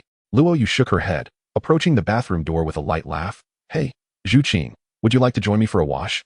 Zhu Zhuqing, who had been covering her face and bowing her head, suddenly shivered, repeatedly shaking her head in refusal. You foul man, who would want to wash with you? After a moment of silence, Zhu Zhuqing dared not lift her gaze. All right, stop being so self-indulgent. Your master has long since entered. Huh. Zhu Zhuqing raised her head, parting her fingers that shielded her face, revealing a gap, only to find that the man had indeed vanished. So he was merely jesting with her? As she sighed in relief, a sense of hollowness crept into her heart. Sister, why are you looking at me like that? Zhu Zhuqing scanned her from head to toe, finally pouting her red lips in confusion. I have a chest, a waist, hips, and legs, yet why does the master fixate on you, and not even glance my way? Zhu Zhuqing glared. Have you lost your mind? What are you thinking? Zhu Zhuqing's gaze drifted towards the bathroom, listening to the sound of rushing water, her pink tongue licking her lips. What a pity you didn't catch a glimpse of the master's physique earlier. It was truly captivating. Who says I didn't see it? Do you think I would be as infatuated as you? With just a bit of muscle, what's so attractive about that? As Zhu Zhuqing scolded, images from earlier flashed in her mind. His robust muscles exuded a beauty of strength, seemingly possessing an astonishing allure. Perhaps it was indeed rather appealing. Zhu Zhuqing's eyes glazed over before she abruptly came to her senses, shaking her head vigorously. What was wrong with her today? Was she being infected by this madwoman? Zhu Zhuqing smiled sweetly. Sister, he should be out soon. Will you wait for him here? Not a chance. If anyone is waiting, it's you. I'm going to lounge on the sofa outside. Zhu Zhuqing blushed, and scampered away. Once her sister was out of sight, the enchanting woman gazed at the empty bedroom and the red heart-shaped bed, a suggestive smile spreading across her face. She turned her attention to the flowing water in the bathroom, her gaze distant and glowing softly, whispering words only she could hear. Silly sister, you simply cannot compare to me. Can't you see this man is worthy of our lifelong commitment? He was remarkably powerful yet modest, decisive yet respectful. Though their interaction was brief, Zhu Zhuqing had already discerned the man's uniqueness through subtle observations. He had the strength to single-handedly defeat 3 formidable opponents. Terrifying soul rings spanning 100,000 years, and an enigmatic martial spirit. With just a 3-foot sword, he dared to challenge the pinnacle of Douluo's poetry and valor. Even when confronted by a beauty like herself, he remained unshaken and composed. Where could one find a man such as this? Zhu Zhuqing felt that today was not a day of misfortune, but rather a blessing from the heavens, compensating her for the hardships endured over the years by introducing her to a true treasure. She found it hard to fathom that mere observation could reveal the man's extraordinary nature. How astonishing it would be to truly unveil the mysteries surrounding him. Though Zhu Zhuqing labeled her insane, she was far from it. Her mind was exceptionally clear. Davis was merely a fiancé imposed upon her by her family, one she did not cherish. Otherwise, how could she have maintained her purity? Deep within, she harbored her own pride. Why had she felt so humble today? It was simply because the man currently in the bathroom was one who could genuinely conquer her heart and soul. A sense of urgency surged within Zhu Zhuqing. If she did not seize this rare opportunity, perhaps this man would become an unattainable desire for the rest of her life. Biting her red lip, she resolved to take a gamble on her future and youth. With a soft click, she gently closed and locked the bedroom door, isolating Zhu Zhuqing outside. Then, with a shy gaze and playful fingers, she let her alluring black attire and leather pants fall to the floor. Step by step, she approached the bathroom. Inside the bathroom, Luo Yu relaxed in a wooden tub, indulging in the warm water while enjoying the cascade from the showerhead above. The sound of rushing water was music to his ears. Ah, this is life, he mused. With aspirations, goals, and the pleasures of life, such a lifestyle is truly fulfilling. Otherwise, would one not become a mere ascetic? Luo Yu smiled gently, only to realize that something was amiss beside him. At this very moment, he wished East Air were by his side. As for the 2 enchanting sisters outside, Luo Yu, being a man, naturally felt a stir of interest. Moreover, these were no ordinary sisters, their figures were stunningly beautiful. However, while he acknowledged his own carnal desires, he prided himself on not being lewd and would never force himself upon anyone. Yet, Zhu Zhuqing was rather unruly, often igniting a fire within him that he struggled to contain. He couldn't help but wonder about her intentions. Was she acting that way out of fear that he might harm her? Furthermore, with Zhu Zhuqing present, any untoward incident would certainly lead to a rather awkward situation. Would he be able to complete his mission? After all, it pertained to the second soul ring, a matter of great curiosity for him. Nonetheless, he genuinely held a fondness for Zhu Zhuqing. Suddenly, amidst the sound of flowing water, the gentle creak of a door opening and the sound of footsteps could be heard.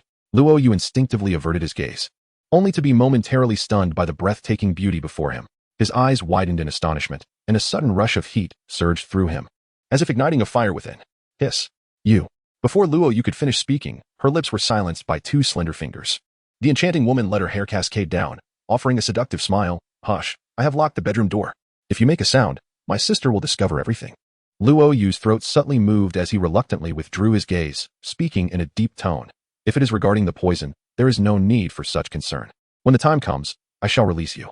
Zhu Zhuqing shook her head, her enchanting eyes glimmering. Leaning closer to Luo Yu's ear, her crimson lips parted, exhaling a fragrant whisper. It has nothing to do with that. Do not utter a word. Today, I belong to you. As Luo Yu attempted to rise, a woman gently pressed down on his shoulder. My lord, there is no need for concern. Allow Yuner to serve you well today. Meanwhile, in the living room, Zhu Zhuqing remained oblivious to the happenings within the sealed bedroom, where steam enveloped the bathroom. She was currently as cold as frost, her gaze radiating an endless aura of menace as she listened intently to the unusual sounds emanating from the adjacent suite. Chapter 45. The Psychological Game with the Young Girl. Voices from next door. A soft splash echoed from the bathroom, amidst the cacophony of flowing water. A muffled sound akin to that of a small kitten could be faintly discerned. It seemed the source was desperately trying to stifle their voice, suppressing something within, fearful of being discovered by the woman outside the bedroom. As time progressed, Luo Yu's brow relaxed, sinking comfortably into the warm water with his eyes closed, rejuvenating his spirit.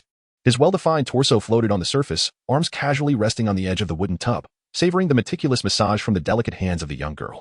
Zhu Zhuqing, her cheeks flushed like peach blossoms, knelt gracefully beside the bath, her fair knees slightly reddened, as she gently eased the tension in his shoulders and neck with her smooth, tender hands. Her beautiful eyes sparkled with satisfaction, as if they might overflow with emotion, exuding an enchanting allure. Her lustrous black hair, dampened and clinging to her neck, complemented her black strapless lingerie and short shorts, accentuating her alluring figure. My lord, are you pleased with Yunner's service? Luo Yu's eyelids were closed, and his lips moved slightly. No one is forcing you. Why have you chosen to do this? Zhu Zhuqing smiled seductively. I belong to my master. Is it not the duty of a servant to serve you? Rather than falsehoods. I am more inclined to appreciate the truth. The man's tone was calm, yet it seemed to carry a weight of authority. Zhu Zhuqing's movements abruptly halted. She bent forward and gently kissed the broad shoulder of the man, her flirtatious demeanor fading, revealing a hint of vulnerability. Yunner asks for little and seeks no title. She merely wishes to remain by your side, serving you, and that alone suffices. Luo Yu furrowed her brows and scoffed. Refrain from your theatrics. I am not easily swayed by such tactics. Zhu Zhuqing rose from her seated position, gazing intently at the man, her eyes shimmering with determination. Taking a deep breath, she reflected on the age-old adage, beauty recognizes a hero. While Yun may not be conventionally beautiful, she perceives the hero that stands before her. The heart of a hero is not a realm easily traversed by the ordinary.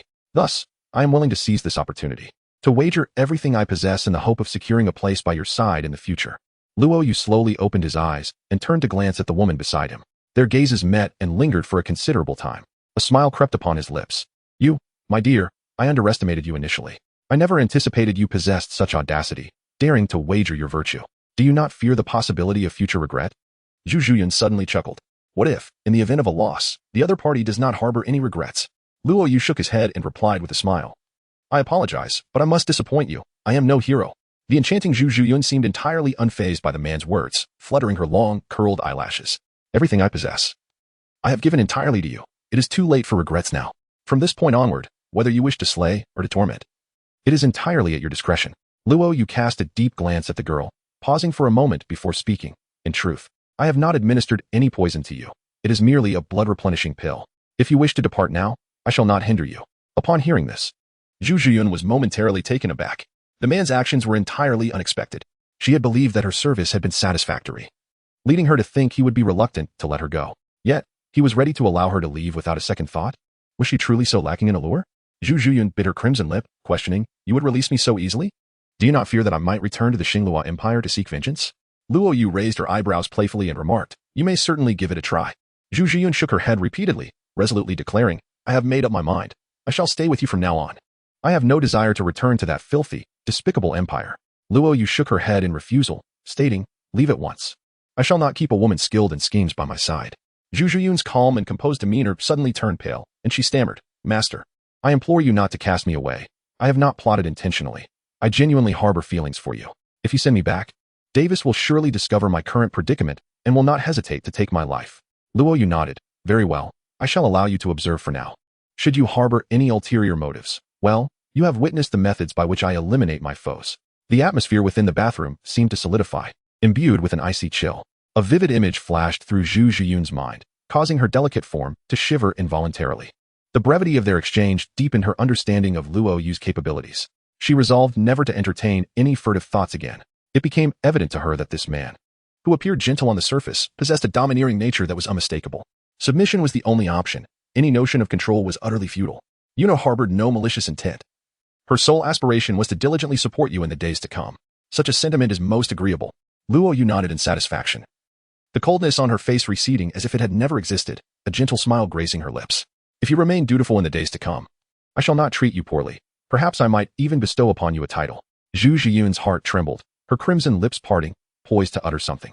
Luo Yu waved his hand, signaling that pleasantries were unnecessary. Let us change clothes. All right, Zhu Zhuqing replied obediently, her sweet smile illuminating her face. As if her heart were coated in honey, Luo Yu felt quite satisfied with the outcome.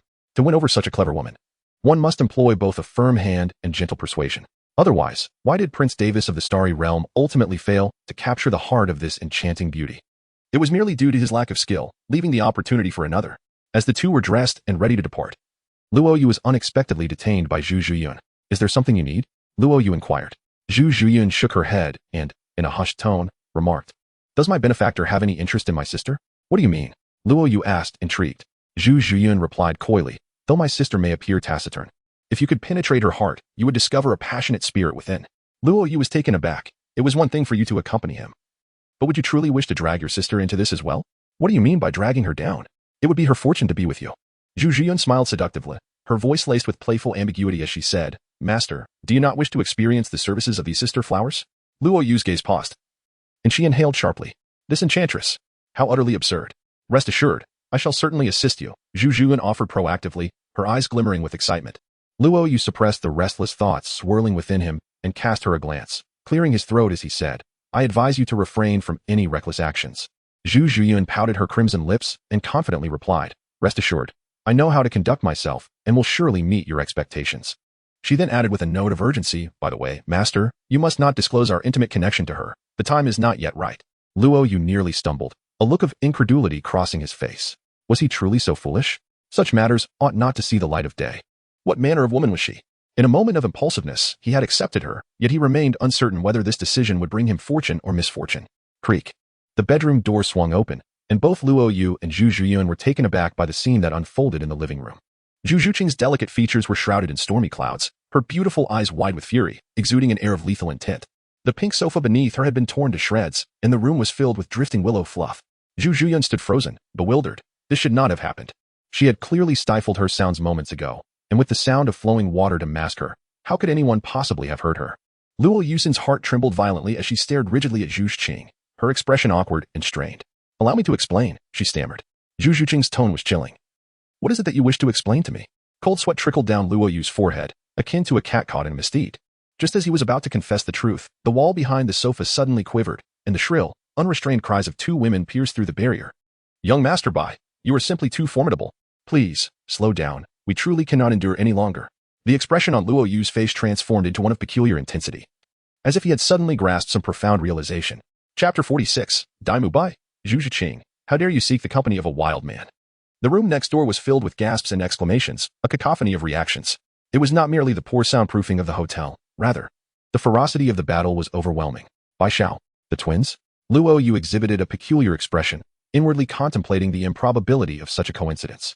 Could it truly be that merely booking a room would lead to an encounter with Zhu Zhuqing's fiancé? No, this was far from a mere chance encounter. Suddenly, Luo Yu recalled that, based on the timeline, this fellow had indeed indulged in revelry 2 days prior to Shrek Academy's enrollment. Glancing at Zhu Zhuqing's eyes, ablaze with murderous intent, he felt even more certain of his conjecture.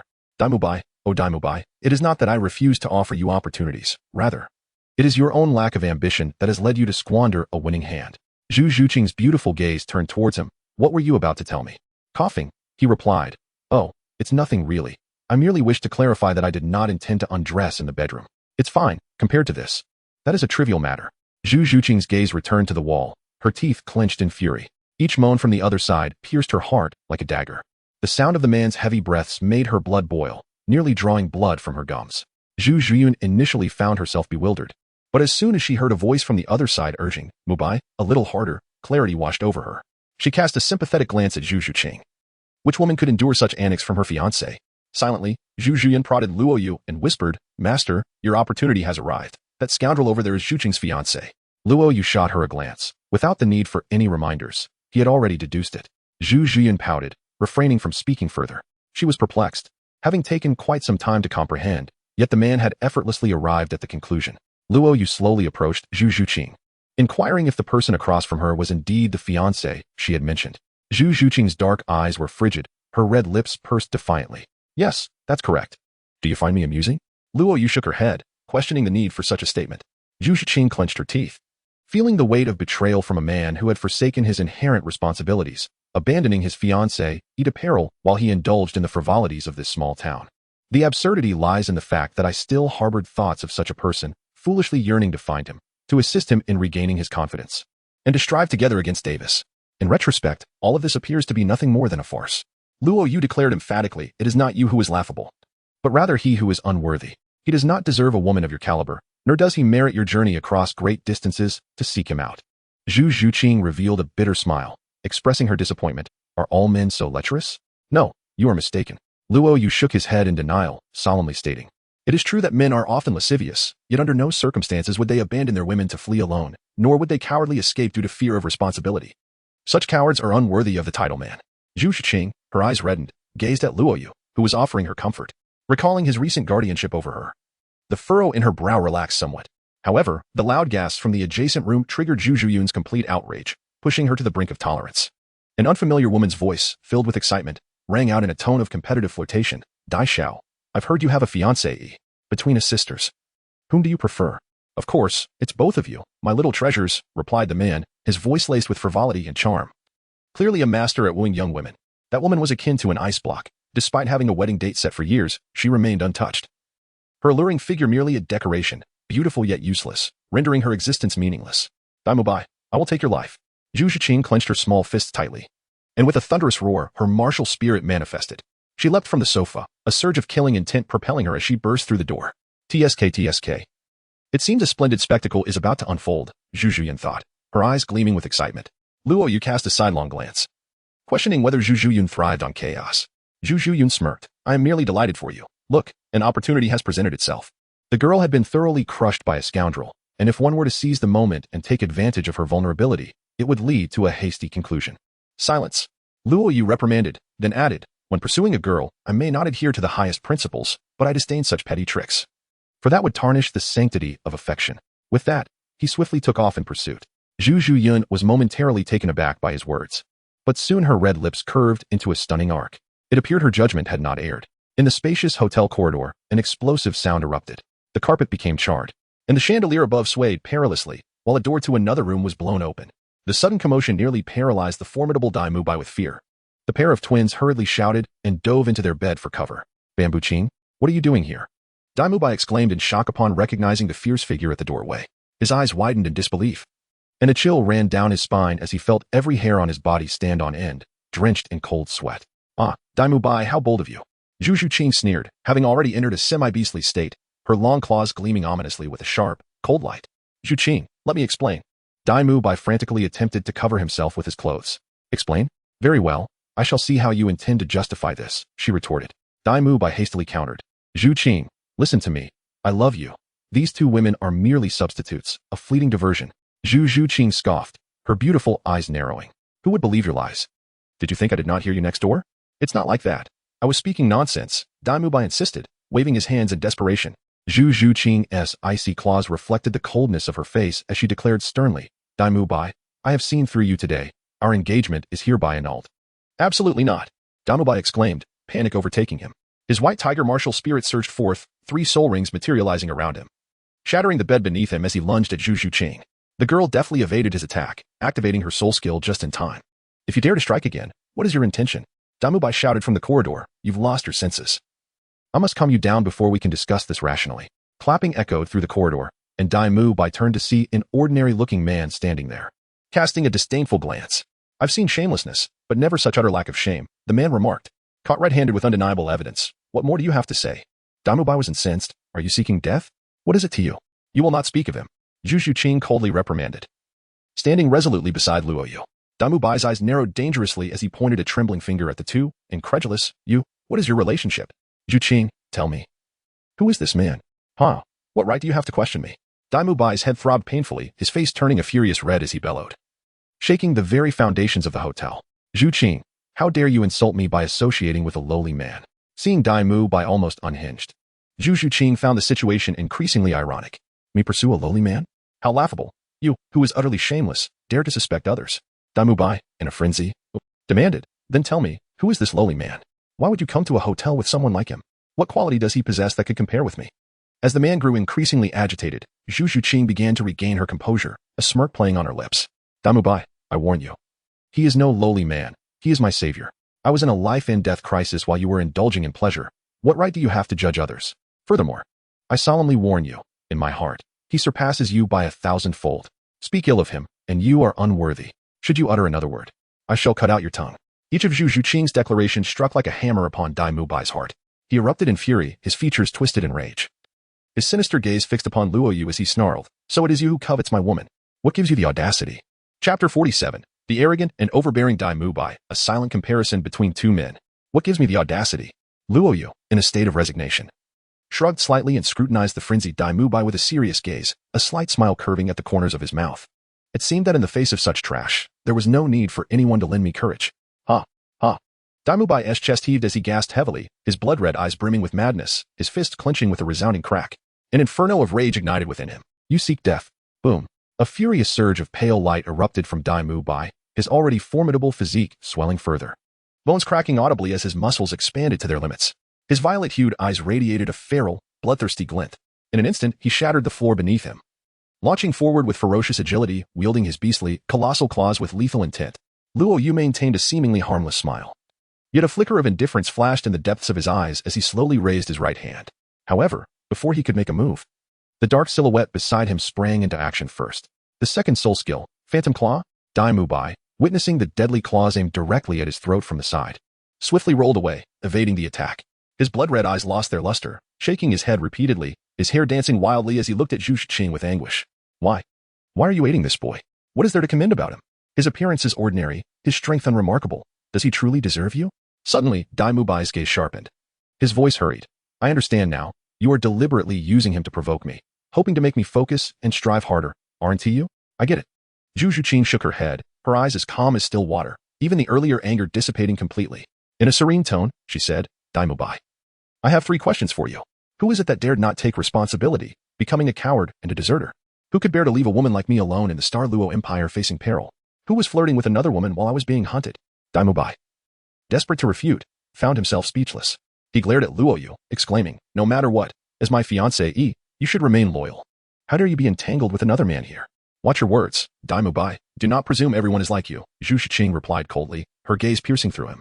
Moreover, you have never fulfilled your duties as a fiancé. Our engagement ends here. Ha ha. Dai Mu Bai staggered back a few steps, suddenly bursting into laughter, looking at Zhu Zhuqing with a wicked grin. For such a man, you would forsake everything? I hope you won't regret it. Alone. Can you truly face Davis and Zhu Zhiyun? It's a dead end. Zhu Zhuqing replied solemnly, this is none of your concern. Oh, you might not know. Dai Mu Bai sneered, I have enrolled in Shrek Academy, which only admits monsters. Even if I cannot defeat that Davis, the teacher's influence will keep me safe. What relevance does this have to me? Zhu Zhuqing's eyes flashed with impatience. We both joined Shrek, with time. We can rely on our martial soul fusion technique to carve a path back to the Star Luo Empire. But if you choose this boy, can he truly protect you? Come with me now, let me deal with this boy, and our future will be bright. Dai Mu Bai, with fervor, concluded his speech, his confidence restored. He believed that his words would surely sway Zhu Zhuqing. After all, she could not bear to relinquish their martial soul fusion technique. Moreover, that boy, regardless of strength, did he possess even a fraction of his charisma? He was a prince, after all. Even a fool knows how to choose. Zhu Zhuqing stepped forward. Dai Mu Bai smirked with arrogant delight, basking in the warmth of spring, even casting a derisive glance at Luo Yu. He opened his arms wide, exuding confidence, eagerly awaiting Zhu Zhuqing's approach. Zhu Zhuqing halted, her demeanor calm as a tranquil lake. Dai Mu Bai, as an old acquaintance, I advise you one last time, do not provoke him. Leave now, or you shall perish. Dai Mu Bai's smile abruptly vanished, completely taken aback by this outcome. At that moment, the sisters emerged from the room, fully dressed, playfully caressing his shoulder. Dai Xiao, it's just a woman, don't let it get you worked up. We're here for you. Zhu Zhuqing scoffed, turning towards Luo Yu. Get lost. Dai Mu Bai forcefully shoved them aside. Empowered by a soul force, the 2 women were rudely flung against the corridor wall. Ignoring them completely, his eyes fixated on Luo Yu, his brows knitted tightly, his voice seething with rage akin to an enraged lion, imbued with an icy chill. You, boy, are the root of all this trouble. Today, I shall tear you apart, limb from limb. Zhu Zhuqing abruptly turned, her tone haunting. Dai Mu Bai, do you truly wish to die? Are you planning to protect him? Dai Mu Bai chuckled coldly, flexing his massive tiger claws, a sneer of disdain crossing his lips. I warn you, step aside, or I shall take you down too. I intend to end him today. Even the heavens cannot shield you. Zhu Zhuqing suddenly laughed, stepping aside, gesturing grandly. I have warned you. If you seek death, then do as you please. Dai Mu Bai threw his head back in manic laughter, his voice rising in pitch, nearly deranged. Are you mocking me? I, Dai Mu Bai, am 15 years old. A soul master of rank 37. You think he can kill me? Does he even qualify? Boom. The third soul skill, White Tiger Transformation. Terrifying black markings appeared on Dai Mu Bai's muscular frame, his tiger claws swelling further, enveloped in blinding golden light. His blood-red eyes radiating the ferocious aura of the King of Beasts. He advanced towards Luo Yu, each step causing the entire building to tremble. With a disdainful and cruel smile, he sought not to demolish his opponent directly, that would be too mundane. Instead, he aimed to gradually erode Luo Yu's spirit, amplifying his fear until he knelt before him, allowing Zhu Zhuqing to witness the inadequacy of the man she chose. Dai Mu Bai grinned maliciously. Boy, if you're afraid, just say so. Kneel and call me grandfather, and I might consider sparing your life. Luo Yu shook his head with a sigh. It seemed you took others' reminders as mere whispers in the wind. I cannot fathom who bestowed upon you such audacious confidence to be so brazen. Dai Mu Bai's lips curled into a smirk. Do you think I am a fool like others? He retorted. I am aware that you might possess your own hidden cards.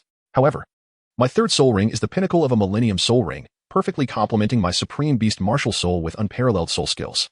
My strength, attack, and defense will be doubled. What do you have to compare with me? Hearing Dai Mubai boast about his Millennium Soul Ring, Zhu Zhuqing could scarcely bear to watch. A stunning red shadow flashed through her mind. The two men were unwittingly compared, one flaunting a Millennium Soul Ring, the other humbly concealing a 100,000-year soul ring. Zhu Zhuqing's heart stirred as she turned her gaze toward Luo Yu, her eyes glimmering. She knew that today, Dai Mubai was finished. Chapter 48. The dragon god martial soul emerges, crushing the malevolent white tiger. The ground trembled with a series of resounding thuds. Dai Mubai basked in the golden light of the white tiger's transformation, his movements embodying the grace of a dragon. Each step left an indelible imprint on the ground. His exaggerated muscles radiating a fierce and potent vitality, while his sharp claws glinted with a cold, blade-like shimmer. He stood high above, looking down with contempt upon Luo Yu. Dai Mubai brimmed with confidence. At his age, he was invincible, with no rivals. Even if there were, it certainly would not be this unremarkable boy before him. He wore a cruel smile, reminiscent of a cat toying with a mouse, cold and haughty. Zhu Zhuqing, look at the man you admire. Why is he now rendered speechless? Today, I shall utterly crush this man before you, shattering his dignity to dust, making you aware of who the true powerhouse is. Prepare to regret it, Zhu Zhuqing. The stunningly beautiful girl in black shook her head, indicating that he was beyond redemption. Her beautiful eyes were filled with profound sympathy. The tragedy of Dai Mubai was already sealed for daring to provoke this calamity. Boom. A thunderous explosion resounded.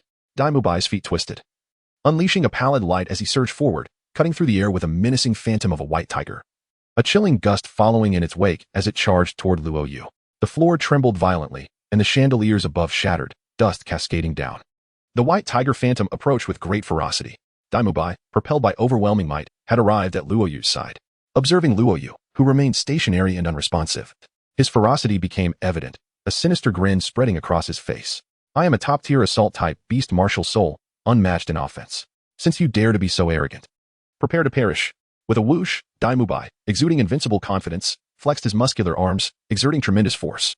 He swung his enormous, razor-sharp claws, producing a thunderous sound as they sliced through the air, aimed directly at Luo Yu's head. The next moment seemed destined for carnage. A victorious smile had already begun to surface on Dai Mubai's lips. Bang! A muffled thud echoed, and a fierce gale surged. Dai Mubai's expression froze, his pupils constricting. That colossal claw, seemingly imbued with the strength of 1,000 pounds, was unexpectedly halted by a pair of hands as pure as jade, unable to advance even a fraction.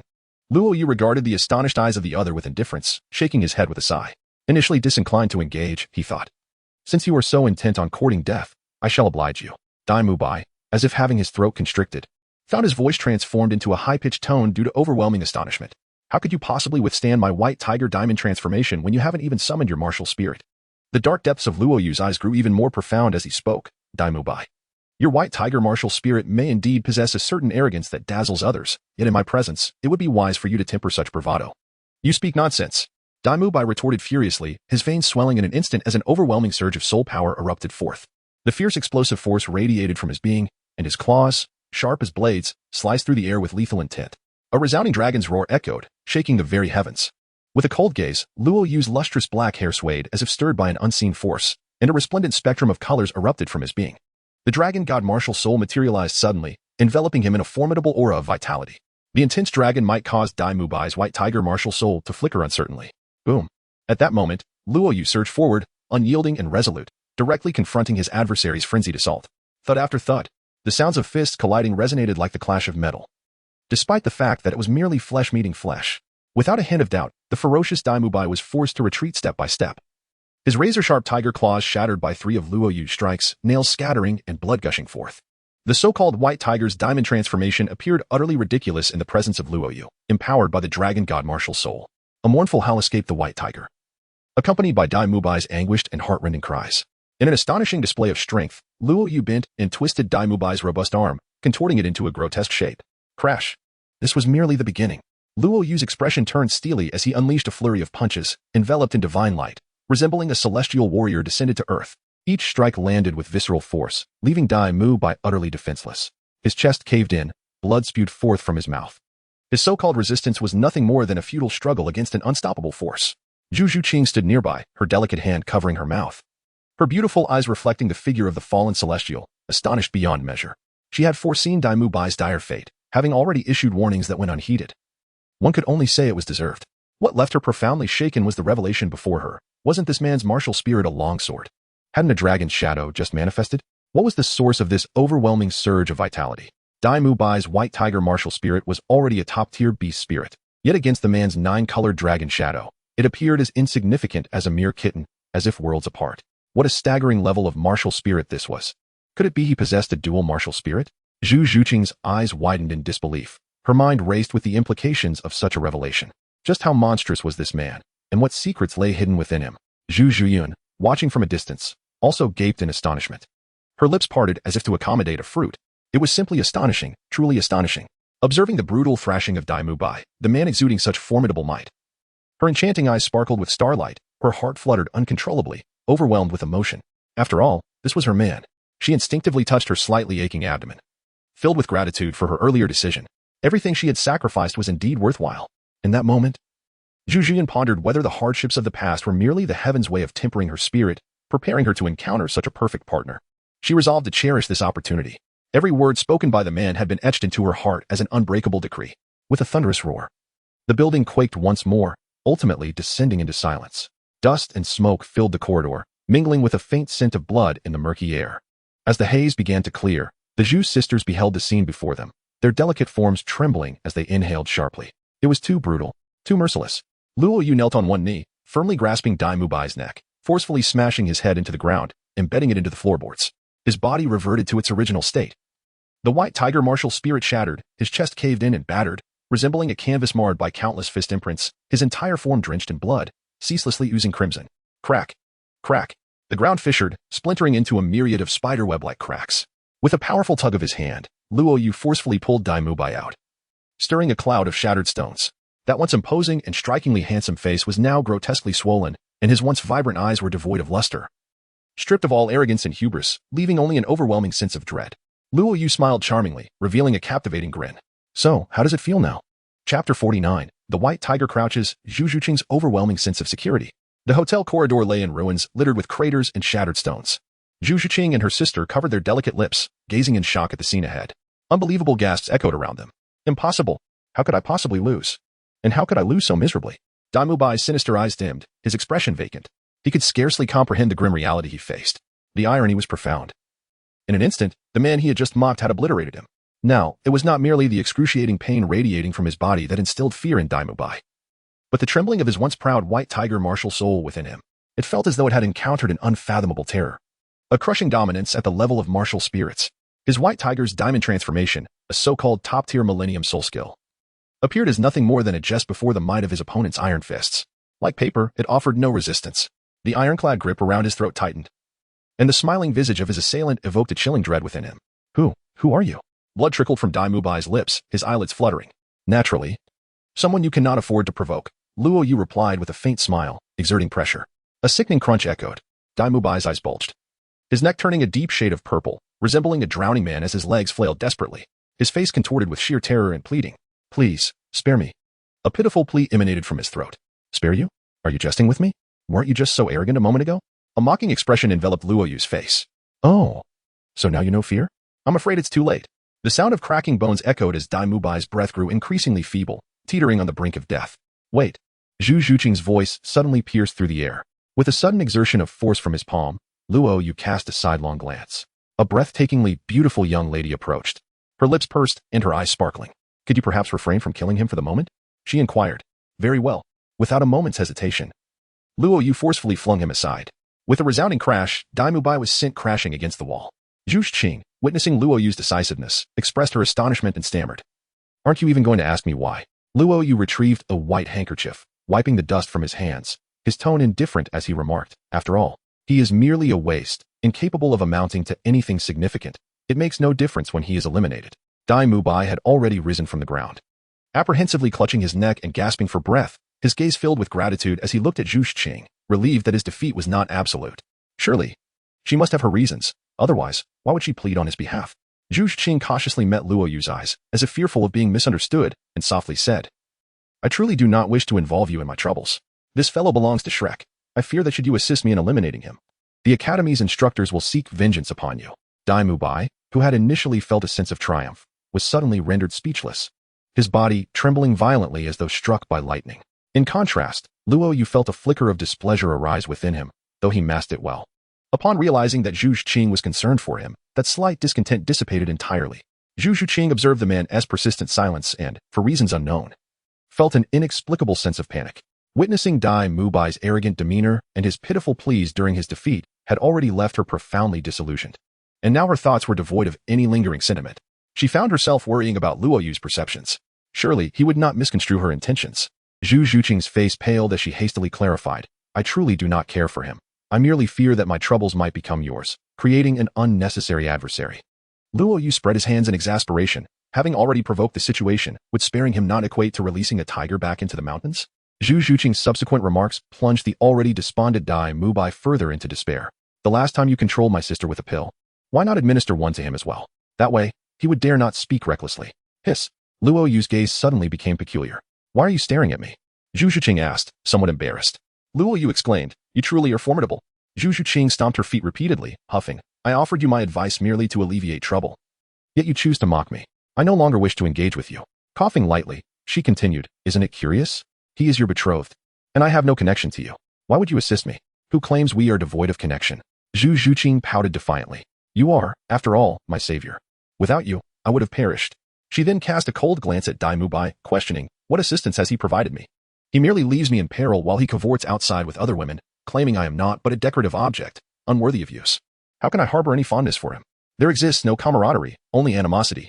With words that pierced like daggers, Zhu Zhuqing's every utterance struck Dai Mubai, rendering his countenance ashen. Each syllable was a wound to his heart, causing him a torment more profound than death itself. For the harsh truth of her words left him utterly defenseless. Luo Yu slowly rose to his feet, his large hand tenderly brushing through Zhu Zhuqing's cascading black tresses. The woman offered no resistance, allowing the man to act as he wished. The gentle rustle echoed softly. Zhu Zhuqing felt the warmth radiating from his broad palm, soothing the wounds inflicted upon her heart by Dai Mubai. The icy demeanor she had worn melted away, transforming into a gentle serenity and acceptance. Very well. I comprehend your intentions. Leave the remainder to me. Luo Yu retracted his hand and approached Dai Mubai in the corner. As his palm withdrew, Zhu Zhuqing felt a pang of loss. Gazing at the man's silhouette, she suddenly realized that, unbeknownst to her, she had developed a profound reliance on him, stemming from a childhood devoid of security. With a swift motion, Luo Yu tore away a substantial piece of fabric from Dai Mubai's attire, letting it fall to the ground. What are you doing? Luo Yu sneered coldly. I ask you, would you prefer death or life? To live, I wish to live. I beseech you to spare my life. It is my folly for not recognizing the gravity of the situation, Dai Mubai replied in a panic. Then write it down. Luo Yu instructed, gesturing towards the piece of cloth. What should I write? Dai Mubai asked in astonishment. Luo Yu narrowed his eyes and questioned. Is your engagement with her still valid? Dai Mubai shook his head repeatedly, his lips still dripping with blood. It's not valid at all. You and she are truly a match made in heaven. What nonsense are you spouting? Zhu Zhuqing, standing nearby, spat fiercely, her face flushed. Yet she refrained from voicing a rebuttal. Luo Yu glared, as if to say, what is there to misunderstand? Dai Mubai shivered slightly, his tone filled with resignation. You see, I do not possess a pen either. As the light in Luo Yu's eyes flickered, it became apparent that your blood had not yet flowed sufficiently. Dai Mu's gaze trembled as he immediately fell to the ground, using his fingers to stain them with blood, tremblingly inscribing a line of blood-written words. He respectfully presented it to Luo Yu, his eyes brimming with a plea. I, Dai Mubai, feel unworthy of Zhu Zhuqing. Henceforth, our engagement is rendered void. Upon hearing these words, Zhu Zhuqing's expression softened with relief. The shackles imposed upon her by her family for many years had finally been lifted. From this moment on, she would be free. Zhu Zhuqing cast a grateful glance towards the man, as if her life had begun to illuminate ever since their paths had crossed. I have fulfilled your requests. May I now be permitted to leave? Dai Mubai implored. Luo Yu cast a sidelong glance at him. Do you take others for fools? Dare not. Dai Mubai appeared to be instantly seen through, opening his mouth in surprise. Whoosh. A black pill flew into Dai Mubai's mouth. What have you made me swallow? Dai Mubai exclaimed in terror. Luo Yu coldly stated, there is no need for further explanation. If you adhere to your duties and conduct yourself with integrity, nothing untoward will occur. However, should you entertain any nefarious thoughts or dare to bring trouble upon us, rest assured, no one will be able to save you when the time comes. Shrek is not an option, nor is the Star Luo Empire. The chilling aura that flashed in Luo Yu's eyes instantly reminded Dai Mubai of the terror he had previously experienced. No longer daring to cause trouble, he realized that the injuries he bore were self-inflicted, unrelated to anyone else. Get lost, Luo Yu huffed coldly. Dai Mubai felt as if he had been granted a reprieve, stumbling away in a frantic escape, neglecting even the 2 dazed twins who had been swept away by the aftermath. Stop. Dai Mubai's steps abruptly halted, and he turned back in a panic. Luo Yu furrowed her brows, contemplating leaving without a care. First, clear the corridor, repair the necessary areas, compensate for the damages, and call back those who have fled. All right. I shall attend to it. Daimubai promptly began to move stones and tidy the scene. Zhu Zhuqing watched from behind, her heart racing at the man's domineering presence, which made her utterly captivated. Such masculinity, such a sense of security. Let us return to our room. Luo Yu declared as she turned back. Yes, master. Zhu Zhuqing thought only of the man, her eyes gleaming with admiration. Daimubai noticed Zhu Zhuqing's address towards Luo Yu and felt a jolt in his heart. Master? Is she not the fiancée of Davis? What is going on? Chapter 50, The Sisterly Inquiry, Achieving Hidden Accomplishments. Bountiful Rewards. Bang. The door closed. Daimubai watched helplessly as the man led the Zhu sisters into the room, his heart nearly bursting with rage and jealousy. The twin beauties by his side were merely mediocre in comparison to the fiery and unparalleled Zhu sisters. Their elegance was in a different realm altogether. Why was he not the one to embrace the enchanting beauty?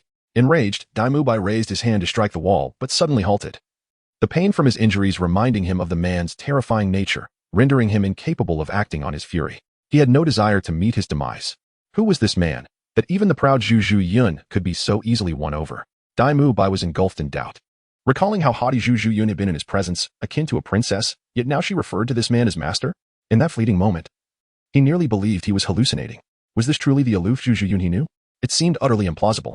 The sting of his wounds and the departure of the woman left Daimubai in a state of profound frustration. He shot a venomous glare at the door, gritting his teeth, silently vowing revenge. 30 years of prosperity and 30 years of decline. You shall wait for me. With this thought, Daimubai began to diligently clear and repair the corridor, lifting one shattered brick after another. Upon returning to the atmosphere thick with intimacy in the pink suite, as soon as the door closed, Zhu Zhuqing pounced towards Luo Yu like a curious child. Master, you must possess a twin martial soul, right?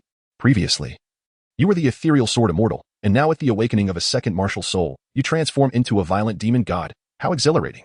Hee, but I absolutely adore it. Zhu Zhuqing exclaimed. Zhu Zhuqing, please, contain your enthusiasm and refrain from being so infatuated. Zhu Zhuqing interjected, unable to bear the sight. With her ample assets proudly displayed, she raised her fair neck, declaring, Sister, I am entitled to my preferences. He is my master.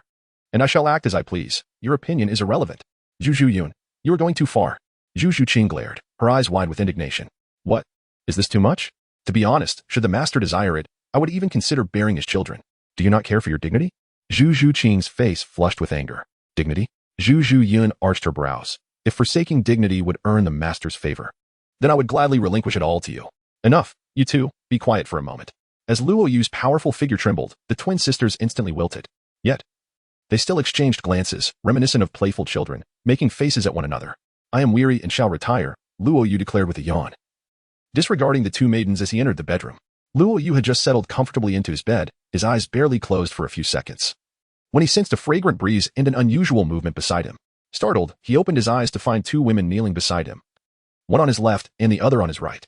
To his left sat a woman of fiery allure, her captivating eyes glistening with a hint of mischief, her luscious red lips ripe with temptation, clad in a black strapless garment that barely contained her exquisite form.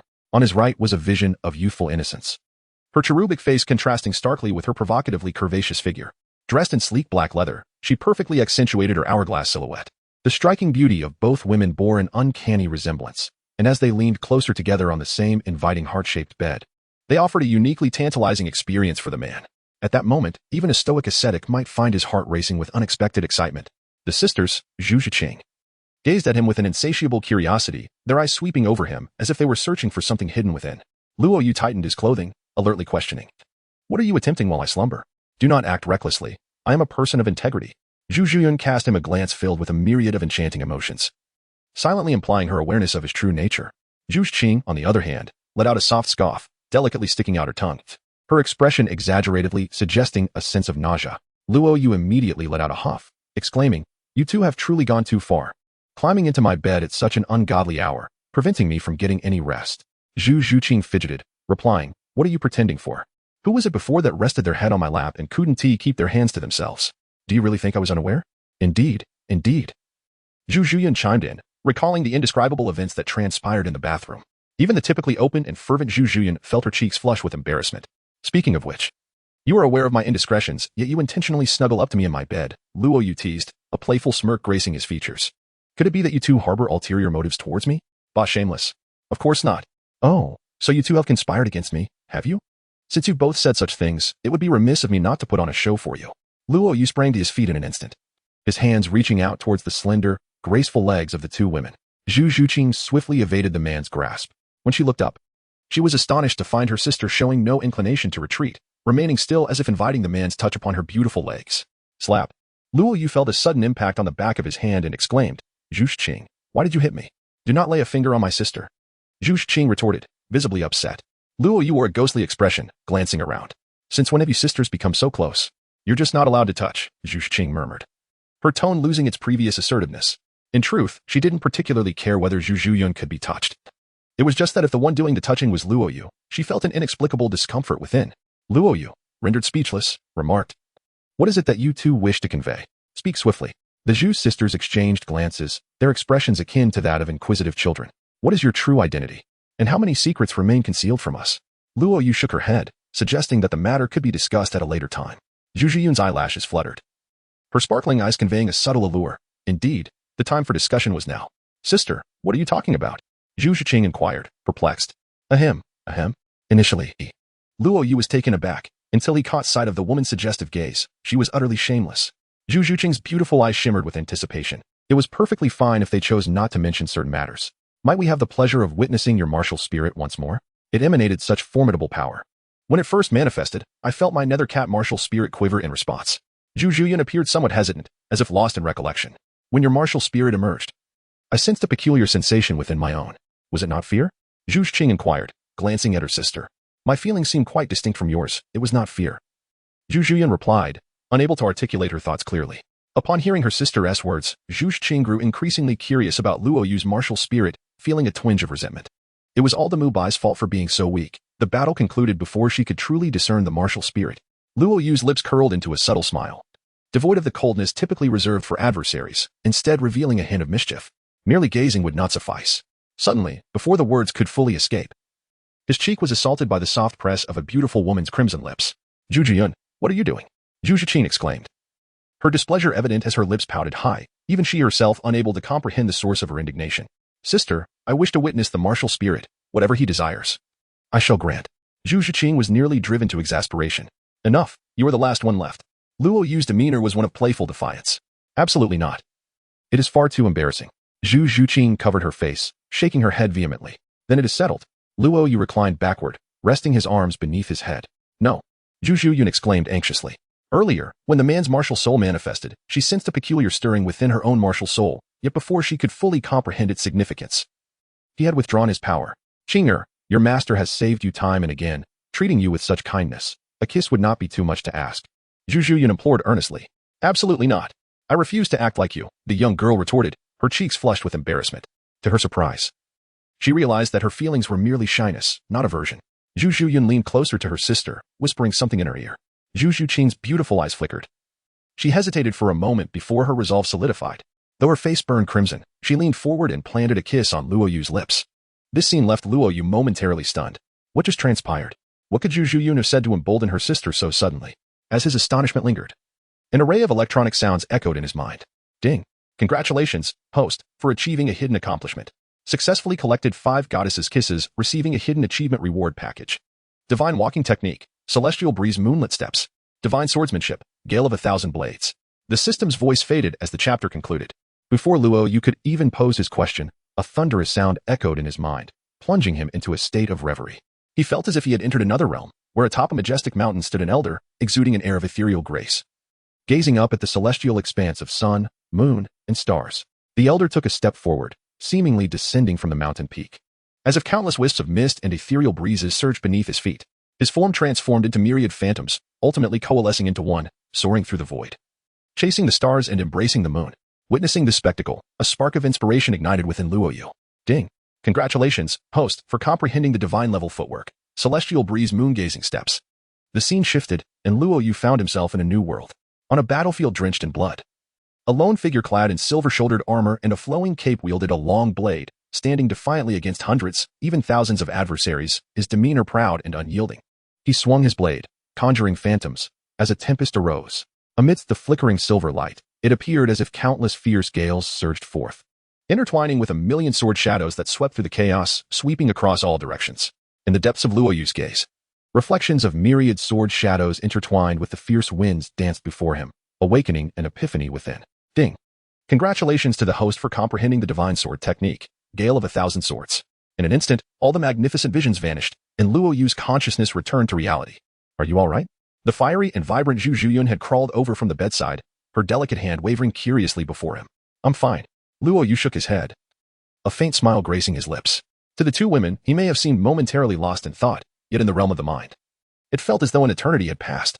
It appeared that the system deliberately allowed him to experience firsthand the formidable power of these two divine techniques now perfected. This experience bestowed upon him not only a versatile and agile footwork, but also an exquisite mastery of swordsmanship, deepening his comprehension of the way of the sword. The two great martial souls endowed him with unparalleled strength, while these divine techniques provided him with the finesse to wield that power effectively. Strength without skill is akin to a brutish bear, and skill without strength is merely ornamental. The true path lies in the harmonious cultivation of both. With the long missing gap finally filled, Luo Yu felt a natural joy within. He was pleasantly surprised to discover the existence of hidden achievements, and the rewards were remarkably generous and considerate. He found himself pondering. Collecting 5 goddess kisses could summon rewards. What if he were to gather 10? Perhaps he was narrowing his focus too much. By extrapolation, could there be other hidden achievements to attain, such as sleeping with 10? Ahem. Luo Yu's expression turned peculiar, and he scolded himself inwardly. I'm a serious person, never given to frivolous thoughts. Sister. Why do I feel like he is suddenly smiling in a rather unsettling manner? Zhu Zhuqing remarked, nudging her voluptuous figure back slightly. Zhu Zhuqing chuckled lightly, teasing. Perhaps the master is contemplating how to devour you, little kitty. Zhu Zhuqing's face instantly flushed a deep crimson. Smack. A sharp sound echoed as Zhu Zhuqing playfully swatted her own curvaceous bottom. Luo Yu shot her a glare. Don't speak nonsense. Do I resemble such a person? Zhu Zhuqing pouted her crimson lips, repeatedly squeezing her petite behind. One need not even look to know the marks were surely there. This man was indeed serious. Am I that kind of person? Luo Yu inquired once more. No, master is certainly not that sort of individual. Zhu Zhuqing responded, her voice rising in urgency. Luo Yu spread his hands innocently, gazing at Zhu Zhuqing. You see, even your sister claims I am a good person. Meanwhile, Zhu Zhuqing stood aside, secretly rolling her eyes and scoffing. It's hardly surprising. I saw you earlier, showing no hesitation whatsoever, directly indulging in the bath. She added, you shared kisses. So surely your martial soul can enlighten us. Zhu Zhuqing's shy gaze was tinged with profound curiosity. Is it merely a martial soul? That is easily said. As Luo Yu channeled his soul power, he consciously restrained it, avoiding any excessive display of force. A shadow of a dragon quietly emerged, enveloped in a radiant aura of 9 colors, with waves of potent vitality pulsating forth. The mere presence of the dragon's might left Zhu Zhuqing and her sister trembling with trepidation. The sister's eyes widened in astonishment. Earlier, a distant glance at the man's martial soul had been enough to astound them. Now, observing it up close from the same bed allowed them to fully appreciate its overwhelming dominance. Master, what kind of martial soul is this? It is utterly terrifying. Zhu Zhuqing's radiant face was alight with shock. Zhu Zhuqing swallowed hard, her delicate fingers nudging her sister's slender waist. Sister, you seem to have missed the crux of the astonishment. This fellow possesses a twin martial soul. Zhu Zhuqing trembled at the revelation, momentarily forgetting that the man was not limited to just this one martial soul, but also wielded that enigmatic longsword martial soul. Why you? Zhu Zhuqing's voice quivered. Zhu Zhuqing's enchanting eyes sparkled with a myriad of colors. Luo Yu waved his hand, indicating that there was no need for such astonishment. After all, possessing a dual martial soul was merely a trivial matter, not exclusive to him in Douluo. Hiss. The sisters' beautiful eyes quivered, and their hearts momentarily clenched. Good gracious. Merely a dual martial soul? Have you heard the rumors? What more do you desire? The man's calm demeanor was utterly maddening to the two women. They stared unblinkingly for an extended period, genuinely unable to discern even a trace of arrogance upon his face. This was somewhat disconcerting, suggesting that he truly did not regard the matter of having a dual martial soul with any significance. Zhu Zhuqing's expression grew intricate, and she could not help but inquire. Do you comprehend the implications of possessing a dual martial soul? Indeed, Luo Yu nodded. Zhu Zhuqing, usually composed, now breathed more rapidly. Are you aware that the last possessor of a dual martial soul became the most powerful empress of the Douluo continent? How could I possibly be unaware? Luo Yu rolled his eyes. That is my woman. What did you say? The Zhu sisters exclaimed simultaneously, covering their lips. Oh dear. That just slipped out. Luo Yu's expression momentarily faltered as he ultimately shook his head in resignation and let out a sigh. Since it has come to this, I shall no longer conceal the truth from both of you. I must reveal that the Empress Bibi Dong is, in fact, my beloved. The two sisters exchanged glances, blinking in astonishment, before suddenly bursting into laughter, their joyous mirth blossoming like vibrant flowers in full bloom. On Luo Yu's face was a profound expression of disbelief. Is it truly that amusing? Zhu Zhuqing was on the verge of tears from laughter, imploring the elder to take the jest more seriously. There is a time for jest and a time for reverence. one must not mock the Empress. She is a peerless genius, renowned throughout the annals of Douluo continent, and a prodigy who has risen to greatness, reigning as the supreme ruler of the Spirit Hall. Zhu Zhuqing's eyes shimmered with admiration. Indeed, she is an exemplary figure for the women of Douluo. You cannot fathom the depth of my admiration for Empress Bibi Dong. Luo Yu nodded and said, all right. I shall have the opportunity to take you all to the Spirit Hall to visit her. He scoffed. The more you speak, the more absurd it becomes. Zhu Zhuqing shot him a glance, retorting, if you had been born in the same era, perhaps you and the Empress could have had a chance. But the disparity is simply too vast now. Zhu Zhuqing, with eyes full of admiration, encouraged, Master, with your extraordinary talent, I believe your future accomplishments will undoubtedly rival those of the Empress. Luo Yu's lips twitched slightly. You both still do not believe me. Humph. Stop boasting. If the Empress were truly your woman, I, Zhu Zhuqing, would serve you on my knees from now on. Zhu Zhuqing pouted, utterly unconvinced. She had the privilege of witnessing the Empress's grandeur, and how could such an icy queen ever fall for a man? Luo Yu smacked his lips and glanced at Zhu Zhuqing. What about you? Do you not believe it either? Zhu Zhuqing smiled gracefully. The Empress is not your woman. Yet I am also willing to kneel and serve you. Luo Yu realized that she too was skeptical. By the way, did you not mention that when my martial soul manifested, you felt a disturbance in your body? Zhu Zhuqing nodded. Indeed. At this moment, I am suppressing the stirring of my martial soul. It feels as though there is something unique about it, though I cannot quite articulate what it is. Then release your martial soul, and let me see what is happening, Luo Yu said, curiosity flickering in his eyes. Chapter 52, Remarkable Skill. Can it truly enhance another's martial soul? Zhu Zhuqing knelt gracefully by the bedside, her shapely legs forming an elegant shape. A hint of doubt crossed her delicate features. She wondered why she did not share the sensation her sister described, especially since their martial souls were identical. Suddenly, a flash of dark brilliance illuminated the air as Zhu Zhuqing summoned her nether spirit cat martial soul. Renowned as one of the premier beast martial souls of the Douluo continent, the moment she beheld Luo Yu's dragon god martial soul, her forelimbs instinctively bent, and she prostrated herself in the void, adopting a posture of submission before the formidable presence of his martial soul. Luo Yu suddenly sensed that his dragon god martial soul seemed to have established a peculiar connection with the other party. Is this what you meant by the stirring of the martial soul? Luo Yu inquired. Zhu Zhuqing furrowed her brows, communing with her own martial soul, and after a moment of hesitation, she pointed towards the ethereal shadow of the dragon god martial soul, uncertainly stating, it appears that you possess the power I require. Luo Yu immersed himself in meditation, attempting to summon the power within his martial soul. A resounding roar emanated from the shadow of the dragon god. Subsequently, a radiant nine-colored light erupted from its maw, directly illuminating the prostrated phantom spirit cat. This spectacle simultaneously captured the attention of both Liu and the Zhu sisters. Boom.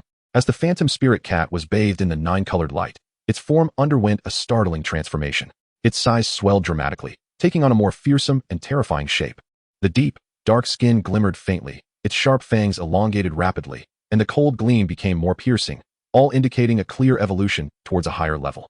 An exhilarating roar erupted, not a dragon's roar, but rather a cataclysmic change occurring within the phantom spirit cat. After a fleeting brilliance, Zhu Zhuqing rubbed her eyes, utterly unable to believe the spectacle before her. The phantom spirit cat had transcended its former being, now resembling a terrifying phantom saber-toothed tiger. In addition to its sharper claws and glistening fangs, a pair of dark, ominous wings had sprouted from its back, were it not for the sensation of their bloodline connection. Zhu Zhuqing would scarcely believe this was still her martial soul. How do you feel? Luo Yu inquired. Zhu Zhuqing parted her delicate lips, sensing the formidable power of her martial soul, and hesitantly replied, why do I feel as though my martial soul has become even more powerful? Try manifesting your martial soul. That should provide clarity, Luo Yu suggested. Suppressing her astonishment and myriad questions, Zhu Zhuqing leapt from her bed, her smooth, jade-like feet landing on the pink carpet of her bedroom. Martial soul, manifest. Boom. This time, Zhu Zhuqing's transformation was markedly different from her previous beastly form. She exuded an even more enchanting and bewitching aura. The most conspicuous change was the emergence of a pair of black wings on her back, resembling a dark, ethereal angel, her presence far surpassing her former self. With a mere flick of her wrist, she produced a sonic boom, a feat previously inconceivable. As she felt a torrent of surging power coursing through her body, Zhu Zhuqing's beautiful eyes widened in astonishment, a profound joy intermingling with her disbelief, rendering her emotions indescribable. Her voice trembled. Gazing at Luo Yu as if he were a deity, how did you achieve this? Why has my martial soul suddenly grown so powerful? Luo Yu gently rubbed his temples and shook his head, saying, this is indeed the first time I have encountered such a situation. You witnessed the entire process just now. Zhu Zhuqing swallowed hard. Her voice strained as she remarked, surely not. Your martial soul merely emitted a divine light, and my nether spirit cat could evolve to this extent? Zhu Zhuqing's beautiful eyes trembled with disbelief. Having observed the entire event, she was left utterly astonished. What extraordinary power did this man possess that could facilitate the evolution of another's martial soul? It was utterly terrifying. One must understand that the quality of a martial soul is intricately linked to an individual's combat prowess. A high-quality martial soul significantly enhances the attributes conferred upon its wielder, while a low-quality martial soul leads to a fate that is too grim to describe. Not to mention, Zhu Zhuqing could clearly feel her strength had tripled, and her already remarkable speed had increased by over fivefold. The Nether Spirit Cat martial soul, having merely received the divine light bestowed by the other's martial soul, had astonishingly ascended to the pinnacle of martial souls. The capability of this man to alter talent and evolve martial souls was nothing short of unfathomable. Zhu Zhuqing felt a surge of power within her that seemed surreal, as if she were dreaming. She gazed at the man in utter astonishment, questioning if his ability was not more extraordinary than that of any support-type soul master. No matter how proficient a support-type soul master may be, they can only enhance physical condition at best. This individual, however, had directly facilitated the evolution of another's martial soul. Luo Yu shook his head and said, "Do not look at me like that. I only learned of this matter today." Zhu Zhuqing's beautiful eyes sparkled with excitement, had it not been for Zhu Zhuqing's presence. She might have immediately rushed to Luo Yu's side to bestow a sweet kiss upon him. It is no exaggeration to assert that the exhilaration brought by the evolution of martial souls is indescribably uplifting for soul masters. Zhu Zhuqing marveled, "Your methods are simply astonishing. To think they could aid in the evolution of martial souls." Luo Yu shook his head and pondered, saying, "It shouldn't be that exaggerated. I can sense that the divine light emitted from the dragon's mouth is likely temporal in nature, rather than a permanent evolution of the martial soul. Even if it is not permanent, it is still quite astonishing and terrifying, isn't it?" The lingering shock on Zhu Zhuqing's face was unmistakable. "Do you have any idea how frightening your methods truly are?" Luo Yu said little more and continued his attempts. Guided by an inexplicable sense, he gestured with his hand. Within Zhu Zhuqing, light coalesced, and a radiant beam of nine-colored brilliance surged forth, only to vanish back into the dragon's form. Stripped of this divine light, Zhu Zhuqing was instantaneously reverted to her original state, transforming back into the spectral spirit cat, pouting in discontent. She thought it rather stingy of her master to withdraw so soon. She yearned to fully experience the astonishing power.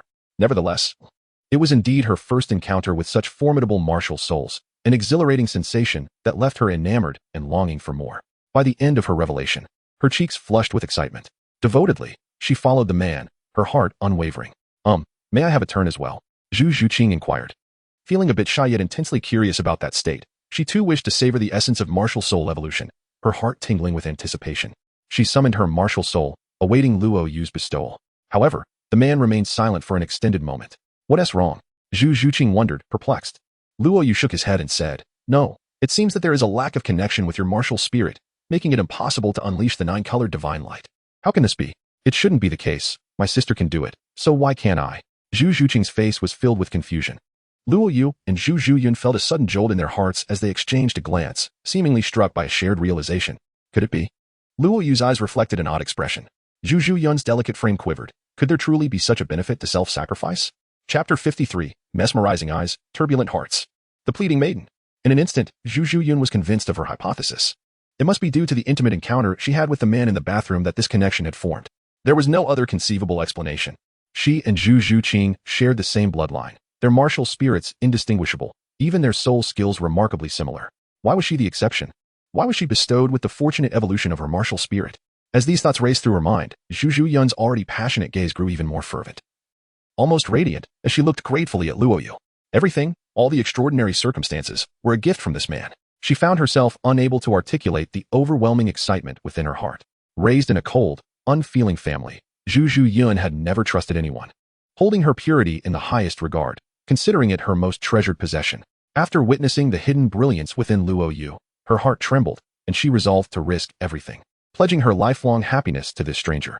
It was a gamble of monumental proportions. Should the man's character prove flawed, she would find herself with nothing, her life plunging into the darkest depths of despair. Davis would surely not let her go unscathed, if she had harbored any doubts or anxieties before. Being close to the man now, inhaling his robust masculine aura, Zhu Zhuqing felt an indescribable sense of security. She was grateful for having made the most astute decision of her life, though she had yet to fully comprehend his essence. The mere hint of his charisma and talent had already left her and her sister in awe. As her heart swelled with emotion, an intense premonition surged within her.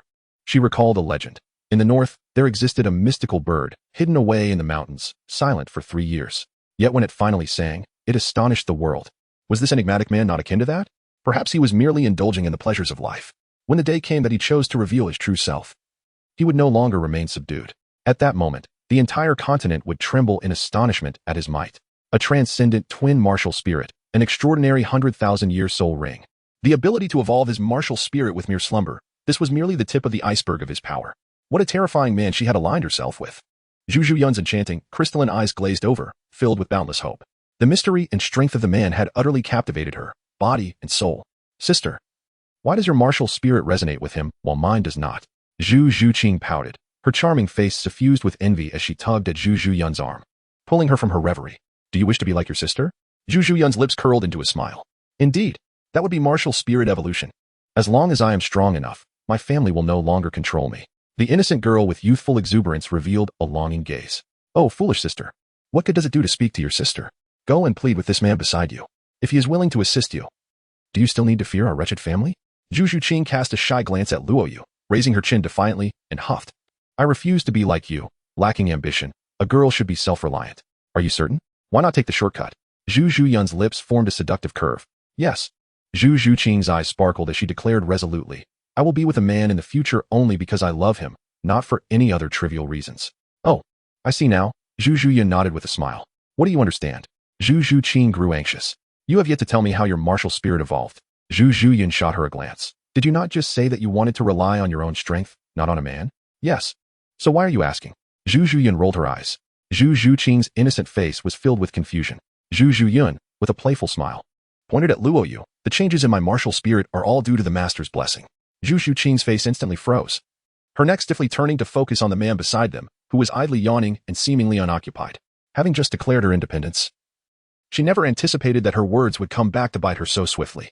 She bit her lip, her heart wavering. This was no trivial matter. The temptation of martial spirit evolution was immense. What soul master would not yearn for such an opportunity? Luo Yu shook his head and gestured dismissively, saying, Do not look at me. I possess no knowledge. No. Zhu Zhuqing replied, shaking her head with conviction. I am well aware of my sister's talents. The evolution of your martial soul must certainly be due to your assistance. Alas, how peculiar it is that a certain woman, who had earlier proclaimed her achievements were solely her own, now finds herself in this predicament. Sister, be silent. Zhu Zhuqing exclaimed, her cheeks flushed, glaring at Zhu Zhuqing. All right, I shall refrain from speaking, Zhu Zhuqing replied, her smooth complexion seeming to ache from the intensity of the moment. The alluringly mature woman bore a seductive and teasing smile. Zhu Zhuqing, unfazed by the jest, gazed longingly at the man, remaining silent, while faint imprints from her teeth marked her peach-like red lips. Luo Yu now finds himself in quite a predicament. Can he truly assist in this matter? Voicing his thoughts may invite a flurry of playful punches and accusations of being a rogue. Ahem, regarding this request, I must respectfully decline, Luo Yu stated firmly. Zhu Zhuqing pressed her crimson lips together, her delicate visage buried within her ample bosom, and softly uttered, I made a mistake. I shouldn't have spoken so boastfully earlier. I implore you to lend me your assistance. I genuinely require an enhancement to my martial soul. Luo Yu spread his hands, acknowledging, as you just witnessed, that it is not a permanent evolution, but rather one with a temporal nature. Zhu Zhuqing shook her head repeatedly, reassuringly stating that it is all right. If she can seize such an opportunity, perhaps it might lead to the evolution of her martial soul. However, I truly cannot assist in this matter. Zhu Zhuqing's beautiful eyes shimmered with a veil of moisture, her gentle voice quivering slightly. In truth, you have saved me time and again, and I am at a loss for how to repay you. It would be inappropriate to trouble you further. Yet, the power of my family is indeed formidable. And with my current strength, I am unable to contend against them. Luo Yu waved his hand dismissively, expressing indifference. Isn't it just the Zhu family of the starry Luo Empire? It's nothing significant. Zhu Zhuqing pressed her lips together, remaining silent for a long while. In truth, she harbored the thought that relying on a man for everything would render her feeling utterly useless, and she feared that he might perceive her as merely a decorative vase. She did not wish to be that way. In reality, Zhuqing also longed for her benefactor to regard her with newfound respect. A soft sigh escaped the depths of her heart, yet she felt too shy to voice it. In contrast to Zhu Zhuqing's decisive dedication, facing the excellence of men only stirred a flicker of insecurity within Zhu Zhuqing, prompting her to strive harder to catch up. Foolish sister. It's not that the master doesn't wish to assist you. It's simply that he knows you would surely reject that approach. What approach? Zhu Zhuqing turned her gaze toward her sister. If you can do it, why can't I? Of course you cannot. At that moment, Zhu Zhuqing's smile appeared to Luo Yu like a cunning wolf deceiving a virtuous woman. Quickly tell me, I can definitely do it. Zhu Zhuqing urged. Are you certain? Zhu Zhuqing raised an eyebrow. I am certain. I can sleep beside the master. Can you? I can. Without a moment's hesitation, Zhu Zhuqing responded to her sister's provocative words. It was only upon witnessing the strange glances exchanged between the man and woman that she finally realized, her face igniting in a fiery blush. What nonsense! How could sleeping beside someone help in evolving one's martial soul? Zhu Zhuqing's shy voice echoed throughout the bedroom. Chapter 54, Consumed by Jealousy, Progress with the Goddess, 100. See? You kept questioning, and now that they've answered, you still do not believe. Zhu Zhuyan shot her a significant eye roll. The radiant girl covered her flushed cheeks, shaking her head bashfully. Nonsense. How could that possibly help someone evolve their martial soul? Zhu Zhuyan shrugged, her fragrant shoulders rising in a light laugh. Suit yourself. If you don't believe it, that's on you. Gradually regaining her composure, Zhu Zhuqing lowered her hand, her beautiful eyes fixed intently on her sister. You truly aren't deceiving me? Why would I deceive you? Have you ever seen an elder sister who would willingly push her younger sister into a man's embrace? Zhu Zhuyan wore an expression that suggested she couldn't care less whether Zhu Zhuqing believed her or not. Luo Yu, standing nearby, couldn't help but curl her lip in disdain. Silently thinking, isn't that just you? Zhu Zhuqing, oblivious to this, tightened her small hands, tugging at the edges of her form-fitting pants, and hesitantly inquired, how should one sleep to achieve that? Naturally, one must embrace each other to make it count, Zhu Zhuyan replied, her tone sultry, reminiscent of a beguiling temptress. Instantly, Zhu Zhuqing's body tensed, her long, graceful legs becoming even more taut. All right, you should head out now. Zhu Zhuyan's flawless foot stepped onto the plush carpet, her alluring figure becoming undeniably evident as she stood, gently pulling the smooth, fair arm of the young girl towards the bedroom exit. What are you doing? If you don't wish to evolve your martial soul, I certainly do. Move aside, don't hog the space. As Zhu Zhuyan spoke, she continued to tug the girl outward. You are far too indiscreet. Humph. Can discretion be eaten? Zhu Zhuyan firmly pushed the girl out, slamming the bedroom door with a resounding thud. What do you know, girl? Even if not for the evolution of the martial soul, I still wish to sleep with the master. Click. With the door locked. The atmosphere within the bedroom immediately turned suggestive. Zhu Zhuyan first cast a captivating glance, her waist twisting sinuously, her voluptuous hips swaying enticingly. As she stepped forward with her flawless, snow-white legs, approaching the man with a feline grace, Luo Yu's throat quivered slightly. In the heart-shaped master suite, a solitary man and woman shared the same space. How could one resist the allure of such a bewitching woman, who employed all her charms to seduce? Zhu Zhuyan resembled a playful wildcat, her eyes shimmering like water, as she playfully licked her delicate paws. Master, the troublesome little wildcat has been chased away by the maid. And at last, we can indulge in our private world. She caressed the edge of the bed, leaning forward to unveil a breathtaking spectacle. Her long, graceful legs stood tall, and her fiery figure formed an irresistibly perfect S-curve. Hiss! Luo Yu felt a sudden flutter in his heart, as if his very bones were turning to mush. This little enchantress was undeniably skilled at temptation. Both the visual and auditory senses of a man found fulfillment in her presence. At this moment, Zhu Zhuyan, resembling a seductive spider spirit, had gracefully climbed onto the bed, just as Luo Yu was about to take action. Zhu Zhuyan pressed her delicate finger against his lips and whispered softly into his ear, Master, please remain still. I am here to assist you. Assist me? Luo Yu pondered momentarily, perplexed. Shoo. Zhu Zhuyan withdrew her finger and placed it against her own lips. Trust me, that girl has already developed feelings for you. She is merely shy and hesitant. I am merely stoking the flames of her affection. Luo Yu suddenly comprehended the woman's intentions. By the way, what did you say to her that prompted her to kiss me? In truth, I merely uttered a single sentence. You currently have no fiancé. You are a free person now. Luo Yu was perplexed, thinking it was absurd that such a simple statement could be effective. Zhu Zhuyan gently traced the contours of the man's chest with her delicate fingers and softly said, Thus, it can be concluded that the girl genuinely harbors feelings for you. Under normal circumstances, such a connection might seem implausible, yet during her most vulnerable moments, you left an indelible mark upon her heart. As Luo Yu was about to speak, he was interrupted by Zhu Zhuyan. The woman slowly withdrew her red lips and whispered, Do not utter a word. Leave everything to me. Rest assured. From my understanding of this girl, she will soon be unable to resist coming in. At that moment, Zhu Zhuqing stood outside the door, listening to the tantalizing sounds emanating from the bedroom, her initial shyness transforming into a profound jealousy, her small fists clenched tightly. How shameless. How utterly shameless. Zhu Zhuyan, how could you, a lady of such stature, behave in this manner? The creaking of the bed echoed through the air, intensifying Zhu Zhuqing's anxiety. Unwelcome images began to invade her mind. No, this simply cannot be happening. Bang, bang, bang. What are you doing? Zhu Zhuyan's dissatisfied voice rose from within. Zhu Zhuqing stamped her foot and insisted, You cannot do this. Do what? It was your reluctance that prompted my sister to take action. She is enjoying herself now. So refrain from bothering me. Zhu Zhuqing bit her lip, her own urgency perplexing her. The mere thought of the man and Zhu Zhuyan possibly engaging in something untoward made her uneasy. Earlier, she had not given it much thought. But the woman's voice was far too suggestive. Bang, bang, bang. The door swung open, revealing Zhu Zhuyan's displeased expression. What are you knocking for? If you refuse, do not impede others' happiness. Zhu Zhuqing, with determination etched on her small face, declared, come out. What for? Zhu Zhuyan stepped outside. In a swift motion, Zhu Zhuqing slipped into the bedroom and locked the door behind her with a decisive bang, effectively shutting Zhu Zhuyan outside. What are you doing? Open the door right now. Humph, if you wish to engage in mischief, there is no way in. You shall sleep outside tonight. Zhu Zhuqing spat, then turned her attention to the man on the heart-shaped bed, his expression one of utter bewilderment. Her own expression froze in place as an unexpected silence enveloped the air. The stunning young woman suddenly found herself at a loss. Just then, Zhu Zhiyun's sultry voice drifted in from outside. Oh. So my sister has finally awakened to the allure of men? As your elder sister, what harm is there in granting you the master for a night? Just be mindful of the noise, will you? In an instant, Zhu Zhuqing became flustered, unsure of what to do. Should she flee and let Zhu Zhiyun win? That was absolutely out of the question. Yet, in this room, it was just her and the man. She felt as if she could hear her own heart pounding in her chest. At this moment, Luo Yu spoke. Are you alright? Zhu Zhuqing shook her head. What I mean is, if you are fine, you could step outside and allow your sister to return. I shall assist her in enhancing her martial soul. The words of Luo Yu caused a buzzing sensation in Zhu Zhuqing's mind, instantly igniting her anger. With an inexplicable surge of courage, she leapt onto the bed. Tonight, do not assist her, aid me instead. Observing her pert bosom, alluring waist, and the pure innocence that starkly contrasted with that of the seductive older sister, Luo Yu hesitated. Assist you? Are you certain? I am certain. Zhu Zhuqing gritted her teeth, tightly shutting her eyes, and embraced Luo Yu's strong waist. The trembling of her eyelashes betrayed the turmoil within her heart. Luo Yu shook his head. Do you know what it takes to upgrade a martial soul? Zhu Zhuqing. Her cheeks flushed crimson, pressed herself tightly against the man's body and huffed. I don't care.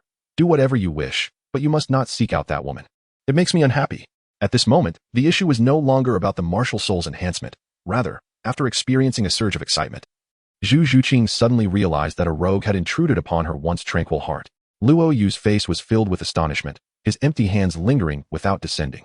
Though he intended to coordinate with Zhu Zhiyun, he was utterly unprepared for the extent of the girl's jealousy. Suddenly, a notification echoed in his mind, both shocking and enlightening him in an instant. Ding! Congratulations, host, you have successfully captured the heart of the goddess Zhu Zhuqing. Task progress, 100 task reward, a unique second soul ring of 100,000 years. Chapter 55, capturing Zhu Zhuqing as affection, unprecedented soul ring reward. Task reward, the unique second soul ring of the Nine Heavens sword. 100,000 year soul ring. Blade flower sea, 1,000 cherry blossoms dance. As the cacophony of voices faded from his mind, Luo Yu's starry eyes shimmered with exhilaration. Having witnessed the might of the first soul skill, he had long since gained insight. The exclusive soul ring of the extermination sword, seemingly merely 100,000 years, actually possessed astonishing power. As his soul power continued to advance, the might of that soul skill would exponentially increase with each passing day. Luo Yu pondered silently, wondering what extraordinary form the soul skill would bestow upon the heavenly sword this time, and what divine powers it would possess.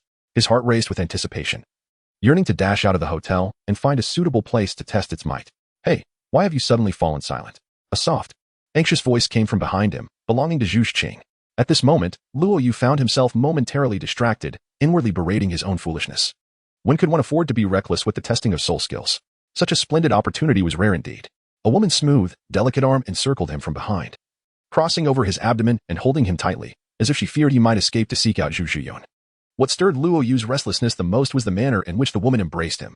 Luo Yu's throat quivered slightly. What do you mean by that? Zhu Zhuqing's delicate face brushed against the man's back, her voice tinged with a hint of panic as she stammered.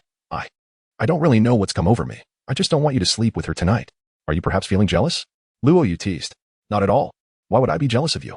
Zhu Zhuqing retorted with a huff. Upon hearing the girl's denial, Luo Yu's lips curled upward in a faint smile. Already aware of the system's prompt, how could he not perceive Zhu Zhuqing's true feelings? Such a charming yet contradictory young lady. It seemed her inner shyness was now at play. He attempted to turn, but the woman's arm suddenly tightened, preventing his movement. Please, don't turn around, okay? Zhu Zhuqing pleaded, resembling a startled fawn. Would Luo Yu truly comply so obediently? Certainly not. At times, he might heed a woman's words. Yet there are moments when such compliance signifies a lack of intellect. Now is precisely the moment to seize the opportunity to act decisively and assertively. He clasped the woman's delicate, fair hands, his powerful physique quivering with a gentle force, and with a slight tremor, he instantly freed himself from her embrace. Zhu Zhuqing let out a startled cry, taken aback by the man's sudden advance, covering her face as she attempted to leap off the bed to escape, wishing to conceal her current state of anxiety. However, before the fiery young woman could make her escape, a pair of strong hands ensnared her slender, soft waist, forcefully pulling her back. Zhu Zhuqing lost her balance, her fair visage paling as she tumbled into the man's embrace, the robust scent of his masculinity enveloping her. Distinctly different from her own fragrance. Release me. Zhu Zhuqing protested, swinging her small fist against the man's chest. Not a chance, Luo Yu replied with a smile. Shaking his head, his powerful arms tightening their grip. Despite her persistent attempts to break free, Zhu Zhuqing found herself unable to escape. You scoundrel, she huffed, glaring with her dark, watery eyes before abruptly looking up at him. In that fleeting moment, she was taken aback. Nestled within the man's hold, from this angle, she could gaze directly at his face, even distinctly perceive his breath. The proximity was overwhelmingly intimate. Zhu Zhuqing found herself captivated by the depth of his starry eyes.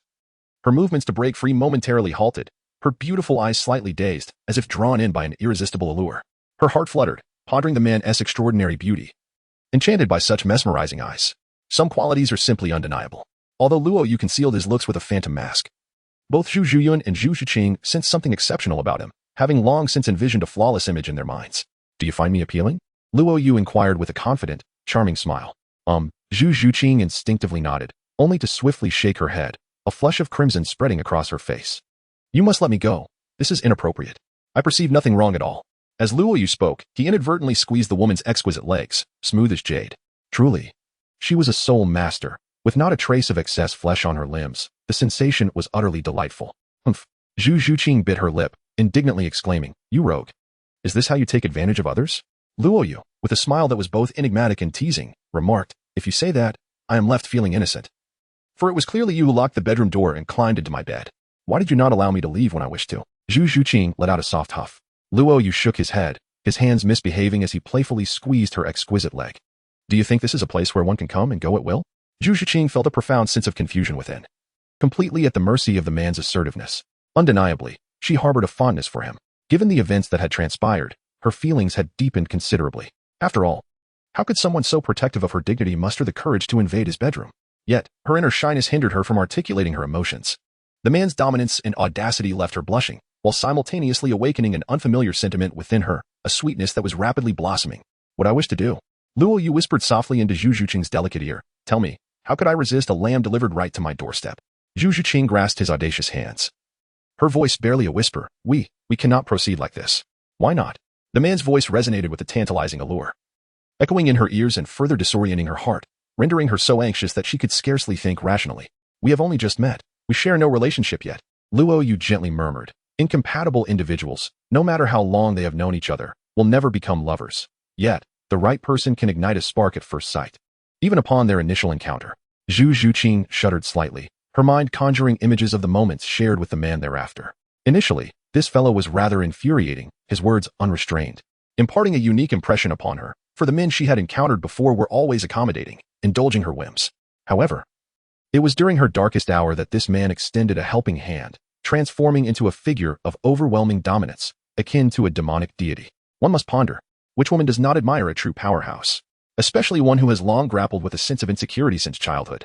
Subsequently, when Dai Mubai explicitly declared the dissolution of their engagement, Zhu Zhuqing felt the shackles binding her heart and soul dissolve, and gradually, her heart began to encompass another. Luo Yu observed the change in the woman's gaze and gently remarked, Zhuqing, you may deem me lecherous or even rogue. Yet I must confess that from the very first moment I laid eyes upon you, I felt an undeniable affection. Their eyes locked, and Zhu Zhuqing's enchanting eyes became entranced. As Luo Yu was about to speak, he was abruptly interrupted by the woman who extended her hand. Do not speak, just kiss me. Chapter 56. Was the soul bone simply bestowed upon you? The enchanting young girl in pink stockings. Although Zhu Zhuqing always presented herself as bashful in front of Luo Yu, when she resolved to undertake something, she pursued it with unwavering determination. Her actions, though somewhat clumsy, were filled with genuine effort as she earnestly collaborated. The following morning, gentle sunlight streamed into the hotel room. The pink rose petals strewn across the carpet appeared to be even more vibrant and delicate. Creak. The bedroom door swung open, and Luo Yu stepped out, stretching luxuriously. He was nearly startled by the sight before him. Zhu Zhuqing knelt on the sofa, her beautifully curved legs tucked beneath her. Her enchanting visage drooped, and her mesmerizing eyes were filled with an endless sorrow, while her pouted red lips seemed as if they could hold a bottle of oil. Luo Yu leaned closer, observing the crimson veins in the woman's eyes and the pronounced dark circles beneath them. Hesitantly, he inquired, You haven't slept all night, have you? At the mention of this, Zhu Zhuqing felt a wave of indignation wash over her. Her nose tinged with emotion, she nearly burst into tears. How can I possibly sleep when you are engaged in such nefarious deeds within? Nefarious deeds? Who is committing such acts? Luo Yu glanced around, bewildered. Stop looking around. It is you, it is unequivocally you. The woman, her eyes brimming with tears, lamented like a neglected wife yearning for affection. What have I done? Luo Yu spread his hands in confusion. Zhu Zhuqing rolled her eyes and scoffed. Master, I heard the commotion. Are you planning to continue this charade? Compared to the exaggerated cries, the subtle sounds of muffled moans were far more tormenting, weren't they? Luo Yu touched his nose. Have you misunderstood? Zhu Zhuqing felt an overwhelming urge to strike the man before her with a hammer. A misunderstanding? Could she truly be mistaken? The commotion echoed the same as it had in the bathroom earlier. Master, you no longer love me. Zhu Zhuqing's voice was slightly hoarse, as if she were accusing a heartless traitor. Luo Yu reminisced. Did I ever confess my love for you? In an instant, Zhu Zhuqing's face turned pale, and she felt an overwhelming sense of despondency. Indeed, men are often like oblivious swine, forgetting their past affections the moment a new flame ignites. Is the elder sister not as alluring as the younger one? Why does this fellow incessantly fixate on Zhu Zhuqing? Look at me more often. Well, enough of the gloom. Here, this is for you. In a swift motion, Luo Yu cast an object that shimmered with a silvery luminescence, landing precisely in Zhu Zhuqing's embrace. Humph, that insufferable man. Do not presume that a mere trinket can mend the heart of a wounded woman, she thought with a haughty disposition. However, upon catching sight of the object nestled in her arms, her heart leapt, and her eyes widened in disbelief. With incredulity, she grasped the item, scrutinizing it intently, her breath quickening, her beautiful eyes widening in astonishment as she fixed her gaze upon Luo Yu, unable to fathom. Is this truly meant for me? Indeed, Luo Yu yawned, still drowsy and wearied from the previous night. With the man's affirmation, Zhu Zhuqing's astonishment only deepened. In her hands lay a translucent soul bone, adorned with wisps of gentle breeze, exuding an extraordinary energy that was unmistakable. This is a soul bone. Just like that, he offers such a treasure? Zhu Zhuqing's astonishment lingered, her emotions tumultuous. Coming from a prestigious lineage, she had encountered countless gifts throughout her life. Yet here stood a man who so casually presented a soul bone. What wealth could he possibly possess? Surely, even the spirit hall, the foremost power in Douluo, would not be so generous. In Zhu Zhuqing's heart, Luo Yu already held a grand stature, which was further amplified by the circumstances. Gazing at the soul bone in her hand, Zhu Zhuqing found herself increasingly enamored, wavering with uncertainty as she inquired, Are you truly certain you wish to bestow this upon me? Are you aware of its purpose? Luo Yu waved his hand dismissively, stating that it was merely a soul bone, nothing of great significance. Here, take it. It is yours to keep. Zhu Zhuqing swallowed hard, finding it exceedingly difficult to resist the allure before her. This gift is far too precious. What merit or virtue do I possess to deserve such generosity? Luo Yu's expression turned grave. You are quite astute, yet I hope you will direct your talents appropriately in the future. Take good care of my woman. I shall not treat her poorly. Should you entertain any other notions, he trailed off with a chuckle. Zhu Zhuqing nodded obediently, her eyes wide with wonder. It was the first time in her life she had encountered such a celestial being, one who would willingly part with a soul bone as a gift. It was utterly astonishing. As she scrutinized the soul bone in her grasp, it was evident that it was no ordinary item, a rarity that money could not procure. She swallowed hard and inquired, Have you already imbued it with your essence? No. Then why not keep it for your own use? Luo Yu raised his hand, observing that this soul bone, while potentially a rare treasure to others, fell short of his expectations. He had even loftier goals and options in mind. Oh, the appearance and quality of this soul bone do not meet your standards. Do you aspire to reach the heavens? Zhu Zhuqing felt as if countless alpacas were trampling through her mind.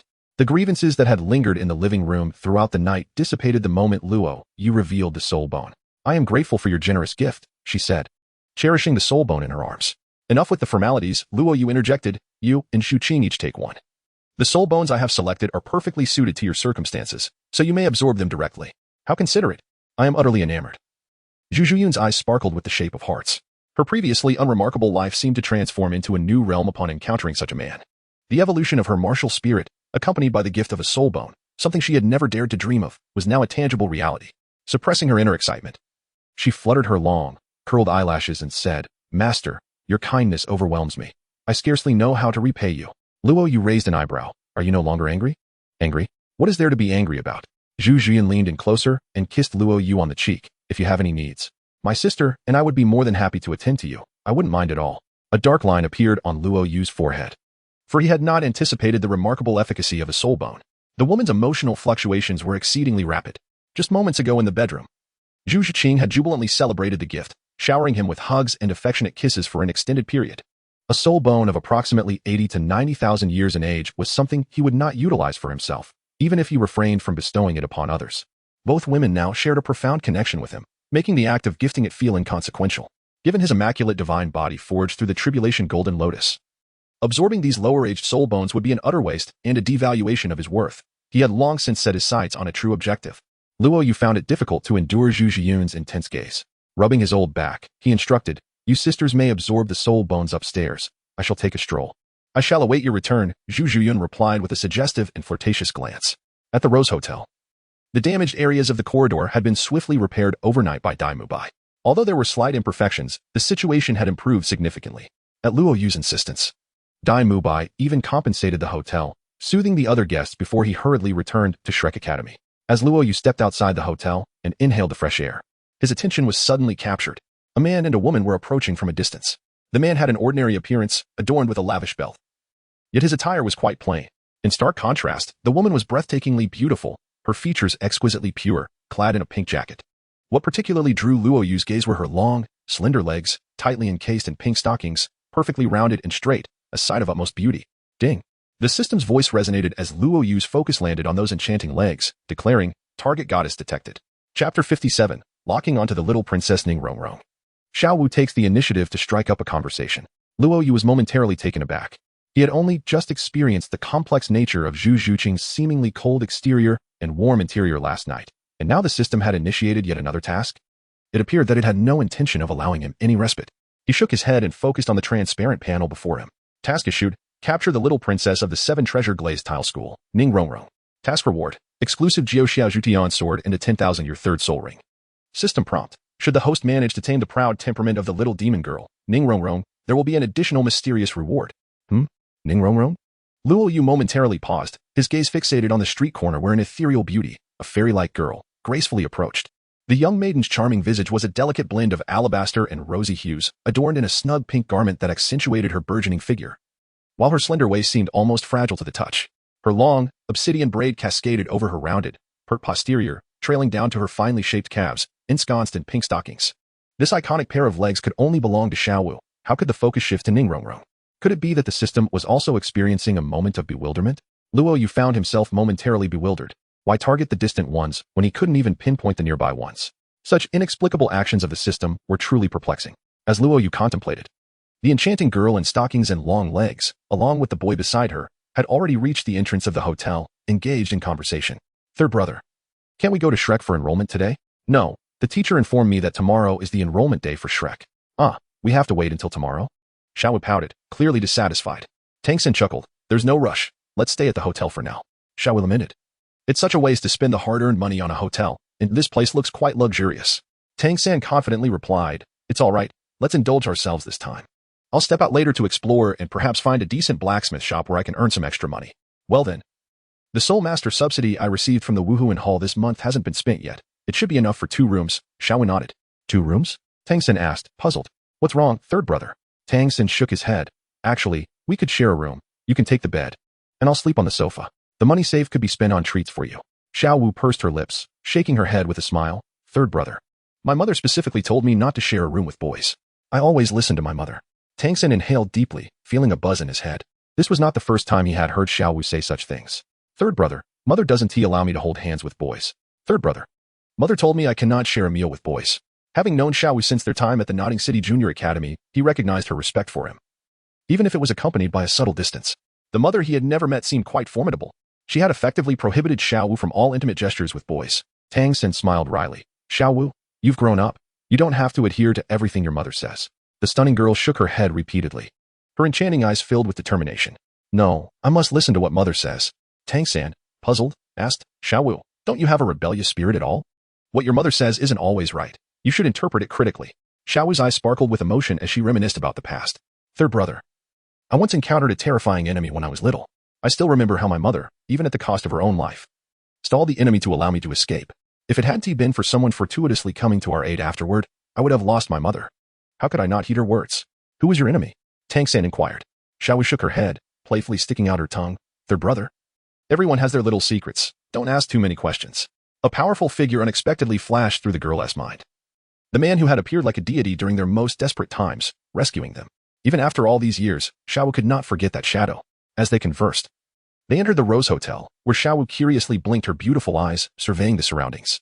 Suddenly, she caught sight of a stranger standing to the side, who seemed to be looking back at her.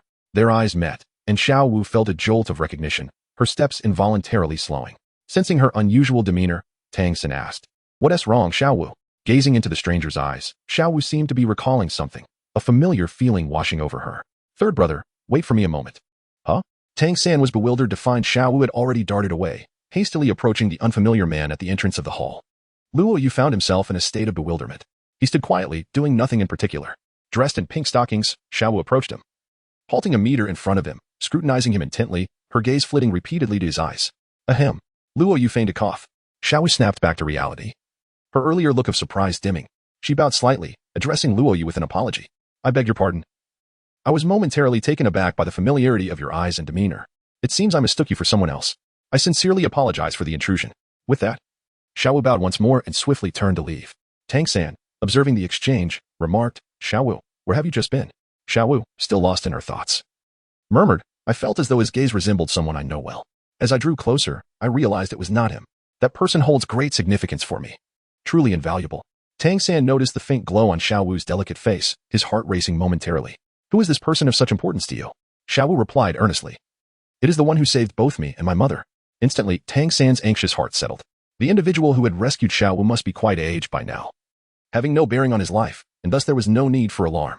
Luo Yu found himself somewhat bewildered, unable to comprehend why Xiao Wu had suddenly approached him.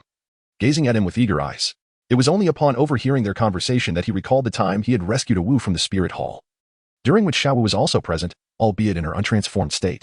Could it be? Their encounter had been nothing more than a fleeting moment. And so many years had passed since then. Could it be that this young lady still remembered him? Luo Yu was indeed somewhat astonished. He had altered his appearance using the Thousand Illusions mask, leaving only his eyes unchanged, yet he could still be recognized? It was rather outrageous. How could Luo Yu possibly comprehend the profound fear that engulfed Xiao Wu when she faced the relentless pursuit of the spirit hall? The despair of witnessing her mother risking everything to ensure her escape was nothing short of harrowing. The man, who had emerged as an unrivaled force, leaving all others in his wake, had indelibly etched his formidable presence into her vulnerable heart. It was the instinct of the spirit beast, combined with a woman's sixth sense, that enabled her to seize that fleeting sense of familiarity. The course of history had already undergone subtle shifts with Luo Yu's arrival in Douluo. Brother, we require 2 rooms. Xiao Wu and Tang San approached the reception desk. The attendant scrutinized them for a moment before sincerely responding, I am sorry, but we only have 1 room left. Tang San frowned slightly and turned to Xiao Wu, suggesting, how about we share a room? Xiao Wu bit her lip and shook her head, indicating that it was not acceptable. The attendant interjected appropriately, however, we truly have only 1 room available. Tang San nodded in understanding. Xiao Wu furrowed her brows tightly. Caught in a dilemma. Didn't you reserve 2 rooms for me? Please allocate one of them to them, she implored. Luo Yu strode over with great determination and addressed the attendant in a clear voice. Chapter 58. Tang San's jealousy and an unexpected encounter with 3 charming beauties. HM?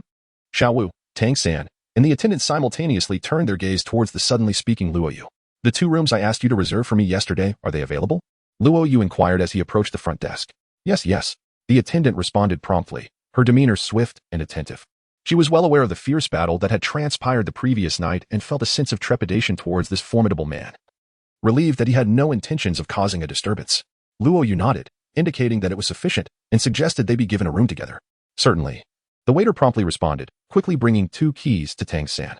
As Tang San gazed at the 2 keys, a frown formed upon his brow. Meanwhile, Xiao Wu blinked her beautiful eyes, curiously observing Luo Yu. Why are you helping us? Xiao Wu could not help but inquire. Luo Yu smiled gently. It just so happens that I have no need for 2 rooms. Sharing one with you is no trouble at all. Xiao Wu's eyes sparkled with a crescent-shaped smile, and she felt an inexplicable sense of familiarity and warmth towards the man before her. I must express my gratitude. If we only had 1 room, it would certainly pose a challenge. There's no need for formality, Luo Yu replied casually, waving his hand, just as Xiao Wu was about to speak again. Tang San stepped forward, positioning himself protectively in front of her, furrowing his brow as he regarded Luo Yu with suspicion. Who are you? Why would you choose to assist us in this chance encounter? Luo Yu shook his head gently, saying, our encounter is a matter of fate. It is merely a small favor, nothing of great significance. Tang San fixed his gaze intently upon Luo Yu, and with a swift motion of his storage belt, produced a pouch of coins and handed it over, his voice solemn as he remarked, I appreciate your willingness to assist. However, let me be candid. I advise you to hold no improper intentions towards my sister, lest you find me less than courteous. Luo Yu gazed at the pouch of coins being handed to her, and observed Tang San's demeanor, which was as distant as 1,000 miles. The smile on her face began to fade, replaced by a trace of coldness at the corners of her lips. In life, one must sometimes embrace simplicity and avoid overcomplicating matters. The room may be provided for her stay, but the money shall be disregarded. Simply charge it to my account. Seeing the atmosphere shift dramatically, Xiao Wu stepped forward, intending to speak. Luo Yu had already turned away from the hotel. Xiao Wu stamped her foot and reproached, saying, "Good. Why did you say that? She was clearly trying to help us. How could you speak so harshly? It's quite hurtful." Tang San snorted softly, shaking his head. "Xiao Wu, you still do not comprehend the treachery of human hearts. Why would a stranger assist us? She must be harboring ulterior motives." Xiao Wu shook her head vigorously, saying, "Go." I did not perceive any malice in her gaze.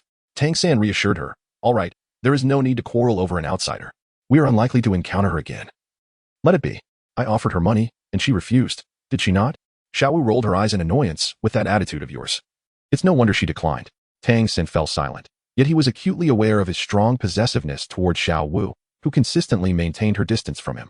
After obtaining the keys, they were about to ascend the stairs when a waiter stopped them.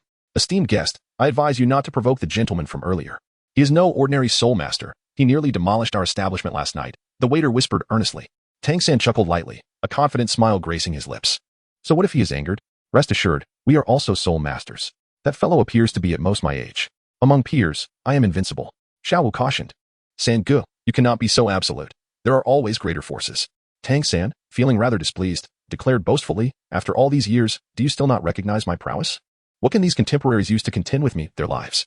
Xiao Wu nodded slightly. She was well aware of Tang San's skills and innate talent, which indeed made him unparalleled among his peers, a veritable genius. "However, we should still maintain a courteous demeanor with others next time." "All right, I understand," Tang San replied, gripping the two keys tightly, still feeling a sense of unease in his chest. Meanwhile, Luo Yu walked along the street after leaving. The brief encounter with Tang San had not dampened his spirits. If one adopts a poor attitude, then they can hardly blame others when they receive a beating later on. Luo Yu harbors no fear of others putting on airs, for engaging in such conflicts presents no psychological burden, and even evokes a certain thrill of violence. In contrast to the evening's desolation, the streets during the day are bustling with traffic, alive with myriad stalls and a constant flow of passers-by. Luo Yu merely glanced at the street scenery before directing his attention to the transparent panel visible only to him. It displayed a meticulously detailed topographical map. The black dot represented himself, while the golden symbolized another person's trajectory, constantly in motion. Drawing from his experience with Zhu Zhuqing, Luo Yu understood that this golden dot likely represented Ning Rongrong. She was presumably here to join Shrek Academy. With nothing pressing on his agenda, he made his way towards the golden dot, eager to encounter the runaway princess of the seven-treasure glazed tile school. In a luxurious clothing store nestled within a narrow alley, a cacophony of feminine voices echoed. At the counter, the shopkeeper appeared flustered, holding a beautifully crafted, ethereal white skirt. Three strikingly different young women were in a standoff. Ning Rongrong, adorned in a flowing white gown, her watery eyes gleaming with both innocence and desire, glared indignantly at her opponent. The woman facing her exuded exotic charm, her neck flushed and eyes wide, sporting short purple hair and vibrant green nails. She wore a soft armor belly wrap, exposing her fair shoulders and alluring navel. Another girl, graceful and sweet, stood silently to the side, her gaze as tranquil as the depths of a calm sea. Ning Rongrong expressed her discontent, declaring, "I was the first to take a liking to this dress. How dare you attempt to take it from me?" The purple-haired girl, Gu Yue Na, retorted with a huff, "It's not theft. I've offered you double the price. Please, let me have this dress." "Huh? You wish to negotiate? I'll offer you quadruple. This dress is mine." Ning Rongrong shot back, her eyes fierce and her lips curled in defiance. "Then I'll pay 6 times. Gu Yue Na stood her ground. "What is money to you?" Ning Rongrong scoffed, pulling out a hefty pouch filled with gold soul coins and slamming it onto the counter, the clattering sound ringing out. "Today, no matter how much you offer, I'll match it and more. You will not take this dress." Gu Yue Na's expression shifted, taken aback by the unexpected extravagance of a mere girl. The delicate girl beside her, Yilingling, tugged at Gu Yue Na's arm. Yin, let us not escalate this further. Just let her have it." Gu Yue Na shook her head resolutely. "Lingling, today is your birthday, and this dress suits you perfectly. I must acquire it as a gift." "It's unnecessary.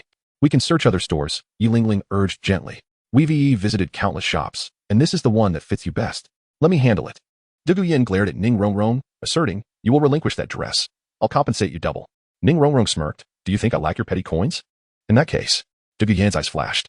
Suddenly, with a resounding boom, a green-scaled serpent emerged behind her, 3 soul rings swirling ominously, exerting a palpable pressure. The shopkeeper trembled nearby, while Ning Rongrong's expression soured, realizing she was only at the 27th rank, facing a formidable soul master of greater strength. Goodness. Have young girls become so volatile nowadays? Must we resort to violence over a mere purchase? A mocking voice echoed from the entrance. Who dares? Ning Rongrong and Gu Yue Na swiftly turned their attention to the source. A seemingly ordinary man stood at the door, watching the scene with an amused smile. Gu Yue Na scrutinized him, sensing a lack of discernible aura, her brow furrowing in disapproval. Who does this fool think he is, daring to mock me? The shopkeeper behind the counter broke into a cold sweat, thinking, does this young man not see the palpable tension in my store? He is courting disaster by intervening. Luo Yu surveyed the alluring figure of Gu Yue Na, imbued with an exotic allure, and shook his head with a sigh, remarking, you are indeed a beauty. Yet it is regrettable that your words are so fierce, which diminishes your exquisite appearance. Suddenly, Gu Yue Na's spirit energy surged. Her violet hair billowing as her enchanting eyes locked onto Luo Yu. Young man, I caution you to refrain from meddling in affairs that do not concern you. I do not relish harming the innocent, so do not provoke my wrath. In the face of the woman's fierce threat, Luo Yu raised an eyebrow, a smirk curling at the corner of his mouth. Ah, your matters bear no relevance to me. Why should I interfere? It was merely my abrupt commentary earlier. I am but a bystander, here to observe the unfolding drama. You may resolve your issues without my presence. He crossed his arms, leaning against the door, gesturing for her to proceed, exuding an air of indifference as he awaited the spectacle. Gu Yue Na's nails gleamed with a verdant radiance as she spoke in a low tone. Young man, I sense that you are deliberately seeking trouble. If it is a fight you desire, I am more than willing to oblige you at this very moment. Luo Yu shook his head with a smile. Humph. Gu Yue Na, believing the man to be cowardly, let out a disdainful huff and decided not to dwell further on the insignificant personage, redirecting her gaze to Ning Rongrong. The aura of her 38th level soul power was displayed unabashedly. She pointed at the exquisitely crafted fairy skirt in the shopkeeper's hand and arrogantly stated, you can relinquish it to me now. Rest assured, I won't resort to force. I will compensate you with double the price. Ning Rongrong bit her crimson lip, remaining silent, her heart brimming with frustration. Having sneaked out alone from home, as a 27th level support type soul master, she possessed no offensive capabilities. Engaging in conflict here would undoubtedly lead to her suffering. During her hesitation, Gu Yue Na had already approached the shopkeeper, strutting with a proud air, casting a provocative glance at Ning Rongrong, much like a haughty peacock, and seized the skirt for herself. She then produced 2 pouches of coins. One she slapped onto the counter for the shopkeeper, while the other she carelessly tossed at Ning Rongrong's feet. Here, your compensation, not a single coin less. You. Ning Rongrong glared with fury, her delicate form trembling slightly. What's the matter? Are you dissatisfied? Gu Yue Na, exuding the demeanor of a victor, waved the skirt triumphantly. Ning Rongrong gritted her teeth, her eyes aflame. You wait. I will collect this debt sooner or later. As the little princess of the 7 treasures glazed tile school, she had never endured such humiliation. Feeling elated, Gu Yue Na retracted her smile, narrowing her eyes coldly. Oh, so you have quite the temper despite lacking ability? Do you wish to seek revenge? If that's the case, it seems I must teach you a small lesson today. What do you intend to do? Ning Rongrong's fair face paled, taking a step back. Her martial soul was renowned for its support capabilities, yet she possessed no combat power, making it impossible for her to contend with the opponent's green-scaled serpent martial soul. Are you frightened now? Gu Yue Na laughed heartily, striding closer to Ning Rongrong, exerting psychological pressure upon her. I warn you, if you make a move against me, you will surely regret it. Ning Rongrong felt utterly vulnerable. Regret? You seem to have some background given your attire and demeanor, but I am indifferent to that. Today, I will ensure you remember this encounter. Do not approach me. I am from the 7 treasures glazed tile school, Ning Rongrong exclaimed, retreating step by step, filled with regret. Had she not acted rashly and sneaked out? How could she have been bullied in such a manner? Gu Yue Na halted, surprised. The 7 treasures glazed tile school? Indeed. Ning Rongrong's eyes regained a semblance of calm. Your status may intimidate others, but against me, it's best to reconsider. Gu Yue Na replied flippantly, my grandfather is a titled Douluo, and my fiancé is the young lord of the Blue Lightning Tyrant Dragon clan, one of the top 3 sections. Should I be afraid of you? Ning Rongrong's face turned pale. Even if the other party's status was somewhat inferior to her own, it was still formidable. Was she truly destined to suffer this indignity today? Unwilling to accept it, she cast her gaze around, instinctively overlooking the shopkeeper who had cowered into a corner, and focused on the leisurely Luo Yu leaning against the door. Biting her lip, she called out, Hey, you there, young man, come help me fend off this madwoman, and I can offer you a reward. Luo Yu raised an eyebrow. Compensation? I beg your pardon, but I am not in need of money, nor do I have a penchant for acting as a thug. Ning Rongrong's beautiful eyes widened in surprise. She did not anticipate such a straightforward refusal.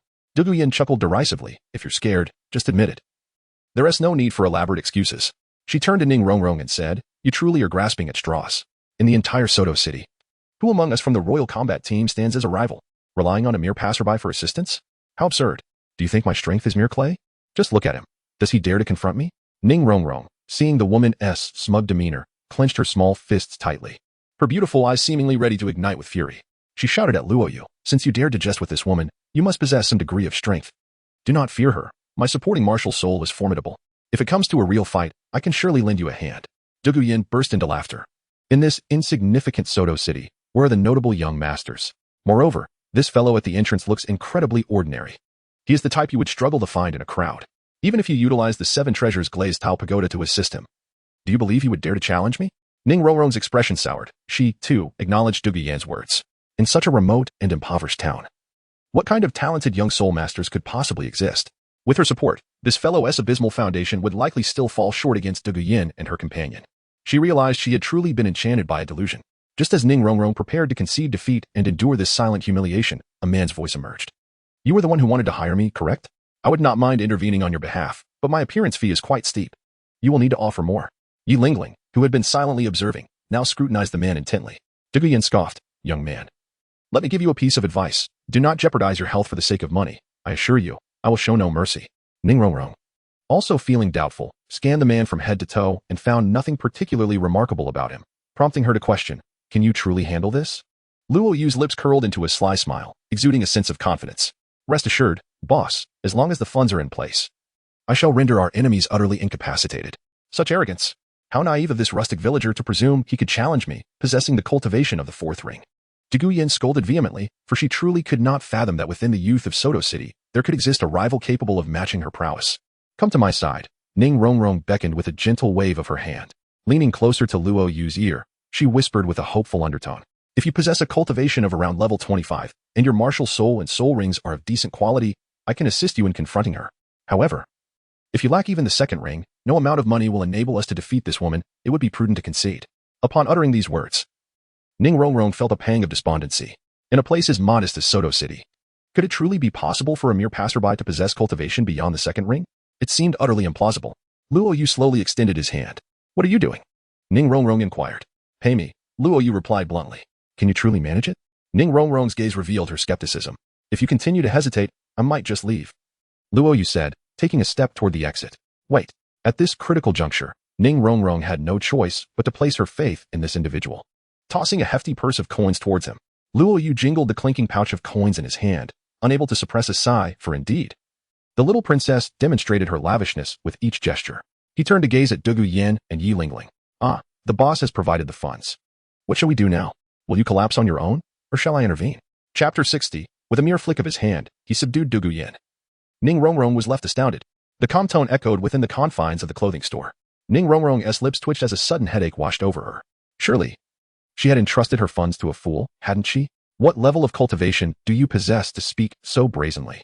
Despite her disdain for the purple-haired woman before her, Ning Rongrong could not deny the fact that the latter's 38th level of cultivation positioned her among the rare prodigies of the younger generation. Her companion, though not yet revealing any prowess, certainly appeared formidable as well. Ning Rongrong felt a wave of incredulity wash over her. Had her indignation truly clouded her judgment to the point of believing that a mere passerby could aid her? Was it possible that a celestial genius could descend from the heavens and fortuitously land upon her? What absurdity! The odds of that happening were unfathomable. In this moment, Ning Rongrong felt utterly humiliated. Gu Yan, on the other hand, was amused to the point of laughter, casting an odd glance at Luo Yu. You, my dear fellow, have you lost your senses? Can you not see the 3 glaring soul rings adorning my form? To dare provoke me over such a trifling sum. I cannot decide whether to commend your audacity or conclude that you are simply seeking your own demise. Luo Yu shook his head and spoke. As for me, I truly do not relish striking women. This short skirt, despite the fact that you paid double for it, ultimately amounts to a forcible acquisition from another. If you return the garment and offer a sincere apology, I can take it upon myself to settle this matter amicably without resorting to any unnecessary conflict. He chuckled softly. Gu Yan scoffed in disdain, retorting, how amusing. Who do you think you are to instruct me on how to conduct my affairs? Luo Yu chuckled softly. Realizing that since reason had failed, it seemed that action was the only recourse. Gu Yan's gaze turned icy as she replied with a hint of sarcasm. In the Douluo continent, strength reigns supreme. It is the might of one's fist that speaks volumes, rendering reason inconsequential. Should you manage to defeat me, then an apology and reparations could be discussed. However, the weak have no right to engage in equal discourse with me. Luo Yu nodded, understanding the situation. What do you comprehend? Have you finally recognized your own standing? Dong Gu Yan scoffed with disdain. The presence of the blue-scaled serpent martial soul enveloped her. Intricate azure patterns emerging on her skin, her aura rapidly ascending, adding a touch of enchanting allure to her already captivating exotic charm. The 7 treasures turned out to be a glazed tower. A radiant burst of colors illuminated the shop as Ning Rongrong conjured a magnificent 7-colored, glazed pagoda. Its crystalline form shimmering brilliantly, surrounded by 2 soul rings that exuded a divine aura. She glanced at Luo Yu and declared, I shall assist you from the sidelines. As long as your cultivation exceeds the 2nd ring and your martial soul is not exceedingly inferior, we stand a chance to contend with her. A chance to contend? Apologies. But you possess no opportunity at all. Dong Gu Yan's face radiated with pride, as if she had anticipated every outcome. Did you believe you were the only support-type soul master? Regrettably, I too possess one. Ling Ling, unveil your martial soul and enlighten them. With a swish, 3 soul rings floated up from beneath Yi Lingling's feet. A pink begonia blossom rested in her palm, its petals a splendid blend of white and pink, vibrant and breathtaking, brimming with astonishing vitality. 9 hearts begonia? Ning Rongrong exclaimed in astonishment. She had heard her father mention this martial soul, had it not been for its singular lineage. It would have been debatable whether the 7 treasures glazed tower could even be considered the foremost martial soul. It was over. The moment Ning Rongrong beheld the 9 hearts begonia, her heart sank. The quality of the opponent's martial soul was on par with her own, and their cultivation surpassed hers. They were already at a significant disadvantage from the outset. How could they possibly fight? She turned her gaze towards Luo Yu and sighed softly. With this combination on the opposing side, we stand no chance. Let us concede. Luo Yu shook his head, observing Yi Lingling's martial spirit with great interest. In contrast to the bold and flamboyant Du Guyan, Yi Lingling exuded an air of serene elegance, reminiscent of a profound and tranquil lady. Paired with the 9 heart begonia, she radiated an extraordinary vitality and charm. Du Guyan scoffed. Are you scared now? I'm afraid it's too late. You must endure some hardship to learn your lesson. Ning Rongrong gritted her teeth and declared to Luo Yu, I will support you with all my strength. Let us strive to break through. Luo Yu raised his hand, indicating that there was no need for such trouble. He would handle it himself. Ning Rongrong was taken aback, pondering the meaning behind his words. Luo Yu stepped forward, placing himself protectively in front of the girl, and with a light chuckle remarked, against opponents of such caliber, I have no need to stoop to the level of requiring assistance from a spirit master. He motioned dismissively, simply stand there and observe as I handle this. Ning Rongrong, observing the man's unwavering confidence, felt a wave of urgency wash over her. Can you not see the gravity of the situation? Do you even comprehend what the 9 heart sea butterfly spirit is? It possesses the terrifying ability of undying soul power, ensuring that not a single teammate falls in battle. Du Guyan chuckled heartily, turning to Ning Rongrong with a smirk. It appears you have indeed chosen a fool who cannot discern the disparity in strength. Allow me to deal with him first, and then I shall attend to you. As tensions escalated and both sides prepared to engage, the shopkeeper lamented, Oh dear. Esteemed spirit masters, might you take your altercation outside? This humble establishment is fragile and cannot withstand the chaos of your conflict. Luo Yu cast a fleeting glance at him, reassuringly stating that it would soon come to an end. I wager she will collapse in but a second. She poses no threat to your humble establishment. In such tumultuous times, how dare one utter such arrogant words? Boom. The fiery eyes of Du Guyan blazed with fury, her soul rings pulsating with energy. The 3rd purple soul ring radiated a verdant, boundless miasma of poison, all the toxic essence coalescing into the formidable shape of a beast, lunging ferociously towards Luo Yu. Ning Rongrong, bracing herself to summon her soul skill for support, found herself halted as Luo Yu pressed her shoulder down. I have stated before, there is no need for assistance in dealing with them. As the toxic assault approached, Ning Rongrong's beautiful eyes widened in disbelief, pondering the true intentions of this individual. Boom. As Luo Yu's gaze sharpened, an overwhelming, extraordinary aura surged forth from his being. A thunderous roar of a dragon reverberated through the air, followed by a dazzling array of 9 colored lights swirling around him, culminating in the manifestation of a terrifying dragon god's apparition. Under the vast might of the dragon, the poisonous mist that approached him disintegrated and dissipated on the spot. Ning Rongrong, witnessing this astonishing spectacle, was momentarily rendered speechless, her lips agape in disbelief. Utterly startled by the formidable presence Luo Yu had unveiled, she could not fathom how the seemingly unremarkable youth had suddenly transformed into such a fearsome entity. Du Guyan's lips quivered, her complexion paling, the confidence she had exuded moments earlier evaporating in an instant. Tremors coursed through her body, and the blue-scale serpent martial spirit she possessed teetered on the brink of collapse, flickering ominously. Du Guyan fixed her gaze upon Luo Yu, her eyes shimmering with profound terror and disbelief. It was inconceivable. What kind of martial spirit did this individual possess? Why was it that she felt utterly helpless upon merely hearing a roar? She could acutely sense the deep-seated dread emanating from her blue-scale serpent martial spirit, which was filled with a primal fear. When the dragon god's apparition truly materialized, her martial spirit nearly succumbed to utter destruction, despite her cultivation level exceeding 30. She had not even managed to unleash her power before being utterly overwhelmed by the man's martial spirit's aura, akin to subjects reverently bowing before a sovereign. It was a spectacle both frightening and surreal. How do you feel now? Is it amusing? As Luo Yu bathed in divine light, he advanced slowly, exuding an aura of unyielding authority that instilled immense pressure. With each step he took, the fluctuations of soul power emanating from Du Guyan diminished, causing the biphosphor serpent martial spirit to emit a chilling cry of terror, utterly mournful. The balance of strength shifted in an instant, enveloping the arena in profound silence. Chapter 61. The overbearing Luo Yu and the suffocating Du Guyan. The pleading gaze of a beauty. At this moment, within the confines of the clothing store in the alley, the air seemed to thicken and congeal. Luo Yu exuded an air of natural grace, enveloped in a radiant nine-colored divine light, silently emanating an aura of inviolable authority. Behind him, the phantom of the dragon god revealed an imposing and magnificent presence. The relentless surge of vitality from his martial soul enveloped the entire room, leaving the three young women and the shopkeeper feeling a heavy oppression in their breaths. The shopkeeper, concealed behind the counter, stared in disbelief. He had initially thought that the girl who had just displayed 3 soul rings was already a prodigious talent. But little did he know that the true divine being was only beginning to unleash their power, without even lifting a finger. The sheer force of Luo Yu's presence had rendered the previously arrogant girl utterly speechless. The shopkeeper's mind began to spiral into chaos. What merit do I possess? I am merely a seller of garments. Why must these esteemed beings create a commotion in my humble establishment? Even the weakest among them could instill fear in me. He fervently prayed that these little ancestors would refrain from causing any disturbances in his shop. Should any damage occur, he would not dare to seek compensation. A small business could hardly withstand such losses. He was but an ordinary citizen, with an entire family relying on the meager income from his shop. In stark contrast to the shopkeeper's anxiety, Ning Rongrong found herself in a state of continuous astonishment. Her rosy lips parted in disbelief, for even with her prestigious lineage, she was profoundly shaken by Luo Yu's overwhelming might. What extraordinary fortune had befallen her? To casually seek assistance and encounter someone of such formidable caliber? Ning Rongrong felt as if she were in a dream, questioning whether she had truly awakened from slumber. With her keen perception, she could discern much from the subtleties. While the man's appearance was unremarkable, his martial soul and presence were no trifles. Even within her sect, she had never encountered such a youthful master. This was indeed alarming. Who exactly was this man who had come to her aid? How could someone of ordinary background possess such power and talent? Was it possible that for all these years, her father had misled her? And the 7 treasure glazed tile sect was not among the top 3 sects, but merely an ordinary one? Otherwise, how could one casually meet someone outside, only to discover they possessed the terrifying strength to overshadow all disciples within the sect? It seemed too far-fetched. Ning Rongrong, blessed with an illustrious background and extraordinary martial talent, naturally harbored a certain pride, as few peers ever caught her discerning eye. While the talents within her sect were commendable, she found them lacking in brilliance, leading her to perceive life as mundane, which prompted her to slip away from home. Little did she expect that upon arriving in such a small place as Soto City, she would uncover such a remarkable surprise. With her beautifully curled long eyelashes fluttering, her gaze brimmed with a desire for exploration and curiosity as she scrutinized the man before her. The irritation from her earlier altercation with Dong Guyan was momentarily cast aside.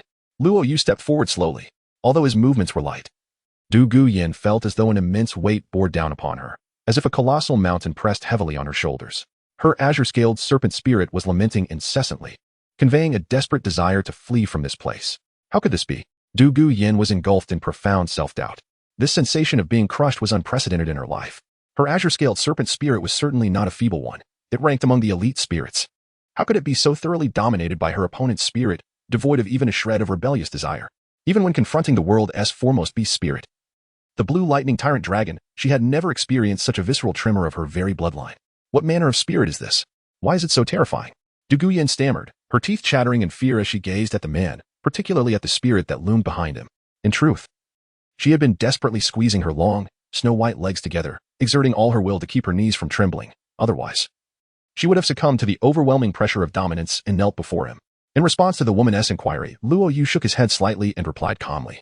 Did you not just say that the weak have no right to engage in equal dialogue with you? Do you see me now as worthy? Boom.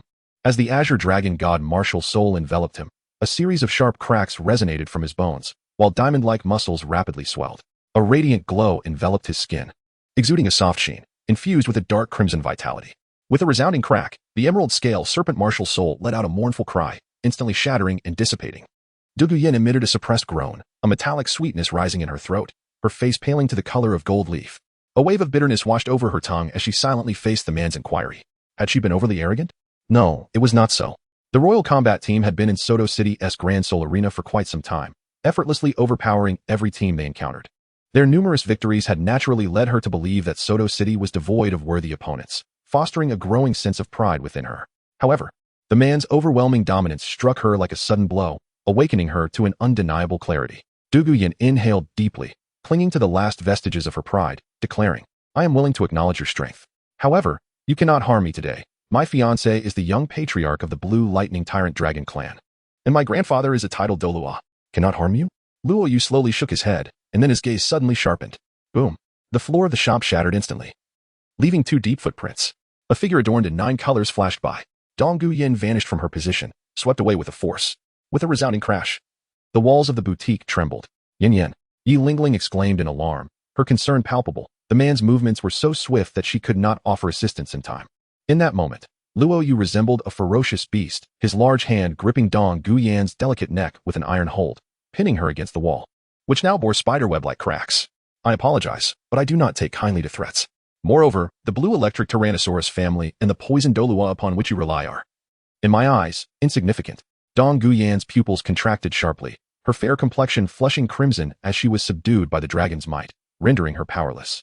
Her emerald nails hung limply at her hips, her alluring leather attire now dust-laden. The suffocating sensation left her gasping for breath. It felt as though a mere increase in pressure from the man's grip would lead her to the brink of death. An overwhelming fear of mortality rising from the depths of her being. I was wrong. She struggled to lift her feeble arms, reaching out towards the man. Her pleading gaze reflecting from her beautiful eyes, which were beginning to pale, as her consciousness gradually began to blur. Luo Yu suddenly withdrew his hand.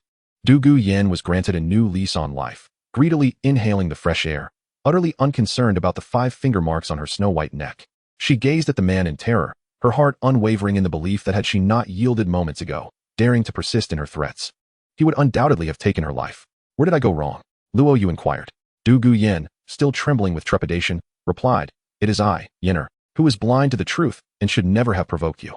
Luo Yu's gaze flickered, and Du Gu Yan's delicate figure trembled as she hurriedly added, I should not have taken someone else's skirt. Luo Yu shook his head, indicating that none of it was correct. Du Gu Yan's complexion turned pale, her heart racing with desperation. Her back was drenched with fragrant sweat, yet she struggled to comprehend what he was alluding to. Her beautiful eyes inadvertently revealed a plea, silently imploring the man for mercy. In chapter 62, the proud young woman is subdued, captivated by the man's charm, her heart trembling for Yi Lingling. Du Gu Yan's delicate neck bore bruises, marked by 5 distinct fingerprints. The already slender and alluring straps of her soft armor were now marred with scratches from sharp stones, revealing glimpses of her spring-like beauty. She gazed at Luo Yu with a desperate longing, terror gripping her heart. Throughout her life, the men she had encountered had always been tender and protective. Even the most talented student of the Royal Combat Academy, Yu Qianheng, had been utterly captivated by her, seeking her hand in marriage. Yet this man was truly ruthless when angered. For the first time in her pampered existence, Du Gu Yan felt a profound fear of a man, experiencing a harsh and unrelenting beating that left no room for compassion. Cautiously, she inquired, I am unaware of where I have erred. May I kindly ask for your guidance? Luo Yu gazed into her eyes and calmly remarked, Indeed, you are not mistaken. The laws of this world dictate that the strong reign supreme while the weak become prey. However, excess can lead to downfall, if the powerful exploit their might without restraint.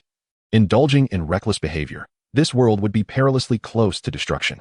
Upon hearing this, Yi Lingling, who had forged her own path independently since childhood, appeared contemplative. In contrast, Ning Rongrong and Du Gu Yan, 2 girls who had been coddled since their youth, looked on in confusion, utterly baffled by the discourse.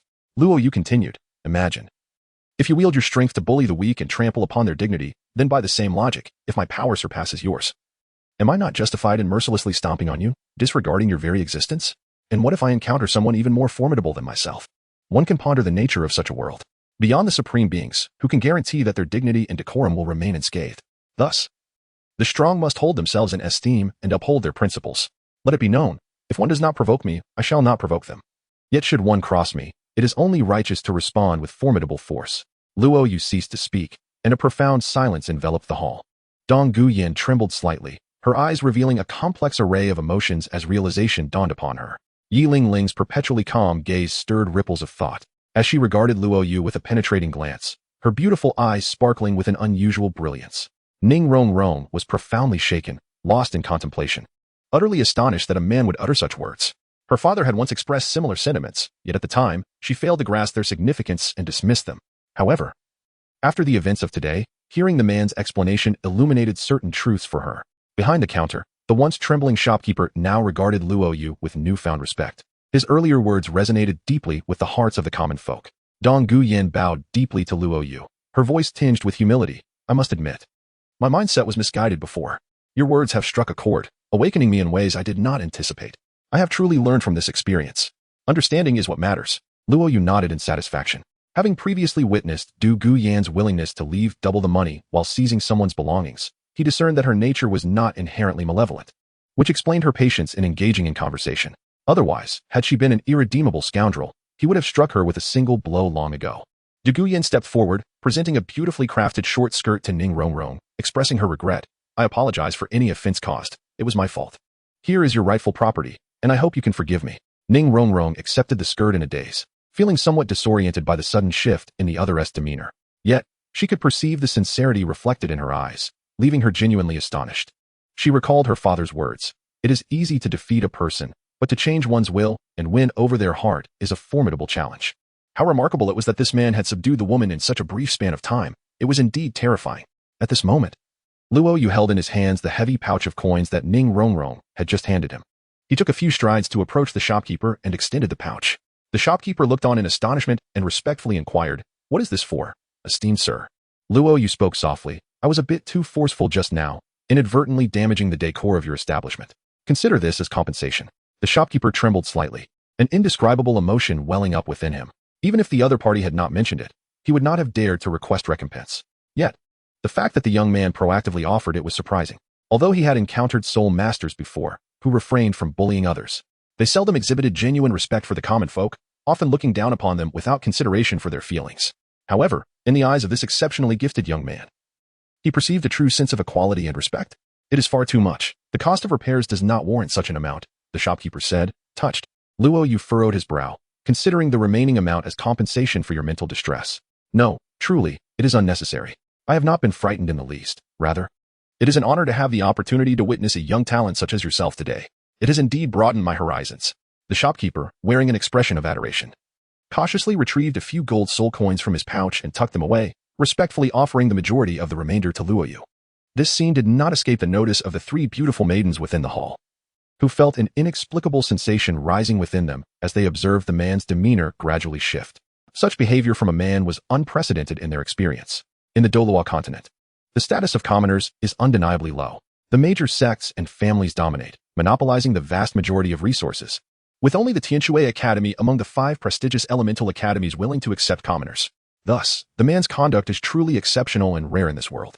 While the girls may have felt astonished, Luo Yu himself found it rather inconsequential. Even after spending considerable time in Douluo, the ideals and beliefs he cultivated on that azure planet remained unchanged. Luo Yu had no intention of lingering here and turned towards the door. Ning Rongrong bit her lip, her mind swirling with speculation. Who was this man? He was truly extraordinary.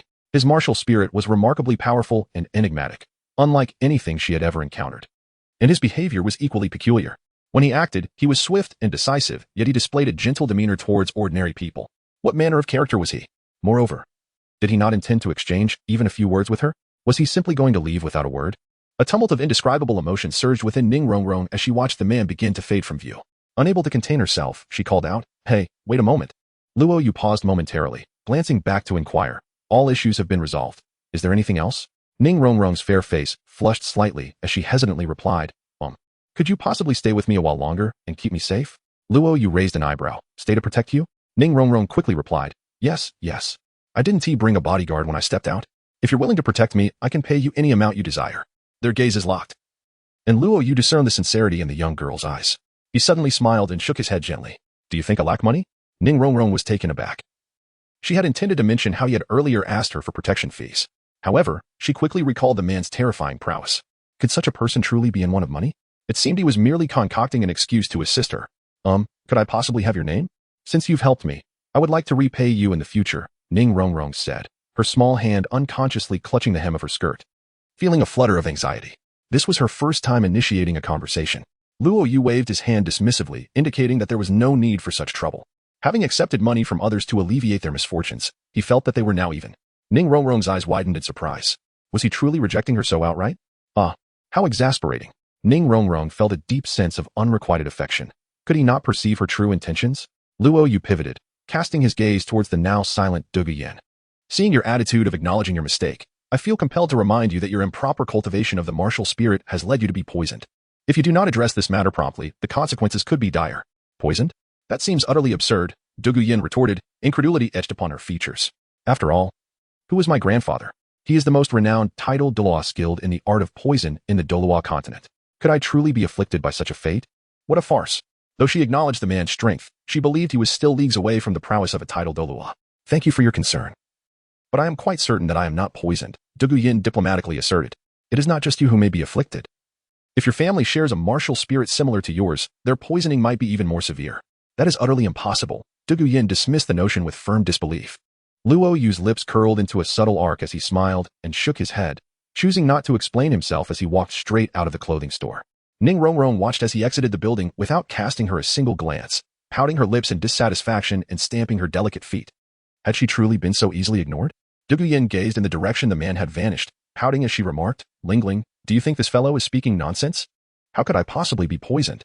My grandfather could never be poisoned either." "Lingling? What are you daydreaming about so absent-minded?" Gu Yue inquired curiously. The serene beauty, with her clear eyes glinting, exhibited an ethereal quality that was subtly shifting. Her pristine white dress danced with the wind, and her pale pink lips parted slightly. "Yin, you often ask me if I could develop feelings for a man, don't you? I used to think it impossible, but now, it seems I might." "Huh?"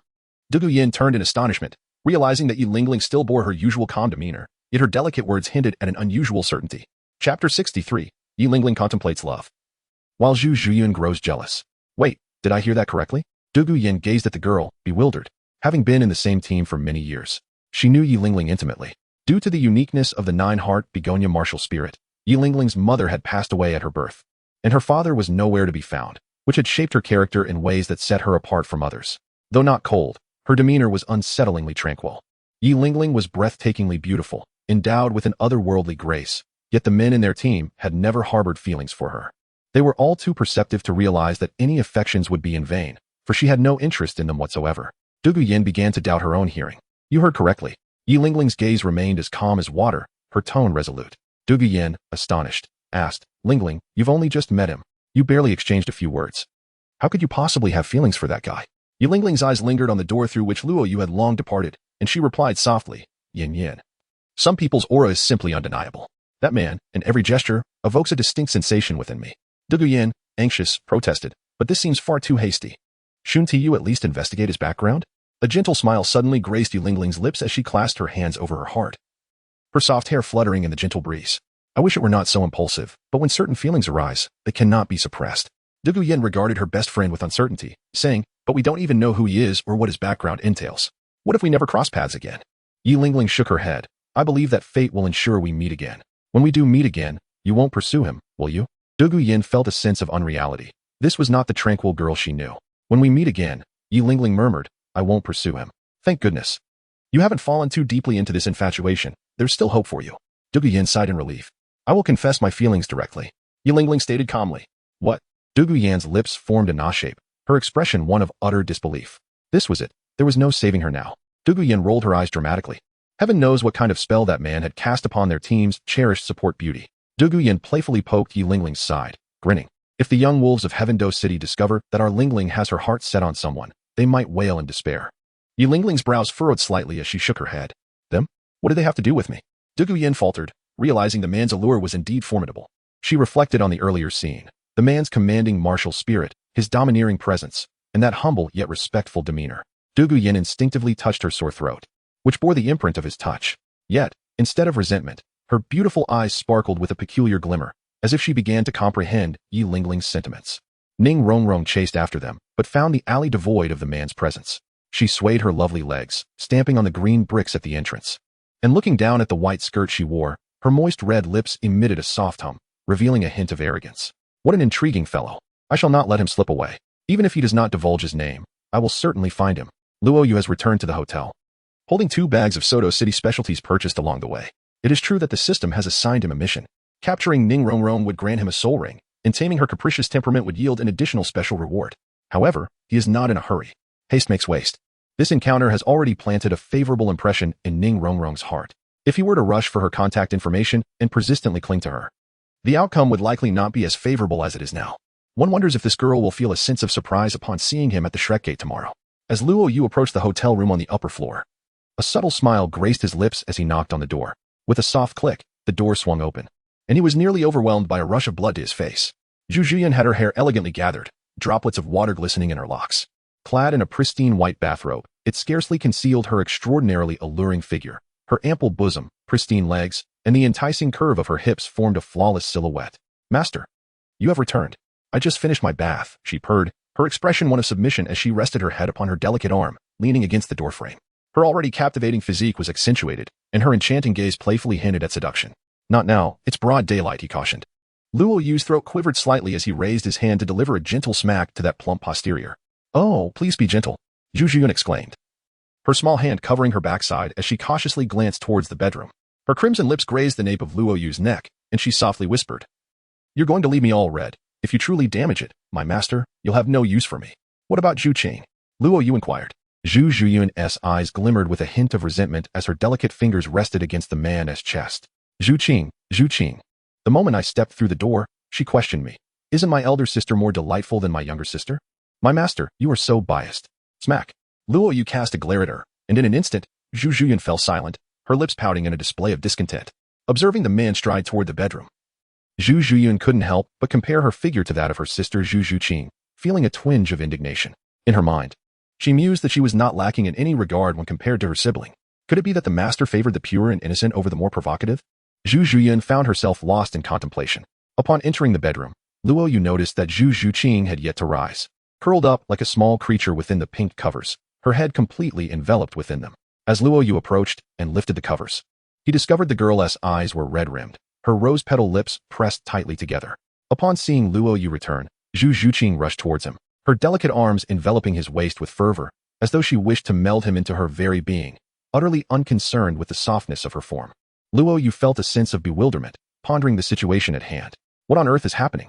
I thought you no longer wanted me." Zhu Zhuqing emitted a sound of affection akin to that of a little kitten. Luo Yu was taken aback and exclaimed, "How could one think this way?" Zhu Zhuqing, her exquisite visage pressed against the man's chest, whispered softly, "I have often heard that once a man possesses a woman's body, he begins to take her for granted." Luo Yu let out a bemused laugh, asking who had told her such a thing. "With your beauty, how could I possibly bear to think otherwise?" Zhu Zhuqing hesitated slightly and replied, "After what happened last night, do you think I am a woman of loose morals?" Luo Yu shook his head and pointed at the bedsheet. "Don't talk nonsense. If blood can deceive, then your clumsy skills." He could not finish his words, for Zhu Zhuqing's delicate hand had already pinched his waist. "Stop talking. I'm utterly embarrassed." Zhu Zhuqing's small face seemed as if it could drip with water. Feeling utterly ashamed to face anyone. "All right, let us not speak of it anymore." Luo Yu tenderly ruffled Zhu Zhuqing's hair and said, "Here, try the specialty from Soto City. I wonder if it will suit your taste. If not, I can take you out for something more delightful." Zhu Zhuqing felt a warmth in her heart, surprised by the man's thoughtfulness. "Let me see how it tastes." Upon hearing the word taste, Zhu Zhuqing's beautiful eyes suddenly flickered, recalling certain memories that made her ears flush. Outside the door, Zhu Zhuqing eavesdropped on the conversation within the bedroom, her lips pursed in jealousy, while her knuckles turned white from gripping the wall too tightly. How could he forget the old love for a new one? That scoundrel, how outrageous. Humph, it's just a bit of food. What is so special about it? I, Zhu Zhuqing, am not interested at all. Luo Yu cast a glance at the adorable little head peeking from the doorway and waved, "Zhuqing, come in. I brought your share as well. Is there one for me?" She exclaimed with delight. I'm coming. At that moment, outside Luo Yu's door, a beautiful woman clad in pink stockings paced back and forth, her enchanting eyes filled with complexity, hesitating to knock. Chapter 64, Sisterly Rivalry and Jealousy. Xiao Wu comes to visit.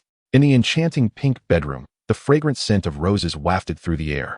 The sisterly duo displayed their long, fair legs, intertwined as they sat cross-legged on the bed, sharing the delectable local delicacies Luo Yu had brought from Sotuo City. Zhu Zhuqing delicately picked up a piece of spicy pork and brought it to her cherry lips. "Is it delicious?" Luo Yu inquired with a smile. The young girl nodded. "That's wonderful to hear." Luo Yu produced a tissue, kindly wiping the grease from her mouth. Zhu Zhuqing's eyes sparkled with happiness, a sweet sensation blooming in her heart. Zhu Zhuqing, sitting nearby, observed this scene, feeling that the almond pastry in her hand had suddenly lost its allure. With a sulky expression, she found it hard to muster any joy. It was only when Luo Yu chuckled softly and wiped the remnants from her mouth that Zhu Zhuqing finally revealed a knowing smile. Zhu Zhuqing shifted closer, snuggling against Luo Yu, her delicate arm draped around his, as she warned, "Zhuqing, this is my man. Please keep your distance." "Oh, has my little sister grown up? Now you're trying to steal my man." Zhu Zhuqing retorted defiantly. "He is my master. I shall serve him however I wish, and you have no say in it." Sisterly rivalry and jealousy sparked in the air. Luo Yu silently exclaimed his inability to withstand the sight. The figures of the two sisters were simply too alluring. The sensation of their arms was unmistakable. Stealing a glance to compare, he realized that each sister possessed a more astonishing allure than the last.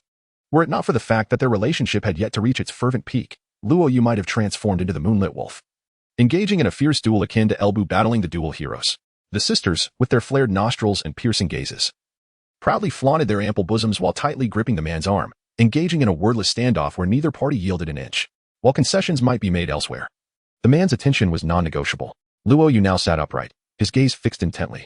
It was prudent to remain silent at this moment, Otherwise, the focus might easily shift towards him. Was it not preferable to quietly embody a wooden figure? Moreover, the delicate fragrances wafting in from two distinct women stirred his thoughts restlessly. Suddenly, a series of knocks echoed from the door, shattering the atmosphere within the bedroom. Who could it be? The three exchanged bewildered glances, each equally perplexed. I shall go, one finally volunteered. Luo Yu withdrew his arm, turned over, and descended from the bed, crossing the living room to open the door. A tall, graceful figure stood outside, exuding an air of youthful charm. Clad in a succinct top and adorned with stunningly beautiful stockings that accentuated her long legs, her delicate pink eyes held a blend of innocence and subtle allure. Her silky hair was styled into a long scorpion braid, cascading down to her calves. Xiao Wu, what brings you here? Luo Yu inquired, puzzled. Am I interrupting you? Xiao Wu responded, clearly a bit shy. No, is there something you need? Although Xiao Wu appeared somewhat bashful, her gaze remained steadfast on the man's face, showing earnest interest. I wanted to ask you, have we met before? Luo Yu smiled and asked, why do you inquire? Xiao Wu hesitated and replied, you give me a sense of familiarity. Reminiscent of someone I know. In what way do I resemble them? Luo Yu inquired with a slight smirk. Xiao Wu shook her head. I cannot quite articulate it. Yet there is an undeniable similarity. Luo Yu jested, my dear, if you speak in such a manner, I shall begin to suspect that you are intentionally trying to flirt with me. No, absolutely not. Xiao Wu vehemently denied. Luo Yu raised his hands in a gesture of surrender. Look at you, unable to articulate how you resemble him. Which leads me to suspect you are merely seeking an excuse to draw closer to me. Xiao Wu bit her lip and replied, I apologize. I mistook you for someone else. That individual holds great significance for me, and I thought that even if there were a mere 1 in 10,000 chance, I had to come and ascertain. What kind of person is so important to you? Luo Yu inquired with a smile. Important enough that Xiao Wu may never fully comprehend the debt of gratitude he owes to my family throughout her lifetime. Luo Yu was taken aback. So you wish to find that person to express your gratitude? Xiao Wu nodded. His strength may render him independent of assistance from others. Yet I desire to do something for him to the best of my ability. Luo Yu shook his head, suggesting that perhaps those who have assisted you never anticipated that you would owe them a debt of gratitude. They merely wished for the happiness and joy of your family.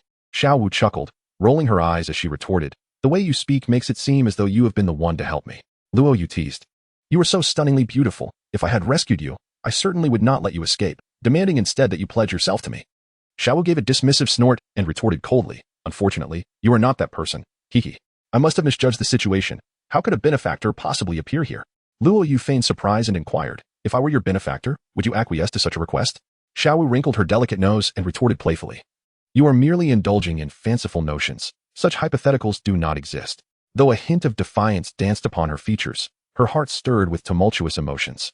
In truth, her mother had instilled in her the belief that aside from a benefactor, one must maintain an absolute distance from other men, permitting the choice of others only when the benefactor no longer desired her. Xiao Wu did not perceive this as a constraint. Rather, she recalled the time when a man had appeared in her life, rescuing her troubled spirit, leaving an indelible mark upon her heart. I apologize for the intrusion. I have yet to properly express my gratitude for your earlier offer of a room, she said. It is but a trivial matter, not worthy of concern. Luo Yu waved his hand dismissively. Curiosity sparked within Xiao Wu. She asked, what brings you here?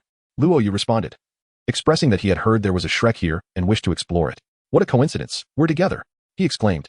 My brother San and I are also here to participate in the assessment. See you tomorrow, and good luck. Xiao Wu, lively and adorable, waved her small fist. With a click, she departed, and the door closed behind her. Luo Yu smiled lightly, deciding not to reveal his true identity to Xiao Wu for the time being. He was not one to seek favors in return for his kindness. If, in the future, Xiao Wu genuinely developed feelings for him, there would be ample opportunity to lay everything bare. After all, they would soon be members of the same academy, providing countless chances for interaction. Suddenly, Luo Yu recalled a Wu. What notions had this young mother instilled in her daughter? With her forewarnings about maintaining distance from men, Tang San clearly stood no chance. A Chiu, a charming woman in elegant palace attire, sneezed as she journeyed along the official road. Her delicate eyes reflected uncertainty. Was it her benefactor who remembered her? Or was it that little Wu who was mentioning her? She couldn't help but worry if little Wu was truly heeding her mother's advice. After all, one must be cautious of the wild men in the human world. Humph. If she dares to associate with those despicable humans, I'll break her little rabbit legs. Just as little Wu stepped out of Luo Yu's door, her gaze suddenly froze. Tang San stood at the corner of the corridor, arms crossed, attentively watching her. His face was pale, and his eyes shimmered with a hint of violet. Brother San, what are you doing here? Chapter 65, Stealthy Intrigue, Exhilarating Thrills. The unwavering Tang San. In the hotel corridor, Tang San wore a grim expression, sternly questioning, where have you just been? I went to confirm if that person was my benefactor, little Wu replied, curiously smoothing her cascading hair. Brother San, what is the matter? Are you upset about something? It's nothing. I'm quite happy, Tang San forced a smile. Though his heart was heavy with unspoken concerns, fearing it would make him appear petty. Yet, he couldn't help but inquire further. Have you met that man? What did you ascertain? Little Wu's eyes dimmed, and her charming face expressed disappointment. I mistook him. He is not my benefactor. I only sensed a hint of familiarity from him. Tang San visibly exhaled in relief. Casting a stern gaze toward Luo Yu's door, he stated solemnly, Little Wu, since it's not him, you should keep your distance from that fellow. Why? Little Wu asked, bewildered. Tang San hesitated momentarily. He couldn't admit to feeling jealous and needed a convincing reason. He declared earnestly, that man clearly does not appear virtuous. With your beauty, he might be coveting you. Really? Little Wu shook her head repeatedly. I feel he is quite nice, and besides, he helped us before by providing us with an extra room and didn't even charge us. Upon hearing this, Tang San's temper flared, but he restrained himself from exploding. He patiently explained, one can never truly understand a person's heart. Out in the world, caution is paramount. Think about it. Why would a stranger assist us? His motives are indeed dubious. Little Wu pouted, seemingly indifferent to his words. Suddenly, her eyes lit up, and she smiled brightly. Oh right, Brother San. He mentioned he is also coming to join Shrek. We might be classmates in the future, so his character must be impeccable. Tang San chuckled softly, shaking his head. Just based on that, joining Shrek? He must be boasting. Have you forgotten what our teacher told us? Shrek only admits monsters, not mediocrity. It's not a place anyone can just waltz into. Little Wu's eyes widened. Are you saying he might not even be able to enter Shrek? Tang San sighed regretfully. We have confidence in our admission because we possess innate full soul power, nearly at the level of a 30-level soul master at our young age. Why does he have to compare with us? Little Wu opened her mouth to retort, but found herself speechless. Individuals with innate full soul power are exceedingly rare. In her time in the human world, she had only discovered Tang San as the sole possessor of such a gift, which truly was remarkable. Tang San laughed heartily. If anyone could enter such an academy, its educational quality would likely be subpar. Our teacher wouldn't have specifically brought us here otherwise. Brother San. What if he truly has the confidence to join Shrek? Perhaps he is a genius. Little Wu mused, reluctant to dismiss someone who seemed rather interesting. Feeling it would be a pity if they couldn't become classmates. Upon hearing her latter remark, Tang San's expression noticeably changed. He scoffed, I too wish for more classmates. But Shrek is not so easily accessible, unless he is an innate genius of level 8 or above, which I find highly improbable. Are geniuses so common that we can just stumble upon them? The odds are slim. He will likely be eliminated soon. Little Wu thoughtfully pressed her delicate finger against her red lips, reflecting, I felt he spoke with such confidence, and he mentioned he would casually visit Shrek tomorrow. Huh? Casually visit Shrek? Tang San scoffed. What audacity! What talents or abilities does he possess to make such claims? Even I wouldn't dare to be so brazen. Little Wu blinked her sparkling eyes, puzzled. Brother San, why do I feel like you seem a bit agitated today? Nonsense, there is nothing of the sort. Tang San concealed his emotions, dissatisfied. After hearing your description, I have a clearer idea of what that fellow is like. He is likely just a wealthy playboy who is unaware of how stringent Shrek's admissions are. Tomorrow, he will undoubtedly face a rude awakening. Really? Little Wu's face displayed slight anxiety. Really, Tang San straightened his posture. When it comes to assessing people, I have never been wrong. Without a doubt. This lad will receive a harsh reality check from the admission staff tomorrow. Little Wu voiced her concern. Brother San, he helped us before. If he isn't admitted tomorrow, can we advocate for him with the teachers? Tang San raised his hand and sighed. If he is not accepted, perhaps it is for the best. Consider it. Shrek only admits monsters. There are no ordinary individuals. Forcing him to remain with us would only burden him. Once he realizes the disparity in talent, he would easily feel inferior and unhappy. Understand, Little Wu, that I am also thinking of his well-being. Oh, Little Wu responded, somewhat dazed, instinctively agreeing. Seeing her nod, a concealed pride flickered in Tang San's eyes. He was not one to speak empty words. He had discreetly observed Luo Yu and found him utterly ordinary, lacking any remarkable qualities. Such a person drawing near to Little Wu filled him with discontent. Who dared to approach my little sister Wu? On what grounds? Achu. Luo Yu let out a sneeze within the confines of the room. At that moment, he lay sprawled upon the grand red bed, his arms languidly spread, relishing the gentle massage bestowed by delicate, fair hands. Zhu Zhuqing knelt gracefully at his side, her sleek black leather attire barely concealing the allure of her alabaster beauty. A subtle fragrance wafting through the air, devotedly attending to the man. Meanwhile, Zhu Zhuqing sat nearby, her pearly teeth biting into her soft lip. Witnessing the beguiling gaze in her sister's eyes, her small fist clenched tightly, as if she were struggling to suppress an urge to intervene at any moment. When she observed Zhu Zhuqing's slender fingers teasingly gliding across the man's back, a pulse of irritation throbbed at her temples, prompting her to rush over and sweat her sister's hand away from the man. Zhu Zhuqing, what are you doing? Can't you see I'm giving the master a massage? The youthful girl, with an innocent countenance, retorted with a smirk, Oh, I see you are working so hard. I can do this too. Let me assist you, dear sister. Ah, such jealousy. Zhu Zhuqing fanned her hand playfully in front of her, laughter blooming like a flower, her impressive bosom rising and falling, exuding an irresistible charm. "Pfft, I'm not jealous," Zhu Zhuqing replied, turning her head away in defiance. All right. Who asked me to be the older sister? The master is all yours."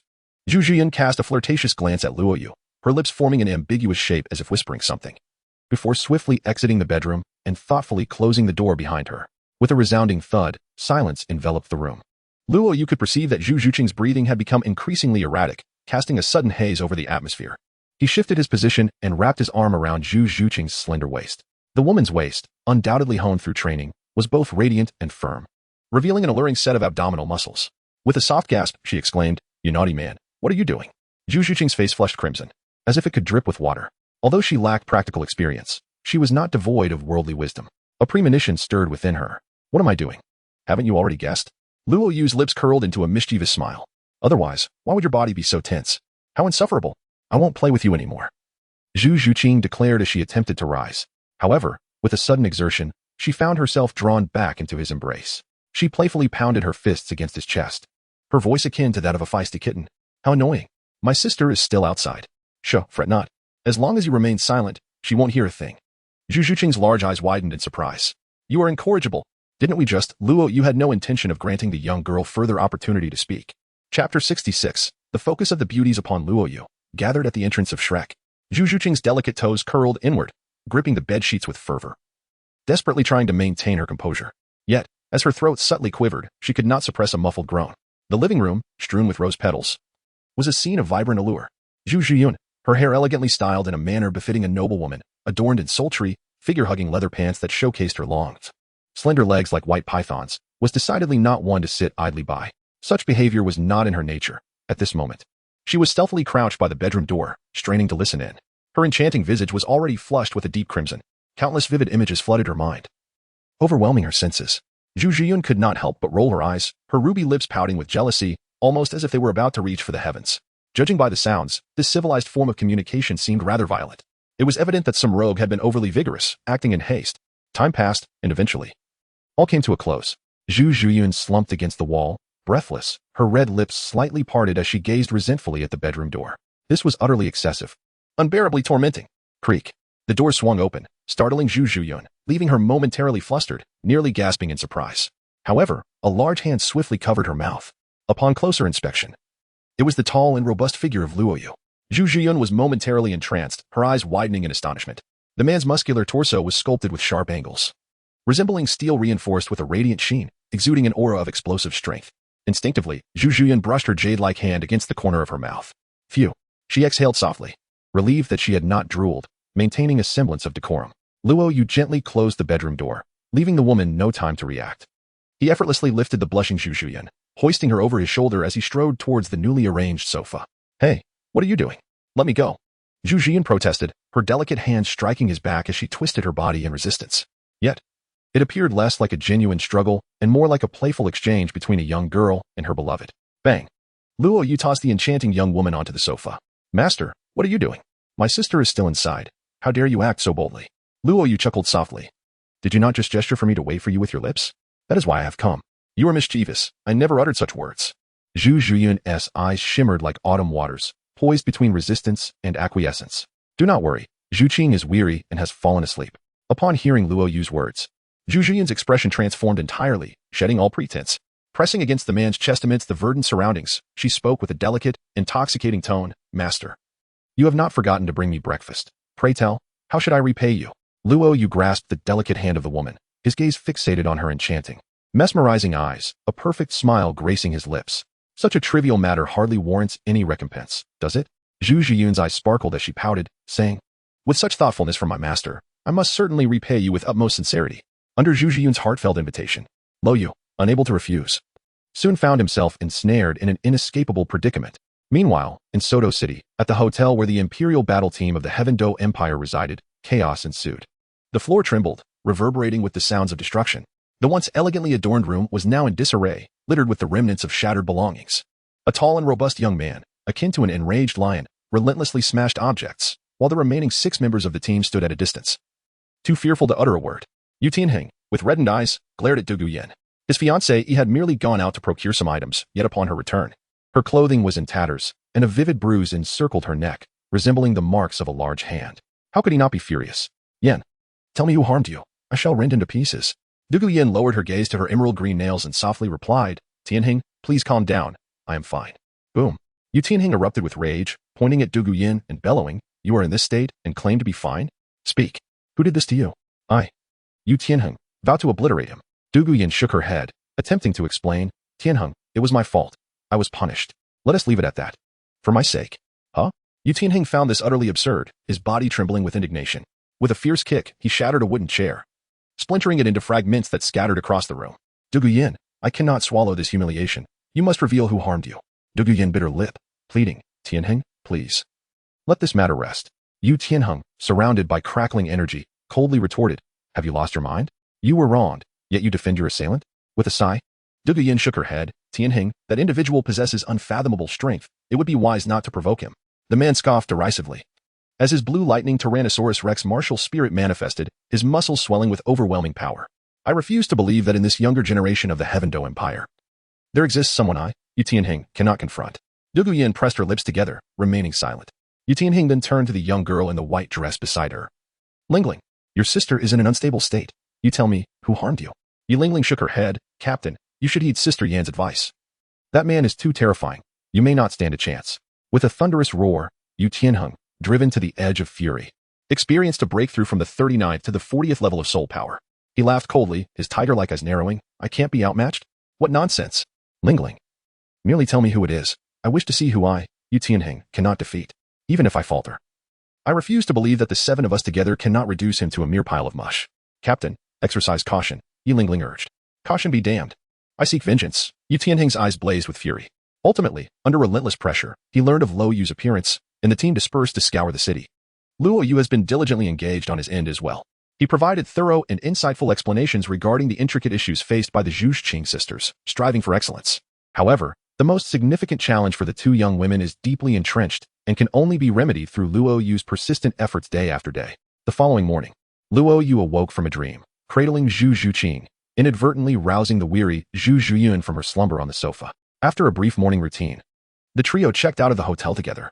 The envious gazes of the staff were laden with a bittersweet longing, as if they could weep at any moment. The beauty of the 2 sisters, Zhu Zhuqing and her sibling, was indeed striking. One exuded a fiery allure, while the other radiated pure charm. Their figures astonishingly surpassing the standards of mere cosmetics. This juxtaposition of extremes left the attendants pondering whether Luo Yu truly resided in a paradise every night. Luo Yu, accompanied by 2 young women, exited Soto City and traversed the official road. Following the indications on the map, they passed through lush green farmlands and arrived at the entrance of a modest village. As soon as the man arrived, he drew the attention of the 2 girls who had already reached this place ahead of him. One was strikingly beautiful, her long legs adorned in tight pink stockings, her delicate pink eyes exuding a captivating charm. The other wore a sky-blue fairy dress, her silky patterned stockings revealing her graceful, elongated legs. Radiating an air of nobility akin to a princess, her exquisite features reminiscent of a porcelain doll. Both ladies focused their gaze intently on Luo Yu. As the narrative unfolds, the excitement shall intensify, for the initial build-up has nearly reached its climax. For the time being, I shall provide 2 updates daily, both at the stroke of midnight. I encourage everyone to share their favorable thoughts in the comments, for your support is greatly appreciated. With the Qiming Festival upon us, I shall deliver an abundance of updates. The author is indeed laboring late into the night to craft these words, and I am earnestly striving to meet your expectations. Await the holiday, and I promise to unveil a series of updates each day. Chapter 67. Enchanting beauties and jealous glances. At the entrance of Shrek Village. Surrounding the entrance of the village was a fence made of bamboo, enclosing the area. The village appeared quite dilapidated. Even the academy's sign was merely a worn piece of wood, and a rickety table stood at the entrance, behind which reclined an elderly man in his 60s. The old man was napping with his eyes closed, while a crowd had gathered at the table, forming a queue. Most were parents accompanying their children to enroll. In anticipation, middle-aged men and women anxiously gripped their children's hands, their bodies tense, faces etched with worry. Yet their eyes glimmered with hope as they gazed into the depths of the village. They understood that today was of utmost significance. If their children could join Shrek, their futures would surely soar, transcending the commoner's plight to enter the noble ranks of the Tiando Empire. Among the waiting crowd, 2 striking figures stood out. One, with pink stockings hugging her tall, elegant legs, exuded a playful beauty. The other, in her fairy dress, revealed her snowy, lithe legs, radiating a noble grace. Both women possessed extraordinary beauty and charm, a rarity in Douluo. Their allure unwittingly captivated numerous onlookers. Several young men, stealing glances, swallowed hard in admiration, yet dared not approach. Deterred by the formidable aura exuding from the two ladies, which seemed to declare, strangers keep out. As Luo Yu approached the entrance of Shrek village, the two stunning beauties simultaneously called out, "You're here?" Xiaowu had been watching intently, her pink eyes sparkling with joy as she waved her hand excitedly. "It's you. What brings you here?" Ning Rongrong's beautiful eyes were filled with surprise. She had not anticipated encountering this man again today. Luo Yu approached, offering a benevolent nod to Xiaowu. He then turned his gaze towards Ning Rongrong, a playful smile gracing his lips. "What? Is it only permissible for you to be here, while I cannot?" Ning Rongrong's eyes sparkled with complexity. The enigmatic aura the man exuded yesterday had piqued her curiosity. Yet, this infuriating man had not afforded her the chance to know him better, disappearing in a flash. Just when she thought it would be ages before they crossed paths again, fate had conspired for their encounter today. Resolute in her intent, she vowed to unearth every little secret he harbored. Initially, the spotlight was on the two lovely maidens. But when both outstanding girls greeted the same man warmly, all eyes naturally gravitated towards Luo Yu, scrutinizing him closely. They sought to discern what merits this individual possessed to be so intimately acquainted with two enchanting young women. At first glance, some young men rolled their eyes in disbelief, thinking he appeared rather ordinary and no more impressive than themselves. His unremarkable exterior could hardly compare with their own allure. Others shared similar sentiments, feeling a twinge of envy and dissatisfaction.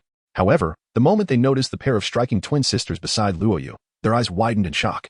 Wait a moment. Could it be that these stunning twin beauties are also associated with him? Pondered one. How does he know so many girls?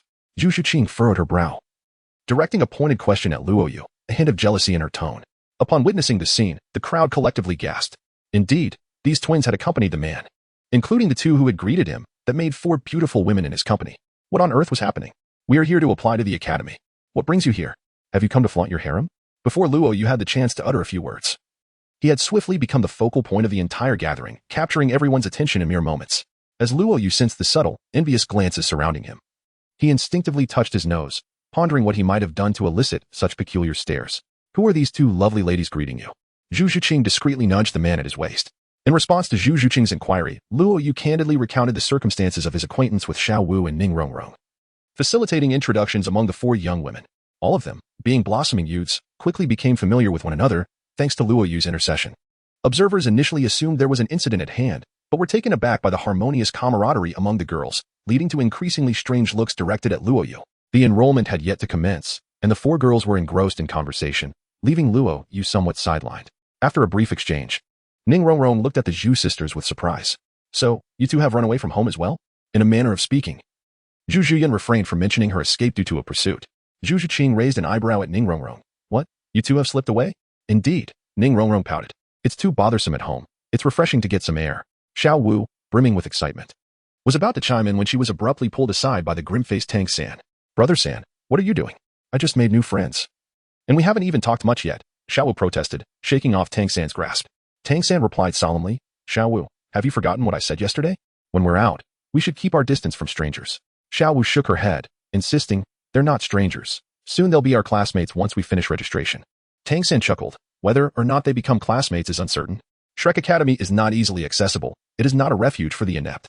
Last year, not a single applicant was accepted. Do you really think these girls will make the cut? Xiao Wu pouted, even if they don't get in. What's wrong with being friends? Tang San shook his head. I told you yesterday that the man is a wealthy scion, and you didn't believe me. Look. Today, he is out with a pair of twins. We don't need to get too close to people like that. Just think about it. A man with two women. What good could possibly come of that? Tang San's words drew a cold smile from him. Xiao Wu's expression shifted. You, saying such things behind their backs isn't very nice. If there's an issue, confront me directly. At this moment, Luo Yu approached. Perhaps others could not hear clearly. However, with his pure divine body, he possessed an extraordinary sense of hearing, allowing him to discern every word distinctly. Tang San, that rascal, had a hint of mischief in his gaze. His eyes flashed with a sharp glimmer, locking onto the approaching figure. My friend, he said, you assisted us yesterday, and we are most grateful. If you require lodging expenses, I can certainly provide for you. However, I must apologize. My sister and I have grown accustomed to solitude and are unaccustomed to interacting with outsiders. Tang San emphasized the term outsiders, his vigilance directed towards Luo Yu. An instinctual sense warned him to remain cautious of this individual. Luo Yu pointed at Xiao Wu and asked, is it her desire to avoid contact with outsiders, or is it you who wishes to keep your distance? Tang San appeared to be struck by the essence of the remark, his expression shifting as he coldly retorted, you already have 2 female companions by your side. Is that not sufficient? Why must you persist in entangling my sister, Xiao Wu? Luo Yu's gaze shifted, and he coldly inquired, "What do you mean?" "It means nothing." Tang San replied, shaking his head, his tone turning severe. "I cannot concern myself with your affections for anyone else, but do not harbor any thoughts towards Xiaowu. Otherwise, I assure you, you shall regret it for a lifetime. Is this fellow merely obsessed with his sister?" Luo Yu pondered within himself, questioning his own actions. Did Tang San truly possess such a profound desire for control over Xiaowu? "Oh, I am curious to see how you will make me regret this for a lifetime." A playful smirk danced upon Luo Yu's lips. In that instant, Tang San's gaze sharpened like that of a hawk, exuding an invisible aura of menace. Chapter 68. The beautiful ones await the spectacle, the unwaveringly confident Tang San. Tang San's eyes brimmed with lethal intent, his aura rising with fervor. When has Luo Yu ever suffered a setback? He would never indulge such a foul temperament, his gaze growing increasingly frigid. As the tension in the room thickened, the onlookers reveled in the escalating drama. Unconsciously, the majority found themselves aligning with Tang San, primarily due to the envy Luo Yu incited. Despite his unremarkable appearance and lackluster presence, how could he possess the company of twin beauties and remain so close to two other goddesses, surrounded by youthful and prideful individuals? Discontent brewed, with many yearning for Tang San to deliver a lesson to Luo Yu, hoping the four lovely ladies would be utterly disappointed in him. Suddenly, Xiaowu interposed herself between the two. "San Gu, what is the matter? Your mood has been off since yesterday, and you refuse to share what is troubling you." Tang San offered a light, nonchalant smile, replying, "It's nothing really. I merely find this spoiled young master irksome, particularly his ulterior motives in approaching you. How could I possibly tolerate him?" "Huh?" Luo Yu was directly amused, finding the situation utterly absurd. "Me, a debauched young master? Which one of your eyes perceives that?" Tang San narrowed his eyes and coldly remarked, "Extravagantly spending money, bringing a pair of beautiful sisters to a hotel. What good deeds could possibly arise from that? I cannot sense any profound soul power emanating from you. What else could you possibly be, if not a debauched young master?" Luo Yu raised an eyebrow, inquiring whether the inability to perceive her cultivation was a reflection of his own inadequacy. Tang San chuckled derisively, stating, "With my purple extreme demon eye, I have discerned illusions flawlessly over the years. Pray tell, what evidence of your training do you possess?" Luo Yu shook his head, acknowledging that past accuracy does not guarantee present infallibility. "Impossible," Tang San asserted confidently, "under the gaze of my purple extreme demon eye. The true essence of a soul emperor is laid bare. Your attempts to obfuscate before me are utterly laughable."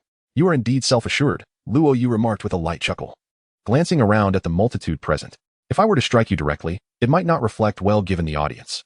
Tang San's demeanor shifted, his aura chilling to the bone as his violet eyes gleamed with a menacing light, imbued with an air of impending doom. "I advise you to tread carefully and choose your words wisely. Do not provoke the wrong person. Should I be compelled to act? It will be too late for you to lament your choices." Luo Yu beckoned with a finger. "Come on then, stop the chatter and make your move. Be swift and decisive." Boom. Tang San unleashed his entire aura, shattering the earth beneath him, while the ground cracked like a spider's web. The overwhelming force commanded the attention of those around, who felt the weight of Tang San's formidable power. Zhu Zhuqing exchanged glances with her sister, their eyes shimmering with a mix of sympathy for Tang San. Surely, this fellow must be courting death, akin to an old man hanging from a noose. Especially Zhu Zhuqing, who felt a sense of exhilaration. Having been previously deceived by Luo Yu, she was taken aback by yet another foolhardy contender, admiring the audacity of the situation. Ning Rongrong wore a perplexed expression, almost wishing for a stool to sit and observe the unfolding drama. To be honest, she could scarcely believe that a man of such caliber would seek to join this humble academy. If not for her own escapade from home seeking amusement, she would never have ventured into such a place. With regard to Luo Yu's renewed aggression, Ning Rongrong was filled with anticipation. In contrast to the other three women, Xiaowu felt a twinge of concern. She was acutely aware of Tang San's mastery of hidden weapons and soul power and worried that he might injure Luo Yu, prompting her to intervene. "Third brother, calm yourself. You've never been this agitated before. What has come over you today?" Insisting on confrontation, Tang San shot back. "It's one thing for someone to provoke me, but if anyone dares to covet you, I will ensure they regret it." Xiaowu shook her head, urgently insisting, "Third brother, you must be mistaken. He has no intentions towards me, and besides, he has helped us before. Don't you remember?" Tang San scoffed. "Of course I remember. Otherwise, he would already be lying down. Can't you be a bit more courteous towards him?" Xiaowu protested, stomping her foot in frustration, feeling as if Tang San had morphed into a different person today. Tang San raised his voice. "Courteous? For someone like him, I harbor no regard. I disdain these pampered youths who lack true strength and only rely on their family's influence. Third brother, you are being too hasty. He hasn't said anything yet, so why label him so quickly?" Tang San asserted. "My purple extreme demon eyes have reached the second level of the subtle realm. I cannot be mistaken. No matter how skilled an actor he may be, he cannot deceive my eyes. He possesses no real power and is merely posturing here." Xiaowu pushed Tang San aside and approached Luo Yu, blinking her eyes. "I apologize, please don't be upset. I've never seen my brother this agitated before." She bit her lip. "Rest assured, Go ahead and participate in the Shrek assessment. If you fall short, I will certainly intercede with the examiners on your behalf. Luo Yu's lips twitched slightly. From Xiao Wu's tone, it seemed she regarded him as a vulnerable entity needing sympathy and protection. Surely, she couldn't believe he was akin to a mere crayon, incapable of contending with Tang San. Yet, it appeared that she might. At that moment, Tang San circumvented Xiao Wu and approached. Third brother, what are you up to now? Xiao Wu's displeasure was evident. Tang San waved his hand dismissively. Step aside. I merely wish to have a word with him. Addressing Luo Yu in front of everyone, he declared, since Xiao Wu has interceded for you, I shall let you off this time. Reflect on it. With your current level of aura, the academy wouldn't even consider you for admission. Without joining the academy, you shall not see Xiao Wu again, and I have no reason to harbor any ill will towards you. As Tang San spoke, the expressions of Zhu Zhuqing and Ning Rongrong, who were privy to the underlying circumstances, grew increasingly peculiar, and they couldn't help but feel a surge of apprehension for him. The three women had already noticed Luo Yu slowly raising his palm, exuding a menacing aura. Just then, a voice rang out from behind a table. Enough of this nonsense. It's time for me to assess your soul power cultivation. The elder continued, let me clarify. Only those under 13 years old with a cultivation level above 20 are eligible for preliminary admission to the academy. Gasps of astonishment echoed around. To achieve level 20 by the age of 12? This requirement is utterly absurd. The elder admonished, silence. If you can't even meet the basic requirements, can you truly call yourselves prodigies? Those who wish to be tested, hurry up, do not dawdle. One by one, participants began to step forward for testing. However, either their levels were insufficient, or they exceeded the age limit. After testing more than a dozen individuals, all were eliminated. The elder's expression darkened, his disappointment palpable. This generation is worse than the last. Tang San wore a confident smile, standing tall as he proclaimed, let me go first. He moved gracefully to the elder's side and placed his hand upon the white crystal sphere. In an instant, the sphere erupted in a dazzling brilliance. The teacher responsible for the assessment's pupils constricted in surprise, exclaiming, is this real? Level 29? He quickly reached out to examine Tang San's bones, further astonished. You are only 12 years old? The crowd erupted in a wave of disbelief. Tang San's talent astounded them all. They understood just how extraordinary such talent was. A realm far beyond their reach. Tang San nodded, disregarding the envious and reverent gazes directed at him. The crystal sphere emitted a radiant light that illuminated his face. Brimming with confidence, he pointed at Luo Yu, smirking proudly, I have completed my test, level 29. What about you? Do you dare to step forward and try? Chapter 69. The trembling crowd. Tang San's series of slaps to the face. Tang San's voice, though not loud, was imbued with unwavering conviction. The surrounding area fell into a hushed silence. The elder in charge of testing glimmered with excitement in his eyes. 12 years old.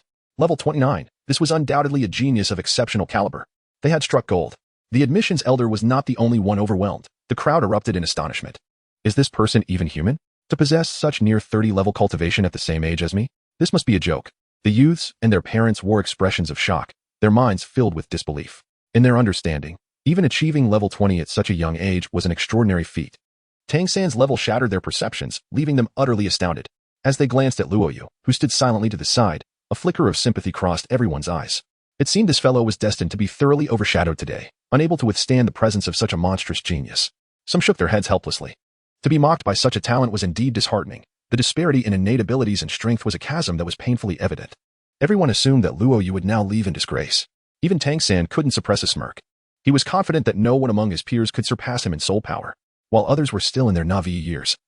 He had already been cultivating the Tang sect's supreme skill, the Xiantian art, honing his soul power to its innate peak, and subsequently, his cultivation advanced rapidly. He could never believe that any of these so-called talents outside could compare to him. His martial spirit and the Tang sect's techniques were no laughing matter. Typically, his pride lay hidden beneath the surface, but today it was on full display. He could not tolerate any other man approaching Xiao Wu, not for any reason. If there were, they could only await their reckoning. Tang San shot a cold smirk at Luo Yu, the testing crystal sphere still radiating its dazzling brilliance. A testament to his unparalleled soul power among his peers. Luo Yu stood there, listening to the whispers around him, observing Tang San, who was surrounded by admirers like a moon embraced by stars, his expression gradually turning peculiar. Tang San raised his head and remarked, you were so eloquent just moments ago. Why have you fallen silent now? Luo Yu shook his head and sighed. I find myself puzzled by a certain matter. Why is it that some individuals, despite their apparent ordinariness, exude such unwavering confidence? Tang San's expression, once filled with irritation, suddenly froze as he glared and asked, whom are you referring to? Luo Yu chuckled. I am merely curious. Is possessing a soul power level of 29 at the age of 12 truly remarkable? Does that warrant such confidence? A gasp reverberated through the crowd, incredulously gazing at Luo Yu as hushed whispers began to circulate. Could this fellow be mistaken? Was he unaware of the significance of such an achievement at the tender age of 12? This is the mark of a genius, an unequivocal prodigy. Everyone present now perceived Luo Yu's comments as mere bravado. Tang San's talent was undeniably formidable, instilling a sense of awe in those around him. Suddenly, a figure swiftly approached Tang San, casting a friendly glance his way before fixing a stern gaze upon Luo Yu. It was the elder responsible for admissions at Shrek Academy. He had discerned the discord between Tang San and Luo Yu. Regardless of who was right or wrong, he recognized Tang San's extraordinary talent, something Shrek had not encountered in many years. In the eyes of the elder, Luo Yu's presence was utterly mundane. Consequently, the choice became abundantly clear. The old man, seizing the opportunity to garner some favor from Tang San, admonished Luo Yu sternly, "Young man, the entrance of Shrek is not a place for your quarrels. Here, mere words hold no weight. It is strength that reigns supreme. Do you look down upon a mere 29th rank? If you possess the capability, then showcase it for all to witness. Should you lack such prowess, I advise you to depart this place at once." For Shrek does not welcome students who merely boast without substance. After delivering his remarks, the elder glanced at Tang San and, upon meeting his benevolent gaze, felt reassured that his actions were justified. Offending an ordinary youth in exchange for the approval of a genius seemed a risk worth taking. Meanwhile, Xiao Wu had approached and gently urged Tang San, "Third brother, your actions may embarrass him. Your talent far surpasses that of an ordinary person. Perhaps it would be wiser to let this go." Tang San, upon hearing Xiao Wu defend Luo Yu, felt a surge of unbridled anger and a flame of jealousy ignited within him. "Xiao Wu, it's not that I wish to engage with him. But you saw how he boasts himself. Does he not deem my 29th rank insufficient? Then let him reveal his soul power level, so that we may all broaden our horizons." At that moment, all eyes were fixed upon Luo Yu, with many spectators harboring a sense of schadenfreude, eagerly anticipating his downfall. Luo Yu, accompanied by the stunningly beautiful pair of twin sisters, indeed incited a sense of envy and admiration, as he faced the humiliation inflicted by Tang San. Onlookers found great amusement in the spectacle. Unfazed by the surrounding skepticism and mockery, Luo Yu maintained his composure, a wicked smile playing at the corners of his lips, as if he were merely observing a farcical event. "Zhu Zhuqing, why don't you take a look first?" "All right," Zhu Zhuqing replied obediently, turning to Tang San to request the testing crystal ball. Tang San tossed the crystal ball with a mocking tone. "What's wrong? Have you lost your nerve and sent a woman to do it?" Facing the mockery, Luo Yu cast a glance at Tang San before withdrawing his gaze and slowly shaking his head. "Hush, just watch. There is a surprise in store." Tang San, about to speak, was suddenly silenced by the radiant burst of light emanating from the crystal ball. All eyes turned rigidly towards the source of the blinding glow, the crystal sphere, and the figure of Zhu Zhuqing, who was tirelessly channeling her soul power into it. Instant astonishment enveloped the crowd. "No, it can't be. Another level 29? This woman appears to be no older than 13. The elder in charge of admissions stood dumbfounded, pondering the extraordinary talent that had seemingly emerged today. This girl, who appeared younger than Tang San, possessed such remarkable prowess. Gasps of surprise echoed around them. Yet Zhu Zhuqing remained humble, her ears tinged with a hint of crimson. Not long ago, she had been at level 27, and in a remarkably brief span, she had ascended to level 29. She was acutely aware of the reason behind this rapid advancement. It stemmed from the diligent cultivation of her partner. This realization filled her with a blend of shyness and inexplicable joy.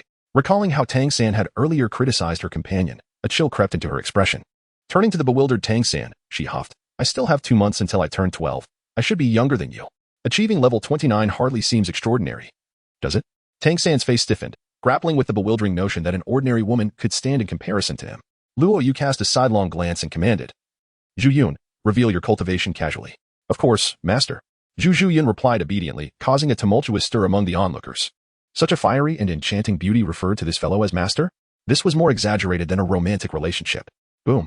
Zhu Yun unleashed a formidable aura, and the ethereal shadow of a nether spirit cat manifested. For vibrant soul rings, yellow and purple, brilliantly appeared before everyone's eyes. A 4-circle soul master? This woman is already above level 40? The recruiting teacher was left in a state of shock, while Tang San staggered back 3 steps as if struck by lightning. To think he was outdone by the woman beside this man. This was inconceivable. Hadn't his Xiantian skill been cultivated in vain? This defied logic. And Tang San could hardly believe it, his expression darkening. At this moment, the Zhu sisters shone brilliantly, standing obediently at Luo Yu's sides, content to be mere embellishments.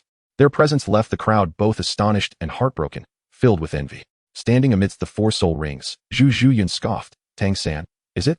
At level 29, you dare to bask in self-satisfaction?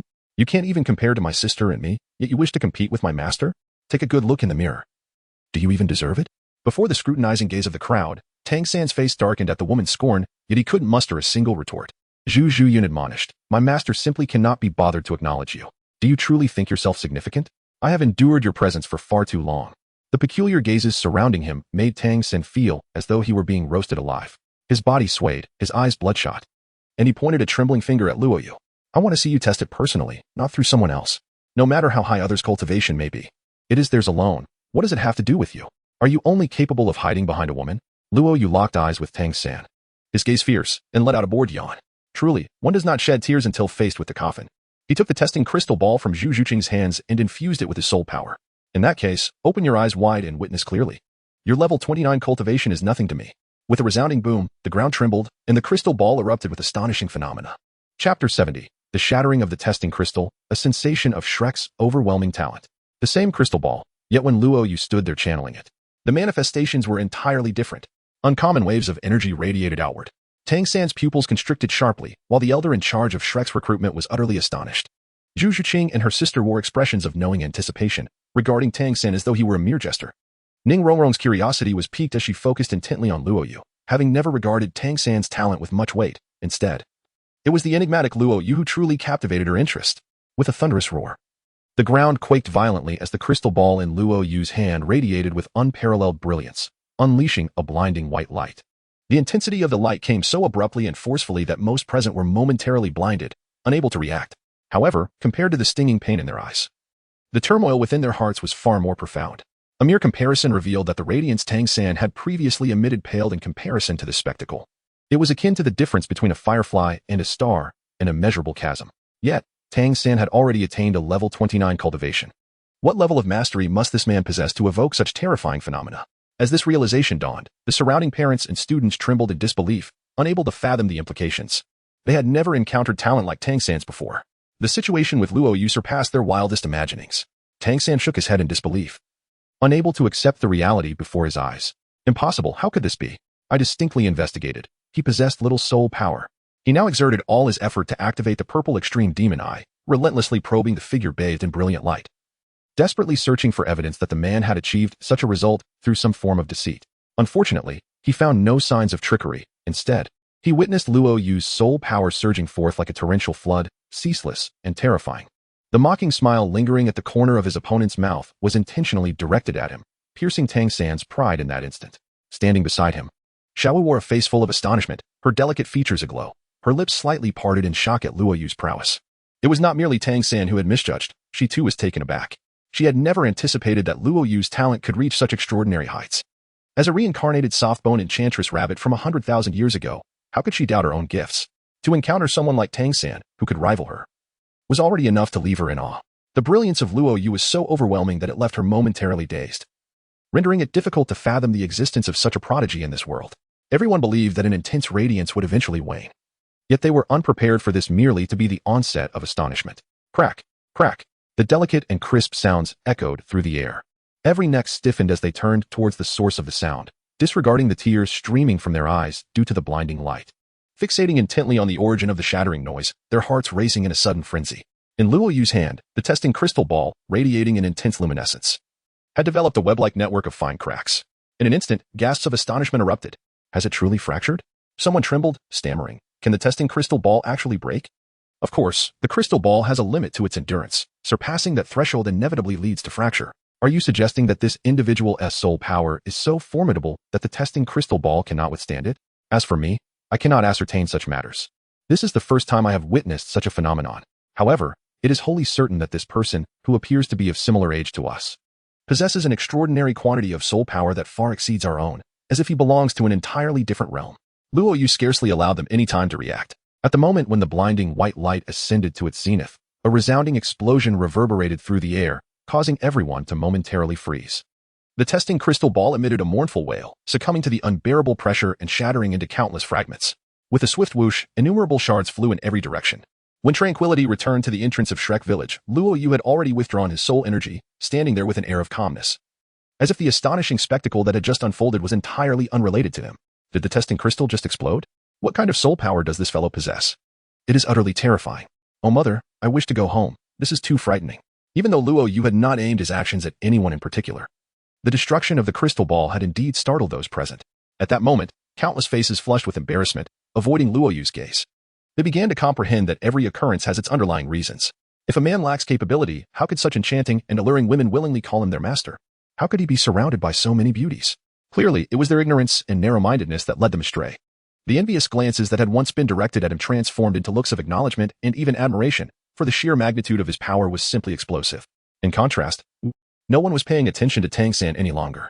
At 12 years old, with a rank of 29, was he truly a genius?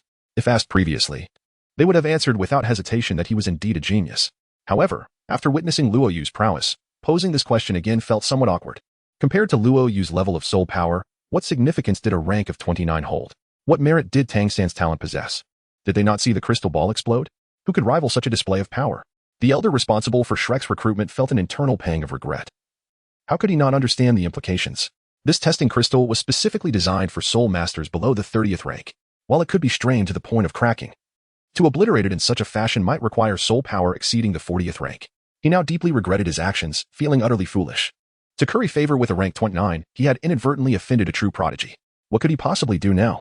At this moment, Zhu Zhuqing was equally astonished. With her red lips parted, she hesitantly remarked, "This is far too frightening. I also attempted to test that crystal ball, and with my current level of soul power, I feel I am still far from being able to crack it." Luo Yu shook his head, his expression remaining notably neutral. After all, this was not the first time such an occurrence had transpired. He was well accustomed to it and felt no particular astonishment. Impossible, impossible. Tang San repeatedly shook his head, still unable to comprehend that Luo Yu possessed such an overwhelming and formidable reservoir of soul power, vastly superior to his own. Could it be that all his years of cultivating the Xiantian Gong had gone to waste? Otherwise, how could anyone possibly be so much stronger than him?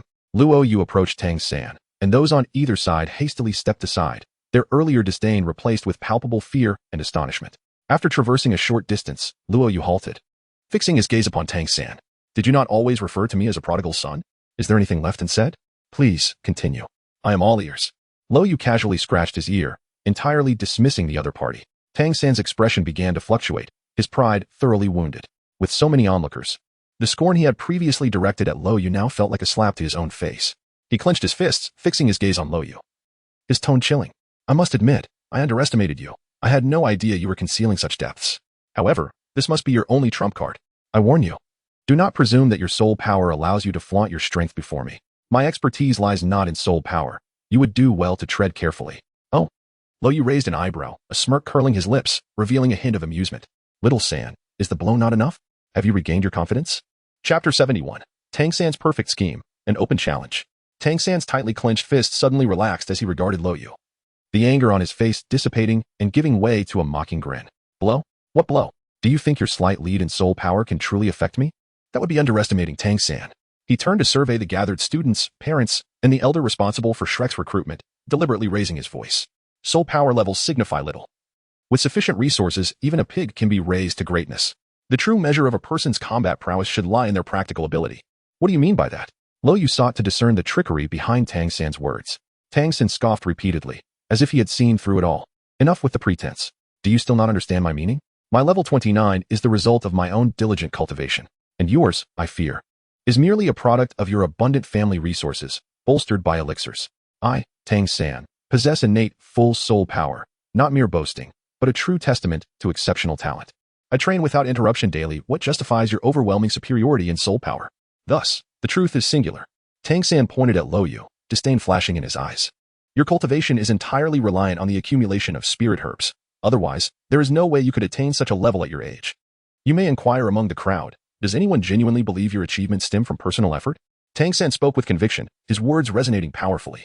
As the audience absorbed his statements, their expressions shifted. They suddenly found Tang San's arguments compelling. A 12-year-old at level 29 is indeed formidable. How could there be someone above level 40? Such talent must be celestial. It was inconceivable. Yes, this individual must have resorted to potions to elevate his level, undoubtedly exhausting countless resources. In an instant, the crowd's perception of Luo Yu transformed from awe to jealousy and contempt. Even the elder in charge of Shrek's recruitment exhibited a change in demeanor. Elevating one's level through drugs is akin to hastening growth unnaturally. What future could such a path promise? Surely, he only appears impressive in the present. Confounded. What a shock. Someone exclaimed. I wondered how this fellow was so extraordinary. Turns out he owes it all to potions. Why did I not consider that sooner? Thus, the pieces fell into place. Otherwise, a level above 40 at such a young age would be a jest. Hearing the surrounding murmurs, Tang San felt immense satisfaction with this outcome. In a matter of moments, he had restored his pride and dealt a heavy blow to his opponent. The sound of Luo Yu's applause resonated with clarity, enveloping the surroundings in silence once more, as all eyes converged upon him, eager to hear his words.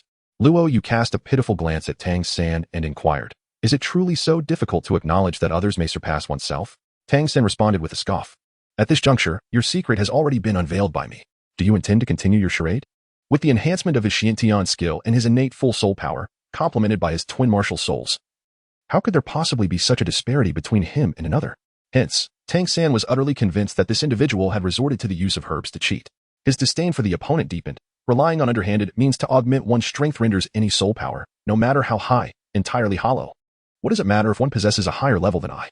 In the crucible of actual combat, they are but paper tigers, easily pierced and rendered inconsequential. Emerging from the earlier humiliation, Tang San regained his confidence, his demeanor radiating brilliance, reveling in the perfection of his deductions. Whispers began to circulate among the onlookers, casting doubt upon Luo Yu. Only Zhu Zhuqing and her sister, along with Ning Rongrong, exhibited peculiar expressions, fully aware of Luo Yu's formidable prowess. They knew she could effortlessly dispatch a soul master and suppress the spirit hall's existence. To suggest she was a mere paper tiger? Such reasoning was absurd. The three beauties observed Tang San, who stood confidently in the arena, their expressions morphing into one of extreme peculiarity. Sensing that this fellow was on a path to his own demise, they eagerly anticipated witnessing the despair that would engulf him upon learning of Luo Yu's true capabilities. Suddenly, a series of explosive sounds erupted from the vicinity of the Shrek village, shattering the atmosphere and capturing everyone's attention. For figures swiftly soared from the distance. Arriving at the village entrance in the blink of an eye, the first to arrive was a burly man in his 50s, his brow furrowed. With broad shoulders resembling fortress walls, his outer garments failing to conceal the iron-like musculature beneath.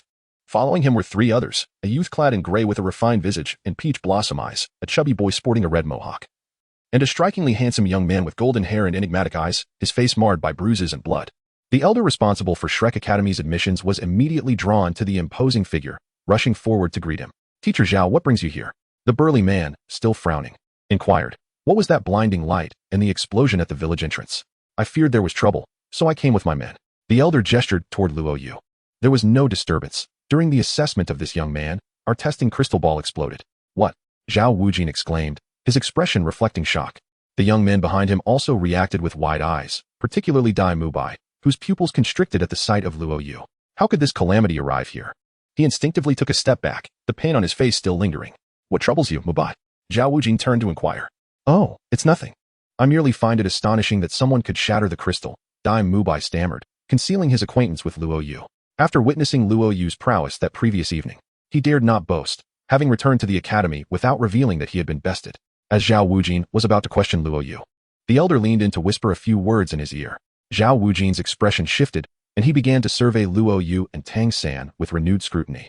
After contemplating, he addressed the group. "Since you all wish to apply to Shrek, there is no need for discord over trivial matters.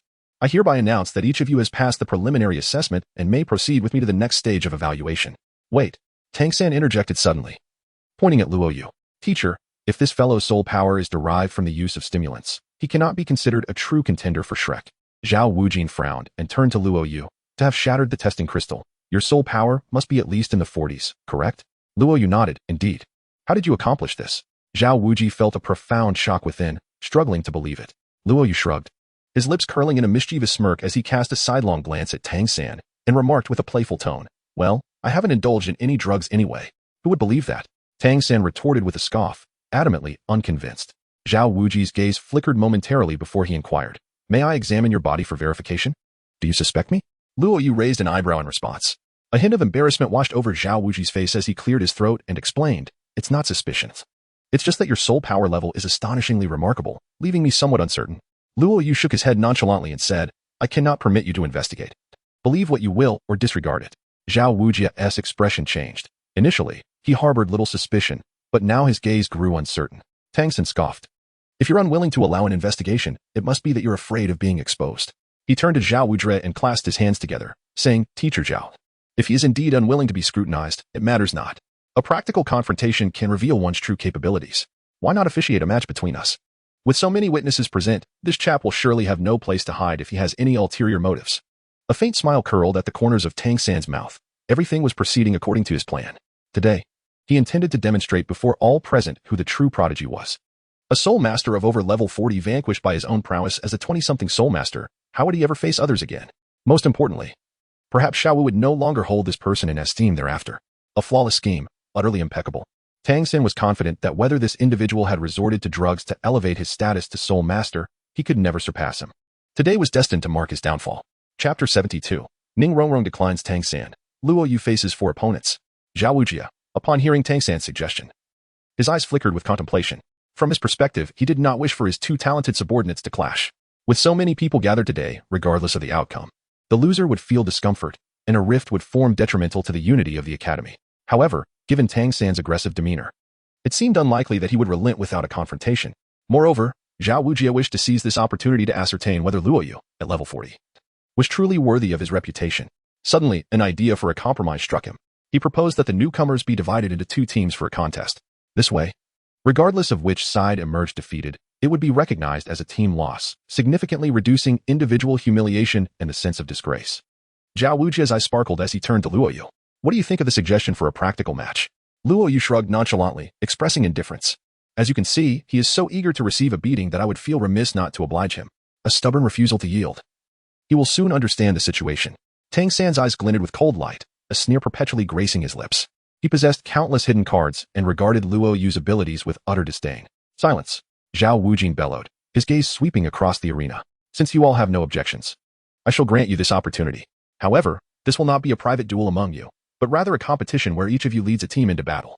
This is for your own benefit, as the upcoming Soul Master tournament will also be conducted in teams rather than as solitary combatants. He summoned the elder responsible for recruitment and inquired, how many students meet our enrollment criteria today? The elder gestured towards the Zhu Zhuqing sisters. Zhao Wujing frowned. Is it just the 2 of them?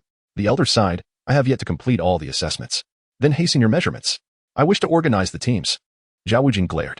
He produced a new testing crystal ball and swiftly finished assessing the remaining candidates. The outcome revealed that only a scant few met the standards, with Ning Rongrong and Xiao being the only additional girls.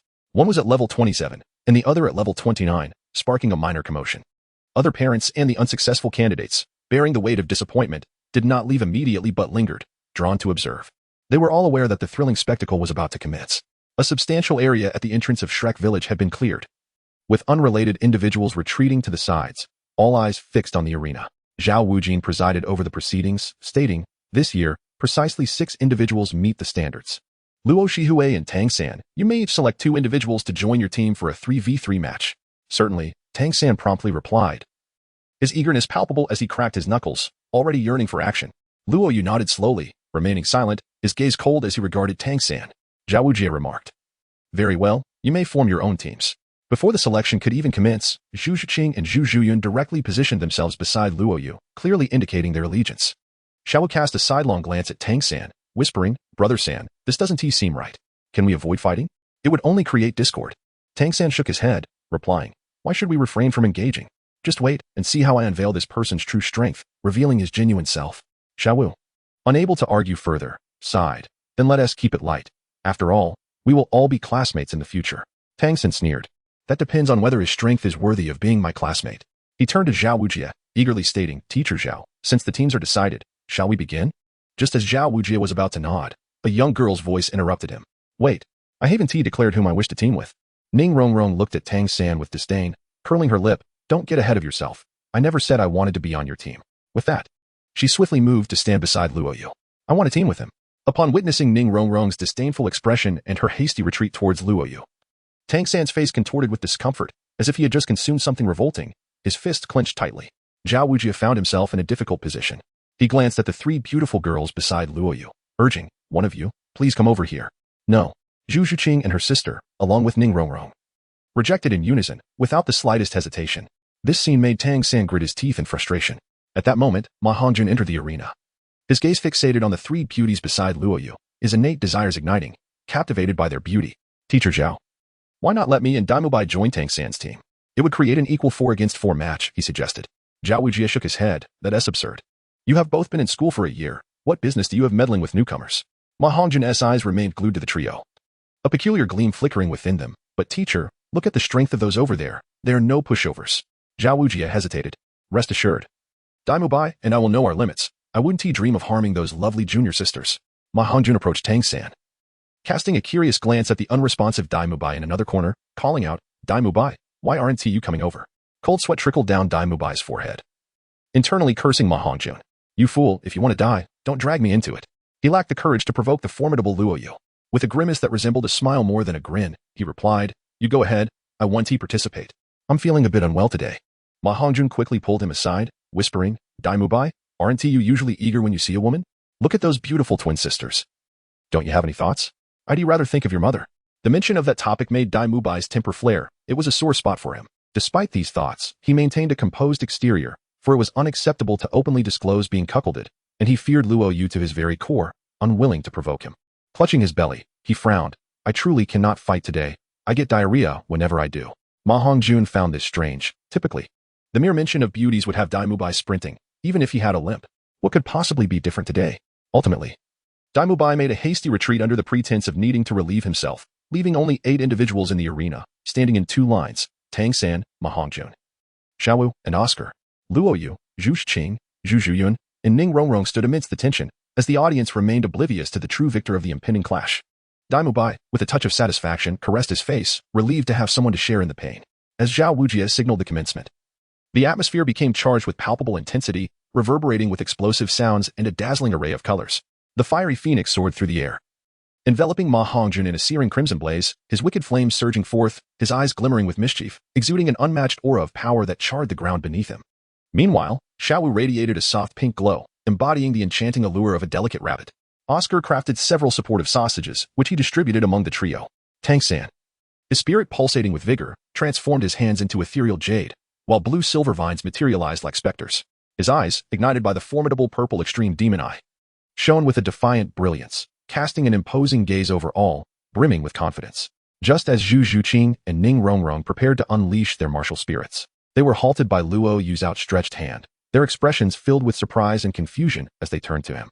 As Luo Yu smirked, he shifted his neck from side to side, producing a series of audible cracks from his bones.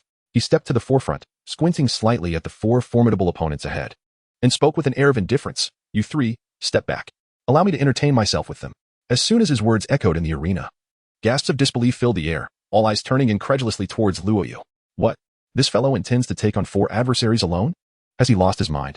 Zhao Wujie appeared momentarily stunned, while Tang San and Ma Hongjun were initially taken aback, only to soon direct their furious glares at Luo Yu. You underestimate us far too much. You are courting death. With a thunderous roar, the battle was poised to commence. Tomorrow, we will witness a spectacular and brutal display against Tang San. The updates will commence from the Qiming Festival, in gratitude for the brothers' support. The pacing will quicken thereafter. This segment serves to justify the confrontation with Tang San. If there is insufficient animosity, how could Xiaowu develop disdain for him, only to ultimately fall for the protagonist? Please pardon any issues, and know that I cherish you all. Just to emphasize, updates will begin in the late hours of the night. Chapter 73, Crushing the Evil Fire Phoenix, a display of sheer brutality. Are we on the verge of defeat? The contemptuous demeanor of Luo Yu ignited a tempest of fury among Tang San and his companions. A thunderous roar erupted instantaneously, causing the eardrums of the surrounding audience to quiver.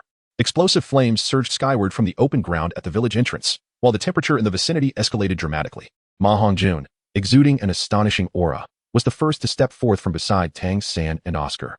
His small eyes blazed with unrestrained anger as he fixed a piercing gaze upon Luo Yu. Flames, forged into the form of phoenix feathers, extended from his back, enveloped in a fierce, orange-red blaze. His voice dripped with frost. What qualifications do you possess to dare challenge all 4 of us? It is utterly laughable. You 3 may merely support from the sidelines. Allow me the honor of teaching this brat a lesson first. Though slightly plump in form, his speed was remarkable. With a sharp, piercing cry, an overwhelming wave of malevolent flames surged forth towards Luo Yu, as if intent on incinerating everything in its path, displaying an unparalleled dominance. At that moment, the air was permeated with the acrid scent of burning. Even the audience, distanced from the fray, felt a scorching wave wash over them, making it difficult to breathe. They couldn't help but be astonished. Indeed, the Shrek Academy students were extraordinary, possessed of the strength to challenge foes far beyond their level. In this moment, Ma Hongjun advanced with an overwhelming force, accompanied by boundless flames. Luo Yu stood motionless, his eyelids not even fluttering, unflinching and unyielding. This prompted gasps of astonishment from the audience. Could it be that this fellow had been paralyzed by fear? If he did not unleash his martial spirit soon, it would be too late. Ma Hongjun, observing Luo Yu's reaction from the air, couldn't help but smirk to himself. His evil fire phoenix was far from being an ordinary martial spirit. Anyone who dared to underestimate him would inevitably pay a bloody price. Was the soul sect truly formidable? What genius could not challenge those above their rank? With a swift motion, Ma Hongjun closed the distance, his palm transforming into the sharp claws of a phoenix, glimmering with a lethal coldness, accompanied by a surging, intense flame. He ruthlessly struck at Luo Yu's throat, envisioning the moment when his opponent would falter due to overconfidence. A smug grin involuntarily spreading across his lips. His eagerness to charge forward was not to assist Tang San, but rather to defeat Luo Yu, hoping to garner the admiration of the three enchanting beauties by his side. Yet, fantasies are but illusions, and in the very instant Ma Hongjun approached, reality awaited. Luo Yu stirred. Confronted with the fierce onslaught and the explosive flames, he did not even summon his martial soul. With a mere lift of one arm, he reached out and grasped the opponent's deadly claws directly. Bang! A muffled sound echoed, and a powerful wave surged forth. The scene seemed to freeze in an instant. The entire arena trembled, a multitude of astonished eyes fixated on the spectacle within. Did he really catch it just like that? No martial soul summoned? Such a terrifying attack was effortlessly blocked by sheer physical prowess? While others were engulfed in shock, only Dai Mubai exhibited a look of disdain. Ma Hongjuan's pupils constricted. His face a mask of disbelief. His phoenix iron claws, invincible in every encounter, were firmly ensnared by a broad hand that resembled an iron vice. The phoenix evil fire that enveloped him scorched the man's palm relentlessly, yet it left not a single mark. How could this be possible? Gazing into the depths of the man's dark, enigmatic eyes, Ma Hongjun felt his heart plummet. A chill ran down his spine, an icy dread surging upward. Luo Yu slowly shook his head and remarked, "You possess quite a loud voice, yet is your strength merely at this level?" Ma Hongjun, engulfed in flames, struggled valiantly as his soul power surged, attempting to break free from Luo Yu's grasp. Luo Yu furrowed his brow and let out a disdainful huff. "Do not move." Crack. The sound of splintering bones echoed as the claw-like fingers twisted grotesquely. The connection between heart and fingers severed, Ma Hongjuan's complexion turned pale, and he instantly emitted a blood-curdling scream. "Let go of me! Let go of me!" Boom. Ma Hongjun, stripped of his composure, desperately attempted to flee. The second soul ring revolving and rising. Soul skill, blazing phoenix. The flames enveloping him surged in potency by 30%. Yet, beneath the burgeoning flames, Luo Yu not only remained unfazed, but a hint of satisfaction graced his countenance. With a playful twist of his lips, he uttered a sentence that plunged Ma Hongjun into despair. "I shall reveal a secret. I fear not the fire. I do not believe it." Ma Hongjun vehemently shook his head. His malevolent flames were nearly the pinnacle of inferno. How could anyone possibly be impervious to his blaze? First soul skill, Phoenix Fire Line. In a flurry, he summoned his first soul ring, opening his mouth wide as a solid beam of violet-black flames erupted from it, aimed directly at Luo Yu's head with the swiftness of a gale. At such a close range, an ordinary person would hardly have time to react. However, Luo Yu, with a cold smirk at the corner of his mouth, raised his hand with the swiftness of lightning, meeting the fiery beam head-on and forcefully deflecting it back. Slap! A resounding palm struck Ma Hongjuan's face, sending all the flames back into his mouth, fingers gripping his facial contours tightly, refusing to relent. Luo Yu towered over him, effortlessly grasping his face and lifting him off the ground, rendering his futile attempts to escape utterly ineffective. This scene transpired in mere moments. By the time the audience registered what had occurred, they gasped in disbelief, horrified by Luo Yu's display of power. Zhao Wuji was left speechless, astonished beyond words. Ma Hongjun, fully aware of his own strength, could hardly fathom being so swiftly overpowered. Was it truly accomplished in less than 3 seconds? What rendered the situation even more alarming was the fact that Luo Yu had yet to unleash his martial soul. What formidable prowess did this individual possess? Release him at once. Tang San's voice thundered from the side, causing Luo Yu's gaze to sharpen instantly. With a resounding crash, thick, purplish-black-blue-silver vines erupted from the ground, the robust tendrils armed with peculiar thorns ensnaring him from all directions, blocking any escape. Seizing this opportunity, Tang San and Xiao Wu conjured a tempest of energy, their figures a blur as they approached with overwhelming force, launching a dual assault on Luo Yu from both sides. Luo Yu remained calm and composed, his expression resolute. With a swift motion of one arm, he hurled Ma Hongjun like a concealed weapon, aiming directly at Tang San in an attempt to delay him. However, to his surprise, Tang San chose not to catch Ma Hongjun. Instead, he deftly evaded, allowing Ma Hongjun to skid along the ground, kicking up dust as he was sent flying. A glint of cold light flickered in Tang San's eyes as he maintained his speed, charging straight towards Luo Yu. TSK. Is he willing to disregard the safety of his teammate just to deal with me? Luo Yu's face was etched with derision. Tang San's eyes gleamed with a chilling intensity as he coldly declared, "That kind of worthless individual will only hinder us. Why bother? Even if you displayed some skill moments ago, today, I shall show you how to defeat you." Xiao Wu, activate your second soul skill, Bewitch. With a thunderous roar, Tang San unleashed the profound radiance of his purple extreme demon eye. Simultaneously, Xiao Wu's enchanting gaze emitted a captivating pink glow. The two mental assaults, propelled to their utmost speed, struck directly against Luo Yu. In an instant, Luo Yu's movements came to a halt as the encroaching blue-silver vines ensnared his body, binding him tightly and immobilizing his joints. The thorns upon the vines simultaneously released a toxin that paralyzed his nerves. Xiao Wu, akin to a nimble rabbit, swiftly darted forward. With a graceful leap into the air, she seized the opportune moment, her slender legs, adorned in pink stockings, twirling elegantly. Ultimately, her long legs intertwined and locked firmly around Luo Yu's neck. With a mental assault from the front, the blue-silver vines restraining his lower joints from behind, and Xiao's beautiful legs constricting his neck, he found himself ensnared like a venerable tree with its roots entangled. Luo Yu appeared to be utterly subdued, left to the mercy of others. Now you find yourself immobilized. Do you possess the qualifications to confront 4 adversaries? A glimmer of blatant disdain danced at the corner of Tang San's mouth, revealing the smile of a victor. His hands, imbued with the hue of mysterious jade, clenched into fists as he launched a ferocious strike aimed directly at Luo Yu's chest, intent on concluding the battle with a single blow. Previously, Luo Yu had gained the upper hand against Ma Hongjun, but in the blink of an eye, he found himself ensnared, facing the devastating onslaught of Tang San. Poised for a dismal defeat, gasps of astonishment arose from the spectators. Zhao Wujie shook his head repeatedly. This young man possesses considerable strength, yet he has been overly arrogant. Now, ensnared as he is, the outcome of the battle appears inevitable and is about to conclude in an instant. It must be said that Tang San has an impressive knack for timing his control over the battlefield. He is indeed a promising talent. Zhao Wujie was already preparing to extend a helping hand to Luo Yu. Ning Rongrong, her beautiful eyes filled with anxiety, pouted her red lips and stamped her feet, casting a forlorn glance at Luo Yu, lamenting that had she known, he should not have overestimated himself. Such arrogance proved to be a grave mistake. Just as she was about to offer assistance, she was halted by the sisters Zhu Zhuqing, who grasped her shoulders firmly. Can't you see he is trapped? We ought to help him. Zhu Zhuqing interjected. What is the rush? Let us watch. Our master is not so easily defeated. What? Ning Rongrong gazed into the arena, witnessing the bound Luo Yu on the brink of being struck in the chest by Tang San's powerful fist. As Luo Yu's enigmatic eyes suddenly regained clarity, a divine light radiated from his gaze, and a perfect smile graced his lips. A resounding dragon's roar reverberated, heralding an unexpected transformation. The alluring Xiao, who had tightly clasped Luo Yu, felt her enchanting eyes narrow, her legs turning numb, and her delicate body trembled uncontrollably. The tempo quickened, at least 4 updates today. Let us begin with the first one. Xiao is undoubtedly ours. Chapter 74. The Restraint of Tang Sect's Ultimate Techniques and Tang San's Crushing Defeat. Xiao, with her long, exquisite legs adorned in elegant stockings, maintained a posture reminiscent of ancient roots entwined. She clutched Luo Yu's neck firmly, constraining his movements and denying him any chance of resistance. At the moment the dragon's roar echoed, a look of terror flashed in Xiao's beautiful eyes, her delicate form quaking uncontrollably, instinctively succumbing to tremors as her long legs abruptly stiffened, rendering her immobile. The sudden, overwhelming dragon pressure emanating from Luo Yu enveloped her, rendering her body numb and weak, as if countless currents of electricity surged through her veins, leaving her devoid of strength. Inside, Xiao was engulfed in a profound sense of panic, questioning the nature of the man's martial soul that could elicit such an intense reaction from her. Her legs trembled incessantly, as if she had momentarily lost control over her own body.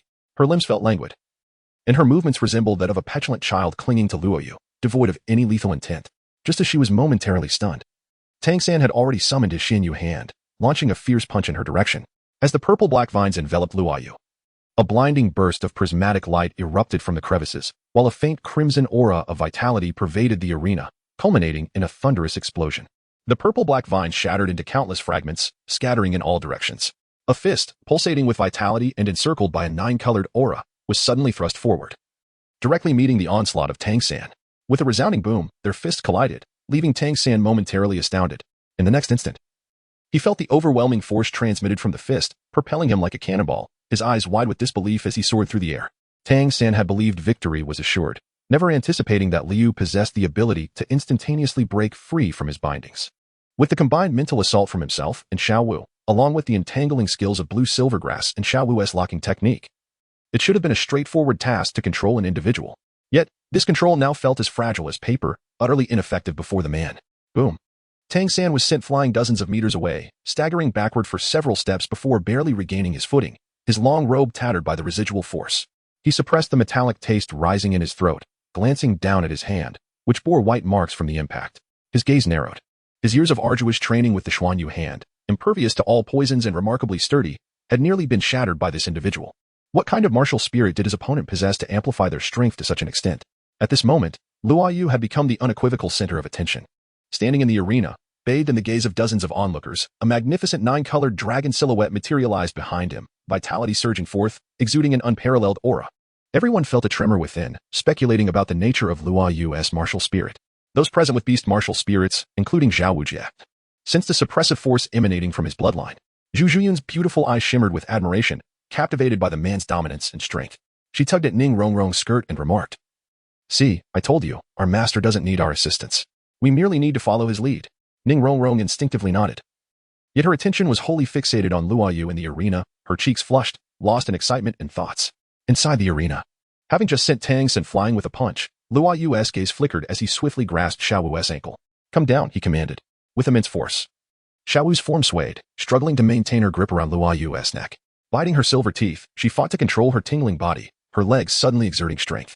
First soul skill, waist bow. However, no matter how Xiao Wu summoned her soul power or how she exerted her legs, Luo Yu remained utterly unyielding, as if cast in iron. Unmovable by any external force, Xiao Wu's face gradually paled. This was the first time her waist bow had failed her. With a delicate cry, Luo Yu had already seized her ankle, dragging her down, pinning her at the waist and sealing her soul power, delivering a playful smack to her rounded backside. "Let me go." Xiao Wu flailed her arms, striking at Luo Yu's body, struggling with all her might, yet her sealed soul power rendered her efforts akin to mere tickling. Slap, slap, slap. Luo Yu raised his hand and delivered a series of slaps, showing no mercy, leaving Xiao Wu's backside nearly numb. "What business do you have meddling in a man's fight? You deserve the punishment." As Xiao Wu was publicly reprimanded by Luo Yu, her hands covered her burning face, feeling utterly humiliated. She longed to resist, yet found herself utterly powerless against the overwhelming might emanating from the man. The dragon god's martial soul inherently possesses the power to suppress soul beasts. "Release Xiao Wu at once." Tang San's roar echoed from a distance. Luo Yu paused, ceasing his playful antics, and raised his gaze. "What is the matter? Is your hand no longer pained?" Tang San's eyes were filled with a crimson hue, his voice laced with warning. "I advise you, do not lay a finger on my Xiao Wu, otherwise you shall deeply regret it." "What? Your Xiao Wu?" Luo Yu arched an eyebrow, and with a swift motion, he delivered another resounding slap to Xiao Wu's rear. "It seems she bears no connection to you." Tang San narrowed his eyes, his breath becoming ominously perilous. "If you seek death, I shall gladly oblige." With a thunderous force, Tang San harnessed his energy and propelled himself forward. Luo Yu's eyes narrowed as she softly spoke. "I shall deal with this fellow first, and then attend to you, young lady. How dare you lay a hand on me?" With a hint of indignation, Xiao Wu retorted, her backside numbed from the earlier strikes. Luo Yu shook his head, refraining from an immediate explanation. As Tang San approached with imminent danger, he swiftly hurled Xiao Wu towards Zhu Zhuqing and her sister, urging, "Zhuqing, ensure that you restrain this girl. Do not allow her to run amok." Luo Yu and Tang San swiftly engaged in combat. The arena was filled with a continuous roar. The ground trembled incessantly, exhibiting an astonishing intensity. It hardly resembled the turbulence caused by two low-ranking soul masters. As Luo Yu made his move, Tang San evaded the attacks with an almost ethereal grace, deftly maneuvering as if he were but a shadow. With his hands tracing intricate and profound paths, he countered the force with finesse. The more they fought, the more confidence Tang San exuded, coldly remarking, "You won't be able to maintain this arrogance for long. I possess the ghostly shadow evasion technique and the ability to wield the crane to capture the dragon, effortlessly turning your strength against you. My skills far surpass yours. What can your brute force achieve against me? You cannot strike me, and if this continues, your defeat is inevitable." "Huh, do you truly believe this is a game? It seems that after not being hit for a while, you have grown overconfident." With a cold laugh, Luo Yu suddenly ascended amidst white clouds that billowed around him, as if a resplendent moon were rising within the mist. A series of phantoms appeared in the arena. The divine footwork, immortal breeze gazing at the moon. Initially, Tang San was ahead in speed, effortlessly dodging attacks. Yet in an instant, his speed was surpassed by Luo Yu, leaving him utterly unable to decipher Luo Yu's attacking trajectory. The Tang sect's ultimate skill, Ghost Shadow Mistracing, was rendered completely ineffective and soon fell into disarray. Tang San was taken aback, exclaiming, "How is this possible? How can you keep up with my Tang sect's secret arts? Here, your Tang sect skills are utterly insignificant." Luo Yu's gaze was piercingly cold as she seized upon a moment of vulnerability in Tang San. The dragon god's martial soul enveloped her, and a kaleidoscope of colors erupted forth, unleashing a force that resonated with awe-inspiring might. With a mere lift of her hand, she delivered a punch imbued with immense strength. Controlling the crane and capturing the dragon? Utilizing a feather's weight to shift 1,000 pounds? What of it? Witness as I shatter all techniques with sheer power. Boom. Luo Yu's punch was akin to a force of nature, unstoppable regardless of how Tang San attempted to mitigate its power.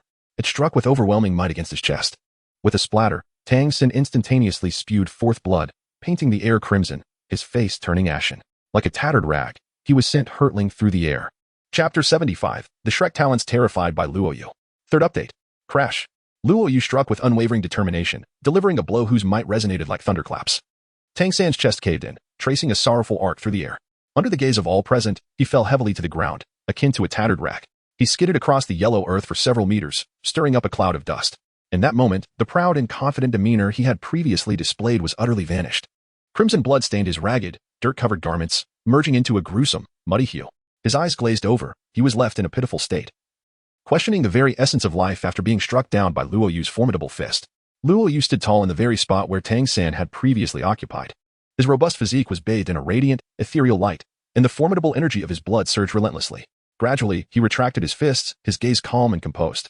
He cast a slight shake of his head towards Tang San, who lay on the ground, a hint of disinterest in his demeanor. Why seek trouble when a low-key existence suffices? To be candid, with your level of skill, engaging in combat offers little sense of achievement. Upon hearing these words, Tang San trembled violently. His dazed eyes first glanced at Luo Yu, then fell to his own hands. He shook his head repeatedly, his breath quickening. His voice trembling with disbelief. It's impossible. It cannot be. How could the illustrious techniques of the Tang sect fail? The Xiantian Gong was vanquished. His soul power utterly crushed by his opponent. The ghost shadow misty steps faltered. He could not even keep pace with the opponent's movements. The control crane and capture dragon technique was shattered, its principle of using minimal force to overturn great strength obliterated by a single punch. For the first time, the once invincible techniques of the Tang sect faced utter defeat, throwing Tang San's mindset into disarray. He appeared almost deranged, uttering expressions of incredulity. Having traversed dimensions with the formidable skills of the Tang sect, coupled with an innate full soul power, he had always been filled with confidence, secretly believing himself to be unmatched among his peers. Thus, he bore an inherent pride, a lofty arrogance that came with being at the pinnacle. The woman he secretly admired was, naturally, not to be touched by others. When Luo Yu appeared, engaging in light-hearted banter with Xiao Wu, a sense of inexplicable crisis surged within him. Xiao Wu had never been this close to any man before. Even with him, despite addressing him as third brother, she maintained a certain distance, never allowing him to hold her hand. Foreseeing the possibility of Xiao Wu drifting away from him, Tang San's possessiveness surged. Feeling as if something precious of his was being coveted by another, filling him with disdain for Luo Yu. His emotions flared with jealousy towards the benefactor Xiao Wu spoke of, wishing he would disappear forever. His initial impression was that this individual was unworthy. Did he surpass him in looks? Or in strength and talent? What could he possibly compare to him? Merely a clown. He could simply display his might and drive him away. Yet, this man, whom he looked down upon, astonishingly revealed remarkable talent, effortlessly dispatching him and shattering his undefeated Tang sect techniques. This left Tang San struggling to accept the reality. At that moment, Ma Hongjun lay slumped against the fence at the village entrance, his once mischievous eyes now filled with trepidation. Even in his audacity, he dared not gaze upon Luo Yu's woman. His fingers, contorted and deformed, were a testament to his fear. He was not foolish. The opponent had crushed him without even unleashing his martial soul. What tremendous power this was. What kind of formidable ancestor could one dare provoke? Noticing Luo Yu's discerning gaze upon him, Ma Hongjun shivered, promptly hunching his back and retracting his neck. Oscar, clutching two solitary sausages, stood in the arena, his legs trembling, teeth chattering uncontrollably. Out of 4 attackers, 3 had been eliminated in an instant. The sight of it was pitiful beyond measure. What on earth was he even fighting for? When Luo Yu's indifferent gaze turned towards him, Oscar's body jolted. He forced a grin, more painful than tears, and pushed his hands forward. Big brother. No, esteemed sir. Would you care for some sausages? Luo Yu furrowed her brows, causing Oscar to nearly fall to his knees in fright. He hastily discarded the sausage and raised his hands in a panic. Do not strike. I surrender. I surrender. Luo Yu's lips twitched in disbelief, questioning the nature of this individual. The onlooking parents and children were equally astonished, their eyes wide with shock, nearly losing their balance. Was this truly the aloof genius they had envisioned? In their minds, the students of Shrek Academy were revered, existing on a pedestal as monstrous figures of talent. Particularly after witnessing their own children's elimination, their admiration and yearning for Shrek deepened. Yet now, what had they witnessed? The so-called genius displayed fear and vulnerability. How formidable must this young individual be to evoke such trepidation in them? In the eyes of the surrounding crowd, Luo Yu's image instantaneously transformed into something divine and enigmatic. Zhao Wuji swallowed hard. It was not just the audience that was astonished. Even he could scarcely believe that 2 youths of such tender age could execute such remarkable maneuvers. Especially Luo Yu. His gaze upon Luo Yu was imbued with fervent admiration, akin to a connoisseur beholding a rare treasure. As for Tang San, while undeniably talented, he paled in comparison. One wielded the blue silver grass, while the other commanded a dragon-type martial spirit that sent shivers through his very essence. The battle concluded with one standing unscathed while the other lay bloodied on the ground. The choice was evident, even to the most naive observer. Zhao Wuji's face flushed with excitement. Shrek had truly stumbled upon a gem this time. He must have him. Zhao Wuji was overwhelmed with exhilaration, his heart racing with anticipation. He was eager to recruit Luo Yu into the academy, fearful that any delay might result in this prodigy changing his mind and slipping away. Chapter 76, A Bamboo Stick Shatters the Darkness. A grasp upon the neck to crush Tang San. The cloaked figure approaches. Zhao Wuji swiftly entered the arena, his voice booming. As the battle has concluded, I hereby announce the end of the entrance examination, and you all have been accepted. His proclamation was abruptly interrupted by a discordant voice. Zhao Wuji turned in annoyance. Unbeknownst to him, Tang San had risen from the ground, his expression rife with defiance, his eyes ablaze with fury. Wiping the blood from the corner of his mouth, he declared vehemently, No, it is not over. I have yet to be defeated. I still possess the most formidable hidden weapons of the Tang sect. Zhao Wuji attempted to dissuade him. Tang, perhaps it would be best to forego today's battle. Yet Tang San's gaze was fierce, his determination unwavering. I will not be defeated. The Tang sect's ultimate techniques will not falter. Pointing at Luo Yu, his voice turned frigid. Today, I shall bring you down. This is akin to a tenacious leech, Luo Yu thought, a flicker of impatience crossing his features as he locked eyes with Tang San. Give it up. You are not capable. Tang San felt a sharp sting in his heart, as if pierced by 1,000 needles, his eyes turning a menacing crimson. Say that again, if you dare. Boom. Tang San unleashed his soul power. Thick purplish-black vines erupted from the ground, resembling a multitude of venomous serpents. Ensnaring Luo Yu from all angles in a menacing embrace. Luo Yu furrowed his brows in irritation, asserting that not only was he unimpressed by you, but also by your so-called Tang sect's unique skills. Ignorance, he thought, you shall soon be unable to utter such words again. The true strength of the Tang sect lies in their hidden weapons. With a cold smirk, Tang San summoned his full power to execute the Ghost Shadow Mistral. His hands of Xian Yu reaching their utmost potential. As his wrists twisted, 10 fingers danced, unleashing 10 beams of icy light, each on a distinct trajectory, swift as phantoms, targeting the vital points of Luo Yu's body from various angles. Simultaneously, the blue silver vines surged forth, encircling him like a prison, sealing off all routes of escape. Yet, this was not the end. Tang San's soul power erupted once more. As he flipped over, he unleashed 64 bone-piercing steel needles from his sleeves, their tips shimmering with a violet glow, saturated with the venom of the mandala snake. With fluid grace, Tang San manipulated the hidden weapons, his confidence restored, a sneer ever present. You claim to be fast, do you? Let us see how you evade this. The onlookers shuddered, their scalps tingling in response to the merciless brutality of these moves, which seemed to spell certain death. Be careful, cried Zhu Zhuqing, her sister's voice rising in alarm. Initially unconcerned, they were now unnerved by the chilling glimmers that radiated a terrifying intent to kill. Third brother, what on earth are you planning? Xiaowu's heart raced with confusion, her delicate brows knitting together. She could clearly see that Luo Yu had been holding back, while Tang San remained relentlessly aggressive. Within the arena, the thick, ghostly vines erupted from the ground, rising like 1,000 serpents dancing, blocking all routes of escape for Luo Yu. Dozens of icy beams, laced with potent venom, locked onto his vital points, descending like a torrential storm. Faced with such lethal intent, Luo Yu suddenly laughed. Hidden weapons, mere underhanded tools. To speak candidly, your hidden weapons are nothing but refuse. Huh, how amusing. Let us see what you say next. In that instant, Tang San lowered his head sharply, with a crackling sound.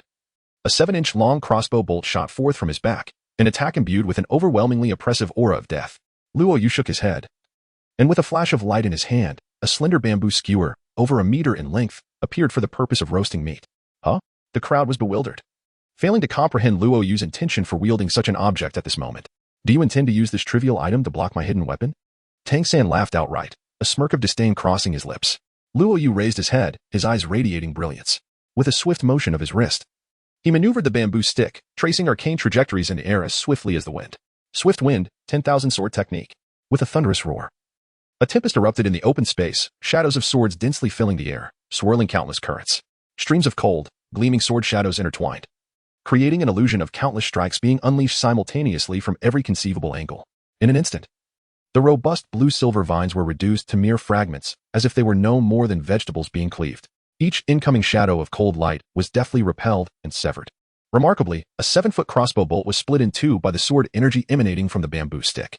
All threats were instantaneously neutralized. As the wind dissipated and the sword energy concealed itself, Luo Yu stood serene, holding the bamboo stick, his long hair fluttering, resembling a celestial swordsman. He remained firmly anchored to the ground, not having moved an inch. The surrounding crowd erupted in astonishment, some stammering in disbelief.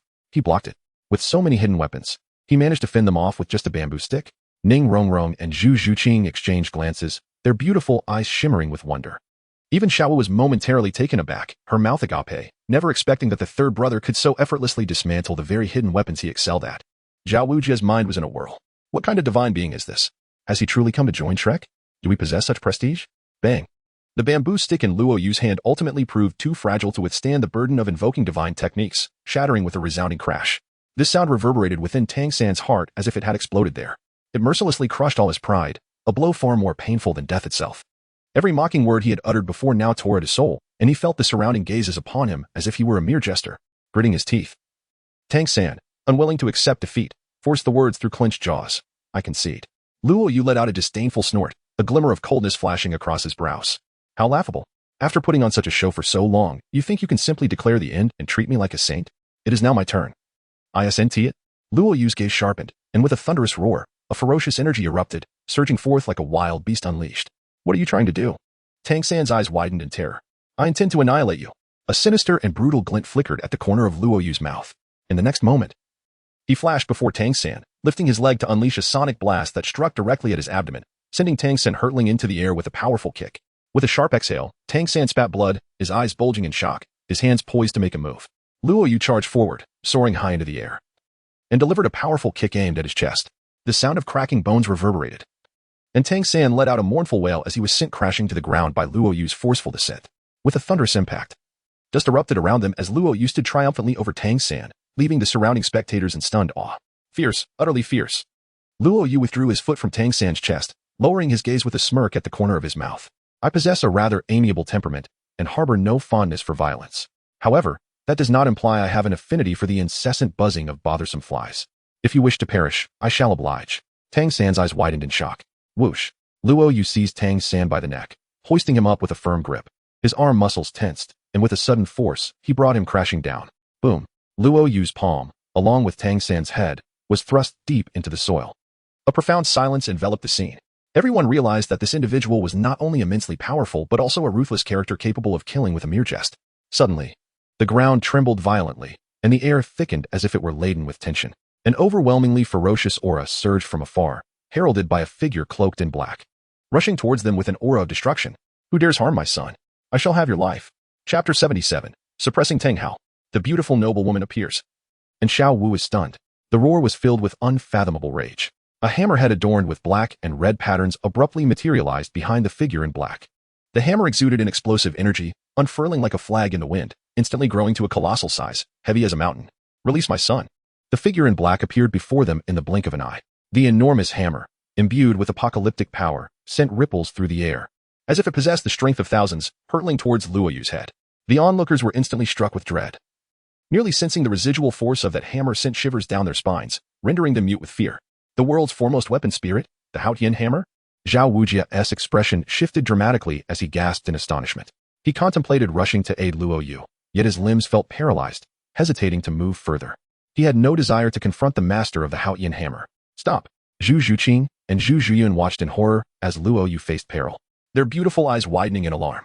In unison, they cried out, their figures darting forward instinctively towards Luo Yu. The crowd could no longer bear to watch. Convinced that Luo Yu would be obliterated into a mist of blood at any moment, Luo Yu raised his head, gazing at the colossal Haotian hammer, which descended with an overwhelming force, shrouding the sky and blocking the sun. The fierce winds lashed against his face, causing pain, yet he remained undaunted. Even releasing the dragon god martial soul voluntarily. Completely relaxed, he cast a disdainful glance at the figure clad in black robes. Tang San lies beneath my feet. If you possess the strength, strike me down today. I shall respect you as a true man. Otherwise, he scoffed, do not accuse me of holding you in contempt. Suddenly, the immense Haotian hammer trembled dramatically, halting mid-air, with all its momentum coming to an abrupt standstill. Luo Yu raised an eyebrow and scoffed. Why haven't you shattered it? Just a moment ago, you seemed quite imposing. The figure halted mid-air. Beneath the black robe lay a middle-aged face, bristling with stubble, his teeth clenched tightly. His eyes bore into Luo Yu with a fierce intensity as he growled, you little wretch, release my son, and I shall spare your life. Luo Yu's gaze remained unwavering, locking directly with his. I advise you to spare your bluster. You cannot intimidate me. Tang Hao's expression darkened considerably. His hand trembling yet unwilling to unleash the Haotian hammer, for such an action would also spell doom for Tang San. He had initially intended to wield the hammer to force Luo Yu back, thereby rescuing Tang San. However, he was utterly unprepared for the fact that this young specter had seen through his scheme, standing his ground without a hint of fear. Tang Hao, now filled with frustration, ground his teeth in confusion. Wouldn't a normal person instinctively choose to flee in the face of mortal peril? What was wrong with this boy? Are you threatening me? Tang Hao narrowed his eyes, exuding an aura of menace. Luo Yu slowly shook his head, questioning, are you truly a fool? Suddenly, an overwhelming aura erupted from Tang Hao, as 9 soul rings rose around him, each exuding immense power. The final crimson ring was particularly awe-inspiring. A tidal Douluo? 100,000-year soul ring?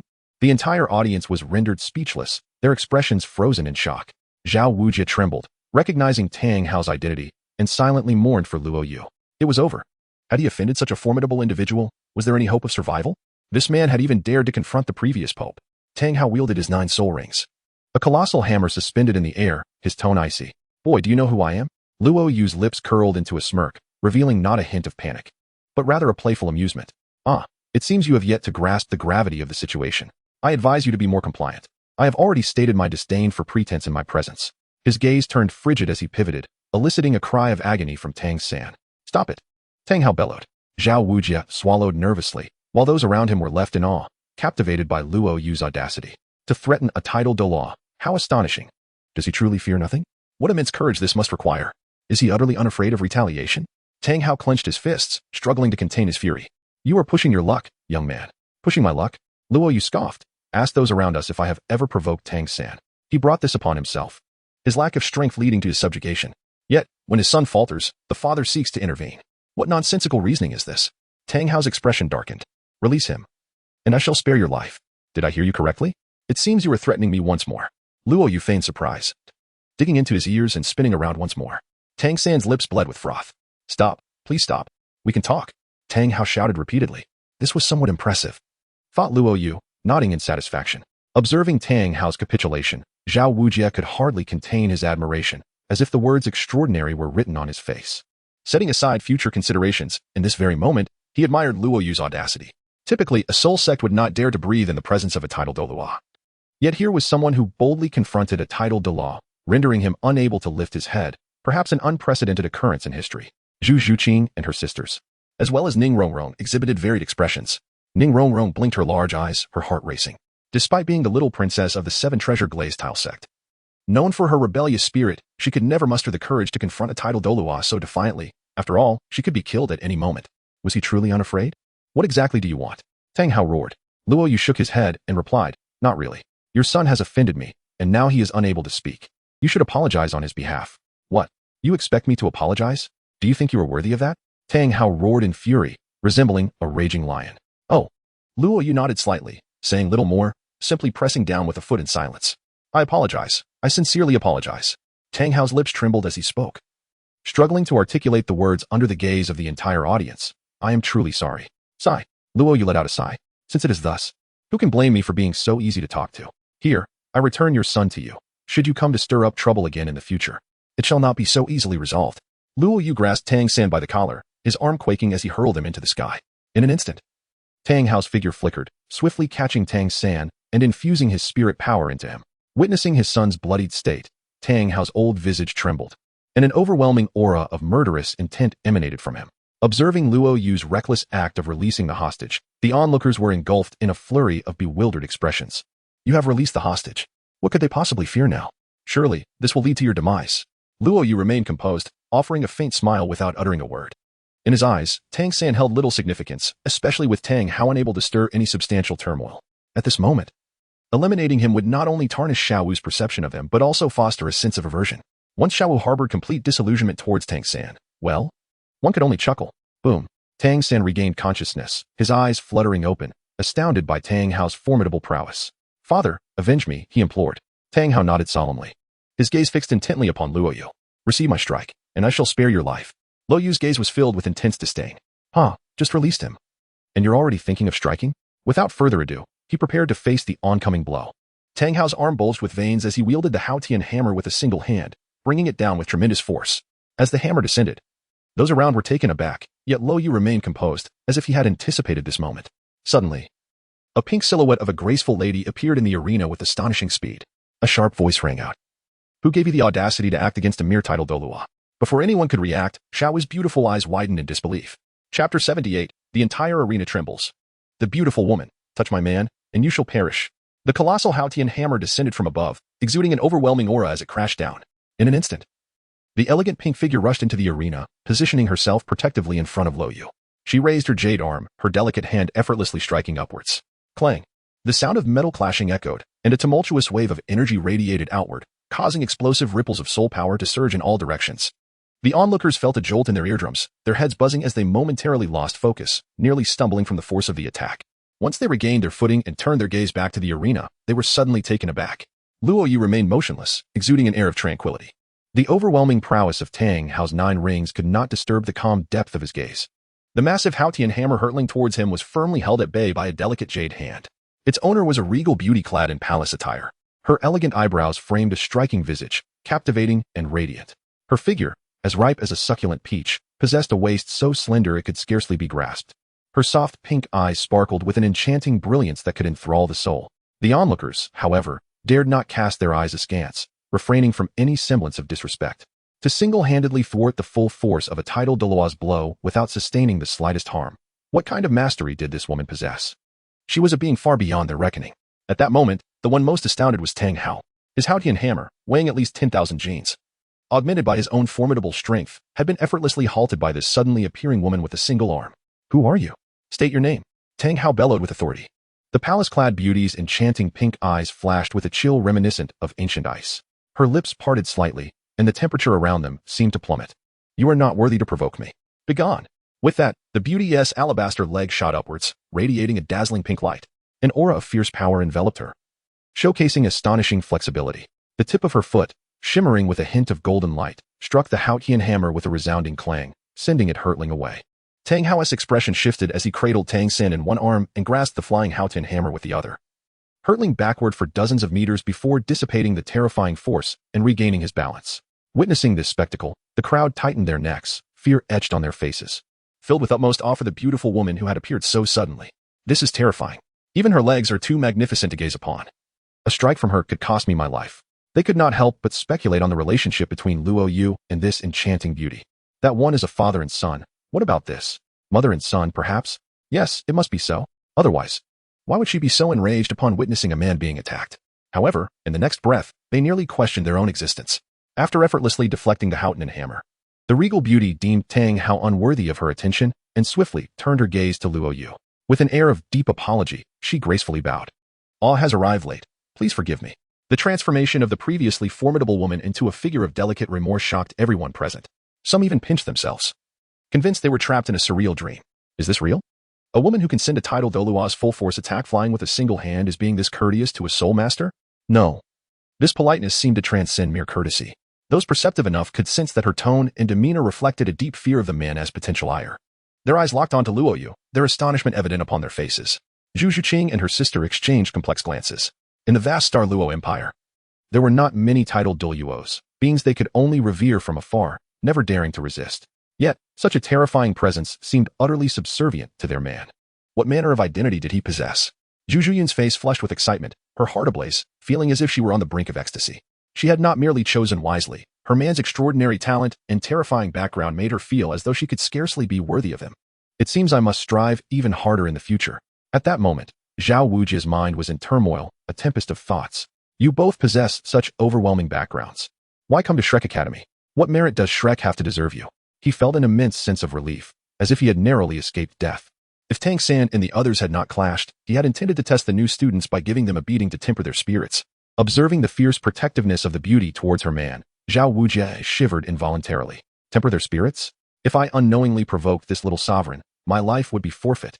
The subsequent words of Luo Yu sent a shiver down everyone's spine. Rise, it matters not. Your timing is impeccable. Zhao Wujie's fierce gaze fixated on him, his heart racing uncontrollably. What was this lofty, regal tone?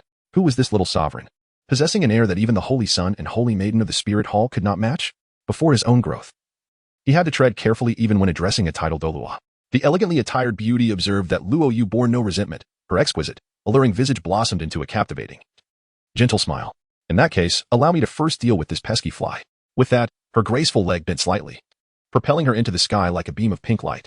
Her demeanor shifted to one of icy indifference as she launched her assault on Tang Hao. The sky erupted with a symphony of light and shadow, heralding the onset of battle. The girl, her legs clad in delicate stockings, bit her lip fiercely as she gazed skyward. Chapter 79. Xiao Wu. Brother, you must leave quickly. I fear my mother may misunderstand. Who, pray tell, are you? Tang Hao inquired, astonished and enraged, as he hovered in the air. The beauty remained silent, her expression cold. With a sound barrier-breaking kick, she struck at Tang Hao's head with ruthless precision. Boom. The sky reverberated with explosive sounds. Brilliant flashes of energy illuminated the surroundings, stirring up a tempest at ground level. Xiao Wu, her pink stocking legs firmly planted on the ground, gaped in disbelief, her cherry lips agape.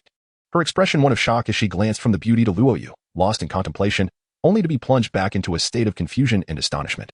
Bang! In midair, Tang Hao failed to evade, receiving a fierce kick from the long, elegant leg that struck his shoulder. He grunted in pain, swinging his Haotian hammer to deflect the beauty's relentless assault. Are you truly intent on engaging me in a desperate battle? Tang Hao thundered, fury igniting within him. Touch him, and you shall perish, the beauty replied icily, her soul power surging forth as she executed another devastating kick. leaving no room for negotiation. Ah, this is intolerable. Tang Hao raged, his Haotian hammer radiating a brilliant crimson light, exuding a palpable aura of bloodlust. Soul rings rapidly expanded around him, as if on the verge of detonating. Wu, return. Luo Yu furrowed her brows and called out from below.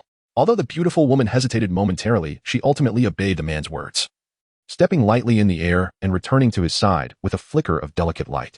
As the woman retreated, Tang Hao's eyes momentarily filled with madness, and the peculiar fluctuations of his soul rings swiftly ceased.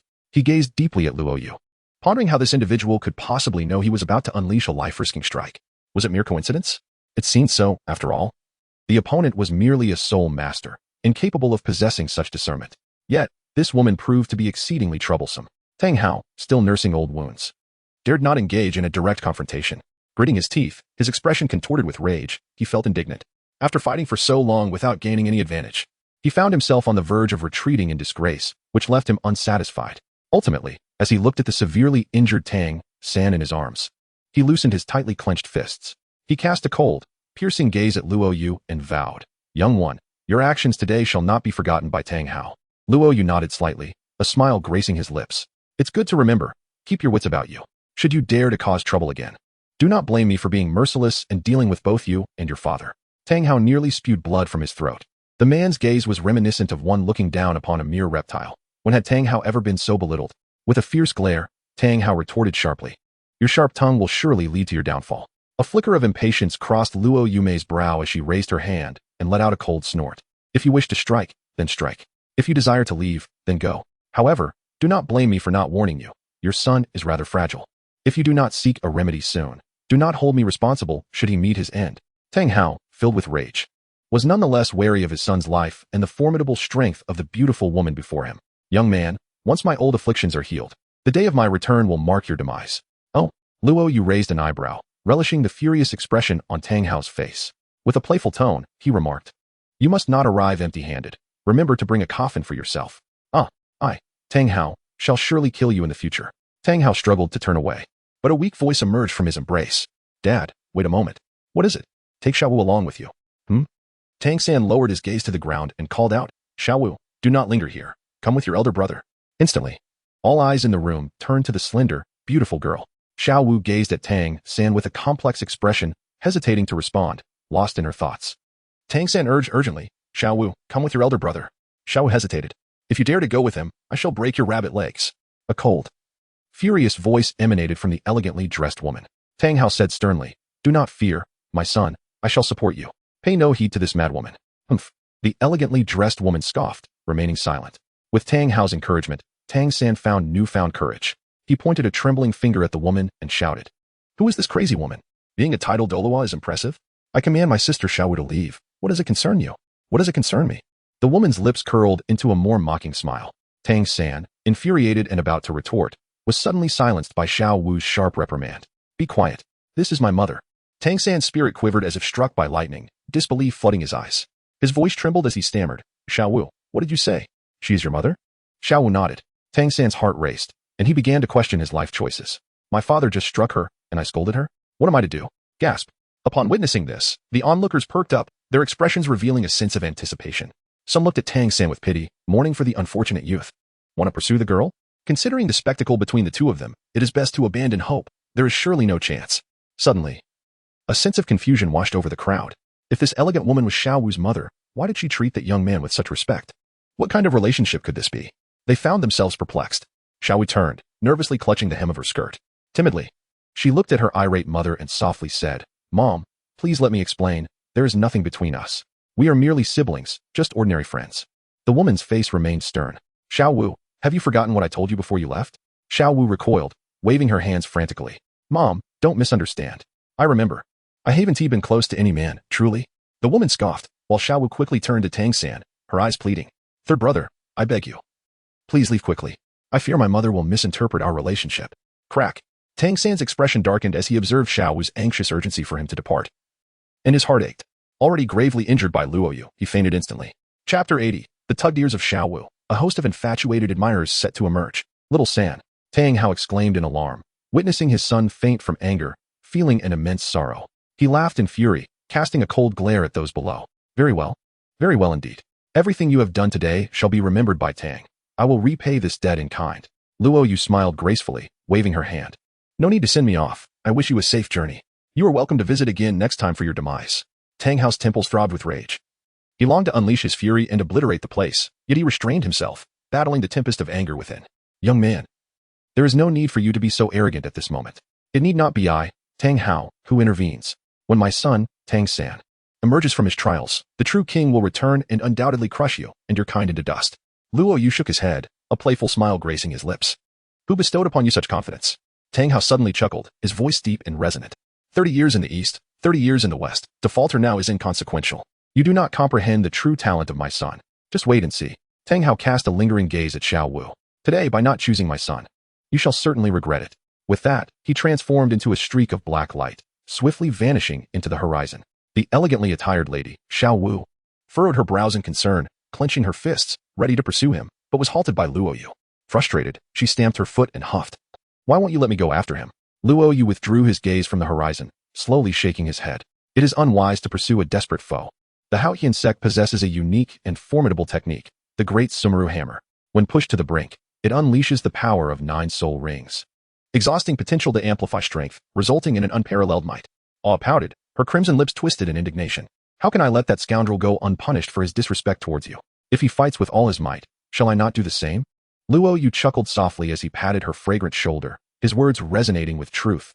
Indeed, if he were to insist on keeping the father and son, he might possess a certain assurance. Yet, I cannot bear to witness your pain. Ao's expression, initially tinged with reluctance, quivered at Luo Yu's final words, her delicate form softening instantly. She gazed at him with her enchanting eyes, shimmering with emotion. However, does this not equate to releasing a tiger back into the mountains? Luo Yu smirked, a flicker of disdain flashing in the depths of his eyes. With them around, they could hardly stir up any tempest in my presence. It would be prudent for them not to cause any trouble here. Next time, I shall not be so accommodating. Yes, we heed your command, Aw replied. Her enchanting gaze filled with admiration. Despite possessing the voluptuous figure and alluring visage of a mature woman, when she looked at Luo Yu, she exuded the aura of an infatuated young admirer.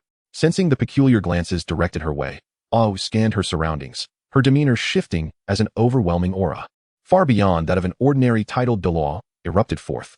I am conversing with my benefactor. What are you staring at? Begone. With a start, the crowd around them trembled, scattering like startled birds.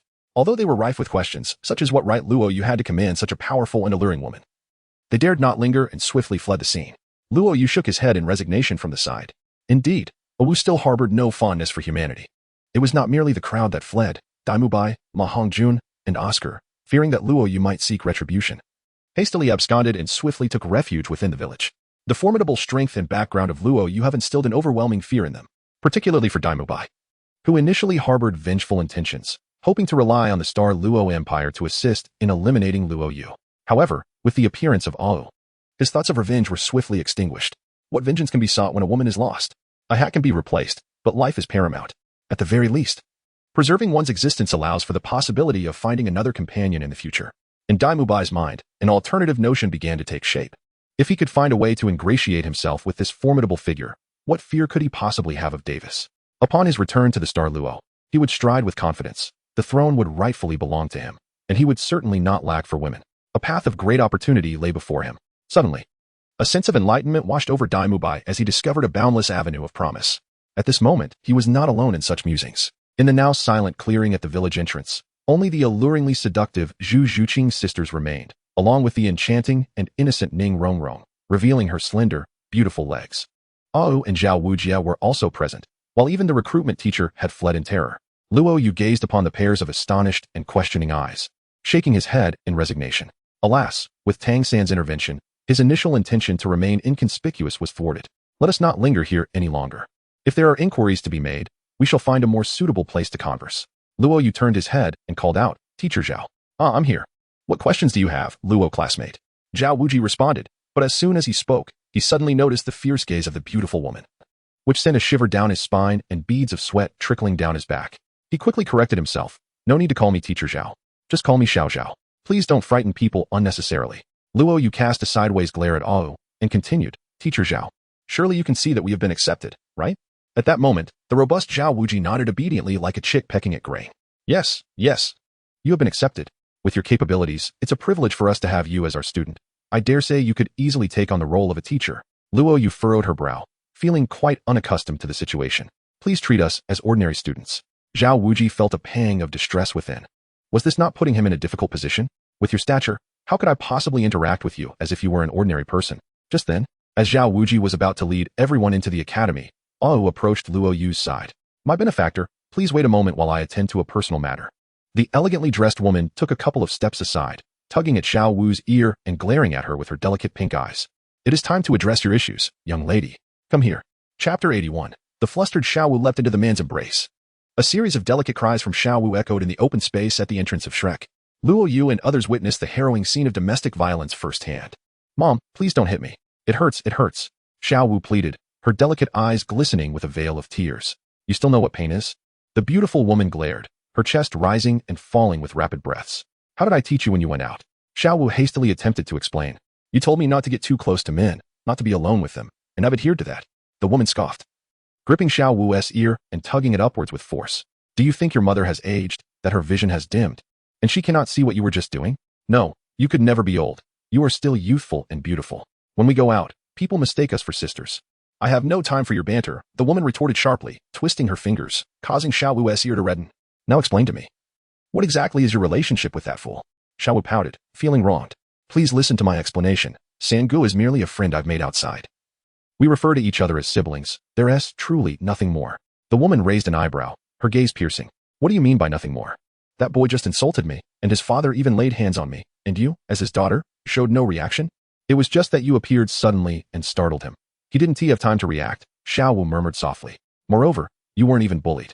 It was you who kept chasing after him. Rebellious daughter. You dare to retort? Today, I shall cleanse our household. The elegant woman furrowed her brows, raising her jade hand as if to strike, while Xiao Wu recoiled, resembling a frightened fawn. In the heat of the moment, a large hand grasped her wrist from behind. Luo Yu shook his head, attempting to dissuade. Enough, I can attest that Xiao Wu indeed has no connection with that fellow. We encountered each other at the hotel, and they all slept in separate rooms. Upon hearing Luo Yu's words, Xiao Wu felt a momentary relief, but soon her heart sank again, her throat tightening, and her nose tingling with the urge to cry. Her heart was heavy with sorrow, and her beautiful eyes brimmed with a haunting melancholy. Brother, are you defending me, or are you hoping for our mother to unleash her wrath upon me? Though your words are the truth, they cannot quell my mother's misunderstandings and wild imaginings. As expected, the elegantly attired matron grew even angrier, her clear voice rising sharply. What? You even went to the hotel with that guy? Xiao Wu braced herself for the impending storm, fully aware that her furious mother would not entertain any explanations. Luo Yu gently patted the shoulder of the beautiful woman and spoke. Now, it is a rare occasion for you and your daughter to be reunited. The commotion you are making is merely a spectacle for outsiders. Did you not express to me earlier your longing for your daughter? Why the sternness now? In truth, Xiao Wu had a conversation with me at the hotel, and I could discern that she is quite obedient to you. Her relationship with Tang San is indeed minimal. With Luo Yu's soothing words, the woman's anger began to dissipate. She pointed at Xiao Wu and inquired, hasn't this girl previously engaged in a scuffle with you? Luo Yu smiled gently, dismissing the matter as trivial. After all, she had not been harmed, and she was in disguise, rendering her identity unknown to the other party. The elegant woman let out a soft huff, remarking that had she been injured, she would have had no qualms about disowning her daughter for aiding an outsider against her. Luo Yu was taken aback and chuckled softly. I am not your inner person. The beautiful woman, her enchanting eyes glimmering with resolve, replied, who says otherwise? From the very day you rescued my daughter and me, we have belonged to you. No one can take us away. Luo Yu was momentarily taken aback, gently touching her nose. With utmost caution, she cast a furtive glance towards the distant village entrance where Zhu Zhuqing and the others awaited. Surely they haven't heard us. Have they? The elegantly dressed noblewoman smiled gracefully, reassuring her benefactor, rest assured, my dear, Otto has already erected a spiritual barrier, and they cannot hear our conversation. Luo Yu cast her an appreciative glance, remarking on her thoughtfulness. Had indeed expanded the barrier, not only to safeguard Luo Yu's privacy, but also to prevent her daughter's reprimands from being overheard, as family shame should never be aired publicly. Though her words were stern, her heart brimmed with affection for Xiao Wu. The elegantly dressed matron turned her head and said, Xiao Wu, why don't you express your gratitude to your benefactor? Since he has interceded on your behalf, let the matter rest. Xiao Wu had been in a daze since earlier, and she asked, Mom, is he really our benefactor? The one who saved us back then? Her gaze was fixed intently on Luo Yu, her voice trembling as she struggled to contain her emotions. The matron rolled her eyes, playfully tapping Xiao Wu's forehead with her delicate finger, and chided, Oh, you, have you become a fool after spending so long in the human world? Is this when you finally realize it? Do you think I would exhibit such warmth towards anyone but our benefactor? Xiao Wu paid no heed to her mother's teasing. Her sparkling eyes reflected only Luo Yu. She hastened forward, pressing her delicate face close, their proximity allowing them to feel each other's breath in the air. Luo Yu instinctively took a step back, sensing that Xiao Wu appeared to be excessively enthusiastic. "Are you really my benefactor?" she asked, her throat dry and her eyes reddened. It should be, perhaps, almost so. Ultimately, upon witnessing the earnestness in Xiao Wu's gaze, Luo Yu nodded affirmatively. It had been a long time since their last encounter. The familiar feelings from earlier in the hotel resurfaced, now reinforced by a definitive answer and corroborated by his mother nearby. Xiao Wu's shoulders trembled, tears streaming down her cheeks as she stepped forward, embracing Luo Yu tightly. She nestled her delicate face against his chest. "After all these years, I have missed you so much. Finally, we have the chance to meet again." At that moment, it was not only Luo Yu who was taken aback. Outside the barrier, Zhu Zhuqing and her sister, along with Ning Rongrong, were equally stunned, their eyes wide in disbelief as they beheld this unexpected scene. What is happening? How could the man so swiftly win over the enemy's girl? They watched Xiao Wu, tear-streaked and gazing adoringly at Luo Yu. Zhu Zhuqing and Zhu Zhuqing pouted, as if they could hang two vinegar jars from their lips, a strong sense of crisis swelling within them. After all, Xiao Wu's beauty was not inferior to theirs. Most notably, her astonishingly slender legs, perfected by snug stockings, radiated a flawless allure, exuding a youthful and enticing charm. Chapter 82. The Jealous Young Matron and the Zhu Sisters' Sense of Crisis. "Why didn't you tell me who you were sooner? Are you disdainful of Xiao Wu?" Xiao Wu's voice was tinged with melancholy, her delicate arms tightly wrapped around the man, her expression a mix of excitement and joy. The heart of a young girl is quite simple. Once the shadow of a person is etched within, it becomes difficult for others to enter her inner world. Though Tang San was not lacking in merit, his appearance came too late. Xiao Wu's heart had already found residence with someone else. The timing of Luo Yu's appearance was impeccable. He rescued Xiao Wu during her most desperate youth, leaving an indelible mark upon her mind that lingered through the years, a thought she cherished deeply. The passage of time could not diminish this longing. Rather, it matured like fine wine, intensifying her feelings to the point where, beyond gratitude, other emotions began to blossom. Witnessing the reunion of her daughter and her benefactor, Wu initially welcomed the sight. However, as she observed, her expression began to shift. Xiao Wu's delicate face brushed against the man's broad chest, her delicate nose greedily inhaling his scent, as if reminiscing, infused with a profound sense of affection and intimacy. The smile on Wu's beautiful face gradually faded. In that moment, she seemed not like the gentle, captivating rabbit, but rather like a lemon come to life. Had she ever embraced her benefactor with such warmth? Had her daughter outpaced her in this regard? This was unacceptable. Gritting her teeth, she stepped forward and seized the collar of Xiao Wu's windbreaker, commanding her, "You go over there and stay." Xiao Wu stamped her foot, gazing indignantly at her mother. "Mom, what are you doing?" Wu momentarily faltered, feeling a twinge of guilt. Having witnessed the closeness between the two, she had acted on impulse to intervene. Xiao Wu pouted. "Mom, you're being unreasonable. They just reunited, and isn't a hug perfectly normal?" Wu scrambled for a suitable excuse in her mind. You're not pure anymore. It's inappropriate to embrace your benefactor." Xiao Wu immediately bristled, fearing Luo Yu might misunderstand, hastily waving her hands in protest. "Benefactor, please disregard my mom as nonsense. I haven't hugged any other man besides you." Upon saying this, she shyly lowered her head, burying her face in her chest, her voice barely above a whisper. In truth, she had always been hesitant to reveal her feelings. As the conversation continued, Xiao Wu fell silent. Luo Yu hardly heard clearly, gazing at the enchanting mother-daughter duo before him, shaking his head in resignation. "You two shouldn't call me benefactor anymore. It sounds rather unpleasant. What should we call you then?" All inquired. Luo Yu remarked, "Let us adhere to the customs of the human realm. You may call me Xiao Yu, while Xiao Wu may refer to me as you Gu." Wu hesitated momentarily, pondering if this was appropriate. Luo Yu shot a sharp glance, asserting, "That is how it shall be called." Observing the man's expression harden, Wu, unlike her usual domineering demeanor with others, displayed a countenance filled with submission on her enchanting face. "We shall heed your wishes. Whatever you desire for us to call you, we shall comply." Little Wu lifted her gaze, responding obediently. Before her stood two women, one, with a voluptuous figure, a slender waist and curvaceous hips, exuding the unique allure of a mature woman, her dewy, alluring eyes brimming with seduction. The other, with long, elegant legs accentuated by stockings, radiated a pure and lively essence of youth. What ignited a fervent longing in the heart was the striking resemblance between the two women, each possessing a distinct charm. And as they stood together, their allure seemed to transcend to an even greater height. Luo Yu admired the beautiful scenery before him, a subtle smile gracing his lips. "If you have no objections, please call out to me." The enchanting woman, her lips gently biting a rose petal, uttered in a soft voice that flowed from her throat. The young girl, Xiao Yu, felt a flush rise to her cheeks, making her even more captivating. "Brother Yu," the mother and daughter affectionately called out in unison, causing Luo Yu's heart to flutter, sending delightful shivers through him. Xiao Yu, why is your face so red? Have you been affected by the battle just now? Let me check your condition. Ao stepped forward, unhesitatingly pulling Luo Yu into her embrace, her delicate hand gently caressing his forehead, her actions appearing so natural, as if she were genuinely expressing concern. Luo Yu initially felt untroubled, yet upon being embraced tightly by Ao, the intoxicating fragrance enveloped him, causing his breath to quicken and his skin temperature to rise sharply. Xiao Wu observed from the side, her eyelids twitching, sensing that something was amiss. Was mother truly assisting brother Yu in a health examination? Was such intimate proximity truly necessary for a checkup? No, I am perfectly fine, Luo Yu reassured. The elegant woman shook her head, her demeanor serious. That will not suffice. You engaged in battle for quite some time. What if there are underlying issues? Let Ao conduct a thorough examination. With that, Ao's delicate hands began to traverse the meridians of Luo Yu's body. Perhaps that is unnecessary. Luo Yu was almost lost in reverie when he suddenly remembered that they were still outside. A shiver ran through him, prompting him to struggle and leap away. Escaping the tender embrace, he exhaled and gazed at Ao, and suddenly, a realization dawned upon him. This woman, seemingly harmless, was in fact a rogue rabbit, brazenly attempting to take advantage of him. Ao pouted her crimson lips, feeling the emptiness in her arms, a sense of wistfulness washing over her. She had just conceived an excellent plan to draw closer to her benefactor. Alas, it seemed she would have to wait for another opportunity. Ao's heart fluttered with unspoken desire. However, time was of the essence. With the domineering empress of the spirit hall absent, she needed to seize the moment to secure a place in Xiao Yu's heart. Otherwise, once that woman returned, her chances would vanish.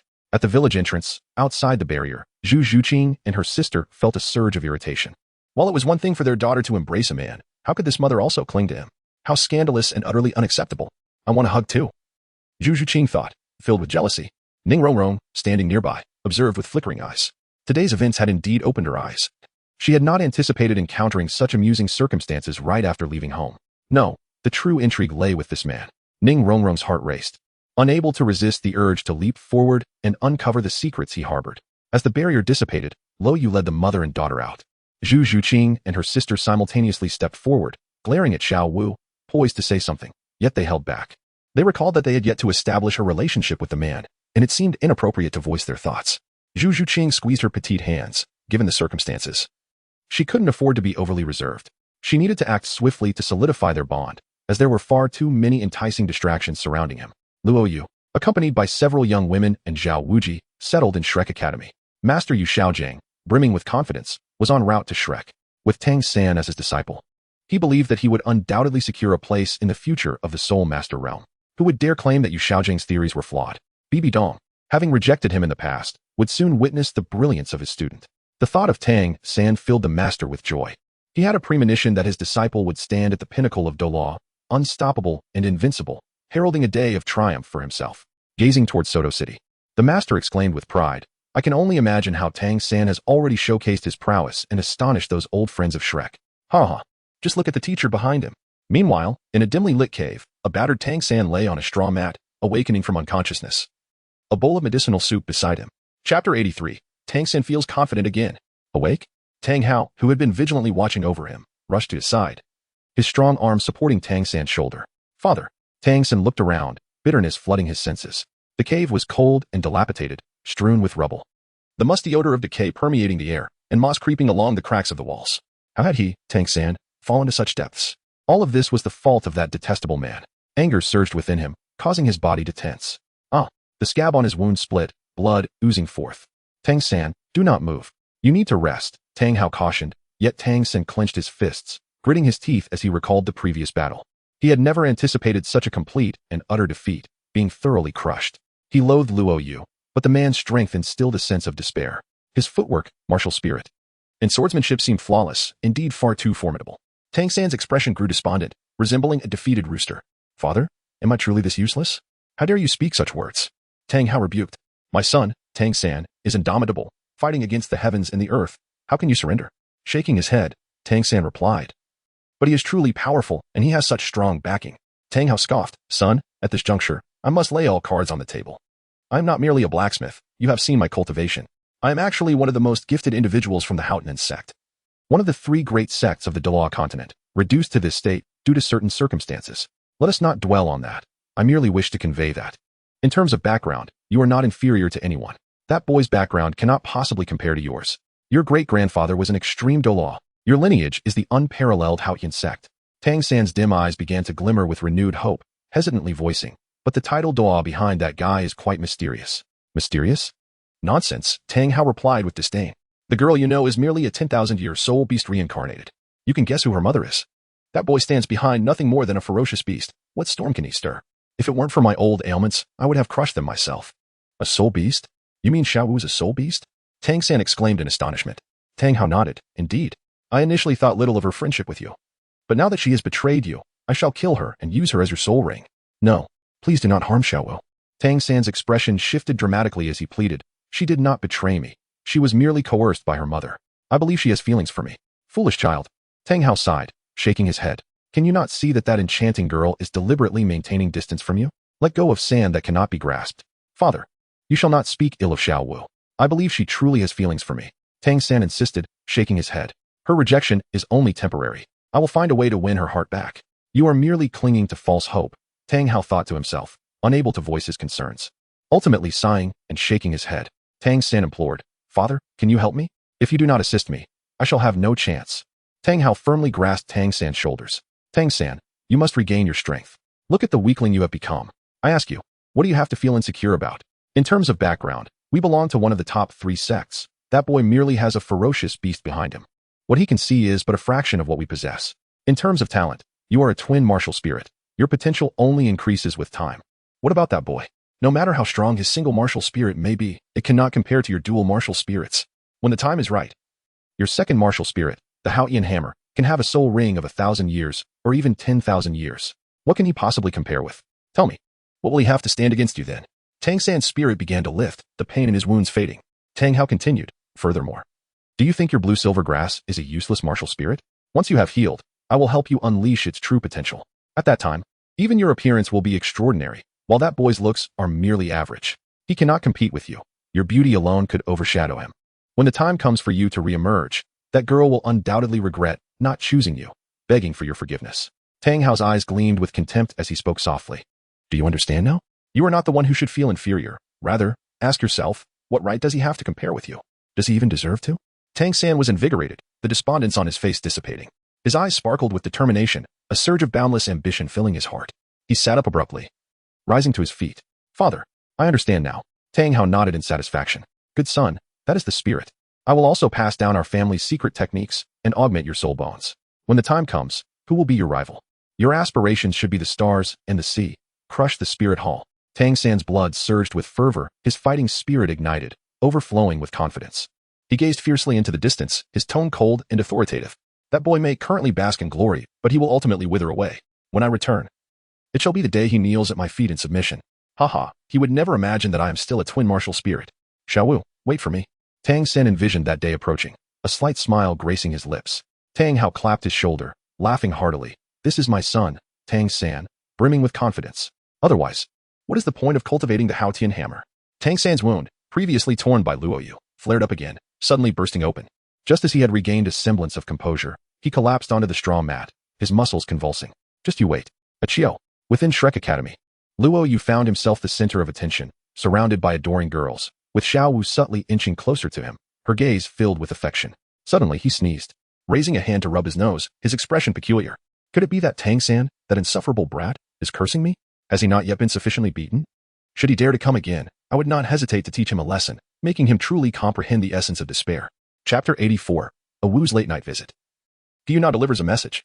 As the sun dipped below the horizon and night enveloped the land, a faint moonlight streamed through the window into a modest cottage at Shrek. The room was relatively spacious, furnished with wooden cabinets and tables, exuding a simplicity that was comforting. At last, a moment of respite could be savored. Luo Yu stifled a yawn, stretching leisurely as he reclined upon the bed that Xiao Wu had thoughtfully prepared for him. The events of the day had naturally piqued the curiosity of several women. However, he chose not to elaborate excessively, continuing to navigate the waters of Shrek under the guise of Luo Cc. Should his true identity be unveiled one day, revealing the truth could wait. After all, a man should maintain an air of mystery. It often ignites a woman's desire for exploration. Curiosity may kill the cat, but it proves even more perilous for women. Luo Yu recalled the words of a romantic master from his past life. He had stated that attempting to court a woman through overtures of affection is futile, at best. One may be relegated to the status of a mere backup option, or be acknowledged as a good person. The true path lies in captivating her through one's various capabilities, for she will naturally gravitate towards you. This wisdom rang true today, as Ning Rongrong persistently clung to him, inquiring about his identity and employing every charm in her arsenal. The more Luo Yu refused to speak, the more her heart itched with curiosity, an insatiable desire to dig deeper into the matter. It seemed that the girl would likely return tomorrow. Luo Yu activated the transparent system panel. Current mission: captivate the goddess Ning Rongrong. Reward: the exclusive third soul ring of the Nine Heavens extermination sword. Special mission: tame the proud temperament of the little witch Ning Rongrong to receive a mysterious reward package. A confident smile graced Luo Yu's lips. To others, Ning Rongrong may appear as the esteemed princess of the Seven Treasure Glazed Tile School, seemingly untouchable. Yet, in his eyes, she was rather approachable. The holy maiden Gu Yue Na, with her identity as the Pope Bibi Dong's disciple, was no less remarkable.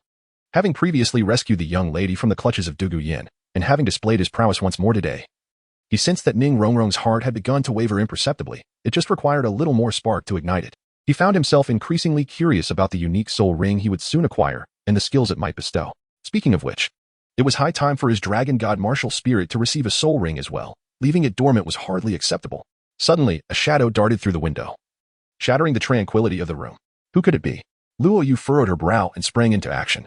Xiaoyu, it's me. The petite and adorable radiated a soft pink glow, instantly transforming into a captivating and enchanting young woman. The delicate moonlight cast upon her visage enhanced her unique charm. The daytime robe of the elegant lady vanished, replaced by a partially unfastened garment that revealed one side of her snow-white shoulder. And even the breathtaking curves of her figure were subtly exposed. Her flawless, porcelain-like legs were fully on display. Such an attire was undeniably alluring. Luo Yu's mind swayed, nearly shattering her resolve. During the day, she sensed something amiss with this woman, and indeed, she came to launch a nocturnal ambush. Luo Yu composed himself, suppressing his illicit thoughts, and coughed softly. Why have you come to me at this late hour instead of resting peacefully? The enchanting woman sauntered over, casting a flirtatious glance, and with a sultry tone replied, the night is long and dreary. I wondered if my benefactor felt lonely. So all has come to keep you company and alleviate your boredom. Luo Yu swallowed hard, exclaiming his inability to endure the situation. He sensed an aura of flirtation and sensuality in the woman's every smile and gesture. What had brought about this sudden change in her demeanor? Little did he know that prior to this, Awe had been spurred into action by the provocations of Bibi Dong, resolutely determined that once she escaped Bibi Dong's gaze, she would employ all her efforts to secure a place in Luo Yu's heart. The soft-boned enchantress rabbit, inherently imbued with allure, possessed formidable charm skills befitting a beast of its caliber. However, she had always regarded their use upon humans with disdain. Now, with a man she desired, she was ready to unleash her full arsenal in an attempt to seduce him. Luo Yu shook his head, pondering what he was thinking. After all, this was Xiaowu's mother. He certainly could not expect to have both mother and daughter. How outrageous, how excessive. He declined, saying, no, that's unnecessary. I can manage to sleep on my own. Owu elegantly moved her smooth, delicate legs, each step showcasing her alluring figure, as if she were casting an illusion, creating shimmering afterimages while dancing gracefully. Noticing the man lost in thought, Owu's cherry lips curled into a captivating smile. In a swift motion, she perched herself upon Luo Yu's lap, her jade arms encircling his neck. Her pair of pink eyes shimmered enticingly as they gazed at him. Do you know, benefactor? Owu is unwell, she teased. You can fall ill despite your cultivation? Luo Yu felt a rush of warmth. He silently recited the calming incantation, his hands hovering in the air, yet he hesitated to push away the delicate beauty seated upon him, her fragrance intoxicating. Owu leaned closer, her crimson lips brushing against Luo Yu's neck as she exhaled softly. It is not a physical ailment, but an emotional one. Ever since I've slept in your embrace a few times, Owu finds it hard to sleep alone. You must take responsibility. I cannot be left to face sleepless nights alone. And how do you wish for me to take responsibility? Luo Yu's voice trembled slightly, feeling as though she could barely hold on. This woman was too adept. Owu's cool fingers glided over Luo Yu's chest, exhaling softly like an orchid. You may take responsibility in whichever manner you desire. Owu had declared during the day, I belong solely to you. Boom. If Luo Yu fails to comprehend the hints any further, it would indeed be a futile existence. Xiwu, I must apologize. It is not my fault. She lured me in. Her temptations were simply overwhelming. Sob, sob, sob. Without a moment's hesitation, Luo Yu's powerful physique radiated an undeniable masculinity. With a swift motion, he clasped Owu entirely within his embrace. Her delicate, ethereal form felt weightless against him. Lowering his gaze to her dewy cherry lips, he pressed a fervent kiss upon them. Owu remained silent, her heart brimming with joy, and her soft embrace conveyed 1,000 unspoken words. At that moment, the night had deepened, and the stars had faded from view. Owu nestled in Luo Yu's arms, her silky hair dampened with perspiration, accentuating her graceful neck with an added allure. The gentle beauty remarked, my benefactor, what do you believe our relationship is at this moment? A bond akin to that of Guan and Bao. Without a moment's hesitation, Luo Yu tenderly pinched Ao's cheek. Ao was momentarily taken aback, then her face flushed crimson as she playfully punched the man's chest. You are incorrigible. Stop it, she exclaimed, followed by a playful slap. Luo Yu retracted his hand, while Wu, with enchanting eyes like droplets of water, rubbed her bottom and pouted her crimson lips. You truly spare no effort in striking, do you? Luo Yu curled her lips in disdain. Fairy, do not presume that I have been oblivious to your intentions. The moment you entered the room today, it was evident that your heart was not in the right place. With our current circumstances, how am I to face Xiao Wu in the future? Wu shook her head, her beautiful eyes sparkling mischievously. It matters not. You may do as you please. Should she dare to voice her objections, I shall simply pluck her little rabbit tendons. Luo Yu was rendered speechless. By the way, Xiao Yu, before I came here, the master instructed me to convey a message to you. What is it? Luo Yu inquired, her curiosity piqued. The master stated that you should refrain from haphazardly attaching soul rings to your dragon god martial soul. She has something precious reserved for you. Precious? Luo Yu felt a bit perplexed. Did she mention anything else? Just as Wu was about to respond, a gentle knock echoed from outside the door. As Luo Yu exchanged a glance with the beautiful woman in his embrace, a sense of bewilderment washed over them. A soft, melodious voice broke the silence. Brother Yu, are you asleep? I know you are awake. I heard your bed creaking just a moment ago. Upon hearing the familiar voice, both Wu and Luo Yu felt a shiver run through their bodies. Brother Yu, if you continue to feign slumber, I shall simply come in on my own. The voice from outside carried a playful tone. Luo Yu was suddenly flustered, feeling the warmth of awe in his embrace. Please don't come in. I'm holding someone here. What should I do? Seeking urgent advice online. My friends, the 4th update is complete. The author is usually quite busy, but will maintain 2 updates even without sleep. On weekends and holidays, there will be additional updates. During the summer vacation, there will be a baseline of 6 updates daily. I promise to communicate any unexpected circumstances in advance, ensuring no one has to wait unnecessarily. Thank you to all the book friends who have accompanied me throughout this journey. Your support is deeply appreciated. I see your messages, and they warm my heart. Thank you for the positive feedback. Chapter 85, The Enchanting Beauty in Royal Attire. You are my everything. This is the nighttime ambush from the enchanting isle. Knock, knock, knock. The sound of the door was gentle, yet each tap seemed to send a shiver through Luo Yu's heart. He still held the alluring beauty in his arms. If Ao were to enter now, how could he possibly explain? Did your mother come over in the middle of the night to help me sleep? After a tiring day of fighting, should I invite your mother to help me unwind? Who would believe such words? To relax, would he really suggest removing his pants? He felt much like a man caught in infidelity, his emotions akin to those of a man on the verge of being unmasked. Luo Yu felt a surge of anxiety, and upon glancing down, his lips twitched in disbelief.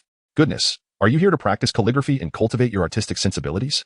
The alluring young woman in his embrace was utterly focused, her delicate fingertips tracing aimless patterns across his chest, evoking a sensation that was both smooth and sensuous. Luo Yu swiftly brushed aside the elegant fingers of the beautiful woman, lowering his voice in urgency. Sister, the situation is dire. Your daughter is about to burst in here. And you remain unfazed? Sister? Aru, with her delicate brows furrowed and her crimson lips pouting in feigned innocence, protested. Am I really that old? Pray tell. Is that truly the crux of the matter? As soon as Luo Yu's words fell, her crimson lips pressed against his, silencing the remainder of his utterance. With a soft kiss, Ao gently caressed the man's neck, leaning closer, her lips brushing against his ear as she whispered tenderly, what is there to fret about? Even if that girl were to enter, could she truly overturn the heavens? I am her sky. She must heed my words. You are my sky. Luo Yu's gaze flickered, his spirit wavering, a testament to years of seductive prowess. The enchanting yet fearsome soft-boned charm rabbit, a creature of terrifying caliber. Had it not been for his profound offensive capabilities moments ago, he would have surely succumbed. The alluring woman, observing the transformations in Luo Yu's eyes, allowed a beguiling smile to grace her lips. With a gentle breath directed toward the man's neck, a soft and enticing sound emerged, akin to a siren's call that ensnares the heart. If Luo Yu wishes for his sister and Xiao Wu to join in your games, it is certainly within reach. Merely a matter of your words. The enchantress's power was formidable, and Luo Yu felt his rationality gradually dissipating, his resolve teetering on the brink of collapse. His eyes reddened, as a storm of blood and chaos seemed imminent. Wu also presented herself like a flower ripe for the picking, inviting yet vulnerable. Suddenly, an unusual sound emanated from the door, creaking ominously as someone attempted to enter. Before Luo Yu could react, the beautiful woman in his arms underwent a dramatic change in expression. A fleeting glimmer of dim light flickered across the bed. Whoosh! The diminutive, delicate rabbit seemed to have anticipated its escape route, demonstrating an astonishing speed that transcended limits, swiftly burrowing into Luo Yu's covers. In an instant, it epitomized the art of vanishing. You cannot see me. I have disappeared. Luo Yu gaped in astonishment, utterly taken aback by Wu's fluid maneuvers. Just moments ago, with such bravado, she had exuded confidence in her role as a companion. Yet, it appeared that she too feared discovery. What was the purpose of her earlier grandstanding? It was all for show, wasn't it? In speech, she was more audacious than anyone. In action, she was more timid than the rest. A delicate rabbit indeed. Caught in its own contradictions, Luo Yu's heart was currently overwhelmed with a profound sense of resentment. Just moments ago, he had nearly succumbed to Ai's deceptive words. Fully prepared for a cataclysmic eruption of his inner energy, ready to execute a flawless double kill. However, just as he had primed his metaphorical weapon, he was informed that the opponent had surrendered. A jolt of surprise coursed through him. At that moment, the door creaked open gradually, allowing the moonlight to spill into the room through the narrow gap. A graceful silhouette stealthily slipped into Luo Yu's chamber under the cover of night. With a swift motion, she closed the door behind her, shutting out the moonlight. Inside, the sound of footsteps gently echoed against the floor. Xiwu deliberately lowered her voice, inching closer to the grand bed. Brother Yu, are you asleep? Luo Yushi lay on the bed, eyes tightly shut, enveloped in a blanket that concealed her entire form. Her hands gripped the corners of the bedding with fervor, and her breathing appeared steady and prolonged, as if she were genuinely asleep. On the surface, she seemed unperturbed. Yet internally, she was fervently critiquing Ao. You should have admitted your cowardice earlier, instead of pretending to be a fierce wolf. Why couldn't we simply hide beneath the bed or within the wardrobe?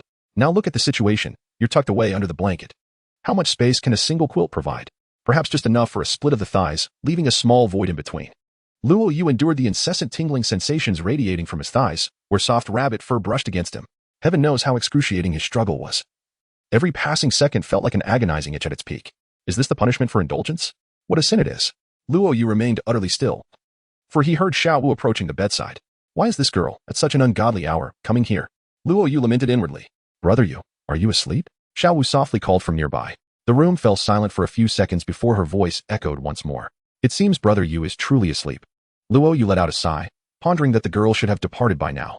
Xiao Wu stood by the bedside, her fingers playfully nibbling on her crimson lips, when suddenly a clever and mischievous smile graced her face. Hiki, if I steal a kiss from Brother Yu now, surely no one would be the wiser. Luo Yu? Awu.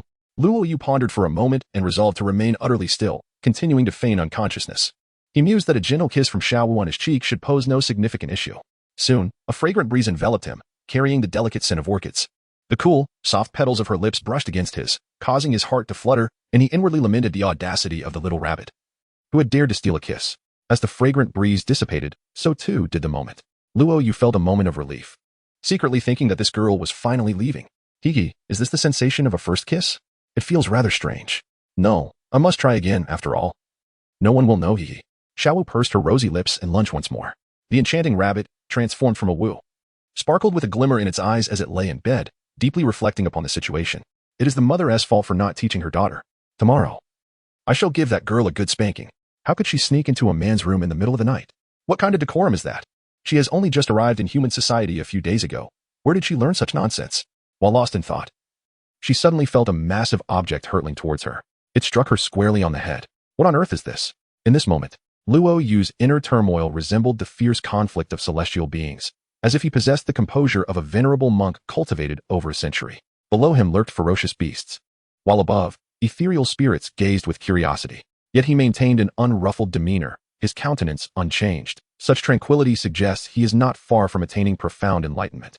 However, should this continue, he might soon transform into a creature solely inclined to devour rabbits. Xiao withdrew her crimson lips, utilizing the soft glow filtering through the window to survey her surroundings. Upon her gaze landing upon the conspicuous bulge in the center of the blanket, her eyes widened in astonishment, and her silk-clad legs tensed. In an instant, her lips formed an O shape, utterly stunned. This was exceedingly beyond reason. The more she observed, the more her expression intensified. Initially intending to leave, she found herself unable to divert her gaze. Perhaps a brief glimpse for the sake of experience? Xiao Wu bit her red lip, her fingers delicately resting upon the blanket, preparing to lift it gently. However, to her surprise, it did not budge. Undeterred, she summoned more strength, yet still, it remained obstinate. Her lips curled in determination as she exerted herself once more, embodying an insatiable curiosity that threatened to keep her awake if she did not steal a glance. Luo Yu felt that he could no longer pretend. This girl was clearly determined to stir up trouble, and he had to stop her. His eyelids twitched as he slowly opened his eyes, feigning the appearance of being awakened from slumber. You're awake? Xiao Wu exclaimed in a fluster, quickly withdrawing her hand and stepping aside. Xiao Wu, Luo Yu said in astonishment. What brings you here in the middle of the night? Xiao Wu hesitated. Luo Yu tenderly remarked. You are concerned that I might catch a chill from the blanket slipping off during the night. So you have come to cover me, haven't you? Indeed. Xiao Wu affirmed with a nod. Oh, really? Do you take me for a fool? Luo Yu retorted, glaring at her and turning the tables to interrogate. Now, confess, what brings you here? Faced with Luo Yu's stern expression, Xiao Wu hung her head as if she had committed a misdeed. Under the dim starlight within the room, Luo Yu's gaze sharpened in an instant. For the current iteration of Xiao Wu was simply enchanting. The daytime's light windbreaker had vanished, replaced by a delicate, sleeveless pink top that emphasized her fair, tender shoulders and slender waist, with a charming little navel exposed.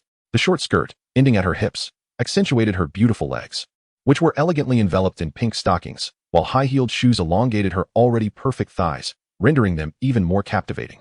Xiao Wu looked up, her willow-like brows arched gracefully, her enchanting eyes glistening with emotion. With a pitiful expression, she implored, "Please, do not be harsh with me. I simply could not recognize your identity earlier today, and now, feeling remorseful, I find myself unable to sleep. Thus, I have come to humbly offer my apologies." Luo Yu gazed at the alluring attire of Xiao Wu, a sense of suspicion brewing within him.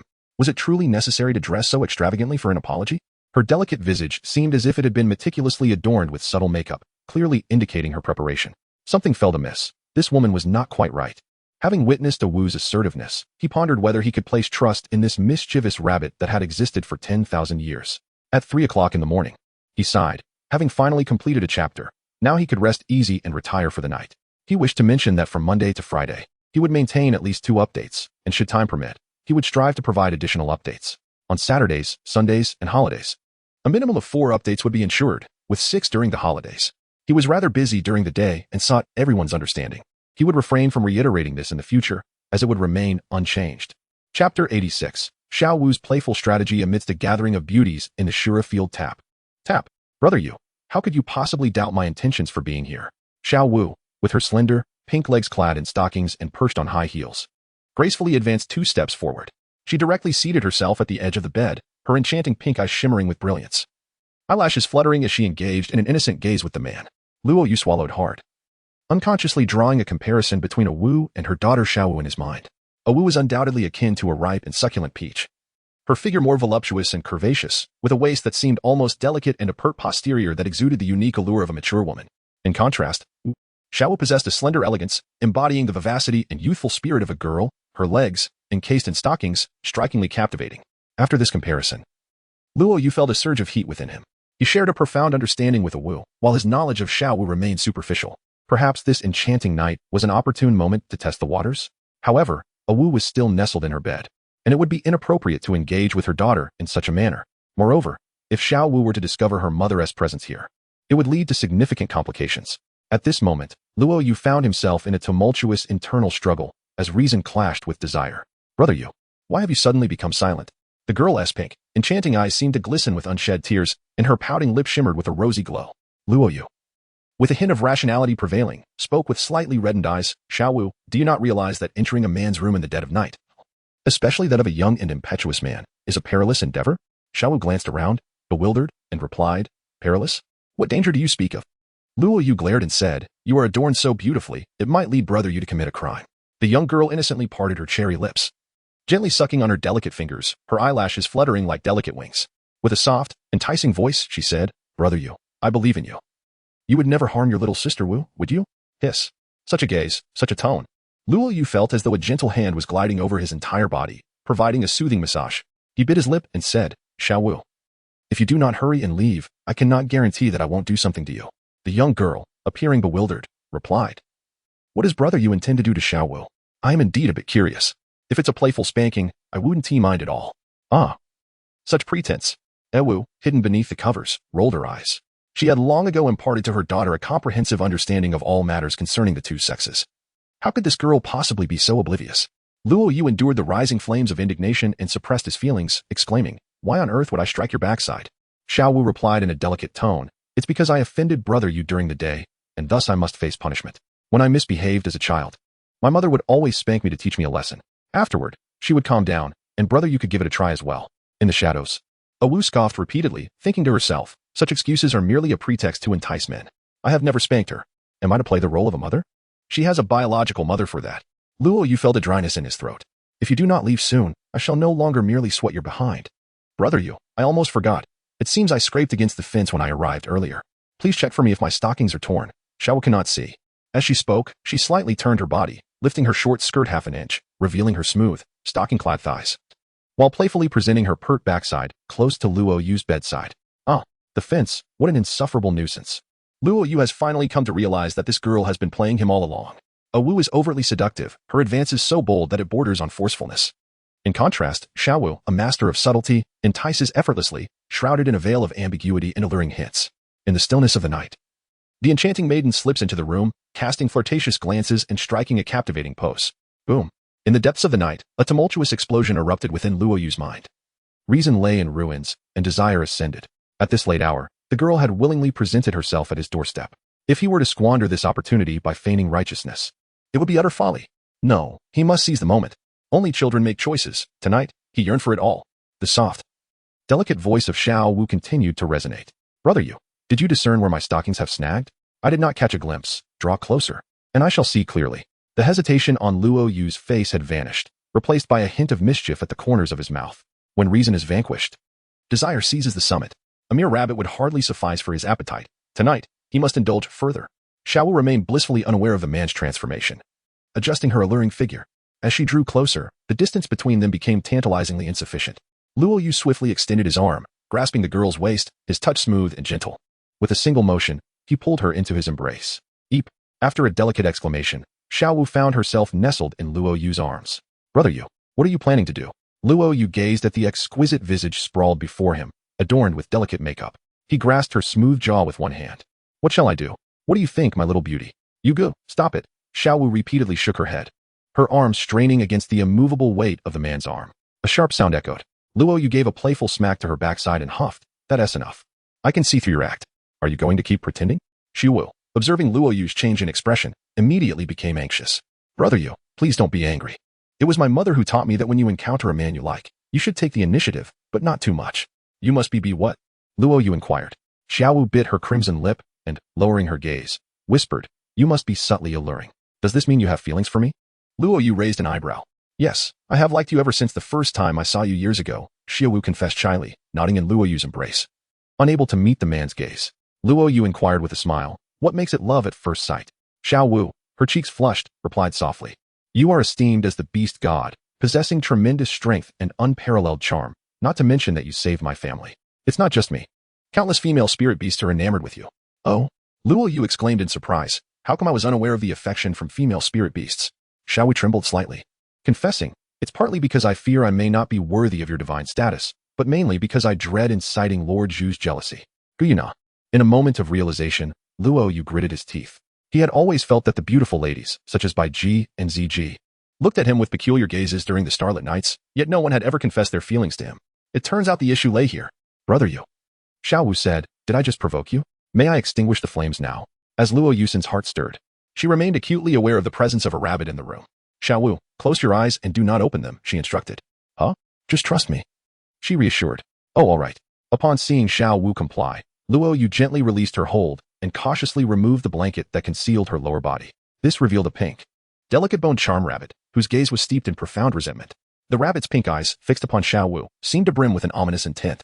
Luo Yu placed a finger upon her lips. You go. I am about to open my eyes, said Wu, her eyelashes fluttering. Startled, Luo Yu suddenly feared that she would awaken, and in a panic, he swiftly wrapped the delicate, enchanting rabbit in the blanket, molding it into a compact ball. The motion was executed seamlessly, and he promptly deposited it at the foot of the bed. With a thud, Wu remained obedient, not opening her eyes. She merely inquired, You go, what was that noise? Luo Yu wiped the cold sweat from his forehead. It's fine, just roll the blanket aside, otherwise, there won't be enough space for us to move around. Wu lightly reprimanded, Brother Yu, you were too naughty. It's all right, just open your eyes. Brother Yu. Why aren't you wearing any clothes? Wu shyly covered her face. There's no time to explain. Luo Yu shook her head, unable to contain herself any longer, and took immediate action. With a swift motion, the delicate stockings on Wu's slender legs were torn apart. Wu, enveloped in the blanket, found herself not suffocated, but struggling to breathe. How could it be that after nurturing her daughter for 100,000 years, she would one day have to compete for a man? What a calamity! Had she foreseen this outcome, she would have simply ended it all at the very beginning. Luo Yu, clad in uniform, was about to confront the hesitant Wu, her eyes glimmering with emotion, when suddenly, a series of knocks echoed from outside. The atmosphere, charged with anticipation, came to an abrupt halt. Luo Yu. Wu. Wu. Peering. A seductive voice drifted in. Have you fallen asleep? Chapter 87. The room is becoming too cramped, a night filled with thrilling experiences. The women, each with their distinct emotions, The moon hangs faintly in the sky, and the night has deepened. Outside, a woman's voice calls out. All of Luo Yu's movements came to an abrupt halt as he dared not make a sound. In his embrace, the petite figure of Xiao Wu was even more anxious. After all, this was her first time engaging in such clandestine mischief, and the thought of being discovered by others was utterly mortifying. Master, are you asleep? Zhu Yun has come to keep you company. A voice from outside the door was tantalizingly alluring. Luo Yu's expression was far from pleasant. He was genuinely feeling the pressure. Gazing at the tattered stockings strewn across the bed, along with the alluring pink rabbit dancer awaiting attention, his heart was filled with despair. What a misfortune. Why do you come to me in the dead of night? If you truly possess such prowess, you should arrive on separate nights one by one. And I would surely welcome you all, allowing you to ascend right where you stand. But now, the situation is exceedingly awkward. Truly, it is a challenging predicament. Master? Zhu Zhuqing gently rapped on the door. Xiao Wu, anxious, bit her lip fiercely, lowering her voice as she said, You go. What should we do now? She is about to enter. You need to tidy up the clothes and pieces of stockings on the bed quickly. Luo Yu first urged Xiao Wu, then cleared his throat towards the door and feigned weariness, saying, I am quite fatigued today. You should return and rest. You haven't slept? Came a voice from outside. Filled with surprise, Zhu Zhuqing, who had initially intended to leave, now found herself reluctant to depart. Luo Yu declined, stating, I am about to sleep. You may return. Outside the door, a woman's voice echoed with melancholy. Master, do you despise Yuner? Luo Yuduan felt a headache, questioning the relevance of being told to return to sleep. If you do not disdain Yuner, then allow me to enter and attend to you. Was my previous service to you, conducted by Yuner, insufficiently attentive? If there is anything that displeases you, I am willing to learn and amend my ways.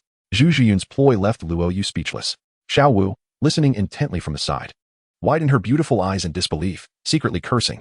How could it be that while she remains reserved, this woman is so openly flirtatious? In the corner, nestled in her blanket, Wu felt a surge of insecurity.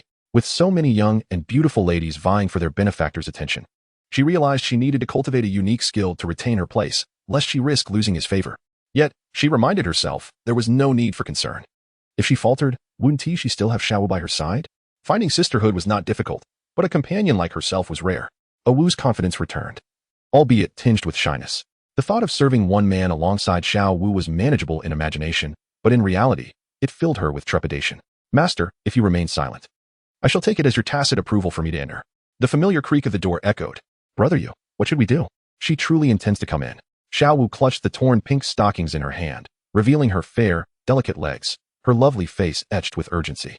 Luo Yu whispered urgently, quickly hide beneath the bed. Just as the door was about to swing open, in a moment of peril, Xiao Wu decisively leaped from the bed. Her delicate knees meeting the floor with a slight blush, yet she paid it no heed. In an instant, she crawled beneath the bed and concealed herself.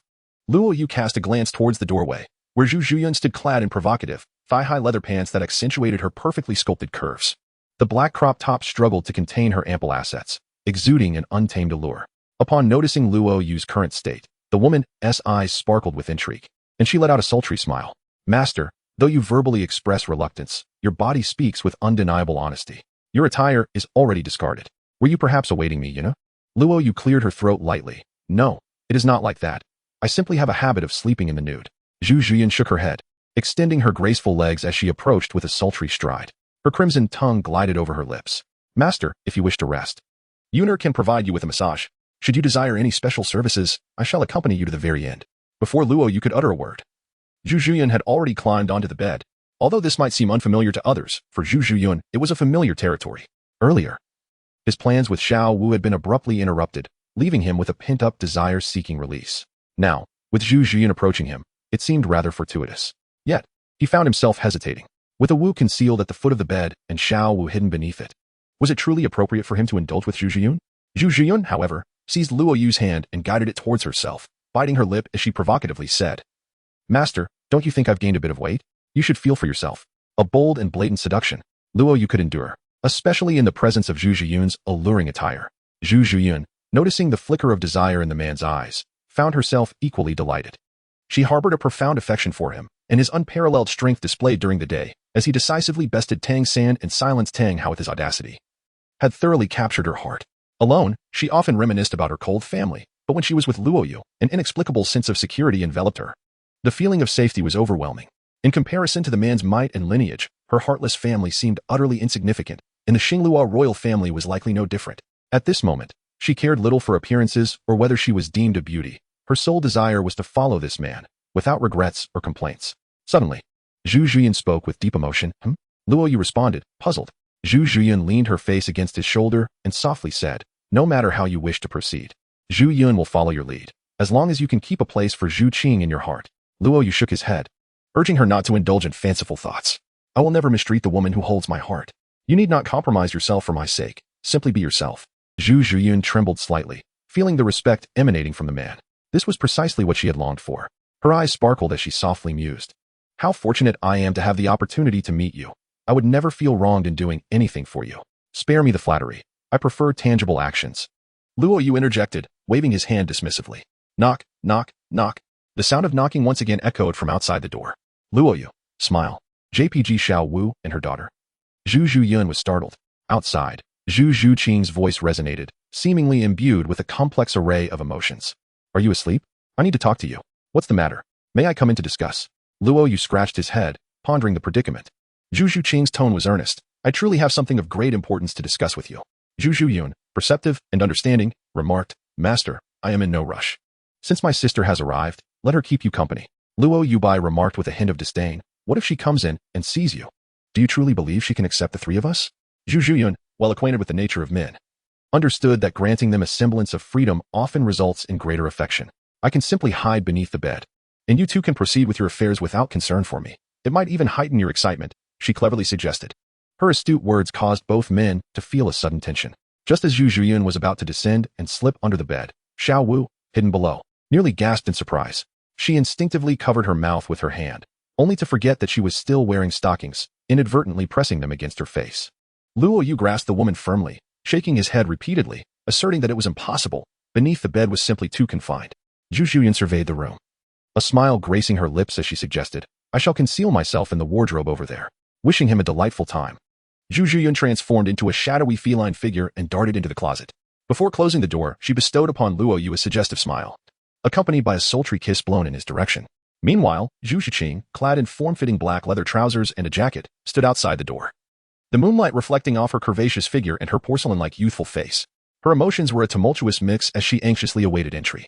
With a creak, the door swung open, and a large hand reached out, pulling her inside with a forceful grip. Before Zhu Zhuqing could utter a word upon stumbling into the room, she heard the heavy sound of breathing. Her balance faltered as the man swept her off her feet, unceremoniously tossing her onto the bed. Luo Yu, with reddened eyes, said, If there is something to discuss, let us speak. The sound of rustling filled the air as Xiao Wu, hidden beneath the bed, stifled her laughter, disregarding the issue of her stockings, covering her mouth tightly. In the cupboard, Zhu Zhuqing's face flushed crimson, her heart brimming with envy. In the corner of the bed, Awu's gaze was filled with an utmost sorrow, resembling a lament, a yearning, a weeping plea. Chapter 88, Zhu Zhuqing confesses, Luo Yu, not only do I like you, but I also have affection for your sister. The moonlight, like flowing water, veiled the stars, cascading down upon the earth. In Shrek, within the confines of Luo Yu's dormitory, a series of creaking sounds echoed, as if the bed frame might shatter at any moment. Zhu Zhuqing's beautiful eyes widened in astonishment as she bit down on her lip, utterly perplexed. Today, Luo Yu's combat prowess has surged inexplicably, instilling a sense of dread in those who witness it. Little does she know that every woman who entered the room previously effectively bestowed upon her a series of rapid attack speed buffs, with each intent to act. Another individual would arrive, stoking the embers of desire within the man to the point of eruption. When Zhu Zhuqing made her grand entrance as the final participant, the volcano of pent-up emotion erupted in full force. The combined enhancement of attack speed from the three women, Xiao Wu, her mother, and Zhu Zhuqing culminated in an overwhelming effect upon Luo Yu. Several hours later, the lamentations of the bed ceased. A collective sigh of relief escaped the lips of the three women. Finally, it was over. In the corner of the room, the fiery jealousy in Awu's eyes seemed capable of incinerating everything in its path. Beneath the bed, Xiao Wu's delicate form trembled, her small hands pressed tightly against her mouth. In the wardrobe, Zhu Zhuqing's face was flushed with embarrassment, her legs crossed tightly. Zhu Zhuqing felt as though she had been granted a reprieve, nearly convinced that she was on the brink of losing everything. Luo Yu's mood was exceptionally comfortable, accompanied by an intense sense of exhilaration. In truth, only she and Awu were aware of how many individuals were present in the room. Zhuqing, why are you knocking at such a late hour? Is there something you wish to discuss with me? Luo Yu inquired. Zhu Zhuqing fluttered her eyelashes, her beautiful eyes rolling wearily as she weakly retorted, You wicked man, what were you up to just now that you decided to ask me? Clearing his throat, Luo Yu replied, What was I doing just now? You scoundrel. Zhu Zhuqing playfully pouted, raising her small fist to deliver a soft punch to his chest. Though she did not wish to hold back, she simply lacked the strength. Actually, I came to ask you something, Zhu Zhuqing said, her large eyes blinking earnestly as she gazed at Luo Yu. What is it? Luo Yu asked, puzzled. Zhu Zhuqing intertwined her small hands, biting her red lips, her expression revealing a hint of hesitation. Luo Yu smiled gently and said, if you have something to say, please feel free to speak. Zhu Zhuqing's delicate face flushed with a rosy hue as she stammered. Do you like me? Of course I do. How could I not? Luo Yu replied without a moment's hesitation. Zhu Zhuqing pouted her lips and insisted, I am asking very seriously. You mustn't tease me. Luo Yu reached out, tenderly smoothing the girl's hair, their ears brushing against each other, and softly remarked, our Zhu Qing is not only beautiful and kind-hearted, but also possesses a splendid figure. How could I possibly not be fond of her? Really? A glimmer instantly sparkled in Zhu Qing's lustrous black eyes. Luo Yu gently kissed her lips, nodding affirmatively. Of course it is true. Zhu Zhuqing's tightly clenched hands relaxed, her anxious heart dissipated. And a radiant smile of happiness graced her face as she extended her delicate arms to embrace the man, affectionately leaning her cheek against his chest. What is this? Luo Yu exclaimed in astonishment, a laugh escaping his lips. Zhu Zhuqing, with a dreamy expression, inquired, so, does this mean we are together now? Luo Yu gently caressed the woman's flowing hair. Well, it doesn't matter. You are already mine, destined to be my woman for all eternity. Even if you ever wish to leave, I shall not let you go. Zhu Zhuqing tenderly touched the man's chest, remarking, you are quite domineering. Yet, for some unknown reason, she found herself utterly enamored by this feeling, her gaze becoming increasingly dreamy. You know, throughout my life, I have never truly felt secure. My family has been rife with bloodshed and violence. However, being with you instills an unprecedented sense of safety within me. With that, she lifted her gaze to meet Luo Yu's eyes, her voice earnest. Qing'er has never experienced love before. Nor do I truly understand what it means to have affection between a man and a woman. Even now, I remain somewhat perplexed. Yet, when I saw that girl named Xiao by your side today, I felt an immediate surge of anxiety, as if I feared losing you. Ridiculous. How could I ever want to be without you? Luo Yu chuckled in reproach. Zhu Zhuqing shook her head, saying, I am a woman too. I can see it clearly. That girl named Xiao Wu looks at you with a gaze that is distinctly different, mirroring my own feelings. There are plenty of exceptional women around you. And I fear that if I do not take the initiative, you might cast me aside. Foolish girl, do you not tire yourself with such thoughts? Luo Yu replied, shaking his head. Zhu Zhuqing pouted, is it not normal for women to indulge in fanciful thoughts? Perhaps it is simply because I care for you so deeply that I tend to overthink. In Luo Yu's eyes, there was an abundance of affectionate gazes. Do you not feel a sudden chill in this room? Zhu Zhuqing's delicate frame shivered slightly. Not at all, Luo Yu replied, puzzled. Witnessing Zhu Zhuqing engage in a tender exchange with Luo Yu, the three women concealed in the shadows were practically pouting to the heavens, their hearts ablaze with jealousy. Xiao Wu clenched her delicate fists, wishing fervently to leap forth and displace Zhu Zhuqing from her position. Zhu Zhuyan bit down hard on her cheek, filled with envy. Meanwhile, Xiao Wu was already preparing to sharpen her claws. By the way, do you have feelings for that girl named Xiao Wu? Zhu Zhuqing suddenly inquired. Upon hearing this question, Xiao Wu, hidden beneath the bed, shivered involuntarily, straining her ears to attentively catch the man's response, her body tensing unconsciously. Luo Yu was perplexed by the sudden inquiry. Just tell me, Zhu Zhuqing said playfully, shaking Luo Yu's arm with a charming tone. With a cute gesture, she extended 3 fingers and vowed. I promise I won't tell anyone. Heaven knows, earth knows, you know, and I know. Luo Yu's expression stiffened, realizing there were more than 2 individuals in the room. Zhu Zhuqing continued, if you tell me, I can at least prepare myself mentally. Prepare for what? He queried. To accept her as a sister when she arrives, she replied. What? Luo Yu's body trembled in shock. Zhu Zhuqing pouted. I never expected you to love only me. That would be unrealistic. Even among my family's elders, very few have taken only one wife. Luo Yu opened his mouth in astonishment. Do you like her? Zhu Zhuqing urged. Beneath the bed, Xiao Wu had covered her heart, which was thumping incessantly. Luo Yu nodded thoughtfully and said, Zhu Qing, since you have inquired so earnestly, I shall not conceal the truth from you. In fact, my affections extend beyond her. I also hold a fondness for your sister. Wu, jealousy. JPG. Zhu Zhuyun, surprise. JPG. Xiao Wu. Luo Yu's gaze was fixed upon Zhu Zhuqing, and the indifference etched upon her features sent a jolt through his heart. In that moment, he regretted his words, wishing he could deliver himself a resounding slap for voicing his innermost thoughts. Zhuqing, allow me to explain, he implored, observing Luo Yu's anxious attempt to placate her. Zhu Zhuqing's stern expression unexpectedly softened, and a melodious laugh, reminiscent of silver bells, escaped her lips. Luo Yu was utterly bewildered, pondering the peculiar situation. Chapter 89, The Touching Zhu Zhuyan, of his jealousy. After sending the beautiful women away, Zhuqing looked at Luo Yu with a glimmer of admiration on her face, her red lips curling into a smile. Indeed, I did not misjudge you. You are an honest man, worthy of trust. Huh? Luo Yu was even more perplexed. Zhuqing playfully poked his arm with her finger, exclaiming, I am a sensitive attack-type soul master, adept at using observation to defeat foes and safeguard my life. You and my sister have been exchanging glances daily. Do you truly believe I am oblivious to it? I simply chose not to expose the two of you. To my surprise, before I could even inquire, you have willingly revealed the truth. Luo Yu inhaled sharply, surprised by the girl's astuteness. Their clandestine affair with Zhu Zhuqing was indeed discreet. How did you discern it? He inquired. Zhu Zhuqing, rolling her eyes, replied with a cold smile. Having contended with her for so many years, I am acutely aware of her every move. With just her initial gesture, I can predict the skill she intends to unleash.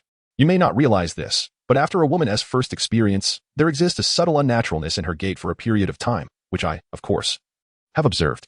Luo Yu stared in astonishment, exclaiming, could it not be due to other reasons that one walks awkwardly? For instance, perhaps the inner thigh grazed against the wooden railing, resulting in an injury. Beneath the bed, Xiaowu rolled her eyes. I suspect you are insinuating something about me. Zhu Zhuqing shook her head. I cannot be mistaken in my judgment. How can you be so certain? Luo Yu pressed on. Zhu Zhuqing's face flushed crimson as she lowered her head and huffed. You despicable man. Originally, I would not have guessed, but who told you to involve me as well?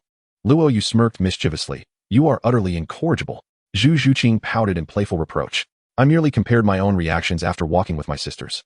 Is it not obvious what one could deduce? Zhu Zhuqing hid in the cupboard. Her expression one of despair. She had thought her performance was quite convincing, only to discover that it had been seen through long ago. Luo Yu's expression is currently quite remarkable. The woman has expertly grasped the nuances of the situation. If he dares to stray outside the bounds of fidelity, wouldn't he be caught red-handed? Zhu Zhuqing seems to have discerned Luo Yu's innermost thoughts. Fear not. I shall not hinder you. Luo Yu inquired. Do you not feel jealous? Zhu Zhuqing nodded. Of course I feel jealousy. How could I not? I am a woman too, and I possess my own myriad of emotions. I yearn to monopolize you all to myself. Yet, I refuse to confine myself to an idealistic realm. In truth, merely having a portion of your affection is a source of satisfaction for me, as long as you do not betray my trust in the future. That is all I ask. Luo Yu's gaze softened as he caressed the youthful, radiant face of the woman before him. Her skin so delicate it seemed one could extract droplets of water with a mere pinch.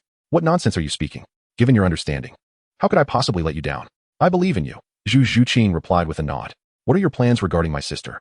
Zhu Zhuqing's beautiful eyes momentarily clouded, and she spoke softly. In truth, my sister is quite pitiable. We both dwell within the same family. Who among us is in a significantly better situation? Under the family's coercion, she fears that I might harm her, while I harbor the same fear towards her. Each day, we live in unhappiness. The prince she is to marry, Davis, is hardly a commendable man. His gaze towards me is perpetually lecherous and utterly indecent. To be candid, my resentment over the years has not been directed at her, but at the family. I understand she too is compelled by circumstance. Were I in her position, I would likely make the same choices. Thus, Zhu Zhuqing met Luo Yu's eyes, her sincere gaze infused with a sense of release, as she smiled warmly, saying, if possible, I hope you will treat her well and bring her happiness. After all, she is my sister, though I harbor much resentment towards her. Even wishing to confront her physically at times, there remains love and blessings in my heart for her. In the wardrobe, Zhu Zhuqing's crimson lips parted slightly, her gaze lost in deep shock. Her eyes grew increasingly red-rimmed as she raised a hand to cover her mouth, stifling the sob that threatened to escape. Luo Yu embraced the woman in his arms, affirming, Zhuqing, rest assured, your sister will understand your intentions.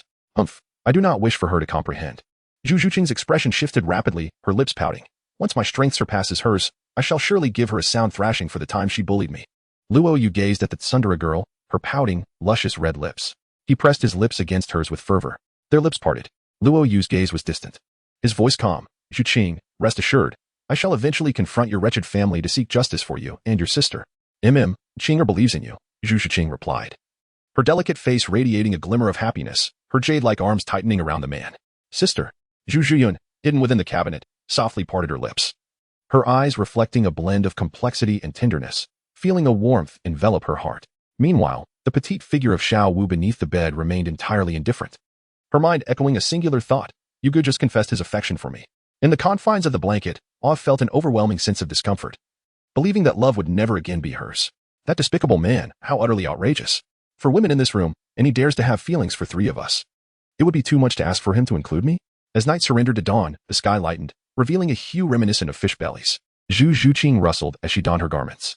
However, as her feet touched the ground, her legs faltered, and she nearly stumbled, saved only by the man's steadying hand. What's wrong? Luo Yu inquired, puzzled. Humph. Zhu Zhuqing shot him a scathing glance. How dare you even ask? You're acting like a beast. Luo Yu found herself perplexed, uncertain whether she was being praised or criticized. Aren't you going to stay a little longer? She inquired. Zhu Zhuqing shook her head, exclaiming, goodness. Do you wish for everyone to discover that I visited your room in the dead of night? What about my dignity? Luo Yu pondered, reflecting that this was akin to being fully aware of everything. All right, I shall take my leave. Zhu Zhuqing, supporting her slender waist, appeared as if she had been ensnared by 3 feeble spirits. Just as she reached the doorway, she glanced back with a smirk and remarked, next time, if your energy proves too exuberant, do seek out my sister first. She can withstand the torment far better than I. After Zhu Zhuqing departed, Zhu Zhuqing naturally followed suit. Luo Yu inquired, did you hear everything your sister just said? Indeed, Zhu Zhuqing nodded, her gaze imbued with a complex emotion. That has settled then. Luo Yu decided not to delve further into the matter. The room was filled with too many women. He needed to ensure they were all sent away before the dawn fully broke. Thank you for your efforts last night. Zhu Zhuqing composed herself. A sultry smile gracing her lips as she replied, it was no trouble at all. To be honest, merely listening to the sounds from the cupboard was quite thrilling. Her delicate tongue caressed her lips. Master, tonight you shall belong to me. Luo Yu glanced at her with a disdainful eye, urging her to return quickly, lest they be seen by others. After bidding farewell to Zhu Zhuqing, Xiao Wu emerged from beneath the bed. Her fair knees were reddened, a sight that tugged at Luo Yu's heartstrings. Yet, Xiao Wu seemed utterly unconcerned. With a hint of anxiety, she looked at the man and asked, Brother Yu, did you truly mean it when you said you liked me? Of course, it is genuine, he replied. With a playful giggle, she exclaimed, then I shall take my leave. She stuck out her tongue mischievously. Since I couldn't attend to you today, I promise to make it up to you next time. And I shall wear something even more beautiful. But please, do not tear my stockings so badly. Once Xiao Wu departed, Luo Yu hastily unfolded the tangled blanket. There, he beheld a pair of eyes filled with an overwhelming sorrow, as if they had been forsaken by the entire world. Or as if every person in existence owed her a debt. Luo Yu's expression stiffened, at a loss for words of consolation. In a flash of delicate light, the enchanting and alluring figure of a beautiful woman emerged, her graceful voice imbued with unwavering conviction. You love me too, don't you? Otherwise, I will simply refuse to leave this bed today. Chapter 90, The Playful Temptress, Ning Rongrong's Persuasion. A grand chapter of 3,100 words, within the confines of the dwelling. Luo Yu now stood in a state of astonishment, gazing ahead. On the bed lay a beautiful young woman clad in a palace dress, her long swan-like neck leading to a bosom that gleamed like delicate ivory, partially concealed yet tantalizingly visible. Her slender waist resembled that of a graceful water snake, while her elongated, glistening legs were exposed, with even her exquisite lotus feet silently radiating an alluring invitation. However, on the enchanting visage of this captivating beauty, a fierce blaze of jealousy burned brightly. Her tightly pursed crimson lips exuded a stubborn defiance as she fixed her gaze upon Luo Yu, exclaiming with a huff, if you do not profess your love for me, I shall remain in your bed today and refuse to leave. As Luo Yu observed the woman's furious demeanor, he couldn't help but find it somewhat amusing. It seemed that no matter how mature a woman might be, she could still exhibit such a charmingly petulant side. However, could a gentleman like him be so easily coerced by a woman? If he were to fall victim to her underhanded tactics this time, what would prevent her from employing the same strategy in future encounters, leaving him at a disadvantage? Luo Yu's lips curled into a slight smile as he sighed and said, the word love is so sacred. How can it be uttered so casually? I almost fell for your trick. I shot him a glare, biting her silver teeth as she retorted. You certainly didn't say that when you were teaching me the staff technique last night. Besides, you've already loved 3 others. What's one more to you? Ahem. Luo Yu, with a composed demeanor and unwavering resolve, declared, I have already taken your daughter as my own. It would be improper for us to be together. It would simply not be fitting. Ao's phoenix-like eyes narrowed, and with a fierce tone she retorted, if she dares to keep us apart, I shall strip her of her delicate skin. Luo Yu offered a friendly reminder. She is, after all, your daughter. Wu, with her graceful neck held high, had nurtured her to this point, yet she displayed a lack of gratitude, even vying for the affections of her biological mother as partner. Shouldn't her legs be broken for such audacity? Luo Yu, noticing the murderous intent reflected in Wu's eyes, felt an unsettling sense that such a scenario might indeed come to pass. He quickly clarified, it's not that she objects, rather, I believe it could have negative repercussions. None of us perceive an issue. What could possibly be your concern? If anyone dares to suggest that our presence together poses a problem, I shall deal with them decisively. Wu's hair billowed as a fierce aura emanated from her, reminiscent of a formidable beast. Luo Yu sighed and shook his head, resigning himself to the thought that it would be better for you to abandon me. After all, a forcibly picked fruit lacks sweetness. Wu retorted sharply. Though it may not be sweet, it still quenches thirst. If you do not provide me with a clear answer today, I shall remain here and refuse to leave. Luo Yu inquired, are you not afraid of being discovered? Wu disdainfully replied, those young girls possess such meager cultivation. It is only natural for them to sneak away in advance. As for my own prowess, who could possibly detect my departure from this place? Luo Yu rubbed his large hand, declaring, if you do not leave now, I might just have to beat you. Humph. I refuse to go. Let's see what you can do about it. Do you truly believe you could bring yourself to strike awe? The woman's eyes glistened with tears, her seductive gaze exuding an air of vulnerability that evoked deep sympathy. You wouldn't dare, would you? Luo Yu raised an eyebrow, completely disregarding the woman's seductive charm. and aimed directly at her peach-shaped posterior, delivering a resounding slap. Slap. Slap. Hey, stop it. You foul man, you're really hitting me. Wu exclaimed in astonishment. Realizing that the man was not jesting, his strikes were indeed forceful. What do you expect?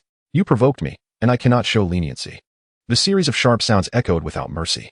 Initially, the woman struggled, but soon she ceased to resist, even arching her back invitingly, as if to say, go ahead. If you have the capability, break me today. Luo Yu paused, rubbing his somewhat numb palm. Are you really not leaving? You won't go? Wu pressed her crimson lips together, her gaze resolute, refusing to yield. Luo Yu gazed at the alluring beauty before him, his heart ignited with desire once more. If you have no intention of leaving, then do not depart. With that, he lunged forward, only to be halted by a delicate foot pressing against his chest. Humph. Unless you clarify your intentions, do not expect to lay a finger on me. I shall not allow you to take advantage. Luo Yu firmly grasped the smooth, pristine ankle, rendering any attempt to kick or stretch those beautiful legs futile. With a playful smile, he reassured, my love, how could I not adore you? I love you thrice 10,000 times.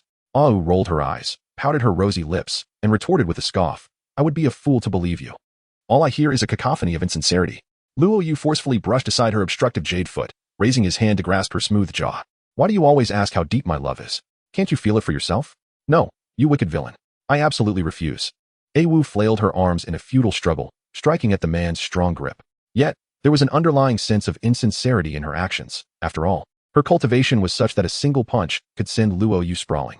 Despite her numerous attempts, not a single hair on his head was disturbed. Luo Yu observed keenly, a wicked smile playing upon his lips. When the moment to act arrived, he struck decisively. A glimmer of cold light flashed first, followed by the dragon-like emergence of his gun. The ever-persistent Wu finally sensed the profound affection that Luo Yu harbored, and with a heart full of contentment, she departed. Shrek had indeed ushered in a brand new day. The crimson sun hung high, illuminating a vast expanse of clear sky. A gentle breeze wafted through the village, mingling with the fragrant essence of the surrounding fields.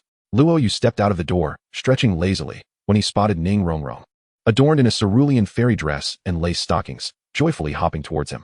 Good morning, she greeted, her charming face illuminated by a radiant smile. Luo Yu replied with a gentle smile, good morning. Did you sleep well last night? Luo Yu's expression twitched as he recalled that he hadn't actually slept either. After toiling through the night, he lamented the unforeseen hardship of his first day at Shrek. What a wretched fate. Ning Rongrong, without waiting for Luo Yu's response, pouted in disdain and remarked, regardless, my sleep was quite poor. The living conditions at Shrek are simply abysmal. It hardly qualifies as a place fit for human habitation. There are no bathtubs, no toiletries, nothing at all. Luo Yu shook his head with a smile. For Ning Rongrong, a little princess born with a silver spoon, the environment of Shrek was indeed inadequate and could never compare to that of the Seven Treasure glazed tile sect. I want to go home, Ning Rongrong said, gazing at Luo Yu with her sparkling, watery eyes. Luo Yu retorted, if you wish to leave, then by all means do so, no one is stopping you. Ning Rongrong's expression shifted instantly, and she pouted, are you not going to persuade me to stay? If you wish to depart, what use is my entreaty? Luo Yu replied with an eye roll. Ning Rongrong's face flushed with indignation. This man's words were insufferably vexatious. After all, she was a beauty, and he showed her no consideration whatsoever. Why don't you come with me instead? Our family is well off and can provide you with the finest training environment. My father would likely take a liking to you. Wait a moment, are you suggesting you want to support me? Luo Yu's gaze turned peculiar. Bah, Ning Rongrong insisted. It's called winning someone over. This is about winning someone over. Luo Yu languidly waved his hand, dismissing the notion of being courted. The resources of your household might not suffice to entice me. Impossible. Ning Rongrong instantly refuted, her delicate face revealing skepticism. While I may be unaware of your background, my family is the wealthiest sect in the Douluo continent. Given your talent, should you choose to join us, we can provide you with anything you desire. Luo Yu teased. If what I desire is you, can your father grant me that? If he can, I might consider it. If not, there's nothing more to discuss. What nonsense are you spouting? They are engaging in a serious conversation, Ning Rongrong said, her gaze evasive, her cheeks flushed as she stamped her foot. Luo Yu's lips curled into a subtle arc. Among your sect, I believe you are the only one capable of captivating me. Money is of little consequence. It is something I lack not. Ning Rongrong appeared bewildered. Could there truly be anyone in the Douluo continent wealthier than the Seven Treasure glazed tile school? She found it hard to believe. The man's flirtatious remarks quickened her heartbeat. Within the sect, none dared to speak to her with such audacity. Her status as a princess of the Seven Treasure glazed tile school was sufficient to intimidate most talented individuals. Moreover, her innate ninth-level soul power made her stand out even more, leaving those men feeling inferior. Yet, this man before her was evidently an exception, speaking with an audacity that was almost outrageous, as if his identity and lineage bore no distinction from that of a commoner. This sparked within Ning Rongrong a profound sense of uniqueness emanating from him. No, She must endeavor to recruit such an intriguing individual into her sect. Her father would surely be pleased. Undeterred, Ning Rongrong continued, "You may not fully comprehend the financial prowess of the 7-treasure glazed tile school. Should you choose to join us, even the rarest of treasures, the soul bone, can be procured for you." Luo Yu fell into silence.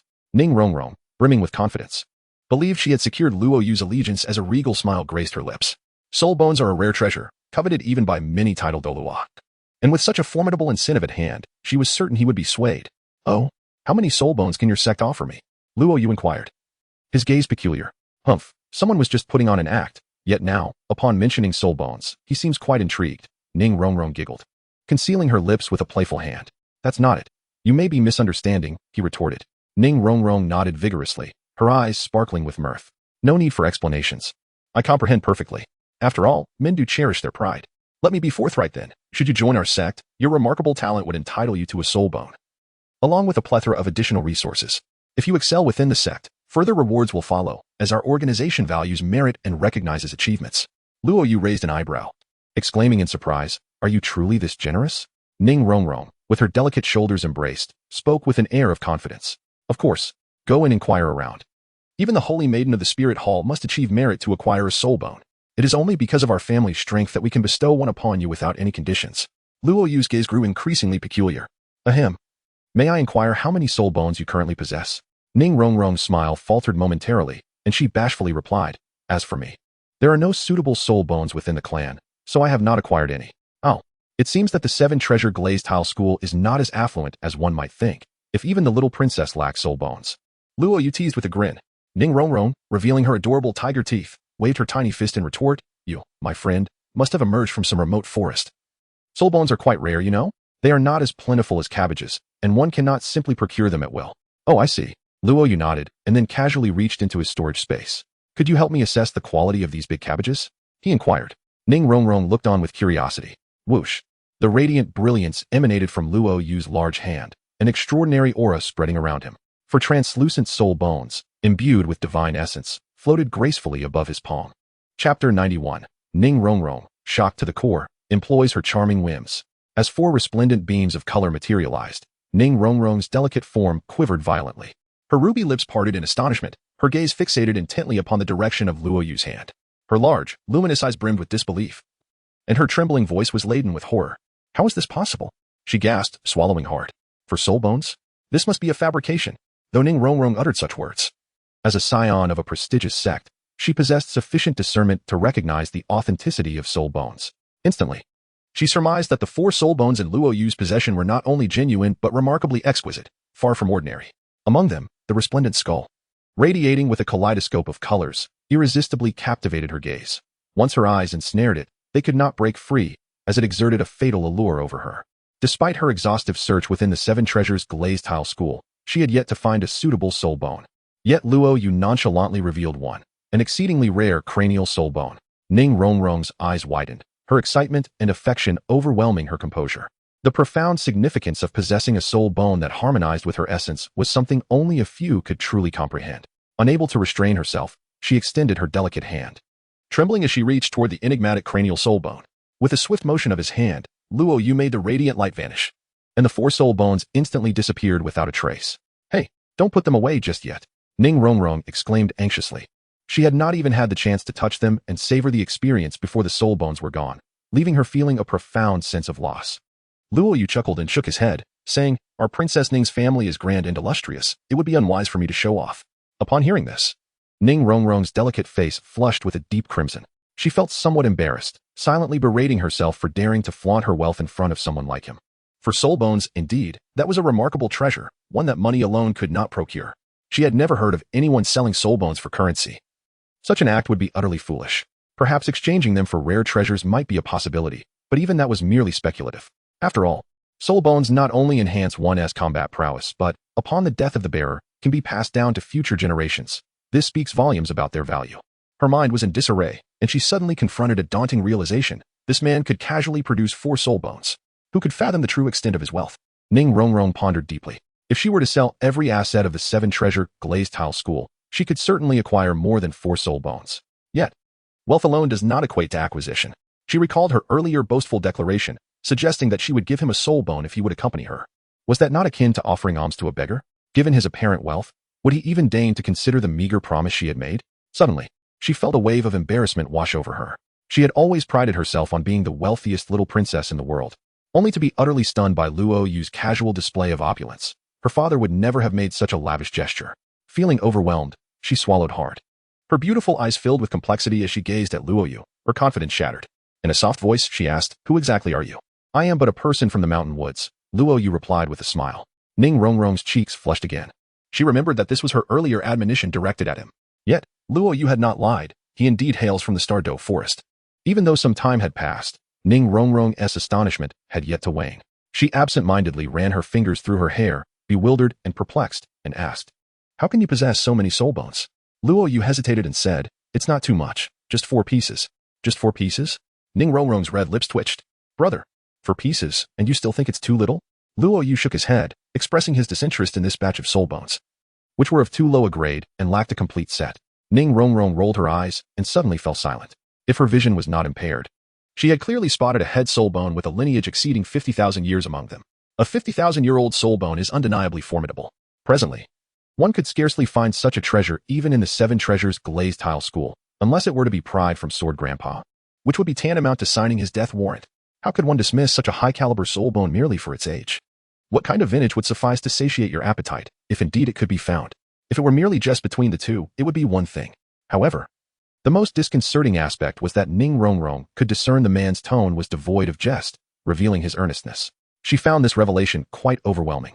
In truth, Luo Yu had been quite restrained. He refrained from mentioning the soul bones he obtained from the spirit hall, all the while possessing a stockpile accumulated over the years. For the stellar beast god was no trivial matter. Among the 4 soul bones, 2 were from the spirit hall, while the other 2 were casually brought along during his departure, intended for trade in times of financial need. Observing Luo Yu, who appeared to sit atop a mountain of treasures with such nonchalance, Ning Rongrong felt a wave of powerlessness wash over her. In the face of this individual, her financial prowess felt inadequate, leading her to experience a sense of inferiority she had never known. The contrast was stark. He was wealthier yet remained so unassuming. While she found herself brimming with ostentation, Ning Rongrong felt a deep embarrassment, her toes curling in shame, leaving her at a loss for words. Luo Yu waved his hand in front of her eyes, and Ning Rongrong instantly regained her focus. As if struck by a sudden realization, her eyes sparkled with excitement. She quickly leaned closer to Luo Yu, her long, curled eyelashes fluttering gently. That, Luo Yu scrutinized Ning Rongrong with a sense of wariness. Feeling that the girl's demeanor was somewhat off, as if she had transformed into a different person, Ning Rongrong gazed at Luo Yu with an enchanting charm. Her voice laced with a hint of supplication. "Could you perhaps give me that head spirit bone you just presented?" "No, I mean, sell it to me." Her words tumbled out in a somewhat disjointed manner, revealing the immense value she placed on that spirit bone. A spirit bone that could resonate with her own was exceedingly rare. Ning Fingji had been searching for a spirit bone for her for many years, but to no avail. The head spirit bone in Luo Yu's possession was precisely the one that could amplify mental power. Ning Rongrong believed that acquiring this spirit bone would significantly enhance her mental prowess, accelerating her daily cultivation speed by over 30% and elevating her supportive abilities to new heights. "Sell it to you?" Luo Yu raised an eyebrow. Yes, yes. Ning Rongrong nodded vigorously, her eyes gleaming with longing as she looked at Luo Yu, reminiscent of a beggar yearning for alms. Luo Yu was rendered speechless and rolled her eyes, remarking, "Please act normally. You are the little princess of the 7 Treasure glazed tile sect, and money is not an issue. It is unreasonable to behave this way over a single soul bone." Ning Rongrong's voice rose in muffled indignation. "Who says it is unreasonable? It is indeed reasonable." Luo Yu sighed in exasperation, pondering whether all women were so capricious. Just moments ago, her demeanor had been one of flaunting wealth, seeking to indulge herself. "Please, dear brother, would you sell me this soul bone?" Ning Rongrong began to employ her charms, a tactic she typically reserved for the sword Douluo and bone Douluo, yet now she was using it for the first time on an outsider. Luo Yu remained indifferent to the situation, disdainfully tugging at Ning Rongrong's small hand and casting it aside without a hint of regret, succinctly uttering 2 words, "Not for sale." "Ah, but I want to buy it." Ning Rongrong continued to act adorably. "Give up." Luo Yu shook his head. His aversion to this soul bone was indeed real, grounded in his own strength and talent. However, that did not imply he was oblivious to the value of this soul bone to others. This soul bone, known as the wisdom skull of spiritual concentration, was the finest head soul bone from the spirit hall. Had it not been for the Empress's favor towards her own man on the day of the test, this soul bone would never have been offered. Seeing that Luo Yu was impervious to her charms, Ning Rongrong remained undeterred, persisting in her appeal. "How about you just state a price? I will definitely purchase it. Furthermore, I shall remember your kindness." Luo Yu, unaffected by the allure of appearances, smiled and replied, "You wish for me to make a bid? Luo Yu spread his hands and remarked, I have previously stated that I am not lacking in wealth. My interest lies solely in your sect. Are you considering a purchase? Absolutely not. If you wish to be my wife, that would be a different matter altogether. Ning Rongrong, with her lips elevated in a playful manner, retorted. You are merely jesting with me, harboring no genuine intent to sell. Luo Yu raised an eyebrow, saying earnestly, Am I not serious? Humph, Ning Rongrong scoffed, crossing her arms and tilting her chin. Do you truly believe that I, Ning Rongrong, would sell my soul and body for a mere soul bone? You would not. Luo Yu nodded, then gracefully turned and strode away. Hungry, he decided to go for a meal. Ning Rongrong, unable to hold back, chased after him. Hey, don't leave just yet. Wait for me, we need to discuss some matters amicably. Chapter 92, Awakened by Aw's culinary skills, the unparalleled genius in Flinder's eyes. Ning Rongrong, while playfully clinging to Luo Yu, arrived at the Shrek cafeteria. It was less a cafeteria and more akin to an oversized rustic abode. In the very center of the room stood a large circular table made of redwood, adorned with bowls and chopsticks, surrounded by a dozen or so square wooden stools. Presenting an air of modest simplicity, Ma Hongjun, Dai Mubai, and Oscar had already gathered. Initially, the trio was engaged in cheerful banter, but upon seeing Luo Yu enter, they immediately shuddered, instinctively drawing their necks in. The events of the previous day lingered vividly in their minds. Luo Yu's fierce demeanor etched deeply into their very bones. Each silently repeating, You cannot see me, fearful that Luo Yu would seek retribution. However, they perhaps overestimated the situation. Luo Yu didn't even cast a glance in their direction. He chose a wooden stool and sat down directly. His mere presence sent a chill down the spines of Dai Mubai and his companions, their hearts racing. It was only after cautiously peeking to confirm that Luo Yu had no intention of confronting them that they let out a sigh of relief. Is it truly necessary to dine in such a place? Ning Rongrong's face was a portrait of disdain, standing upright as her petite form hesitated to settle onto the stool. Luo Yu chuckled, Since we have already enrolled, where else could we dine if not here? Should we venture outside to eat? Indeed, we could dine out. Ning Rongrong's eyes sparkled with excitement as she tugged at Luo Yu's sleeve, extending an invitation. How about we go out to eat? Let's head to Soto City. It will be my treat. Luo Yu shook his head, expressing that it was unnecessary. He believed the surroundings were quite pleasant, exuding a pastoral charm. What is there to appreciate? It is dilapidated, coated in dust, Ning Rongrong retorted, pinching her delicate nose. Why did Shrek choose to establish the academy in such